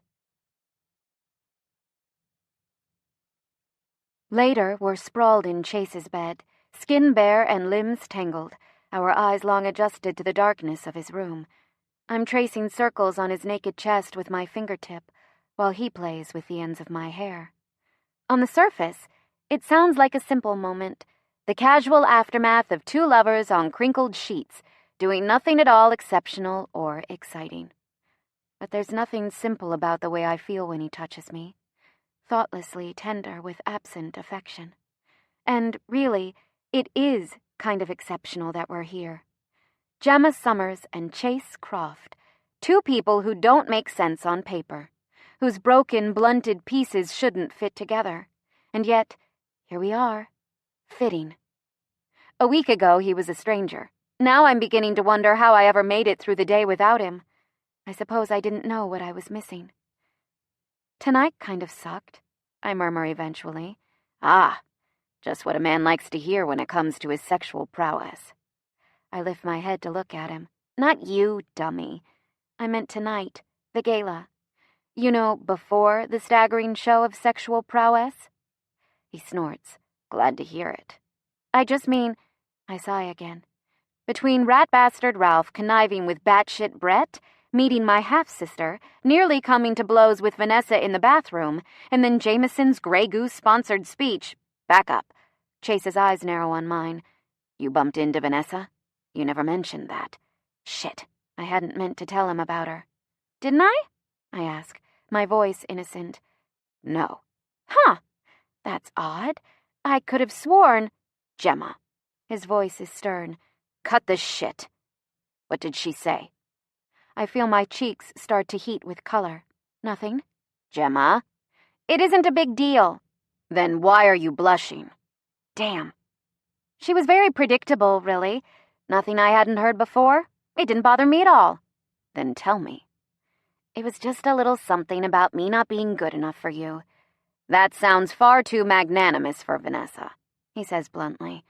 Gemma, tell me what she said. I don't want to. Why not? I cross my arms over my chest. Because! That's not an answer. Well, it's the only one you're getting. He groans. Christ, you're a pain in the ass. Oh, like that's going to help your case. I roll my eyes. Insult the person you want answers from. Real smart. You're deflecting, he points out. Am not, I snap, my voice defensive. He catches my eyes and I see his have gone soft. Come on, sunshine. His voice is warm, cajoling. It's embarrassing, okay?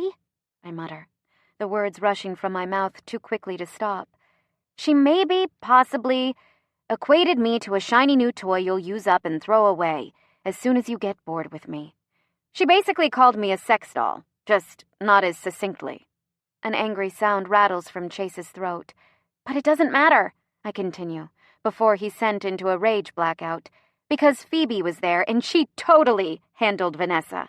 Seriously, it was kind of awesome to witness. Apparently, she caught her in a compromising position at some charity event last year. Gemma. His voice is so low I instantly fall silent. Yeah? I stammer, trying to keep my cool as he shifts suddenly, so he's leaning over me, his eyes trapping mine in an intense stare. You believed her. No, I didn't, I insist, even though it's a half-lie. You did. His voice is pissed off. You still think this is just about sex for me. Just about the chase. Something to scratch an itch or keep me amused for a few weeks. Well, I struggle for words, not knowing what to say to him. Fuck, Gemma, he growls. You really think this is all this is for me? No? I wince at the hesitation in my voice. Christ, he mutters, falling back against his pillow beside me, his eyes on the ceiling. If you think that, what the hell are you doing with me? I just thought... I press my eyes closed and force myself to say it. I've never felt this way before. I've never had anyone look at me the way you do, touch me the way you do, take care of me the way you do.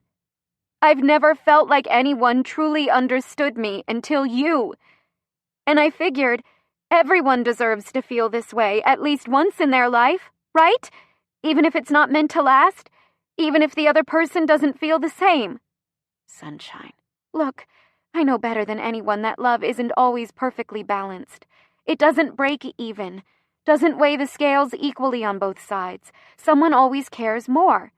So I figure it's okay if I'm that person with us. It's okay, Chase. Just because it's not perfect doesn't mean it's not real. He stares at me. I try out a smile, but it's a little shaky. Don't worry. I'm not going to freak out or anything and start stalking you. He keeps on staring. I'm sorry. I know I shouldn't have said anything. It's just, well, you asked, and I'm not a very good liar. One time, Chrissy asked me to cover for her with Mark because they were on this couples diet thing, and she was, dying. So she snuck off to get some pinkberry. And when he asked me where she was, I told him she was learning to play the ukulele with a... Gemma. Yeah?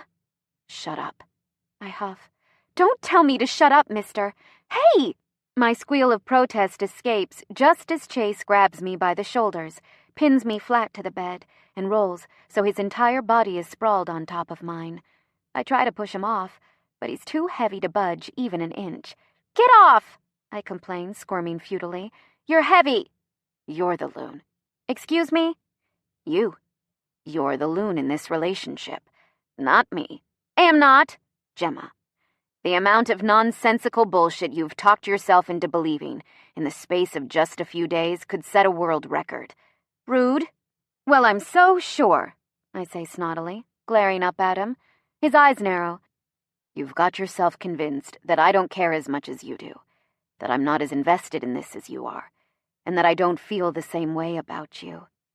And all that would be bad enough, but on top of that, you've also convinced yourself that it's somehow okay to feel like that it's not totally fucked up for you to be in a relationship where you're the only one invested, where the guy doesn't give a shit about you.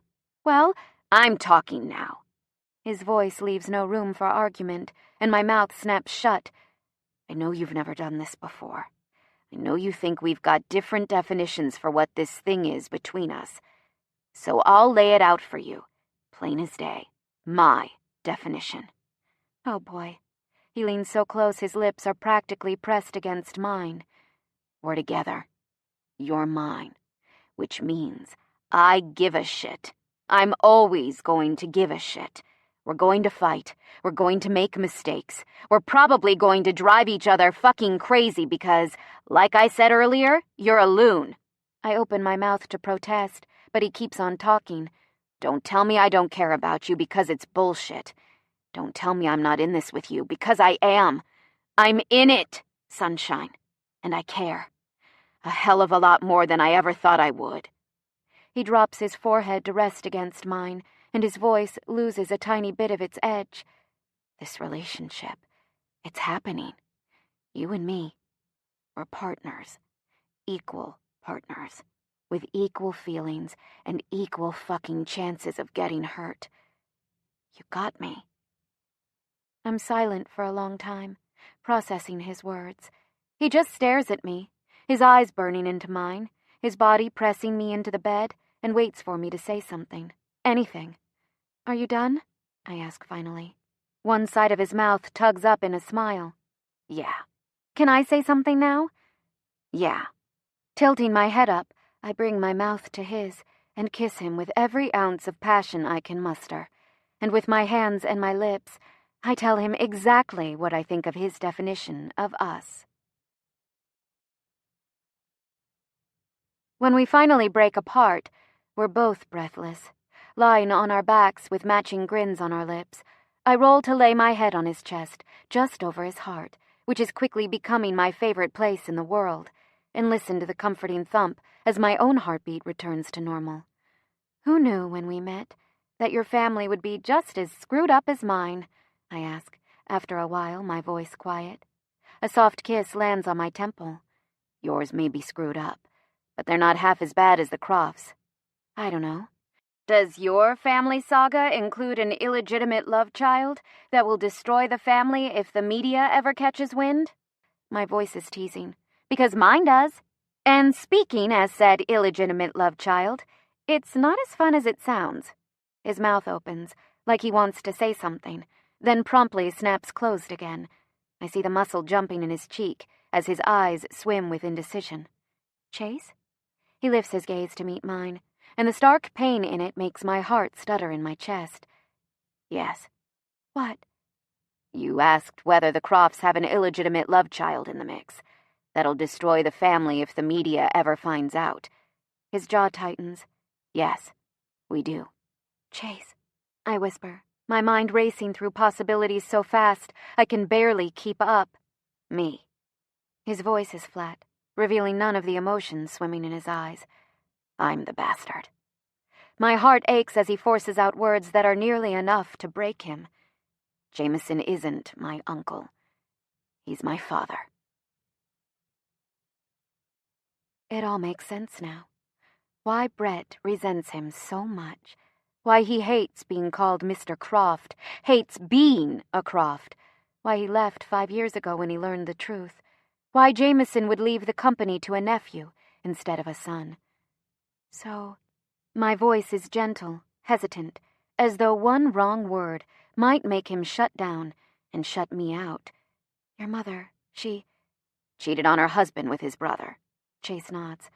I barely remember the woman, but she sounds like a wonderful person. Honest, faithful, exactly what a wife and mother should be. His words are so sarcastic, so scathing, I want to flinch away. Instead, I do the opposite. I move closer, flattening my palm against his chest, directly above his heart. I feel it racing beneath my hand, an undeniable window into the anguish he's feeling, no matter how composed he looks on the surface. I'm sorry, Chase. I whisper. I'm so sorry, love. He doesn't speak. I don't know if he can, right now. I know how it feels to learn your life is a lie. I remember. I shake my head, consumed with memories of my teenage self, crying on a bedroom floor with letters in my hands, totally destroyed by the truth. It's like losing your identity, and it's almost enough to kill you. It did kill them. His hand presses tighter against my back, the only show of emotion he'll allow himself. My parents, the night their car went over that bridge into the water. That was the night my father finally learned the truth, that his wife was a cheater, and that I wasn't his son. Oh, Chase. I don't know if it was an accident or if he was just so mad he couldn't take it anymore. If he chose to. He can't get the words out. I choke back tears when I see his eyes, still locked on the ceiling, are glassy. Moving closer, I force myself to speak, trying to keep my voice from cracking. I wish I could make this better for you. All I can say is, the people who created you don't define the person you become. You can read 1,000 studies about nature over nurture, about genes determining destiny. But I'll tell you one thing, they're bullshit. I lift my hand to cup his cheek, my thumb stroking slow circles against the faint stubble there. You could have Charles Manson as a father and end up a saint. You could have Mother Teresa as a mother and end up a serial killer. At the end of the day, you define the person you become, not a strand of DNA, not the parents you didn't get to choose. You. I pull in a deep breath. And, Chase Croft, the person you've chosen to be. He's pretty freaking amazing. So amazing, it takes my breath away just being near you. He looks at me then, his eyes dark with the demons of his past and something else, something deeper, something I can't quite define. Of all the people in the world who could have won the seat next to mine at that playoff game, it was you, Gemma. His voice cracks on the last word. You. The one person on the planet who might just understand me. My breath catches as he pulls me closer. His arm a steel band across my back. His mouth presses hard against my hair, so his words are slightly muffled. I don't put much stock in luck. I don't really believe what goes around comes around, or that everything balances out in the end. But if I've earned any karma at all, it's you, he says simply. You're my karma, sunshine. And I'm pretty sure you were made for me. Saturday passes in a blur of laughter and love-making. Chase and I turn off our phones and spend the whole day naked in his bed, not to mention in his hot tub, in his shower, on the kitchen floor, and even once on the pool table. By the time night falls, we're both so exhausted from a marathon day of sex, we can barely lift our heads from the pillow. Hungry? Chase asks, his voice softer than the beams of the setting sun, filtering through his windows. Starving. Me too. Neither of us moves. Sprawled in his bed, the sheets tangled around our limbs. My head rests on his stomach, and his arm is thrown across my torso, just beneath my breasts, anchoring me against him. I'll get up, he says. Get us some food. Mm-hmm, I murmur, my eyes drifting shut. Really, I'm getting up now, he says, still not moving. Any second. If I wasn't so goddamned worn out. Chase? Yeah, sunshine. Using the final reserves of my strength, I drag my body parallel to his and collapse against his chest, so I'm lying half on top of him. Shh. I thought you were hungry, he says, his voice amused. Nap now. Food later. The sound of his chuckle reaches my ears, though I'm already nearly asleep. Whatever you say, sunshine. The last thing I feel, before I slip out of consciousness, are his arms tightening around me in a warm embrace. Chapter 29. Diabolical. My eyes snap open in the middle of the night. I'm wide awake. The unfortunate side effect of falling asleep at 6 p.m., I suppose. But Chase is still asleep next to me, his breaths deep and regular. Knowing I won't be able to fall back asleep anytime soon, I do my best not to jostle him as I slide out of his hold and off the bed. In the dark, I find one of his t-shirts on the floor, tug it over my head, and pad barefoot into the kitchen. God, I'm hungry. I flip on the row of pendant lights hanging above the counter, dimming them as low as possible, and beeline for the pantry. Rooting through his cabinets, it doesn't take me long to find what I'm looking for. I grab the box off the shelf, cross to the refrigerator, and pull out everything I need. 20 minutes later, waiting for the pancakes to brown on the griddle, I retrieve my cell phone from my clutch purse and power it on. It doesn't even faze me to see I've got another half-dozen voicemails and texts from Chrissy. But I wince when I realize I've missed another call from my landlord. I'll have to call him back as soon as it's a reasonable hour. There's a text from my mother. Everything okay, honey?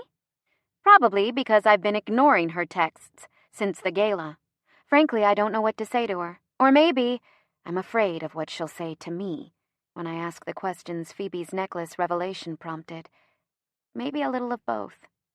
Chrissy's messages range from forwarded Google alerts, Chase Croft makes his societal debut with new girlfriend, to text messages threatening my life if I don't call her back with details sometime soon. Nothing unusual. Which I take it means Brett hasn't leaked the story to Phoebe and the media yet. A relieved breath escapes, just as two arms wrap around me from behind, and a warm body presses against my back. Those are going to burn, Chase whispers against the nape of my neck, his voice scratchy with sleep. I turn in his arms to face him. Did I wake you? His forehead drops to rest against mine. Felt you gone. Sorry. Don't be, sunshine. His arms tighten in a quick hug, then drop away as he turns, picks up the spatula, and starts flipping the pancakes. For a few minutes, I watch him moving around the stove with ease, his muscular forearms flexing as he wields kitchen utensils, pulls a platter from the cabinet on his left, and starts loading it up with perfect golden brown pancakes. There's something sexy about watching a man cook, especially when he's wearing nothing but black boxer briefs, and I swear, if I hadn't already had all the sex my vagina could handle in the past 18 hours, I'd be jumping his bones on the kitchen floor. Again. Chase grins as he slides a plate across the counter toward me, his eyes still a little drowsy, his hair still a little mussed. Eat up, sunshine. Thanks. He pushes the butter and a bottle of maple syrup toward me. Here. Yuck, I wince, eyeing the brown bottle. I hate syrup. How is that even possible? Everyone likes syrup. It's the best part, said the man who doesn't like waffles. Touché, he grins. You know, you still haven't told me your middle name. Not gonna happen. Come on. Nope. It can't be that bad, sunshine. Trust me, it can. You'll tell me someday. Don't hold your breath. He sighs and lets it out. For now. I slather my pancakes in butter as he shuts off the stove and settles in on the stool beside me. Cutting off a giant slice, I shove it in my mouth. I moan with satisfaction when the first bite hits my tongue. So hungry, I barely bother to chew as I devour the stack on my plate. Chase chuckles, but doesn't tease me. He's too busy shoving his own pancakes in his mouth. That was the best ever, I breathe after I've cleared my plate, my hands resting on my stomach. Chase snorts as he pushes his empty plate away. Oh, really? Better than sex? Definitely, I tease, elbowing him in the side. His eyes narrow, the look in them making my stomach flip. Is that so?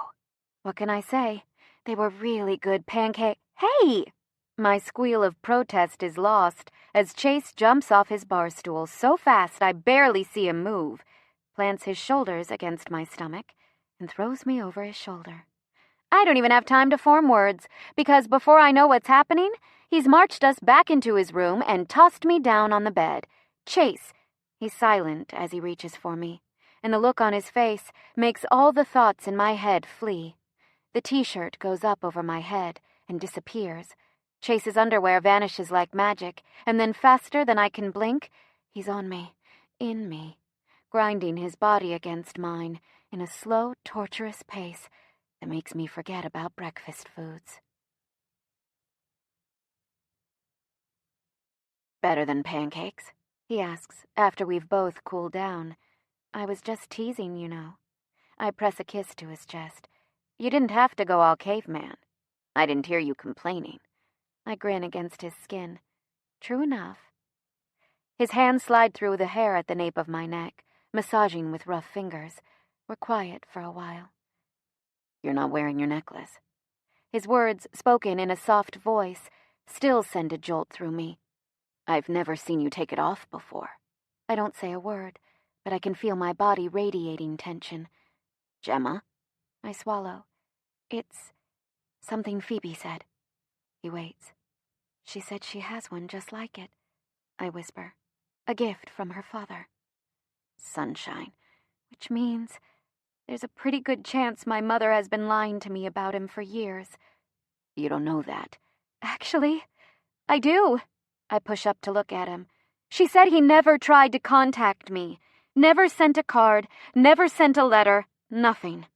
Only a check, in the beginning, before he realized she wasn't going to take his money and get rid of me. I clear my throat, hoping it'll dislodge the emotion forming a lump there. But if that's true, why would he give me a necklace? The same one he gave his own daughter years ago? Why would he do that unless...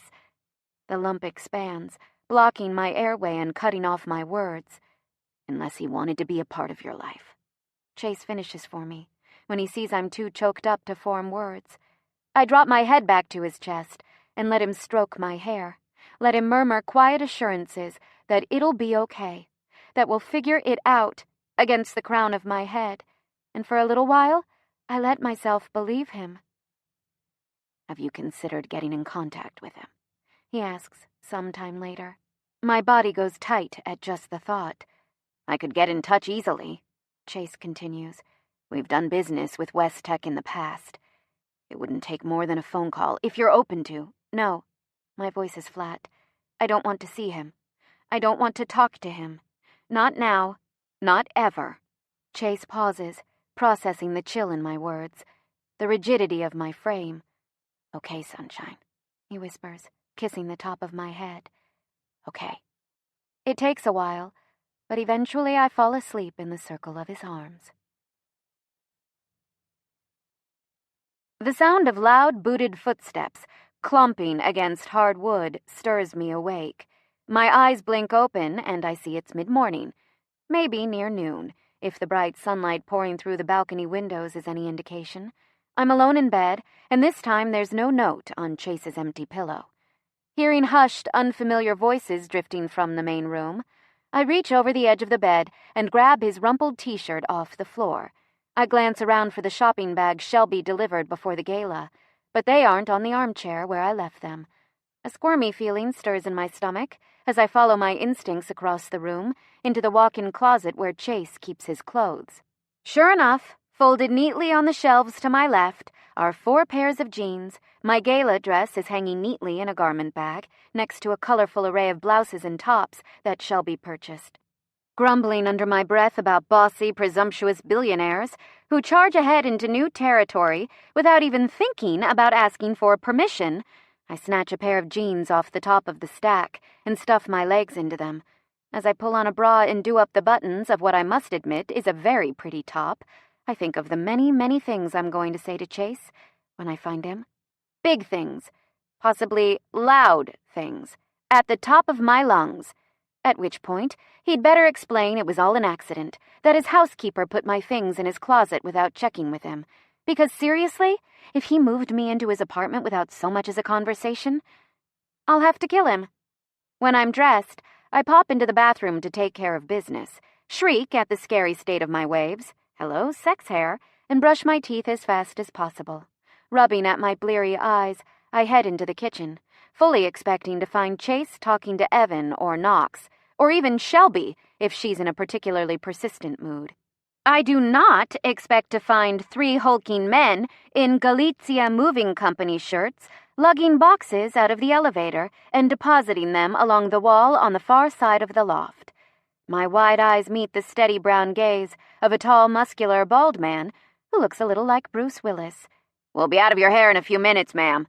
He nods courteously and continues stacking boxes. "Just a couple more of these to unload." Okay? My eyes drift around the apartment searching for Chase, but he's nowhere to be found. Instead, they catch on one of the boxes, because peeking out the top, I see something I recognize, something I thought I'd never see again. A square throw pillow with a red and blue peacock feather design. The same one that used to sit on top of my bed. But that's impossible. Unless I force myself to stay calm as I take slow steps across the room, my eyes locked on the boxes, like they contain something hazardous that'll kill me if I get too close, like nuclear waste or a biochemical weapon. Unfortunately, it's much, much worse than that, because when I get close enough, I see it is my peacock pillow, and it's sitting on a stack of books I recognize from my destroyed shelves, their covers tattered but still in place. I barely breathe as my hands tear through box after box, unearthing more of my belongings. A set of knives, my blender, a paint-splattered pair of jeans, some underwear, my makeup bag, a jewelry box, some candles, a vase. The only scraps that escaped Ralph's ransacking. I whirl to face the mover men, hands planted on my hips. The bald man catches my eyes, startling at the scary expression on my face. The other 2 get one look at me and wisely board the elevator to escape my wrath. "What are you doing?" I snap at the bald man as the elevator slides closed. He looks nervous. "Just my job, ma'am." I sigh and try to make my voice less shrill. "Sorry, I didn't mean to snap. I just need to know who told you to bring these boxes here." "Well, Mr. Croft." He swallows. "His instructions were real clear. Package up whatever was salvageable at a crappy little apartment over in Cambridge. Trash the rest. Then he said to bring the boxes here. Wait for a scary-looking fella named Knox to let us in through the service entrance, and unload 'em here, in the penthouse." "Yes, that was my crappy apartment you were at." He has the grace to blush. "Sorry." "It's all right," I sigh. "But this is my stuff. Why on earth would he have you bring it here?" "Don't know anything about that." He scratches his head. "People pay me to move things. I move 'em. Not my job to ask a lot of questions." I sigh again. "Well, there's been a mix-up. Can you please bring all this back to my apartment? I'll make sure you're paid for your time." He starts to shift from foot to foot, looking uncomfortable. "Don't think that'll be possible." "Why not?" My eyes narrow. "I assure you this is my stuff." "I'm sure it is, ma'am." He eyes the elevator as though he'd like nothing better than to make a quick exit. "It's just..." "What?"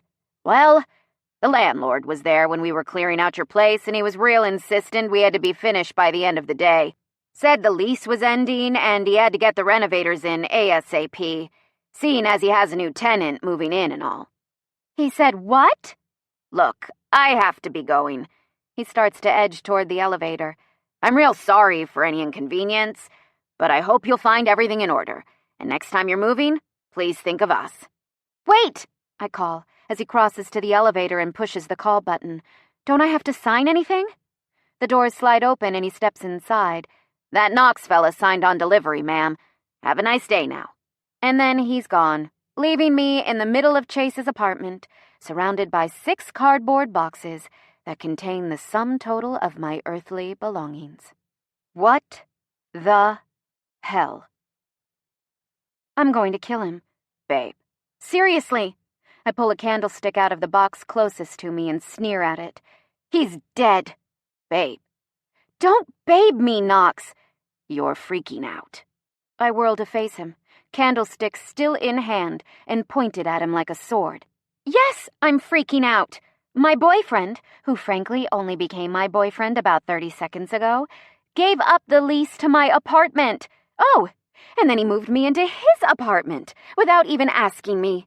If anyone has cause to freak out, it's me, Knox, the girl with the domineering, devious, downright diabolical boyfriend.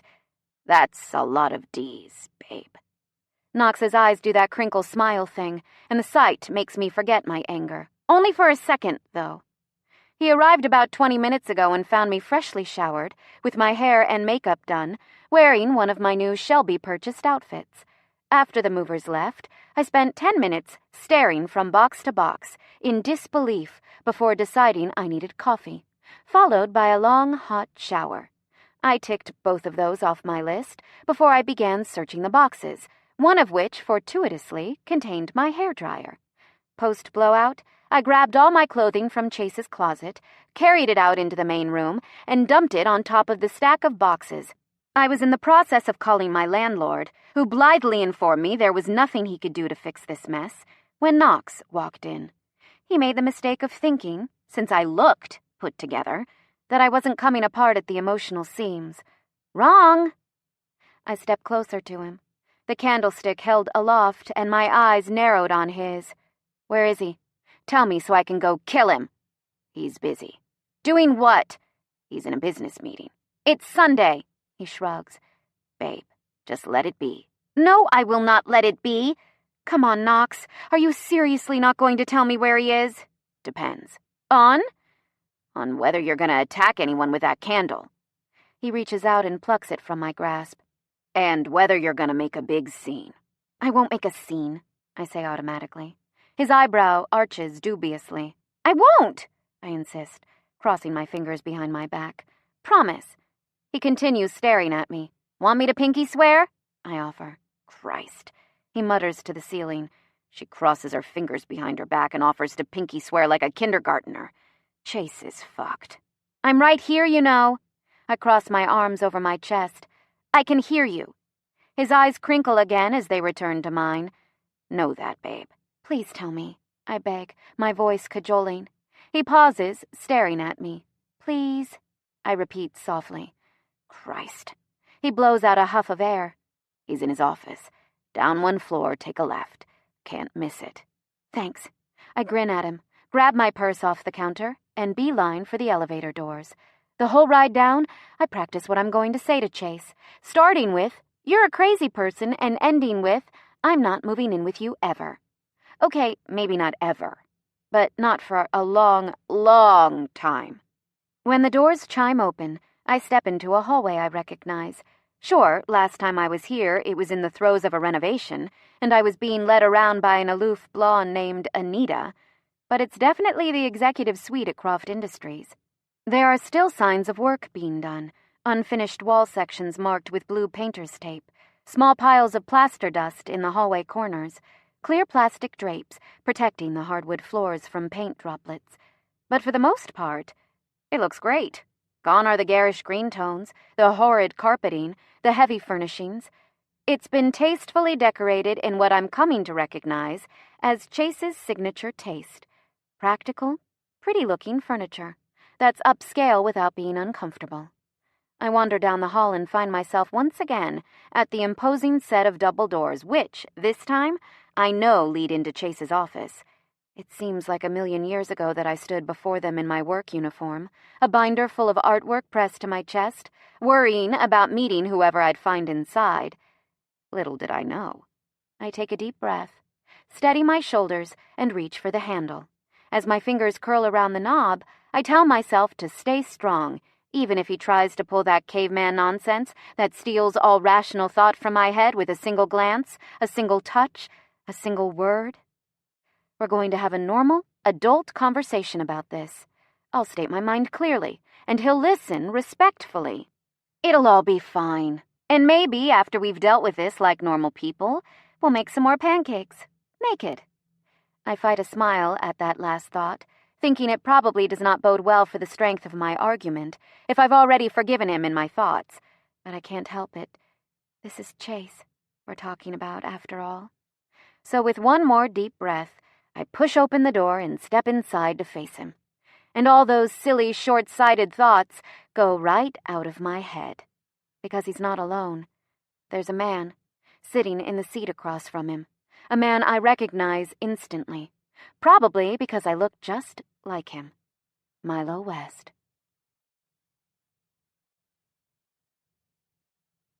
Gemma, the man says, as soon as he sees me, surprise on his face and sadness in his tone. Gemma, Chase says, rising to his feet, concern in his voice and apology in his eyes. Me? Well, I don't say anything. I just turn on my heel and race for the elevator at the end of the hall. Gemma, wait! I hear Chase calling me, but I don't stop until I hit the elevator banks, flying past a startled Anita at the front desk without so much as a word. I jam my finger into the call button over and over, cursing its slowness. Gemma. Chase's voice, winded from running, is close. I know he's standing right behind me. My body tenses like a sprinter on the blocks, waiting for the gunshot.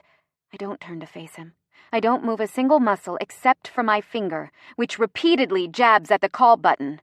Sunshine. Don't! If you just listen. I said, don't! My voice is scathing, shredded with anger and disbelief. I don't want to hear what you have to say right now.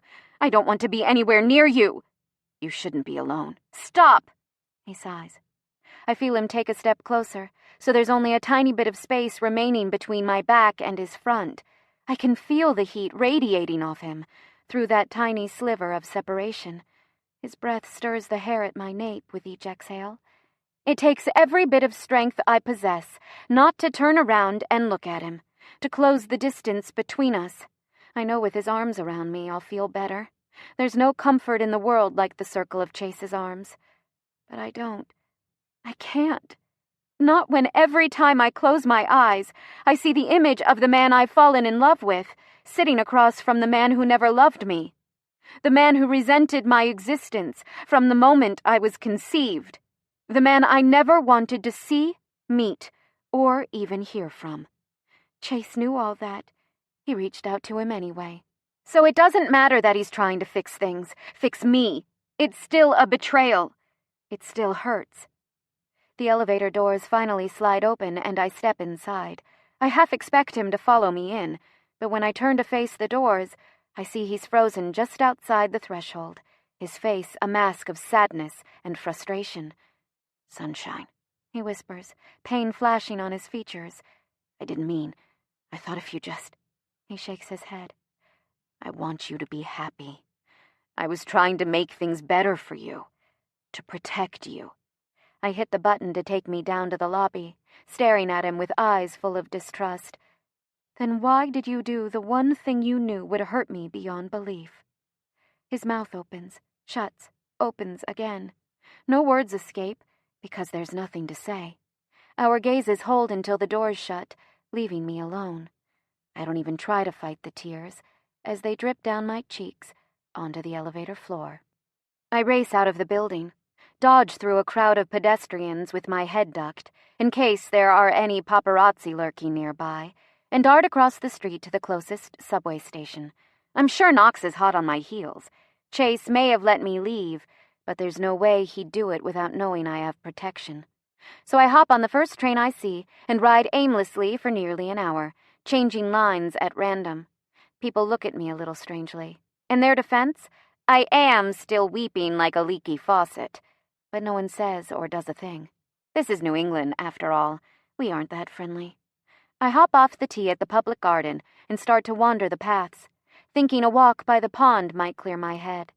The park is dreary this time of year, gray, damp, with only tiny traces of spring peeking up from the flower beds, and it does little to distract me. At the water's edge, I catch sight of two swans, a mother and her baby, gliding across the surface in perfect tandem. Across the way, on the opposite bank, a young mother and her toddler throw bits of bread to the ducks, laughing each time a bird snaps one up. To my left, a teenage girl on a bench groans into her cell phone. "But, Mom, all the other kids' curfew is 11. Why do I have to come home at 10? Mothers are everywhere I look. It's like the universe is actively trying to smack some sense into me with as many signs as possible. You're mad at the wrong person, genius. I sigh as I reach into my purse and pull out my cell phone. A growl of frustration erupts when I see I've grabbed the new Chase-approved one from the depths of my bag by accident. With a rough shove, I return it to a deep pocket and locate my real cell, complete with sparkly blue case and cracked screen. My finger trembles a little as I dial a series of buttons I know by heart. Hello? I press my eyes closed at the sound of her voice. Gemma? Are you there? My free hand curls into a fist by my side, and the other tightens around the plastic. Gemma! I'm here. Oh, good. I thought you'd pocket-dialed me. She laughs. What's up, baby girl? You finally ready to tell me about your night at the ball with Prince Charming? No. I clear my throat. I actually need you to tell me something. Name it. Why have you spent 26 years lying to me about my father? Chapter 30. Fine. I step inside the doors of the brightly lit shop, its plexiglass countertops revealing a vast array of delicious-looking sweets. Crumble, the best cupcake place in all the land, or at the very least in the greater Boston area. The woman at the cash register recognizes me immediately. Hey, Gemma! She smiles wide. You want the usual? God, I have a usual. That's a little sad. Hi, Katie. No, today I'm gonna need a whole half dozen. To go? Nope. I swallow. For here. Just for me. Her eyebrows go up as she looks from my tear-stained face to the platter of chocolate-on-chocolate cupcakes she's just pulled out. You sure? I nod. Alrighty then. She smirks a little as she loads up a hot pink plate with 6 giant cupcakes. But if your arteries clog in one of my booths, I'm not responsible. Hardy har har. She smiles as she passes me the plate. Gemma, if you want to talk about it, no, I say immediately. But thanks. Whoever he is, he's not worth the calories. So true, I mutter, Milo's face flashing in my mind as I grab my cupcakes and head for a back table where I can eat my feelings in peace. This better be good. I was right in the middle of my CrossFit session. Shelby breaks off abruptly when she catches sight of my face, which may or may not be covered in chocolate frosting. Oh, Jesus. What's wrong? Nothing. I slur around a giant bite. I've known you 6 years. Never once have I seen you resort to a sugar coma to fix your problems. I shrug. First time for everything. You've got chocolate like... She grabs a napkin from the dispenser and passes it to me with a grimace. Everywhere. I glare as I snatch the paper from her outstretched hand and begin wiping my mouth. She waits until I'm done chewing before she sighs, pulls out the seat across from me, and settles in. Gemma. She steeples her hands on the table in front of her. Look at yourself. I push the plate of cupcakes toward her. Cupcake? She stares at me like I've just offered her methamphetamine. Are you kidding? Do you know how many carbohydrates are in a cupcake? How much sugar is in that frosting? Whatever. More for me, I say, grabbing another one and taking a colossal bite. You want to tell me what happened? Not really, I mutter around a mouthful. So you just called me here to bear witness to your moping? She snorts. Sounds productive. It's a long story.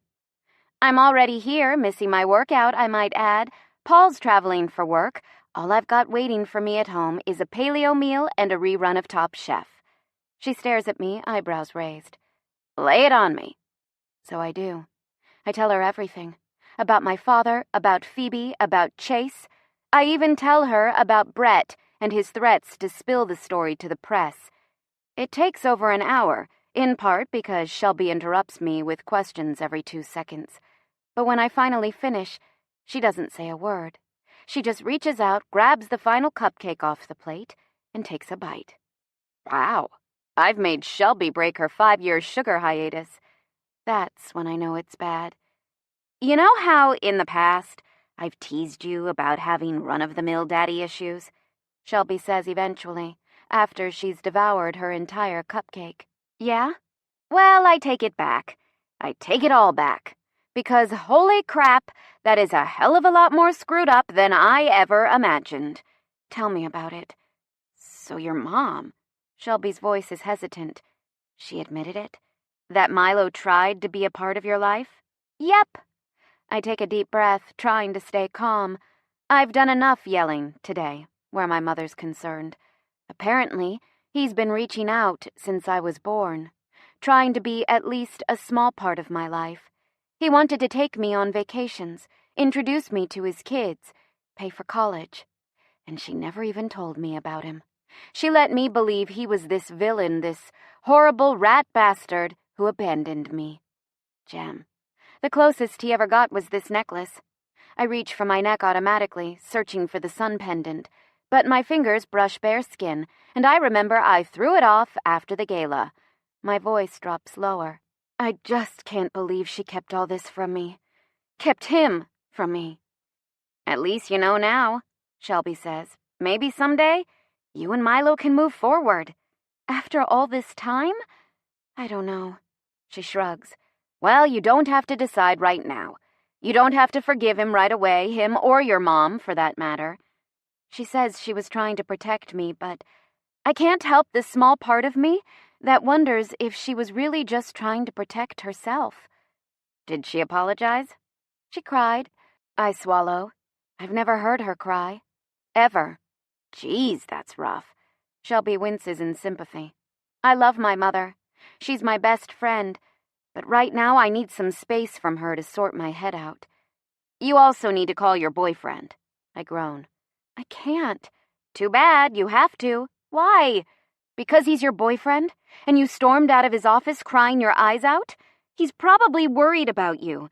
Actually, if what I've heard about Chase is true, he's definitely worried about you. But what? He's going to think I'm an idiot, I murmur. I blamed him for all this when he was really just trying to help.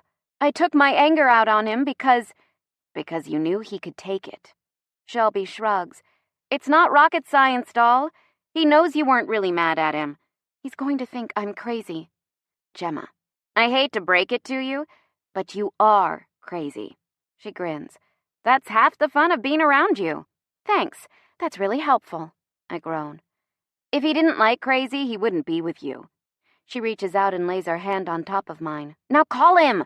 Or at the very least, send him a text to let him know you're still breathing. Though in all honesty, I'm not sure how you're alive after eating 5 of those cupcakes. I can feel my organs shutting down after just one. I roll my eyes, grab my phone off the table and text Chase. So I freaked out at you. Turns out, I should have been freaking out at my mother instead. Forgive me? The phone rings in my hand. Sunshine. Hey, you're okay.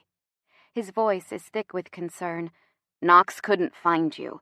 You weren't at your apartment, you're not at the loft, and your car's gone from its spot. I called the phone I gave you, but it went straight to voicemail. I'm okay. I rode the T for a while, walked through the park, then eventually picked up my car and went in search of cupcakes. I was worried. I know. My voice gets small. I'm really, really sorry, Chase. I shouldn't have freaked out on you, I know that. No. He cuts me off. You feel like freaking out? I can deal with that. You need to yell at me? Go for it. Scream at the top of your lungs, Sunshine. You need some space. That's fine, I'll give it to you when you need it. But bolting without explanation? Running away without talking to me? Without letting anyone know you're safe? Especially now when we know for a fact there are people who'd like to hurt you? His voice gets strained with each sentence, until he's growling into the phone. Sunshine, that's not okay. That's never okay. I'm sorry, I whisper. I listen to him breathing over the line, imagining his face. Jaw ticking, eyes dark, brow creased. No more running, he says finally, his voice soft. We have a problem, we talk about it. That's the only way this is going to work. Okay. Now will you please come home? Yeah, about that. Home. My eyes narrow. We have to talk about my apartment, specifically about the fact that you moved me out of it without talking to me, and now all of my earthly belongings are sitting in boxes in your living room. More specifically, about your utter insanity if you think I'm going to live with you. Shelby squeals when she hears this. In all the drama, I completely forgot to tell her about Chase's executive moving decisions.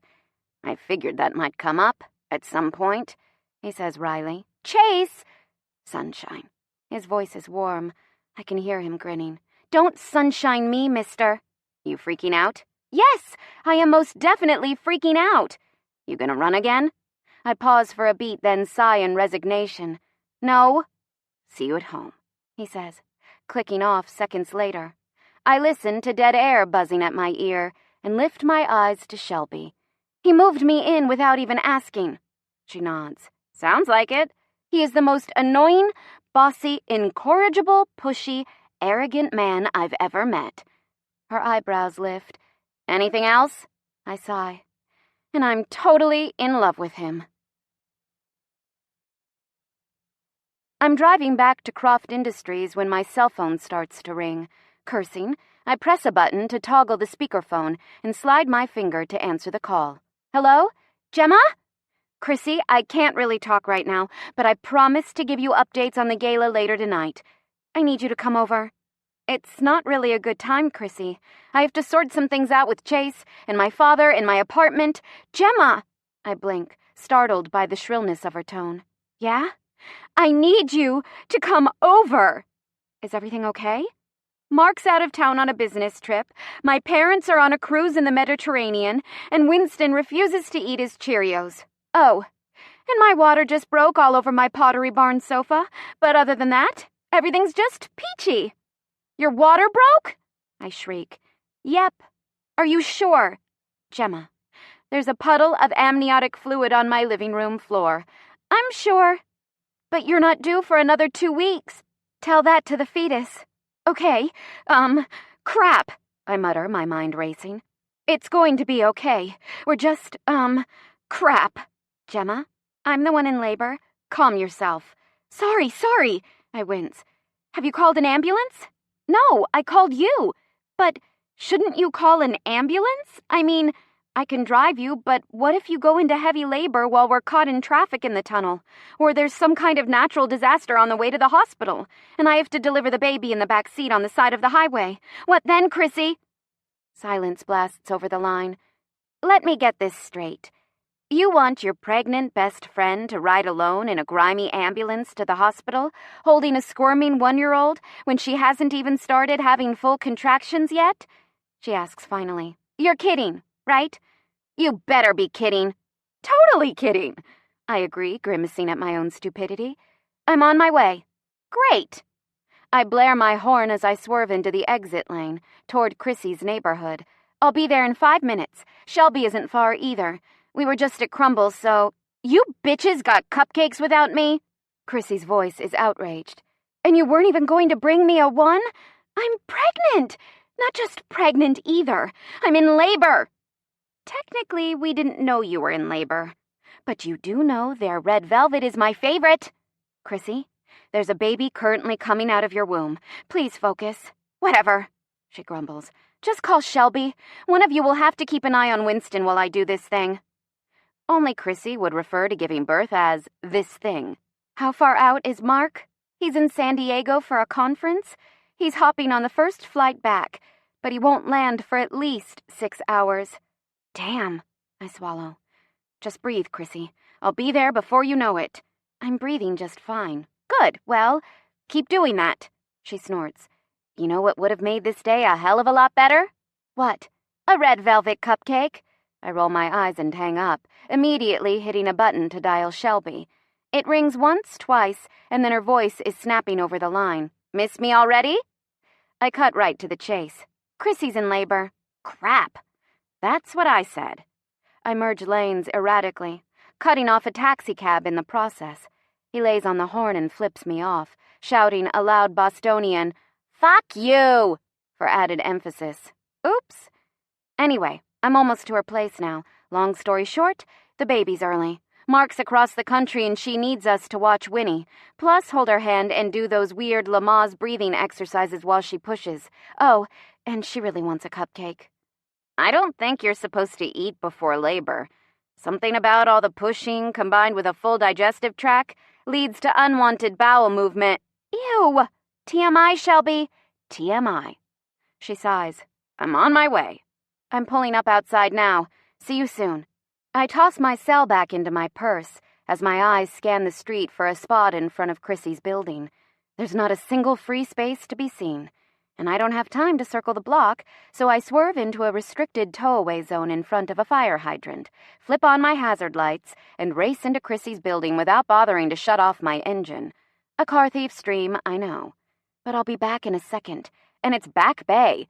No one here is going to steal my shitbox of a car, sitting amidst all these Audis and BMWs, even if the keys are still in the ignition. I fly up the stairs and throw open the apartment door, expecting to find Chrissy in tears, freaking out, mid-breakdown. Instead, I find her sitting placidly on the couch, her overnight birth bag by her feet, strapping the Velcro of Winnie's tiny blue sneakers. I'm here! I yell breathlessly, rushing into the room. I'm here! Chrissy looks up at me. Great! We're ready. Why aren't you freaking out? I ask, narrowing my eyes on her. You should be freaking out. Pretty sure you're freaking out enough for the both of us, Jem. Valid point. I agree, crossing toward the couch and ruffling Winston's silk-soft hair. Hi, Winnie. He gives me a toothy grin, squeals, and reaches for me. I happily haul him into my arms, and he nestles into the crook of my neck with a gurgling laugh. Can you walk? I ask Chrissy. Or are you, like... She rolls her eyes and rises to her feet. God, you're dramatic today. Just hold Winnie and grab my bag. His car seat is by the door. She begins waddling toward the exit, faster than I would have thought possible, and there's no choice but to throw the strap of her bag over my shoulder and follow her out. For the entire elevator ride down, I try and fail to adopt Chrissy's composure. I can't help it. The last time she did this, I showed up at the hospital after it was all over, bearing balloons and a cuddly teddy bear. I didn't prepare for this possibility. None of us did. We bump into Shelby on the front steps. Yo, she says, nodding to Chrissy. Yo, Chrissy volleys back. I stare from one to the other in disbelief. And you both think I'm the crazy one? You are, they say in unison. Whatever. Can we please go to the hospital now? I look pointedly at Chrissy. In case you've forgotten, you're in labor. She just rolls her eyes at me. Shotgun, Shelby calls. Did you just call shotgun for the ride to the hospital? Oh, don't look at me like that, she scoffs. Chrissy has to sit in the back anyway. There's more room. This is true, Chrissy adds. I sigh and look at Shelby. I guess you're leaving your car here then? You can't, Chrissy says. They'll tow you. Unless you've got a resident sticker. Crap, Shelby mutters. We'll both drive then, I decide, shifting Winnie in my arms so I have a better grip. I'll bring Winnie in my car, you can drive Chrissy. Shelby looks guilty, glancing from her shiny, low-slung two-seater Mercedes convertible to Chrissy. The thing is, I actually just had the interior redone and... Oh, for Christ's sake, I'll ride with Gemma, Chrissy says, heading for my car, which is thankfully still idling by the curb. And anyway, Shelbs, your convertible is so low to the ground, I'll need a forklift to get me out again. Mine may not be any better, I mutter. Let's just hope it doesn't break down on the way there. What? Chrissy says, her voice suddenly shrill. Shelby widens her eyes at me and shakes her head in warning. Nothing, I swallow. I'll get you there. While I strap Winston into his baby booster, Shelby helps Chrissy get settled in the back seat next to him. My car is rattling a little ominously, but I pretend not to hear it. Getting worked up might snap Chrissy out of the zen-like calm she's adopted, which, I have a feeling, would be very, very bad for my health and my ears. Once they're both shut in the back, I turn to Shelby. See you there? Yep. Take Storrow Drive. It'll be fastest this time of day. Okay. Don't worry, Jem. She grins as she heads for her car, which she somehow managed to park in a perfect spot in front of a neighboring brownstone. The hospital's 10 minutes away. What can possibly go wrong in 10 minutes? A feeling of dread creeps over me as soon as she says those words. I want to scream, Shelby, you idiot! How could you tempt the universe like that? But since I'm not 5 anymore, I keep my superstitions to myself, ignoring the bad feeling stirring in my gut, and watch her drive away. She's right, I tell myself, sliding into the driver's seat. It'll all be fine. Forcing a grin, I glance back at Chrissy and Winston. How you doing back there? We're fine, Gemma. Just drive. See? Everything's fine. I'm reaching for the shifter when the passenger door of my car is roughly yanked open. A man jumps into the seat, a pudgy, disheveled-looking man, with dirty clothes and a dark scowl, a man whose face I might recognize, if not for the fact that my attention is fully consumed by his hands. Or more specifically, what's in his hands. Because he's holding a gun and it's pointed at me. "Drive, bitch!" Ralph sneers, shaking it in my direction. "Right fucking now!" Okay. This right here? So totally not fine. Where did you get a gun? My mind is racing as I look from Ralph to Chrissy to Winston, considering our options. I contemplate bolting from the car, but Chrissy's in labor. She can't run, let alone get Winnie out by herself. Hell, I'm not even sure how fast she can walk at this point. And then there's the small matter of the gun in my face. "I said drive!" He jostles the gun at me again. Or what? I ask, my eyes wide. You'll shoot me? His scowl deepens. "Gemma, I'm not fucking around." Okay, I know you're intent on your revenge, and I ruined your life, and you hate me. Yada, yada, yada. Whatever. It's going to have to wait, because we're literally on our way to the hospital right now. This is a real emergency, Ralph, and you're kind of messing things up for us. This is Ralph? Chrissy shrieks. No wonder you never wanted to introduce him. Ralph turns incredulous eyes to the back seat. "What did you say to me, bitch?" Chrissy doesn't bat an eye at the gun suddenly pointing in her direction. She looks at me, cool as a cucumber, and says, You never told me he doesn't shower. I wrinkle my nose, taking in the unwashed stench coming off Ralph. He looks dirty and his clothes are rumpled, like he's been living on the streets for the past few days. Actually, this is a new development. He had standard man-child hygiene habits while we were dating. Ah, yes. The pants never need to be washed. Shaving is a weekly activity. Manscaping is a myth type. She nods sagely. I know them well. Exactly. "Shut up!" Ralph yells, causing both our heads to snap in his direction. His eyes narrow on me. "Drive the fucking car, Gemma, or I swear to God." Ralph, come on. We both know you're not going to hurt me. "You don't know anything, bitch." Can we watch the language? Chrissy asks. I've got a 1-year-old back here. Very impressionable age. I don't want his first word to be cocksucker. Ralph's eyes darken, and his arm swivels sharply, so the gun is pointing straight at Winnie. Ralph? I whisper. "Shut up!" The gun shakes. Winnie's eyes are wide, watching the mouth of the gun like it's a spinning toy on his mobile. Chrissy and I both go dead silent. "You don't think I'll hurt you. But what about him, huh? Still sure I won't hurt anyone? No?" Ralph's voice is low with anger. "Then drive the fucking car, before I decide to stop being so nice." I meet Chrissy's eyes, and for the first time I see a flash of fear in their depths. So I grab the shifter, pull out into traffic, and I drive the fucking car. Where are we going? I ask, my voice quiet. Ralph doesn't say anything. His knees are jumping up and down to a beat only he can hear. With each nervous jitter, the gun in his hand bounces a little more. Ralph, please, I try again. Where are we going? "Shut up." Can we at least drop Chrissy off at the hospital?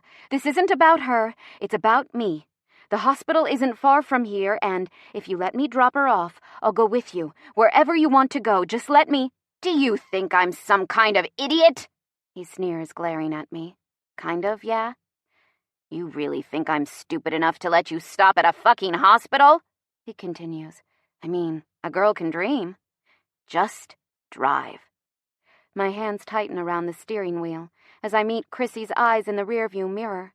Her face is flushed and she's breathing heavy. Telltale signs she's in pain. My eyes ask a question. She mouths the answer back at me. I'm okay. Even if she's not lying, she can't hold up for long.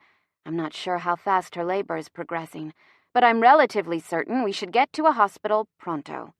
At Ralph's direction, I drive a while longer, until we're well out of Chrissy's neighborhood. I'm going as slow as possible, looking for opportunities, a police station, a security guard on the street, anyone who might be able to help, hoping Ralph doesn't notice my crawling pace. I start to get nervous when we pass through the city limits, and he tells me to keep driving, away from Boston proper, away from the hospital. Chrissy's breaths have intensified to full-on pants of pain, and even Winnie is looking distressed, the longer we drive in utter silence. I'm about to try reasoning with Ralph again, when the sound of buzzing shatters the quiet. What the fuck is that? I don't answer him. The buzzing continues loud and insistent, until Ralph leans forward and grabs my purse off the passenger side floor. Reaching inside, he pulls out my sparkly blue phone and sneers at the screen. Chase fucking Croft. That bastard has half the BPD on my ass, not to mention that private contractor fucker who's been tailing me. Haven't been able to go home in days thanks to Croft. Your new partner hasn't been taking care of you? The words fly from my mouth before I can stop them. His gaze, cold with fury, slides to mine. I think he's going to ignore me, but he doesn't. Brett? Ralph laughs bitterly. He took my information. Said he had some grand plan to bring down his cousin. But he cut me out. Used me. Should have known. He's a fucking Croft, too. If he's working alone, we might just have a shot. Ralph isn't the smartest kidnapper on the block. In fact, Ralph isn't the smartest, period. It doesn't matter, though. Ralph's trying to sound tough, but I can hear undercurrents of anxiety in his tone. His eyes never waver from my phone as he tosses my purse into the back seat, watching as the screen flashes, Chase calling over and over. I've got a new partner now. She's smarter than both of them combined. Not to mention a fuck of a lot better to look at. Together, we're gonna make that whole fucking family pay. Literally. She? There's only one she I can think of who'd want to hurt me and Chase. But it's almost too ludicrous to consider she'd stoop low enough to work with Ralph. It can't be her. Ralph grins to himself. Guess we'll find out how much you're worth, Gemma. Me? I wouldn't pay a goddamn cent to get you back. His grin widens. For your sake, I hope your new boyfriend doesn't feel the same. Chase will be looking for me, I say, attempting to reason with him. He'll suspect something's wrong if... My words are cut off when Ralph's hand flies out, clipping me across the cheekbone with the butt of his gun. Stars of pain burst behind my eyes, and for a minute, the road in front of me disappears entirely. I feel the car lurch, swerving out of its lane as my hands momentarily lose control of the wheel. A sharp horn blares from the car driving beside us. Chrissy's shrieks echo from the back seat. Jolted roughly in his booster, Winnie starts to cry, little hiccuping sounds of distress. I register it happening, but it all feels distant as my head swims with pain. Stupid bitch! Ralph yells, grabbing the wheel and yanking us back on course. When my head stops spinning, I blink away the stinging ache and steady my hands on the wheel, trying to stay in control. Your godson is in the back seat. Your best friend is back there too, with an unborn child in her belly. Don't fuck this up, Gemma, any more than you already have. Eyes watering from the pain radiating through my rapidly swelling cheekbone, I see Ralph roll down his window and toss my phone onto the road. My gaze swivels to the rear view, just in time to see a car behind us run it over. Take a left up here.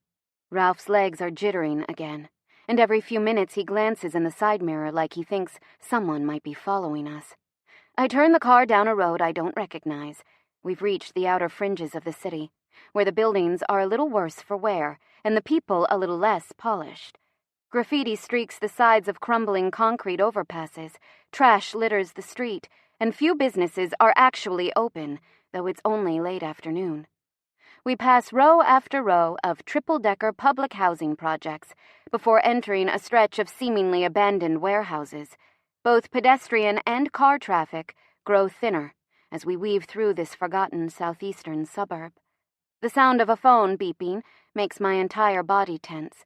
For a minute, I worry it's the second cell in my purse, the new one Chase got for me, which now symbolizes my last shot at escape.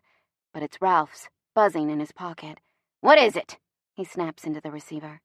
I hear the faint sounds of a female voice on the other end. We're almost there, Ralph confirms. Yes, I got her. He pauses, listening. No, not exactly. Another pause. Well, she's not exactly alone. Her friend was with her. I hear a loud shriek reverberate from the other side. Fuck you, Vanessa. Ralph sneers. She's never fucking alone. Croft trails her around like a puppy. This was the only shot I had, so I took it. Vanessa. A rapid stream of words screech in response. Don't call me an idiot, you bitch. You don't know who the fuck you're talking to. My eyes drift to the rearview mirror and meet Chrissy's. Her breaths are shallow. She's got one hand pressed to her abdomen, and she's starting to look panicked. I raise my eyebrows. She holds up 7 fingers and mouths something at me. 7 minutes apart, getting stronger. Shit. Chapter 31. Peachy. You've got to be fucking kidding me. Vanessa is pissed. Super pissed. Probably because when she envisioned kidnapping me for some kind of idiotic extortion ransom plot to strike at Chase's weak spot, she didn't anticipate her partner bringing along a heavily pregnant woman, having regular contractions, as well as a squirming toddler. Serves her right for teaming up with someone as idiotic as Ralph. What is this? Daycare? She snaps, striding toward Ralph. I told you to bring her alone. Not only did you ignore that instruction, you've created 2 witnesses to a crime, you amateur. I'm getting pretty sick of the name-calling, Vanessa. Ralph snarls back. Oh, I'm sorry. Did I hurt your feelings? She rolls her eyes. Too damn bad. Winnie shivers in my arms, and I hug him a little closer. It's freezing down here. Ralph's brought us to some kind of abandoned underground parking garage, with ripped-up concrete floors, a handful of dim lights, and low, rust-stained ceilings that drip water on our heads as we stand against the wall, waiting for the 2 worst kidnappers of all time to sort out their shit.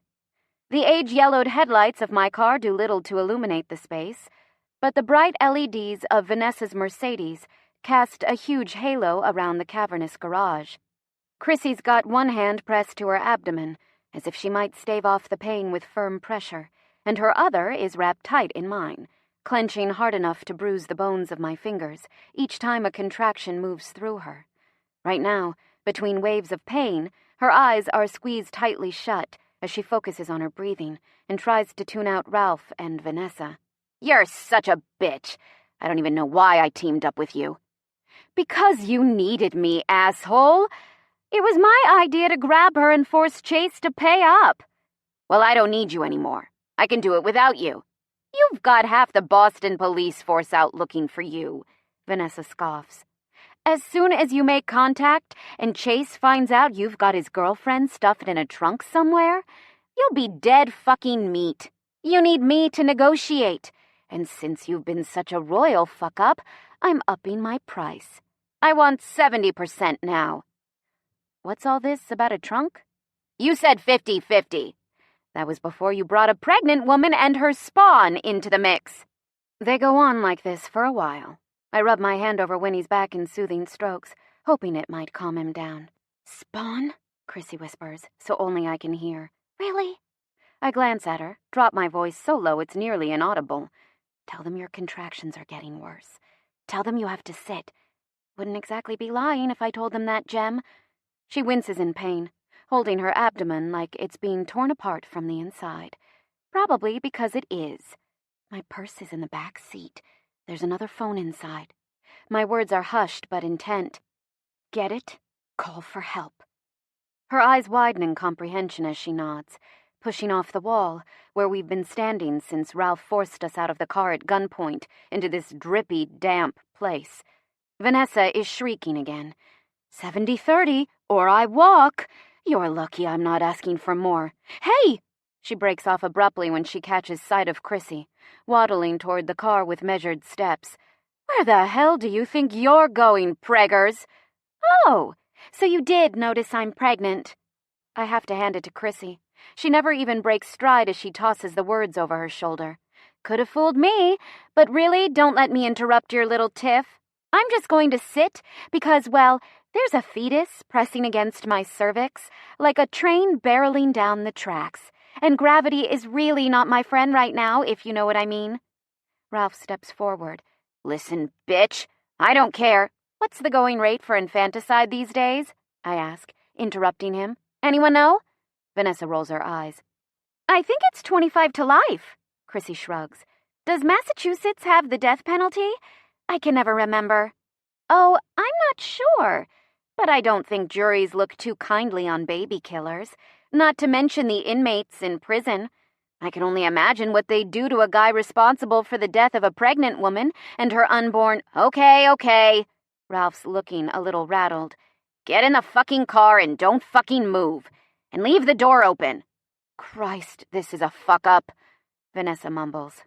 Gladly, Chrissy says, her voice more fake sweet than a packet of Splenda, as she waddles the final few steps to the car.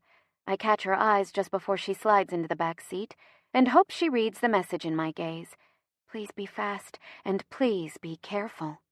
She nods slightly in comprehension. I hug Winnie tighter, praying this will all be over soon. This is taking too long, Vanessa huffs, still glaring at Ralph. 60-40. That's my final offer. You don't like it? Leave. I'm the one with the gun. Do you even know how to use that thing? She taunts. Leaning forward with her hands on her hips, I watch as Ralph processes her words, his face turning mottled red with anger. Oh no. I know from experience, if there's one thing he can't stand, it's having his ego questioned, especially by a woman. I don't know, do I? He yells, swinging out his gun hand and firing off 2 rounds. As soon as I see his finger on the trigger, I turn to face the wall, shielding Winnie with my body. The loud bang of the gun echoes through the entire space, ringing in my eardrums long after the bullets are embedded in cement 10 feet to our left. When I finally peel my eyes open, all I see is the gray wall in front of me, and all I can hear are Winnie's wails, each one louder and more heart-wrenching than the last. Shh, honey. I breathe against his hair. It's okay. It'll all be over soon, I promise. You're crazy! Vanessa's shouting behind me. What the hell is wrong with you? Firing a gun in here. Do you want to get caught? Glancing over my shoulder, I see her charging toward Ralph, a murderous look on her face. Despite the fact that he's got a gun, Ralph does the smart thing for once and backs the hell off. He retreats until he's nearly at the Mercedes, and she follows, screaming at him the whole time. I couldn't care less about their idiocy. Not now, when there's a clear shot between my position on the wall and the front door of my car. I swallow hard. Back off, Ralph demands, his voice whiny. Let's just call Croft already. Tell him we have her and see what he says. You're an idiot if you want to be anywhere near here when that call is made, she scoffs. Then let's shove her in the trunk and be done with it.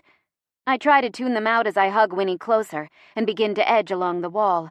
Thankfully, his cries have died down to a low, steady whimper that calls little attention to us. My steps are small, hesitant, as I move ever closer to the car. And what are we going to do with her friend and the fucking baby, huh? More to bargain with. Ralph is getting defensive. His face is red with rage, and his hands are shaking by his sides. We can get an even bigger trade. For the 3 of them. A phone starts to ring. I hear rustling, as someone pulls it from their pocket, and a second later, Ralph's angry voice shatters the silence. Why the fuck is Brett calling you? He barks. You told me you weren't working with him anymore, Vanessa. I'm not. Then why is he calling you? Ralph's voice gets louder, crazier with each passing second. His very, very small brain is only now putting it together that Vanessa has most likely double-crossed him, and he's not happy about it. Just calm down, Vanessa says, but even she sounds shaken at Ralph's sudden turn toward Crazy Town. We'll sort this out, Ralph. You just have to trust me. Trust you. His words are a little hysterical now. I edge closer to the car. What was the plan? He continues. Pin the kidnapping on me while you collect all the money and get off scot-free? No, of course not. I angle my body, so my back is to them and my front is facing the car. If anyone's getting shot when I make a run for it, it's not going to be the little boy in my arms. My eyes catch on Chrissy's through the back window, and I see hers are full of pain and fear. Heart pounding in my chest, I dart a glance back at the kidnapped twins and see Ralph advancing on Vanessa until she's pinned against the wall.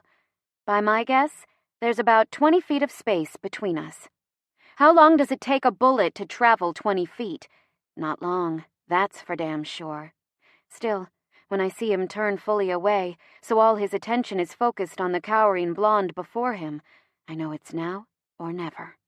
Pressing one last kiss to the top of Winnie's head, I push off from the wall like a shot and race for the car as fast as my legs will carry us. We're halfway there when I hear Vanessa cry out, "Ralph, stop her!"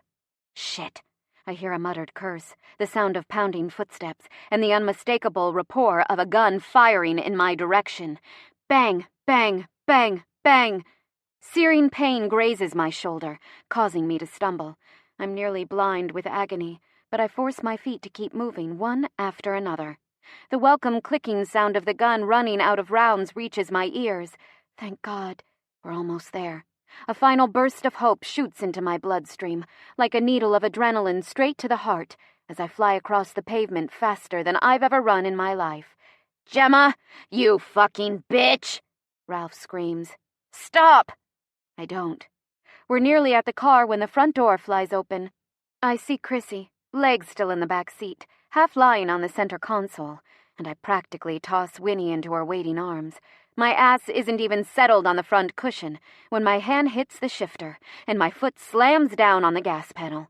"Gemma, you bitch!" Ralph sprints for the car head on, and I swerve around him at the last second. "Hold on!"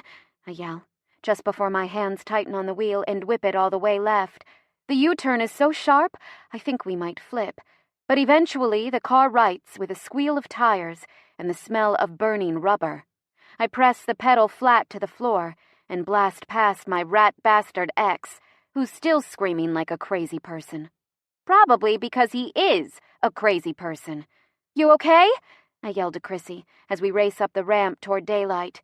"Just peachy," she yells back, doing the final buckle on Winston's car seat. "Winnie okay? He'll be fine. Fetus okay. Let's just say it'll have a great story to tell about its day of birth." "Damn straight." I look back in the rear view and see the Mercedes slam to a halt next to Ralph. Vanessa's at the wheel, steaming mad from the looks of it, and as soon as Ralph jumps in, she peels out after us. Her engine is faster, newer, stronger. Even with my foot pressing the pedal to the floor, she's eating up ground twice as fast as my car. "Gemma, they're gaining on us," Chrissy says, looking over her shoulder through the rear window. "I can see that, Chrissy." She swallows nervously, but falls silent as we barrel through the exit and swerve onto the empty access road. Squinting at the sudden brightness, mere seconds later, I watch in my rear view as the Mercedes flies out of the garage. "Can't you go faster?" Chrissy asks, sounding nervous. "Going as fast as I can." I clench my jaw. "Well, can't you do any evasive maneuvers, like in the movies?" "Chrissy, do I look like James Bond to you?" She sighs.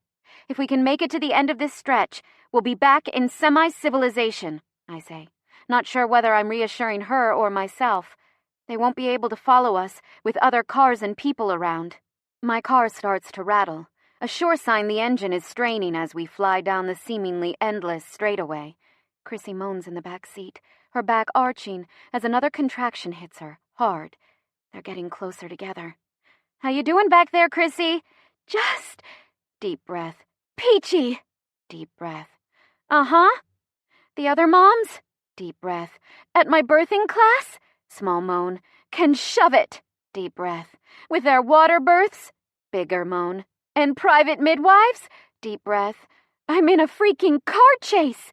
"Glad you can see the silver lining," I mutter, watching as the entire steering column of my car starts to shake beneath my hands.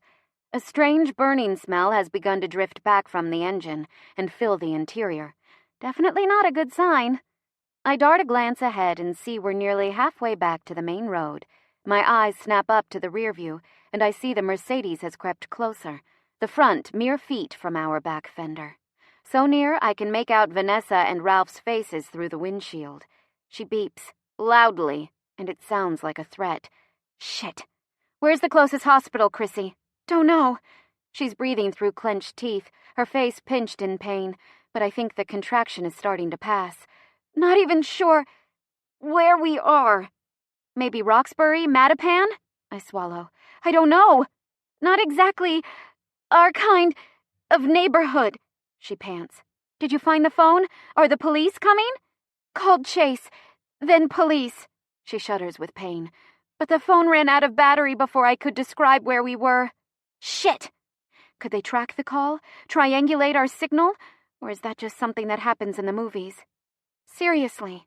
She takes another deep breath, her hands pressed against her swollen stomach. Don't you ever charge that thing? No? It's not even my phone, I say, my voice defensive. You have to charge it every night, when you go to sleep, Chrissy informs me, sounding a bit more like her old self. Put a charger next to your nightstand. Really not the time to lecture me on proper iPhone maintenance, I sigh. And I don't have a bed, remember? Homeless for the time being? What? It's a long story. Chase gave up my lease, and now I have to either move in with him or find a new place. What? Her voice goes up an octave. You don't tell me anything, Chrissy. It's really not the time. My words cut off abruptly when something rams into us from behind, sending a jolt through the entire car. Shit! I glance back just in time to see the Mercedes, its shiny silver front crunched in from the impact, preparing to charge us again. Hold on, I yell, my hands curling tighter around the wheel as I brace for another hit. I'm so worried about the danger coming from behind, I don't even think about what might be coming at us in the front. My eyes go wide as I see a large black SUV fly onto the access road. Its turn so sharp, it nearly goes up on two wheels. It's maybe the length of a football field away, a distance rapidly shrinking at this speed, and it's heading straight for us. I can't brake. Going this fast, there's no time.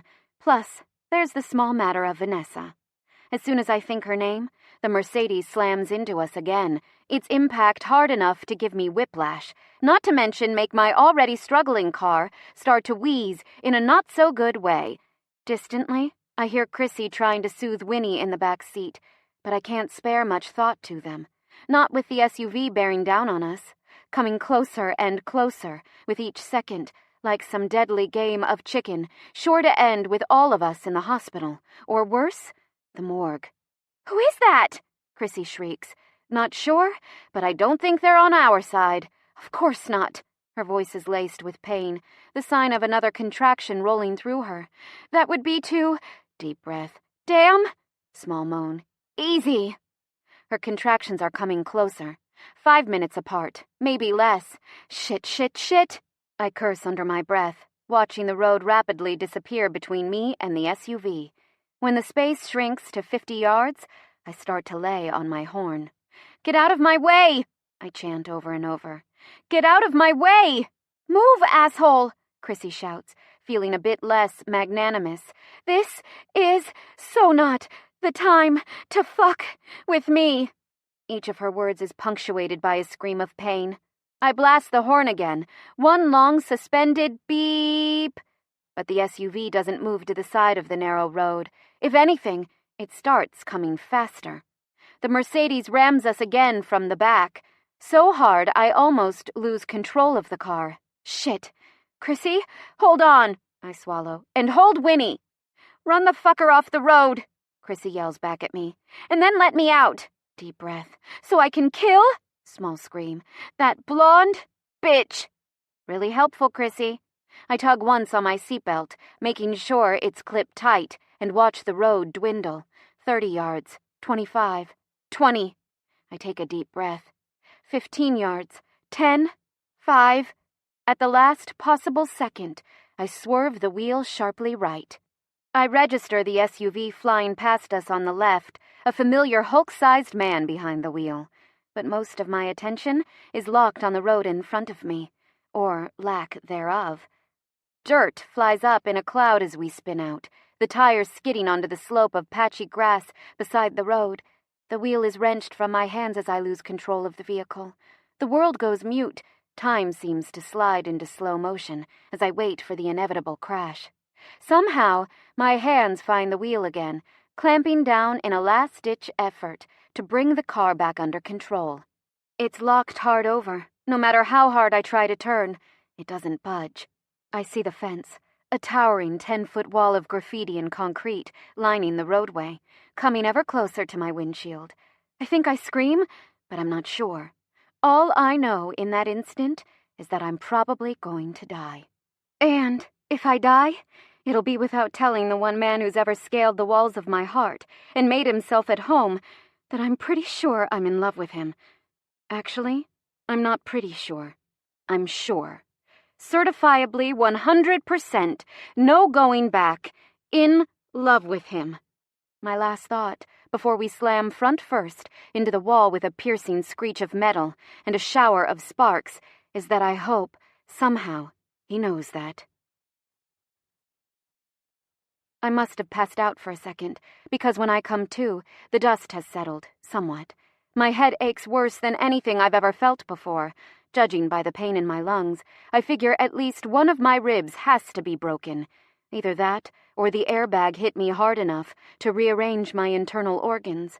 My shoulder burns where Ralph's bullet grazed me, and his earlier blow to my cheekbone pales in comparison to the sharp spike of pain that shoots through my temple as soon as my eyes blink open. I rub at my chest, hoping it might soothe the ache there. The airbag is already deflating, and over the top of it, I see the front of my car is crumpled in like an aluminum soda can. The engine shakes violently. Once, twice, and then, with a final wheeze, falls silent. I see smoke drifting up from beneath the hood, and pray to God fire isn't about to follow. In the sudden quiet, I hear a mewling whimper of pain. "Chrissy! Chrissy!"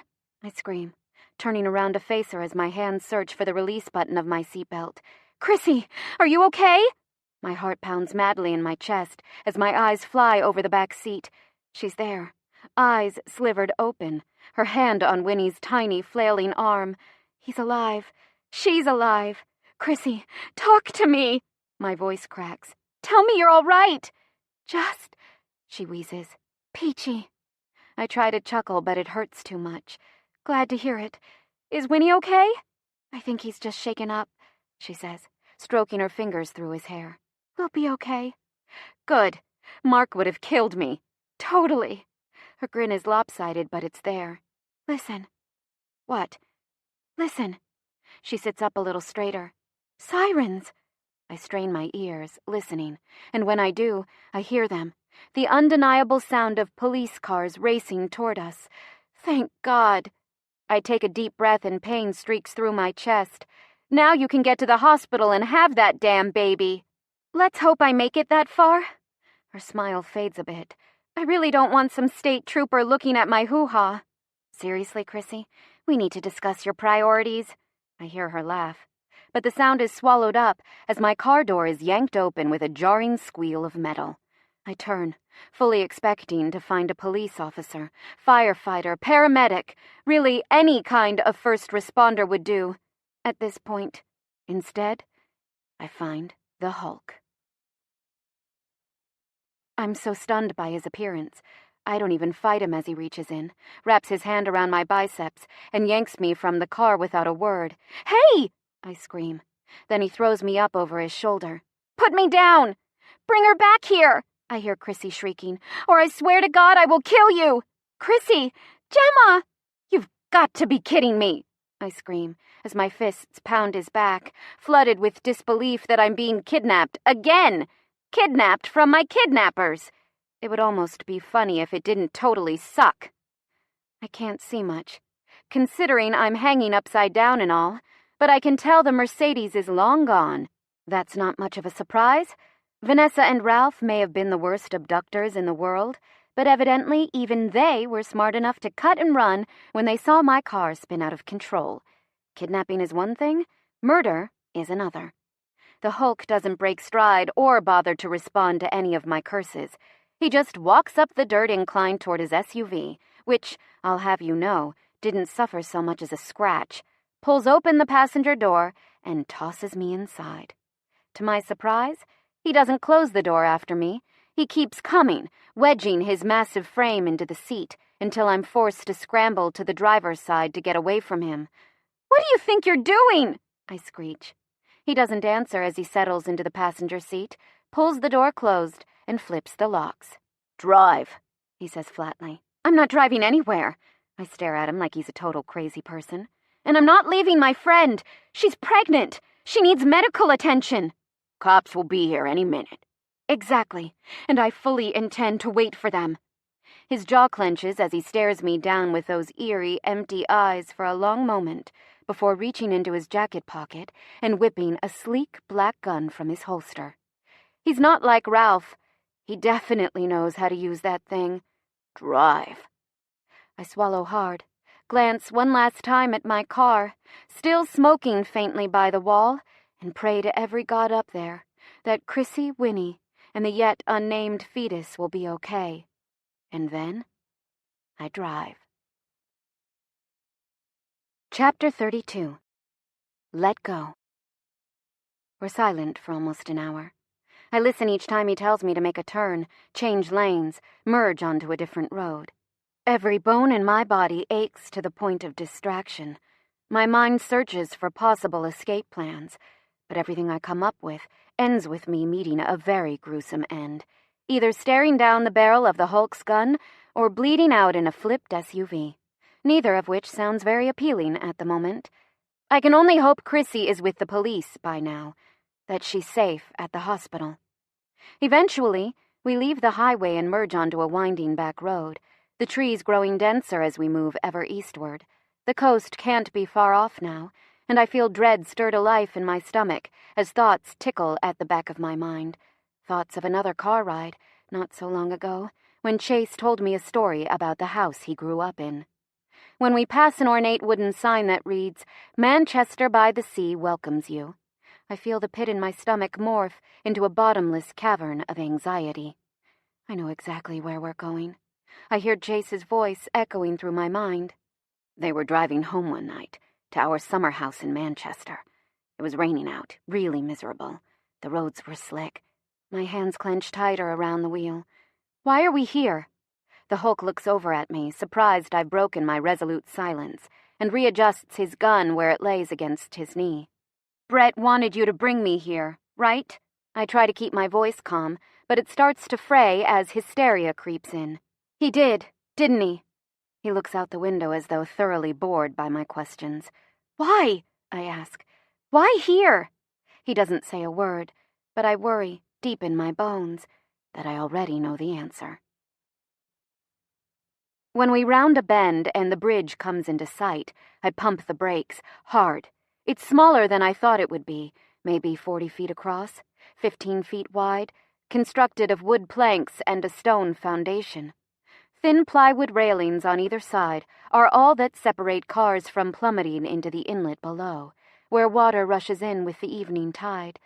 A small overgrown sign peeks out from the foliage at the side of the road. Croft Estate. Shit. The Hulk looks over at me. Keep going. No, I don't think so. My hands tighten around the wheel until my fingertips turn white. His gun hand twitches slightly, but he doesn't lift it. Instead, he reaches out, punches a few keystrokes into the built-in navigation system, and leans back in his seat, waiting. The sound of ringing fills the car. Is it done? Chills break out all over my body as Brett's oily voice oozes from the speakers. You psychopath! I snap, vibrating with anger and fear. What the hell is wrong with you? What am I doing here? A dry chuckle sounds over the line. Ah, Miss Summers. Still with us, then. My heart starts to pound. Why am I here? You have your revenge. You found out about Phoebe, about my father. You've got all the ammunition you need to derail my life. And there's the fundamental flaw in your thinking, he tells me cheerily. Because this isn't about you, Gemma. It's never been about you, or the West family. It's about Chase, I whisper. Brava! He sounds amused. The greatest illusionists, and businessmen, for that matter, know that distraction is one of the best tools in the box, my dear. Sleight of hand, shift of focus. You distract the audience with a trick in your right hand, while your left works the real magic. Listen, Brett, I don't know what you're planning, but whatever it is, I'd suggest you rethink it. Oh, really? He sounds amused. And why would I do that? You really think you won't get caught if you hurt me? I don't know what you're talking about, Gemma. He chuckles again. You drove up to your boyfriend's summer house, perhaps to confront him after a rather unpleasant interaction with his ex-girlfriend, in a car rented under his company name, I might add. On your way, you met with a terrible accident on the same bridge where others, your boyfriend's parents, in fact, lost their lives in the past. Such a tragically beautiful coincidence, and such a dangerous bridge. Maybe we'll have it torn down, in memory of all the people it's taken from Chase. That would be quite poetic. You're sick. I swallow against the lump in my throat. You really think Chrissy won't tell the police it was your thug who grabbed me? That Chase won't know it was you if you hurt me here? Oh, Miss Summers, it's a good thing you're pretty, because you aren't exceptionally clever. I can hear the grin in his voice. The police will never be able to link me to this with anything more than circumstantial evidence, and everyone knows that's not the kind that sticks. Plus, there's the problem of a motive. Why would I possibly want to hurt you? He makes an amused tisk noise. Even if Chase goes to the police with everything he's been collecting against me for the past decade, it'll be his word against mine. And I'm not the one with a criminal record. Who do you think they'll believe, Gemma? My stomach clenches so hard, I think I might throw up. Poor Chase. He laughs. Of course, he'll know the truth. That's half the fun. In fact, I tipped him off. He's on his way there, as we speak. My heartbeat picks up speed, thinking of Chase, of how terrified he must be, driving back to the place where his parents died, knowing what's waiting for him when he gets here. No, I'm not about to let that happen. I'm not about to let him watch another person he cares about die. Not now, and definitely not here. It won't work. My voice shakes, despite my best efforts. There's a flaw in your perfect plan, Brett. Oh? And what might that be? I'm not going to drive off the fucking bridge. Of course not. He laughs again. That would be ridiculous. A little bit of tension slips out of me. Maybe I can reason with him. Maybe I can delay until Chase gets here. Maybe I can still make it out of this alive. That's why my associate is there, Brett adds, to help you along. My heart clenches in my chest. I hear the sound of the line going dead as Brett disconnects the call, but I can't focus on that because the Hulk suddenly has my seatbelt in his massive hand, and he's squeezing with all his might until the veins are popping in his forearms. I flinch back from his proximity, watching beads of sweat break out on his forehead in utter confusion. What the hell? By the time realization hits, it's too late. He's bent the metal tongue of my seatbelt out of shape, jamming the buckles so they can't be undone. I watch in horror as he presses the release button and tugs, smirking when the warped latch doesn't release. I'm trapped. I tug on the belt, but it's so tight around my chest, I can barely breathe, let alone move. You don't have to do this, I plead with him, watching as he cracks his window slightly, shrugs out of his suit jacket, and calmly tucks his gun back into his holster. Please, I beg. I'll pay you. I'll give you whatever you want. He looks over at me for a single moment, and what I see in his eyes makes my heart fail. Because it's nothing. Nothing. Not an ounce of sympathy, not a fragment of humanity, not a shred of understanding. He's empty inside.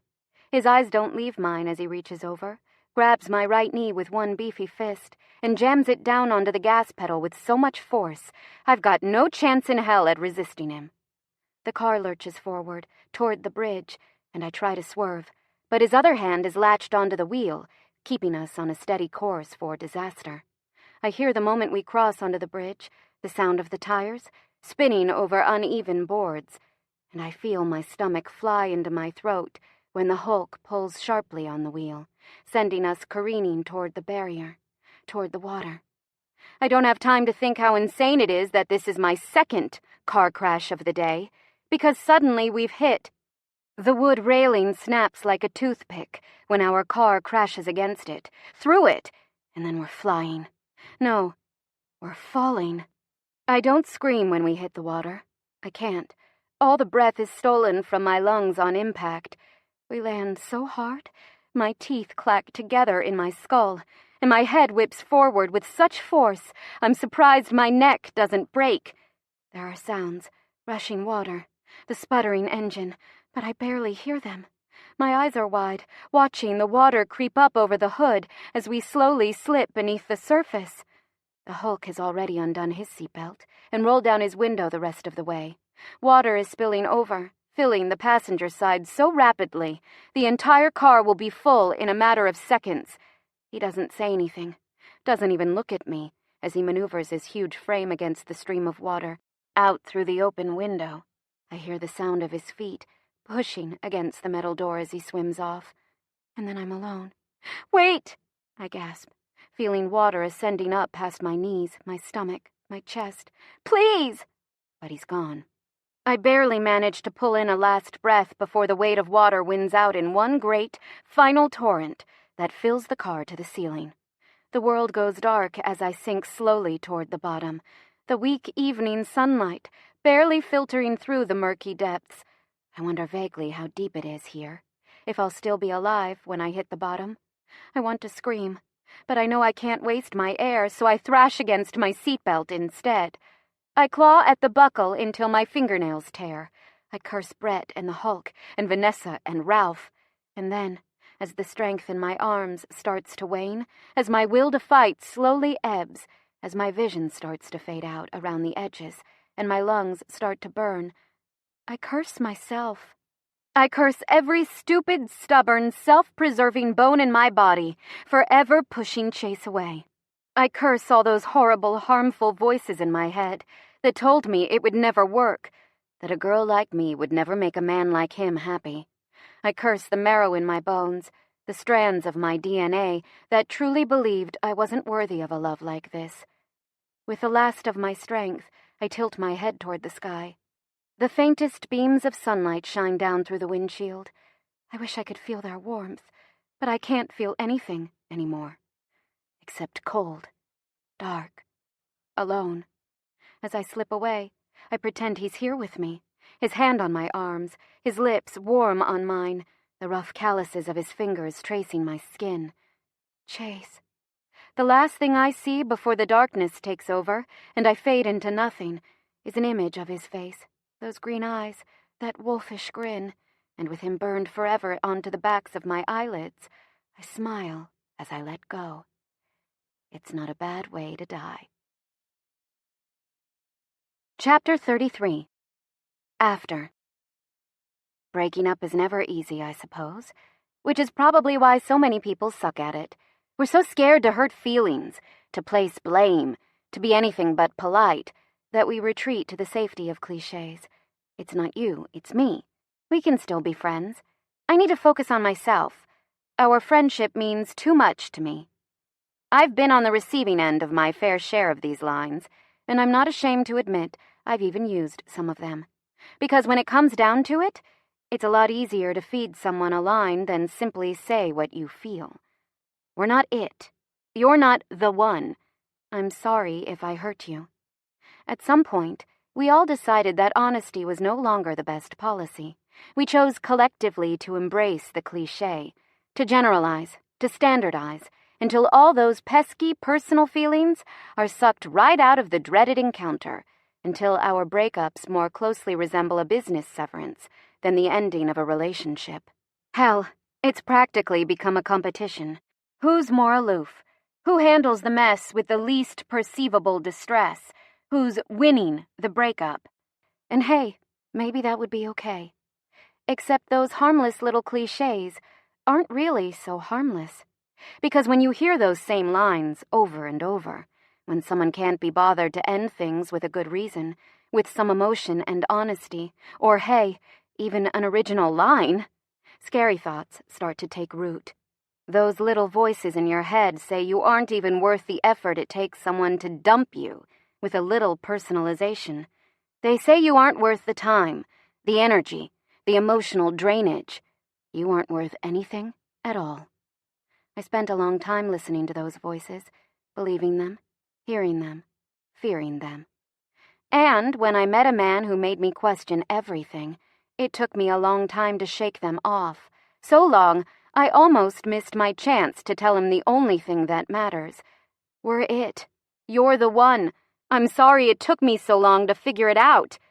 I almost let those little voices steal my happy ending. Almost. Thankfully, I get another shot. And this time, I'm not going to screw it up. My eyes sliver open. The first things I see are the peonies. They're everywhere, in vases, on tables, on windowsills, every shade, every shape, every color imaginable. My favorite kind. He remembered. There are tubes in my arms, pumping God only knows what into my bloodstream. A gazillion machines are next to my bed, beeping regularly as they monitor my vitals. I'm wearing a horrid light blue hospital gown, my mouth is drier than the Sahara, and every muscle in my damn body aches like I've been flattened by a steamroller. But I'm alive. And there's a gorgeous blonde man in the chair next to my bed, slumped forward so his head and arms rest on the mattress, beside my thighs. I move my right hand and wince because, ouch, I wasn't kidding when I said everything hurts, until my fingers stroke through his hair. I feel him stir, feel him slowly come awake beneath my touch. All at once, he seems to realize what's happening. His eyes spring open as he snaps back into full consciousness. His head turns, his eyes find mine, and I feel my heart flip at the relief in his gaze. "Hey," I whisper. "Sunshine," he breathes, sitting up. In the space between two heartbeats, he's gathered me in his arms and crushed me against his chest. "You're okay. You're alive. You're breathing. You're speaking." "I'm fine, Chase." My words are muffled against his shirt. "But you're kind of crushing me." "Sorry." His hold loosens, but he doesn't let me go. I get the feeling in that moment he can't let me go. "I thought..." He trails off, looking into my eyes. "I thought you were dead. And then they said even if you woke up, you were without oxygen and..." His forehead drops against mine and he breathes me in. "I thought you were dead." "That makes two of us," I say, my voice wry. "What happened? I don't remember anything after the car sank. I ran out of air and... well, it's just darkness after that." His jaw clenches and he pulls back to look at me. "I got there just in time to see the SUV go over the railing. Brett's man, Hawkins, came up. You didn't." "The Hulk." "What?" "Brett's thug. I call him the Hulk. Sometimes Bruce Banner, too." He looks at me like maybe my brain was damaged after all. "Sunshine." "I was kidnapped, shot, punched, and drowned. I almost died. You aren't allowed to tease me right now." My cheeks heat. "Just tell me what happened." He watches the blush spread across my face, like he's witnessing a miracle firsthand. "Never thought I'd see that again," he murmurs, rubbing one thumb across my bruised cheekbone, his touch gentle. I lean into his hand, so he's cupping my face. "I jumped in after you, but the car was already submersed, sinking fast. It took me a long time to get to you, to cut the seatbelt, to pull you to the surface." "But you did." My eyes fill. "You saved me." "If anything had happened to you..." "It didn't." I reach up and place my hand over his. "I'm fine." I sit up straight as a thought suddenly occurs to me, panic rushing through my veins. "Chrissy!" "Shh, Sunshine. She's all right. Actually, she's right upstairs," he assures me. "The police got her to the hospital in time. She gave birth to a healthy baby girl late last night. Mark's with her now." "And Winnie?" "He's okay. Just a few bumps and bruises. Shelby's watching him. She's been going back and forth between your room and Chrissy's room." "Thank God they're okay," I breathe, settling back against my pillows. "What time is it?" "Around 6. The nurses will be in soon, to take your morning vitals and yell at me." My eyebrows lift. "Why would they yell?"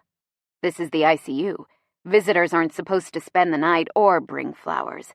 He grins. I was persuasive. Somehow, that doesn't surprise me. He has the grace to look a little embarrassed. "The large contribution my family makes every year at the MGH fundraiser may have helped matters." "I'll bet."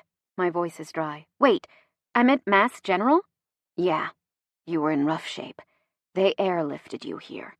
His face goes dark. Scariest 30 minutes of my life. Well, that just sucks. His eyebrows go up. Excuse me? The first time I ever ride in a helicopter, and I'm unconscious the whole freaking time. I huff.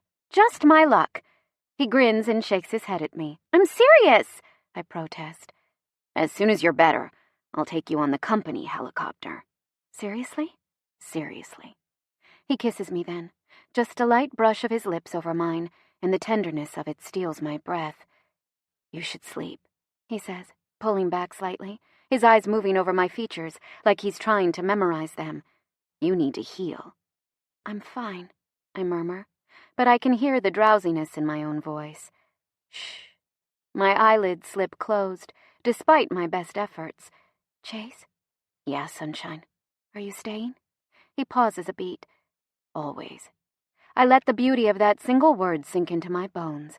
I hear him chuckle seconds before his arm slides around my frame as he climbs into bed with me. This is definitely going to get me in trouble with the nurses. He whispers against my hair. Tell them I coerced you, that you're powerless to resist me. I feel his lips twitch against my temple. That, Gemma Iphigenia Summers, is the truth. My eyes snap open, and a horrified gasp erupts from my mouth at the sound of my middle name. How do you know? He grins shamelessly. I read your chart. I groan in mortification. No. Please tell me I'm still unconscious. Sorry to disappoint. He bumps my nose with his. And for the record, I think it's cute. For the record, you're a loon. Don't worry, sunshine. Your secret is safe with me. I don't challenge that statement. I just sigh, snuggle into his arms, and let my eyes slip closed once more.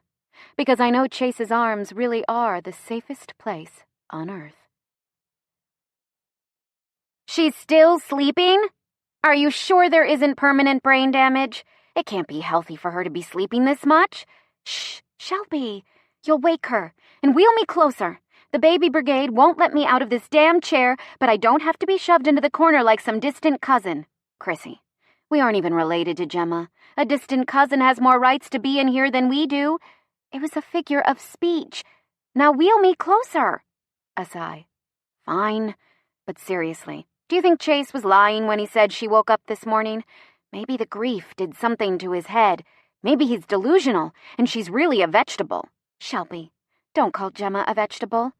My eyes peel open and pin the two of them with a glare. Honestly, the coma was preferable to this. You're awake, Shelby squeals, racing forward and grabbing one of my hands. Over her shoulder, I see Winston is fast asleep in his baby backpack, sleeping soundly against her body with his thumb in his mouth. See, Chrissy, I told you she wasn't a vegetable.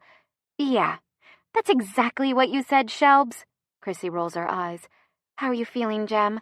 I'm fine. Sore as all hell, and thirstier than that time you guys made me eat that pot-laced brownie before Chrissy's bachelorette party.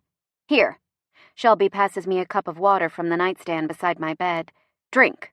I down the entire glass in one gulp, feeling instantly better. Are you okay? I ask Chrissy once I've swallowed. You and Winnie and Summer. Chrissy finishes for me, tears in her eyes and a grin on her lips. Our new baby girl. She's fine. She's perfect. We're all perfect. I pause, my eyes wide. Summer? Chrissy nods. After her godmother. The best friend / getaway driver a girl could ever ask for. Chris. I trail off, my eyes filling with tears. I don't know what to say. You don't have to say anything. She wheels her chair forward next to Shelby and grabs my other hand. Do you want to meet her? Hell yes, I want to meet her. My tears overflow. Well, the next one you have is definitely going to be named Shelby. Shelby glares at Chrissy. Right? Chrissy glances at her, grinning. What if it's a boy? Shelby could be unisex. I snort. Chrissy scoffs. Do you want my son to get the shit beat out of him on the playground? Oh, whatever. Shelby mutters. You better pray it's a girl then. Chrissy rolls her eyes again and turns her head toward the door. You can come in now, boys. My tears drip faster as Chase steps inside, his eyes locking on mine immediately, followed by Mark, who's got a tiny pink bundle cradled in his arms. Babe, he says, his eyes finding mine. Glad you're not dead. Mark, Chrissy huffs. That is not what you say to a girl after she's nearly drowned as the target of a sociopathic billionaire intent on revenge. Her eyes slide to Chase. No offense. None taken, he says, grinning. Mark sighs. Sorry, Jem. How you feeling? I'll be better when I'm holding that baby. I pull my hands from Shelby's and Chrissy's grasps and reach for her. Gimme. Mark laughs as he passes her into my arms. I hold her delicately, like one wrong move might break her. Staring down at her tiny pink-bowed mouth and fluttering whisper-thin eyelashes in awe. She's amazing, I breathe, fighting tears again. I look up at my friends, my eyes moving from Shelby to Chris to Mark. They're all practically glowing with happiness, love shining from their eyes as they smile at me. And I can't fathom how I got so lucky. These 3 people are more than just friends. They're family. My heart is so full at this moment, I think it might burst. I look automatically for Chase, wanting to share this with him, and realize he's still standing by the door. He's set himself apart, leaving me to this moment of bliss with my friends. My gaze searches for his, and when I find it, I see his eyes are edged with a sadness that makes my breath catch. Belatedly, I realize my beautiful, heartbreaking man has never had this. The kind of friendship that can withstand anything, even car chases and near-death experiences. He's never been part of a family like this, never been part of any family, really. He's never felt the kind of unconditional love that I share with these crazy people I call best friends. My brows lift as our gazes hold. I hope he can read the message in my eyes. Come join us, Chase. He shakes his head, and I know it's because he doesn't want to interfere. You're part of this now, I tell him. Our stares still locked intensely. Part of my life, part of my friends, part of my family. Come on, join us, love. His eyes flash dark with emotion, and I know if we were alone, he'd be kissing the breath out of me right now. In steady strides, he crosses the room to my side, laying his hand on my shoulder and squeezing gently. I know it's his way of saying thank you. It's a good way. Shelby, Chrissy, and Mark all smile warmly at him as he takes his place in our small circle, in our family. I'm so overwrought, all I can do is look down at the baby in my arms, barely able to make out her features through the tears swimming in my eyes. She's beautiful, I choke out. So beautiful. Just like her godmother, Chase says quietly, his voice warm. I tilt my head to look up at him, grinning through my tears. He gazes at me with the baby in my arms, and something a lot like longing flashes in the depths of his eyes. Before I can freak out too much, he leans down and presses a kiss to my forehead. Mark, why don't you ever say romantic things like that to me anymore, huh? Chrissy is teasing. I can hear the laughter in her voice. Because we're married, Mark says, like it's the most obvious thing in the world. His eyes are twinkling as he stares at his wife. Isn't that the whole point of getting married? So you never have to compliment anyone ever again? If not, I'm going to have to reconsider some things. You're going to get it, mister, Chrissy yells, wheeling toward him with a murderous look on her face. Come back here. Mark laughs as he backs out of the room and down the hall, away from his wheelchair-bound wife, who seems intent on revenge. Their laughter carries back to us long after they've faded out of sight. Those two. Shelby rolls her eyes, then looks at me. And now you two. For God's sake, can we tone down the lovey-dovey crap? It's enough to make me toss my cookies. You don't eat cookies, I point out. It's a figure of speech, she grumbles. You know what? I'm going to make sure those two don't kill each other. Leaning down, she presses a kiss to Summer's forehead, followed by mine. Feel better, Jem. I'll be back to check on you in a bit. Bye, Shelbs. Thanks for coming. With a final wink in Chase's direction, she slips through the door and disappears. I look up at him, then down at the baby in my arms. I have a namesake. How cool is that? Pretty cool, sunshine. He settles in beside me on the bed and wraps an arm around my shoulders. Though, if she turns out to be half as much trouble as you, I pity the man who falls for her. I still at those words, my heart racing in my chest. I almost say it, then. I love you. But something holds me back. Speaking of trouble, I swallow. Have you heard anything about Ralph and Vanessa? Funny thing happened. He chuckled lowly. Turns out, before Chrissy ran out of phone battery, She managed to film a good portion of their conversation in that parking garage. It's essentially a taped confession. The police caught them less than a mile away from the spot your car crashed.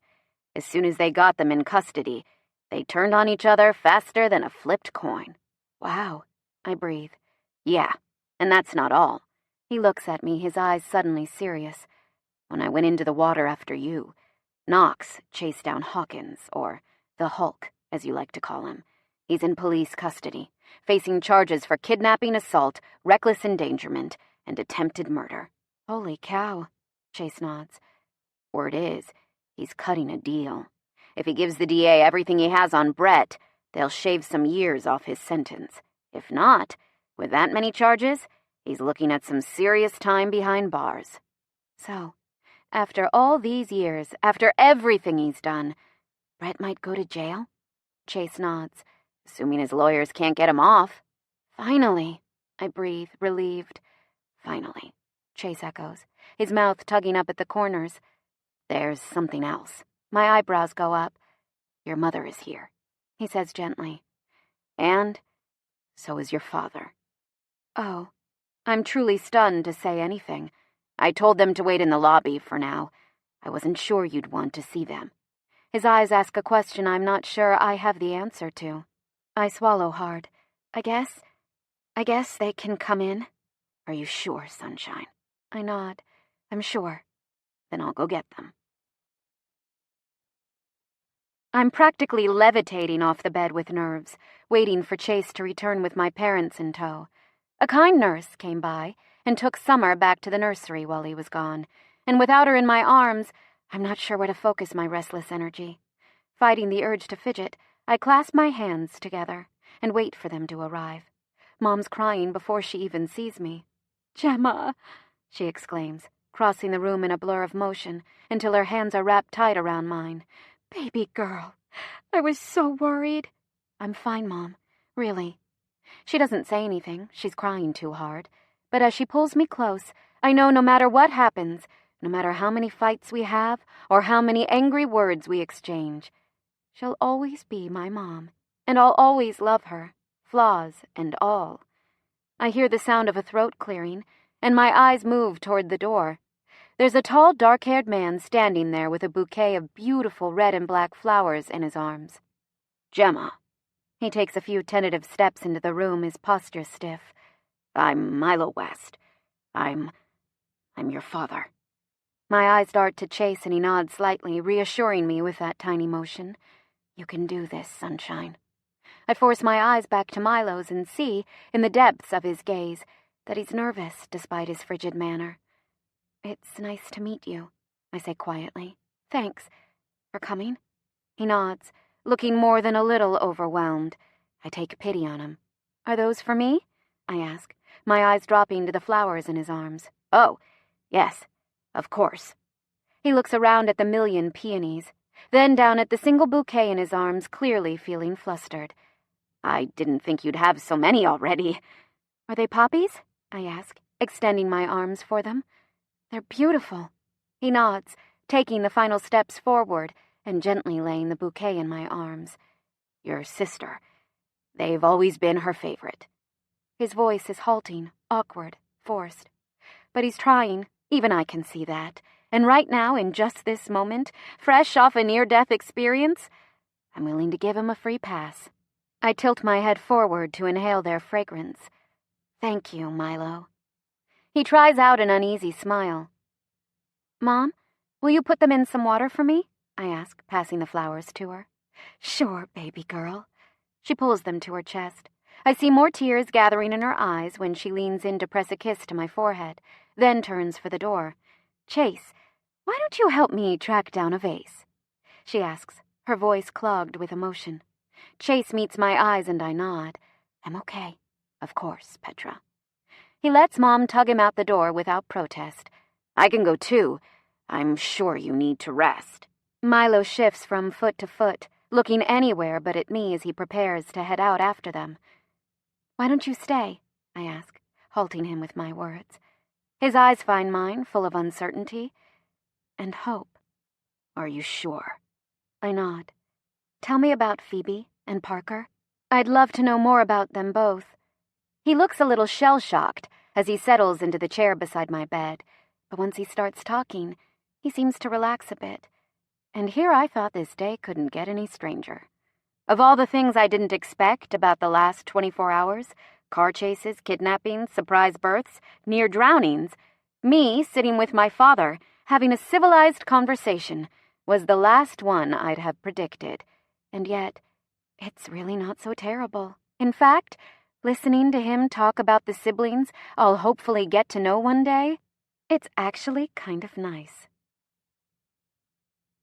By the time everyone goes home, it's well into the evening and I'm so exhausted. My eyes are drooping shut.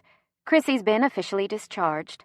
She and Mark were eager to get the newest addition to their family home as soon as possible. And Shelby has gone to make dinner for Paul, who's expected back from a business trip any hour now. They both assured me they'd visit first thing in the morning. My parents left a few hours before my friends. Mom, with a crushing hug that made my sore ribs ache, and Milo, with a stiff nod and an awkward hand squeeze, with promises to check in on me soon. Considering the fact that yesterday I wasn't speaking to either of them, I'm going to say there's at least one silver lining to almost dying. My phone has been ringing off the hook all day, as everyone from Estelle, who cursed rapidly in French for several long minutes, to Katie, the Crumble bakery owner, to Phoebe, who I didn't even know had my number, calls to check in on me. I want to talk to them, but Chase won't let me, insisting I need my rest, which he may or may not be right about. Sitting by my bedside, he takes message after message and never complains, his free hand wrapped tight around mine. At the end of visiting hours, I find myself looking forward to some much-needed rest, until another knock sounds at the door. "Who is it now?" Chase mutters, his voice low. My bleary eyes lift to the entryway and, to my great surprise, land on a frail old woman in a floor-length blue peacoat, toting a massive black bag over one shoulder. "Gemma, dear." "Mrs. Hendrickson?" My voice is laced with surprise as I sit up straighter in bed. "Is that you?" "No, it's Sophia Loren. Of course it's me, dear." She clucks as she walks further inside the room. She stops when she catches sight of Chase, who's still hovering at my bedside. "And you must be the billionaire everyone's been going on about. I'm Gemma's neighbor, downstairs in 1C. I'm sure she's told you about me. I'm Chase." A slow grin stretches across his lips as he extends a hand in greeting. "It's nice to meet you, ma'am." She stares at his hand for a moment without shaking it, her eyes narrowing. "You know, those reporters trampled all over the flower beds outside our building because of you." Chase makes an effort to bury his grin, but it's not very successful. His voice is thick with mirth and his lips are twitching when he responds. "I'll be sure to have them replaced, ma'am." "Well, then." She nods in satisfaction, slides her hand into his, and shakes firmly before her eyes swivel to meet mine. "You picked a good one, Gemma dear." I look at Chase. I know. "But I must say, you look positively a fright." Mrs. Hendrickson shakes her head in disapproval as her eyes move over my battered features. "We heard what happened from the landlord. Everyone in the building is simply buzzing about it, and we just had to pop by and make sure you were okay." "We?" I ask, somewhat alarmed by her use of the plural. "What do you mean, we?" "Me and Bigelow. Who else?" Her soft blue eyes crinkle up in a smile as she lowers her large purse onto the end of my bed. I nearly jump out of my skin when a furry orange head pops out the top of the bag, triangular ears pointed sharply toward the ceiling, and slanted feline eyes narrowed on me. "I don't think cats are allowed in the ICU," I murmur, my eyes wide as they move from Bigelow to Chase, who's looking extremely amused, by the way. Mrs. Hendrickson clucks. "Well, of course not, dear. Why do you think he's stowed away inside my purse?" I trail off at a loss for words. A muffled chuckle erupts from Chase's direction. A second later, I feel one of his hands lace through mine and squeeze tightly. His other reaches out to stroke Bigelow's fur, eliciting a loud purr, as soon as his fingers make contact. "I just knew he'd be a cat person," Mrs. Hendrickson murmurs happily, staring up at Chase in adoration. I feel a smile twitching at my lips as I reach out to scratch the cat behind one ear. "Thanks for bringing him, Mrs. Hendrickson." "Don't thank me, dear. Just get better," she smiles. "After all, I'll need you to look after Bigelow again in a few weeks when I go back to Phoenix to watch my youngest grandson graduate high school. And you know he's quite an active cat. He can't be with someone who's confined to a hospital bed all day." "Of course not," I agree, my voice choked with laughter. Chase chuckles full out as his hand tightens on mine, and the sound is so packed with joy, it warms me down to the core of my bones. Later, it's dark and quiet in my room. The only sound, that of the machines gently whirring, and our slow breaths mingling in the space between our faces, as we share a too-thin pillow on my cramped hospital bed. "You look exhausted," Chase whispers in the darkness, his lips finding mine in a soft kiss. "Go to sleep, sunshine." "Will you still be here when I wake up?" I ask sleepily. "Stupid question." I smile. "Good." He chuckles against my hair. "I think the nurses have given up on trying to kick me out." "I told them to leave you alone." I shrug. "I figure if I slip into a coma again, I'd like it to happen in the arms of the man I love." He goes completely still, and when he speaks, his voice is low, intent. "Care to repeat that, sunshine?" I turn to look into his eyes, smiling and crying at the same time. I know it's crazy, and way too fast, and I probably should wait to say it until we've figured things out, important things, like whether you snore, and where all my books are going to go, because your shelves are already full, and obviously your stance on real sugary Pop-Tarts versus the gross, healthy alternative filling ones. I pull in a breath. But the thing is, I almost died yesterday, and I guess none of those little details seem super important anymore. I don't know when my expiration date will come around. It might not be for 50 years or 10 years or 2 months. It might be tomorrow or 5 minutes from now. I don't know when I'm going to leave this earth, but whenever that is, I want to go knowing that I came clean, that I told you everything. And the truth is, I love you, Chase Croft. I really, really love you. His eyes go soft as they move over my features, and when he speaks, his voice is more emotional than I've ever heard it, tender and hopeful and happy. For the record, I like the sugary Pop-Tarts. I blink in surprise before his words catch up with me, and a grin overtakes my face. Really? He nods, staring at me for a beat with something a lot like awe in his eyes. You love me. My voice cracks. I love you. Does this mean you're officially moving in? I sigh. God, you're incorrigible. He grins. You're moving in. This doesn't mean you get to boss me around. Uh-huh. There will be absolutely no macho man, bossy pants shenanigans allowed. Whatever you say, sunshine.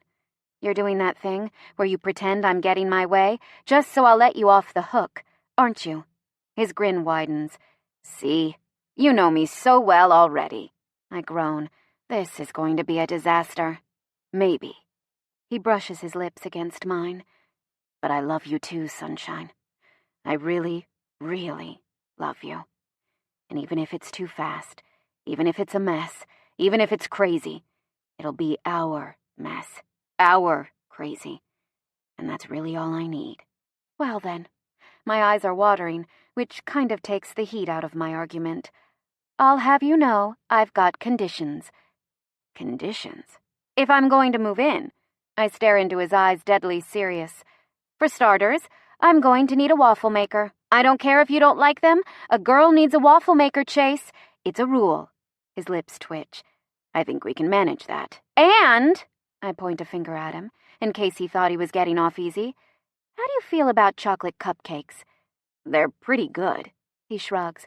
Especially from that place Crumble on Beacon Street. My eyes fill with tears again, and this time they spill over. Chase looks at me like I'm crazy. Sunshine, if you don't like the cupcakes there, we can go somewhere else. I don't think Maria's makes cupcakes, but we both agree their cannoli are top-notch. I love you, you big idiot. I cut him off, pressing my lips to his in a kiss that's wet from my tears. Now shut up and kiss me. He does. This concludes Not You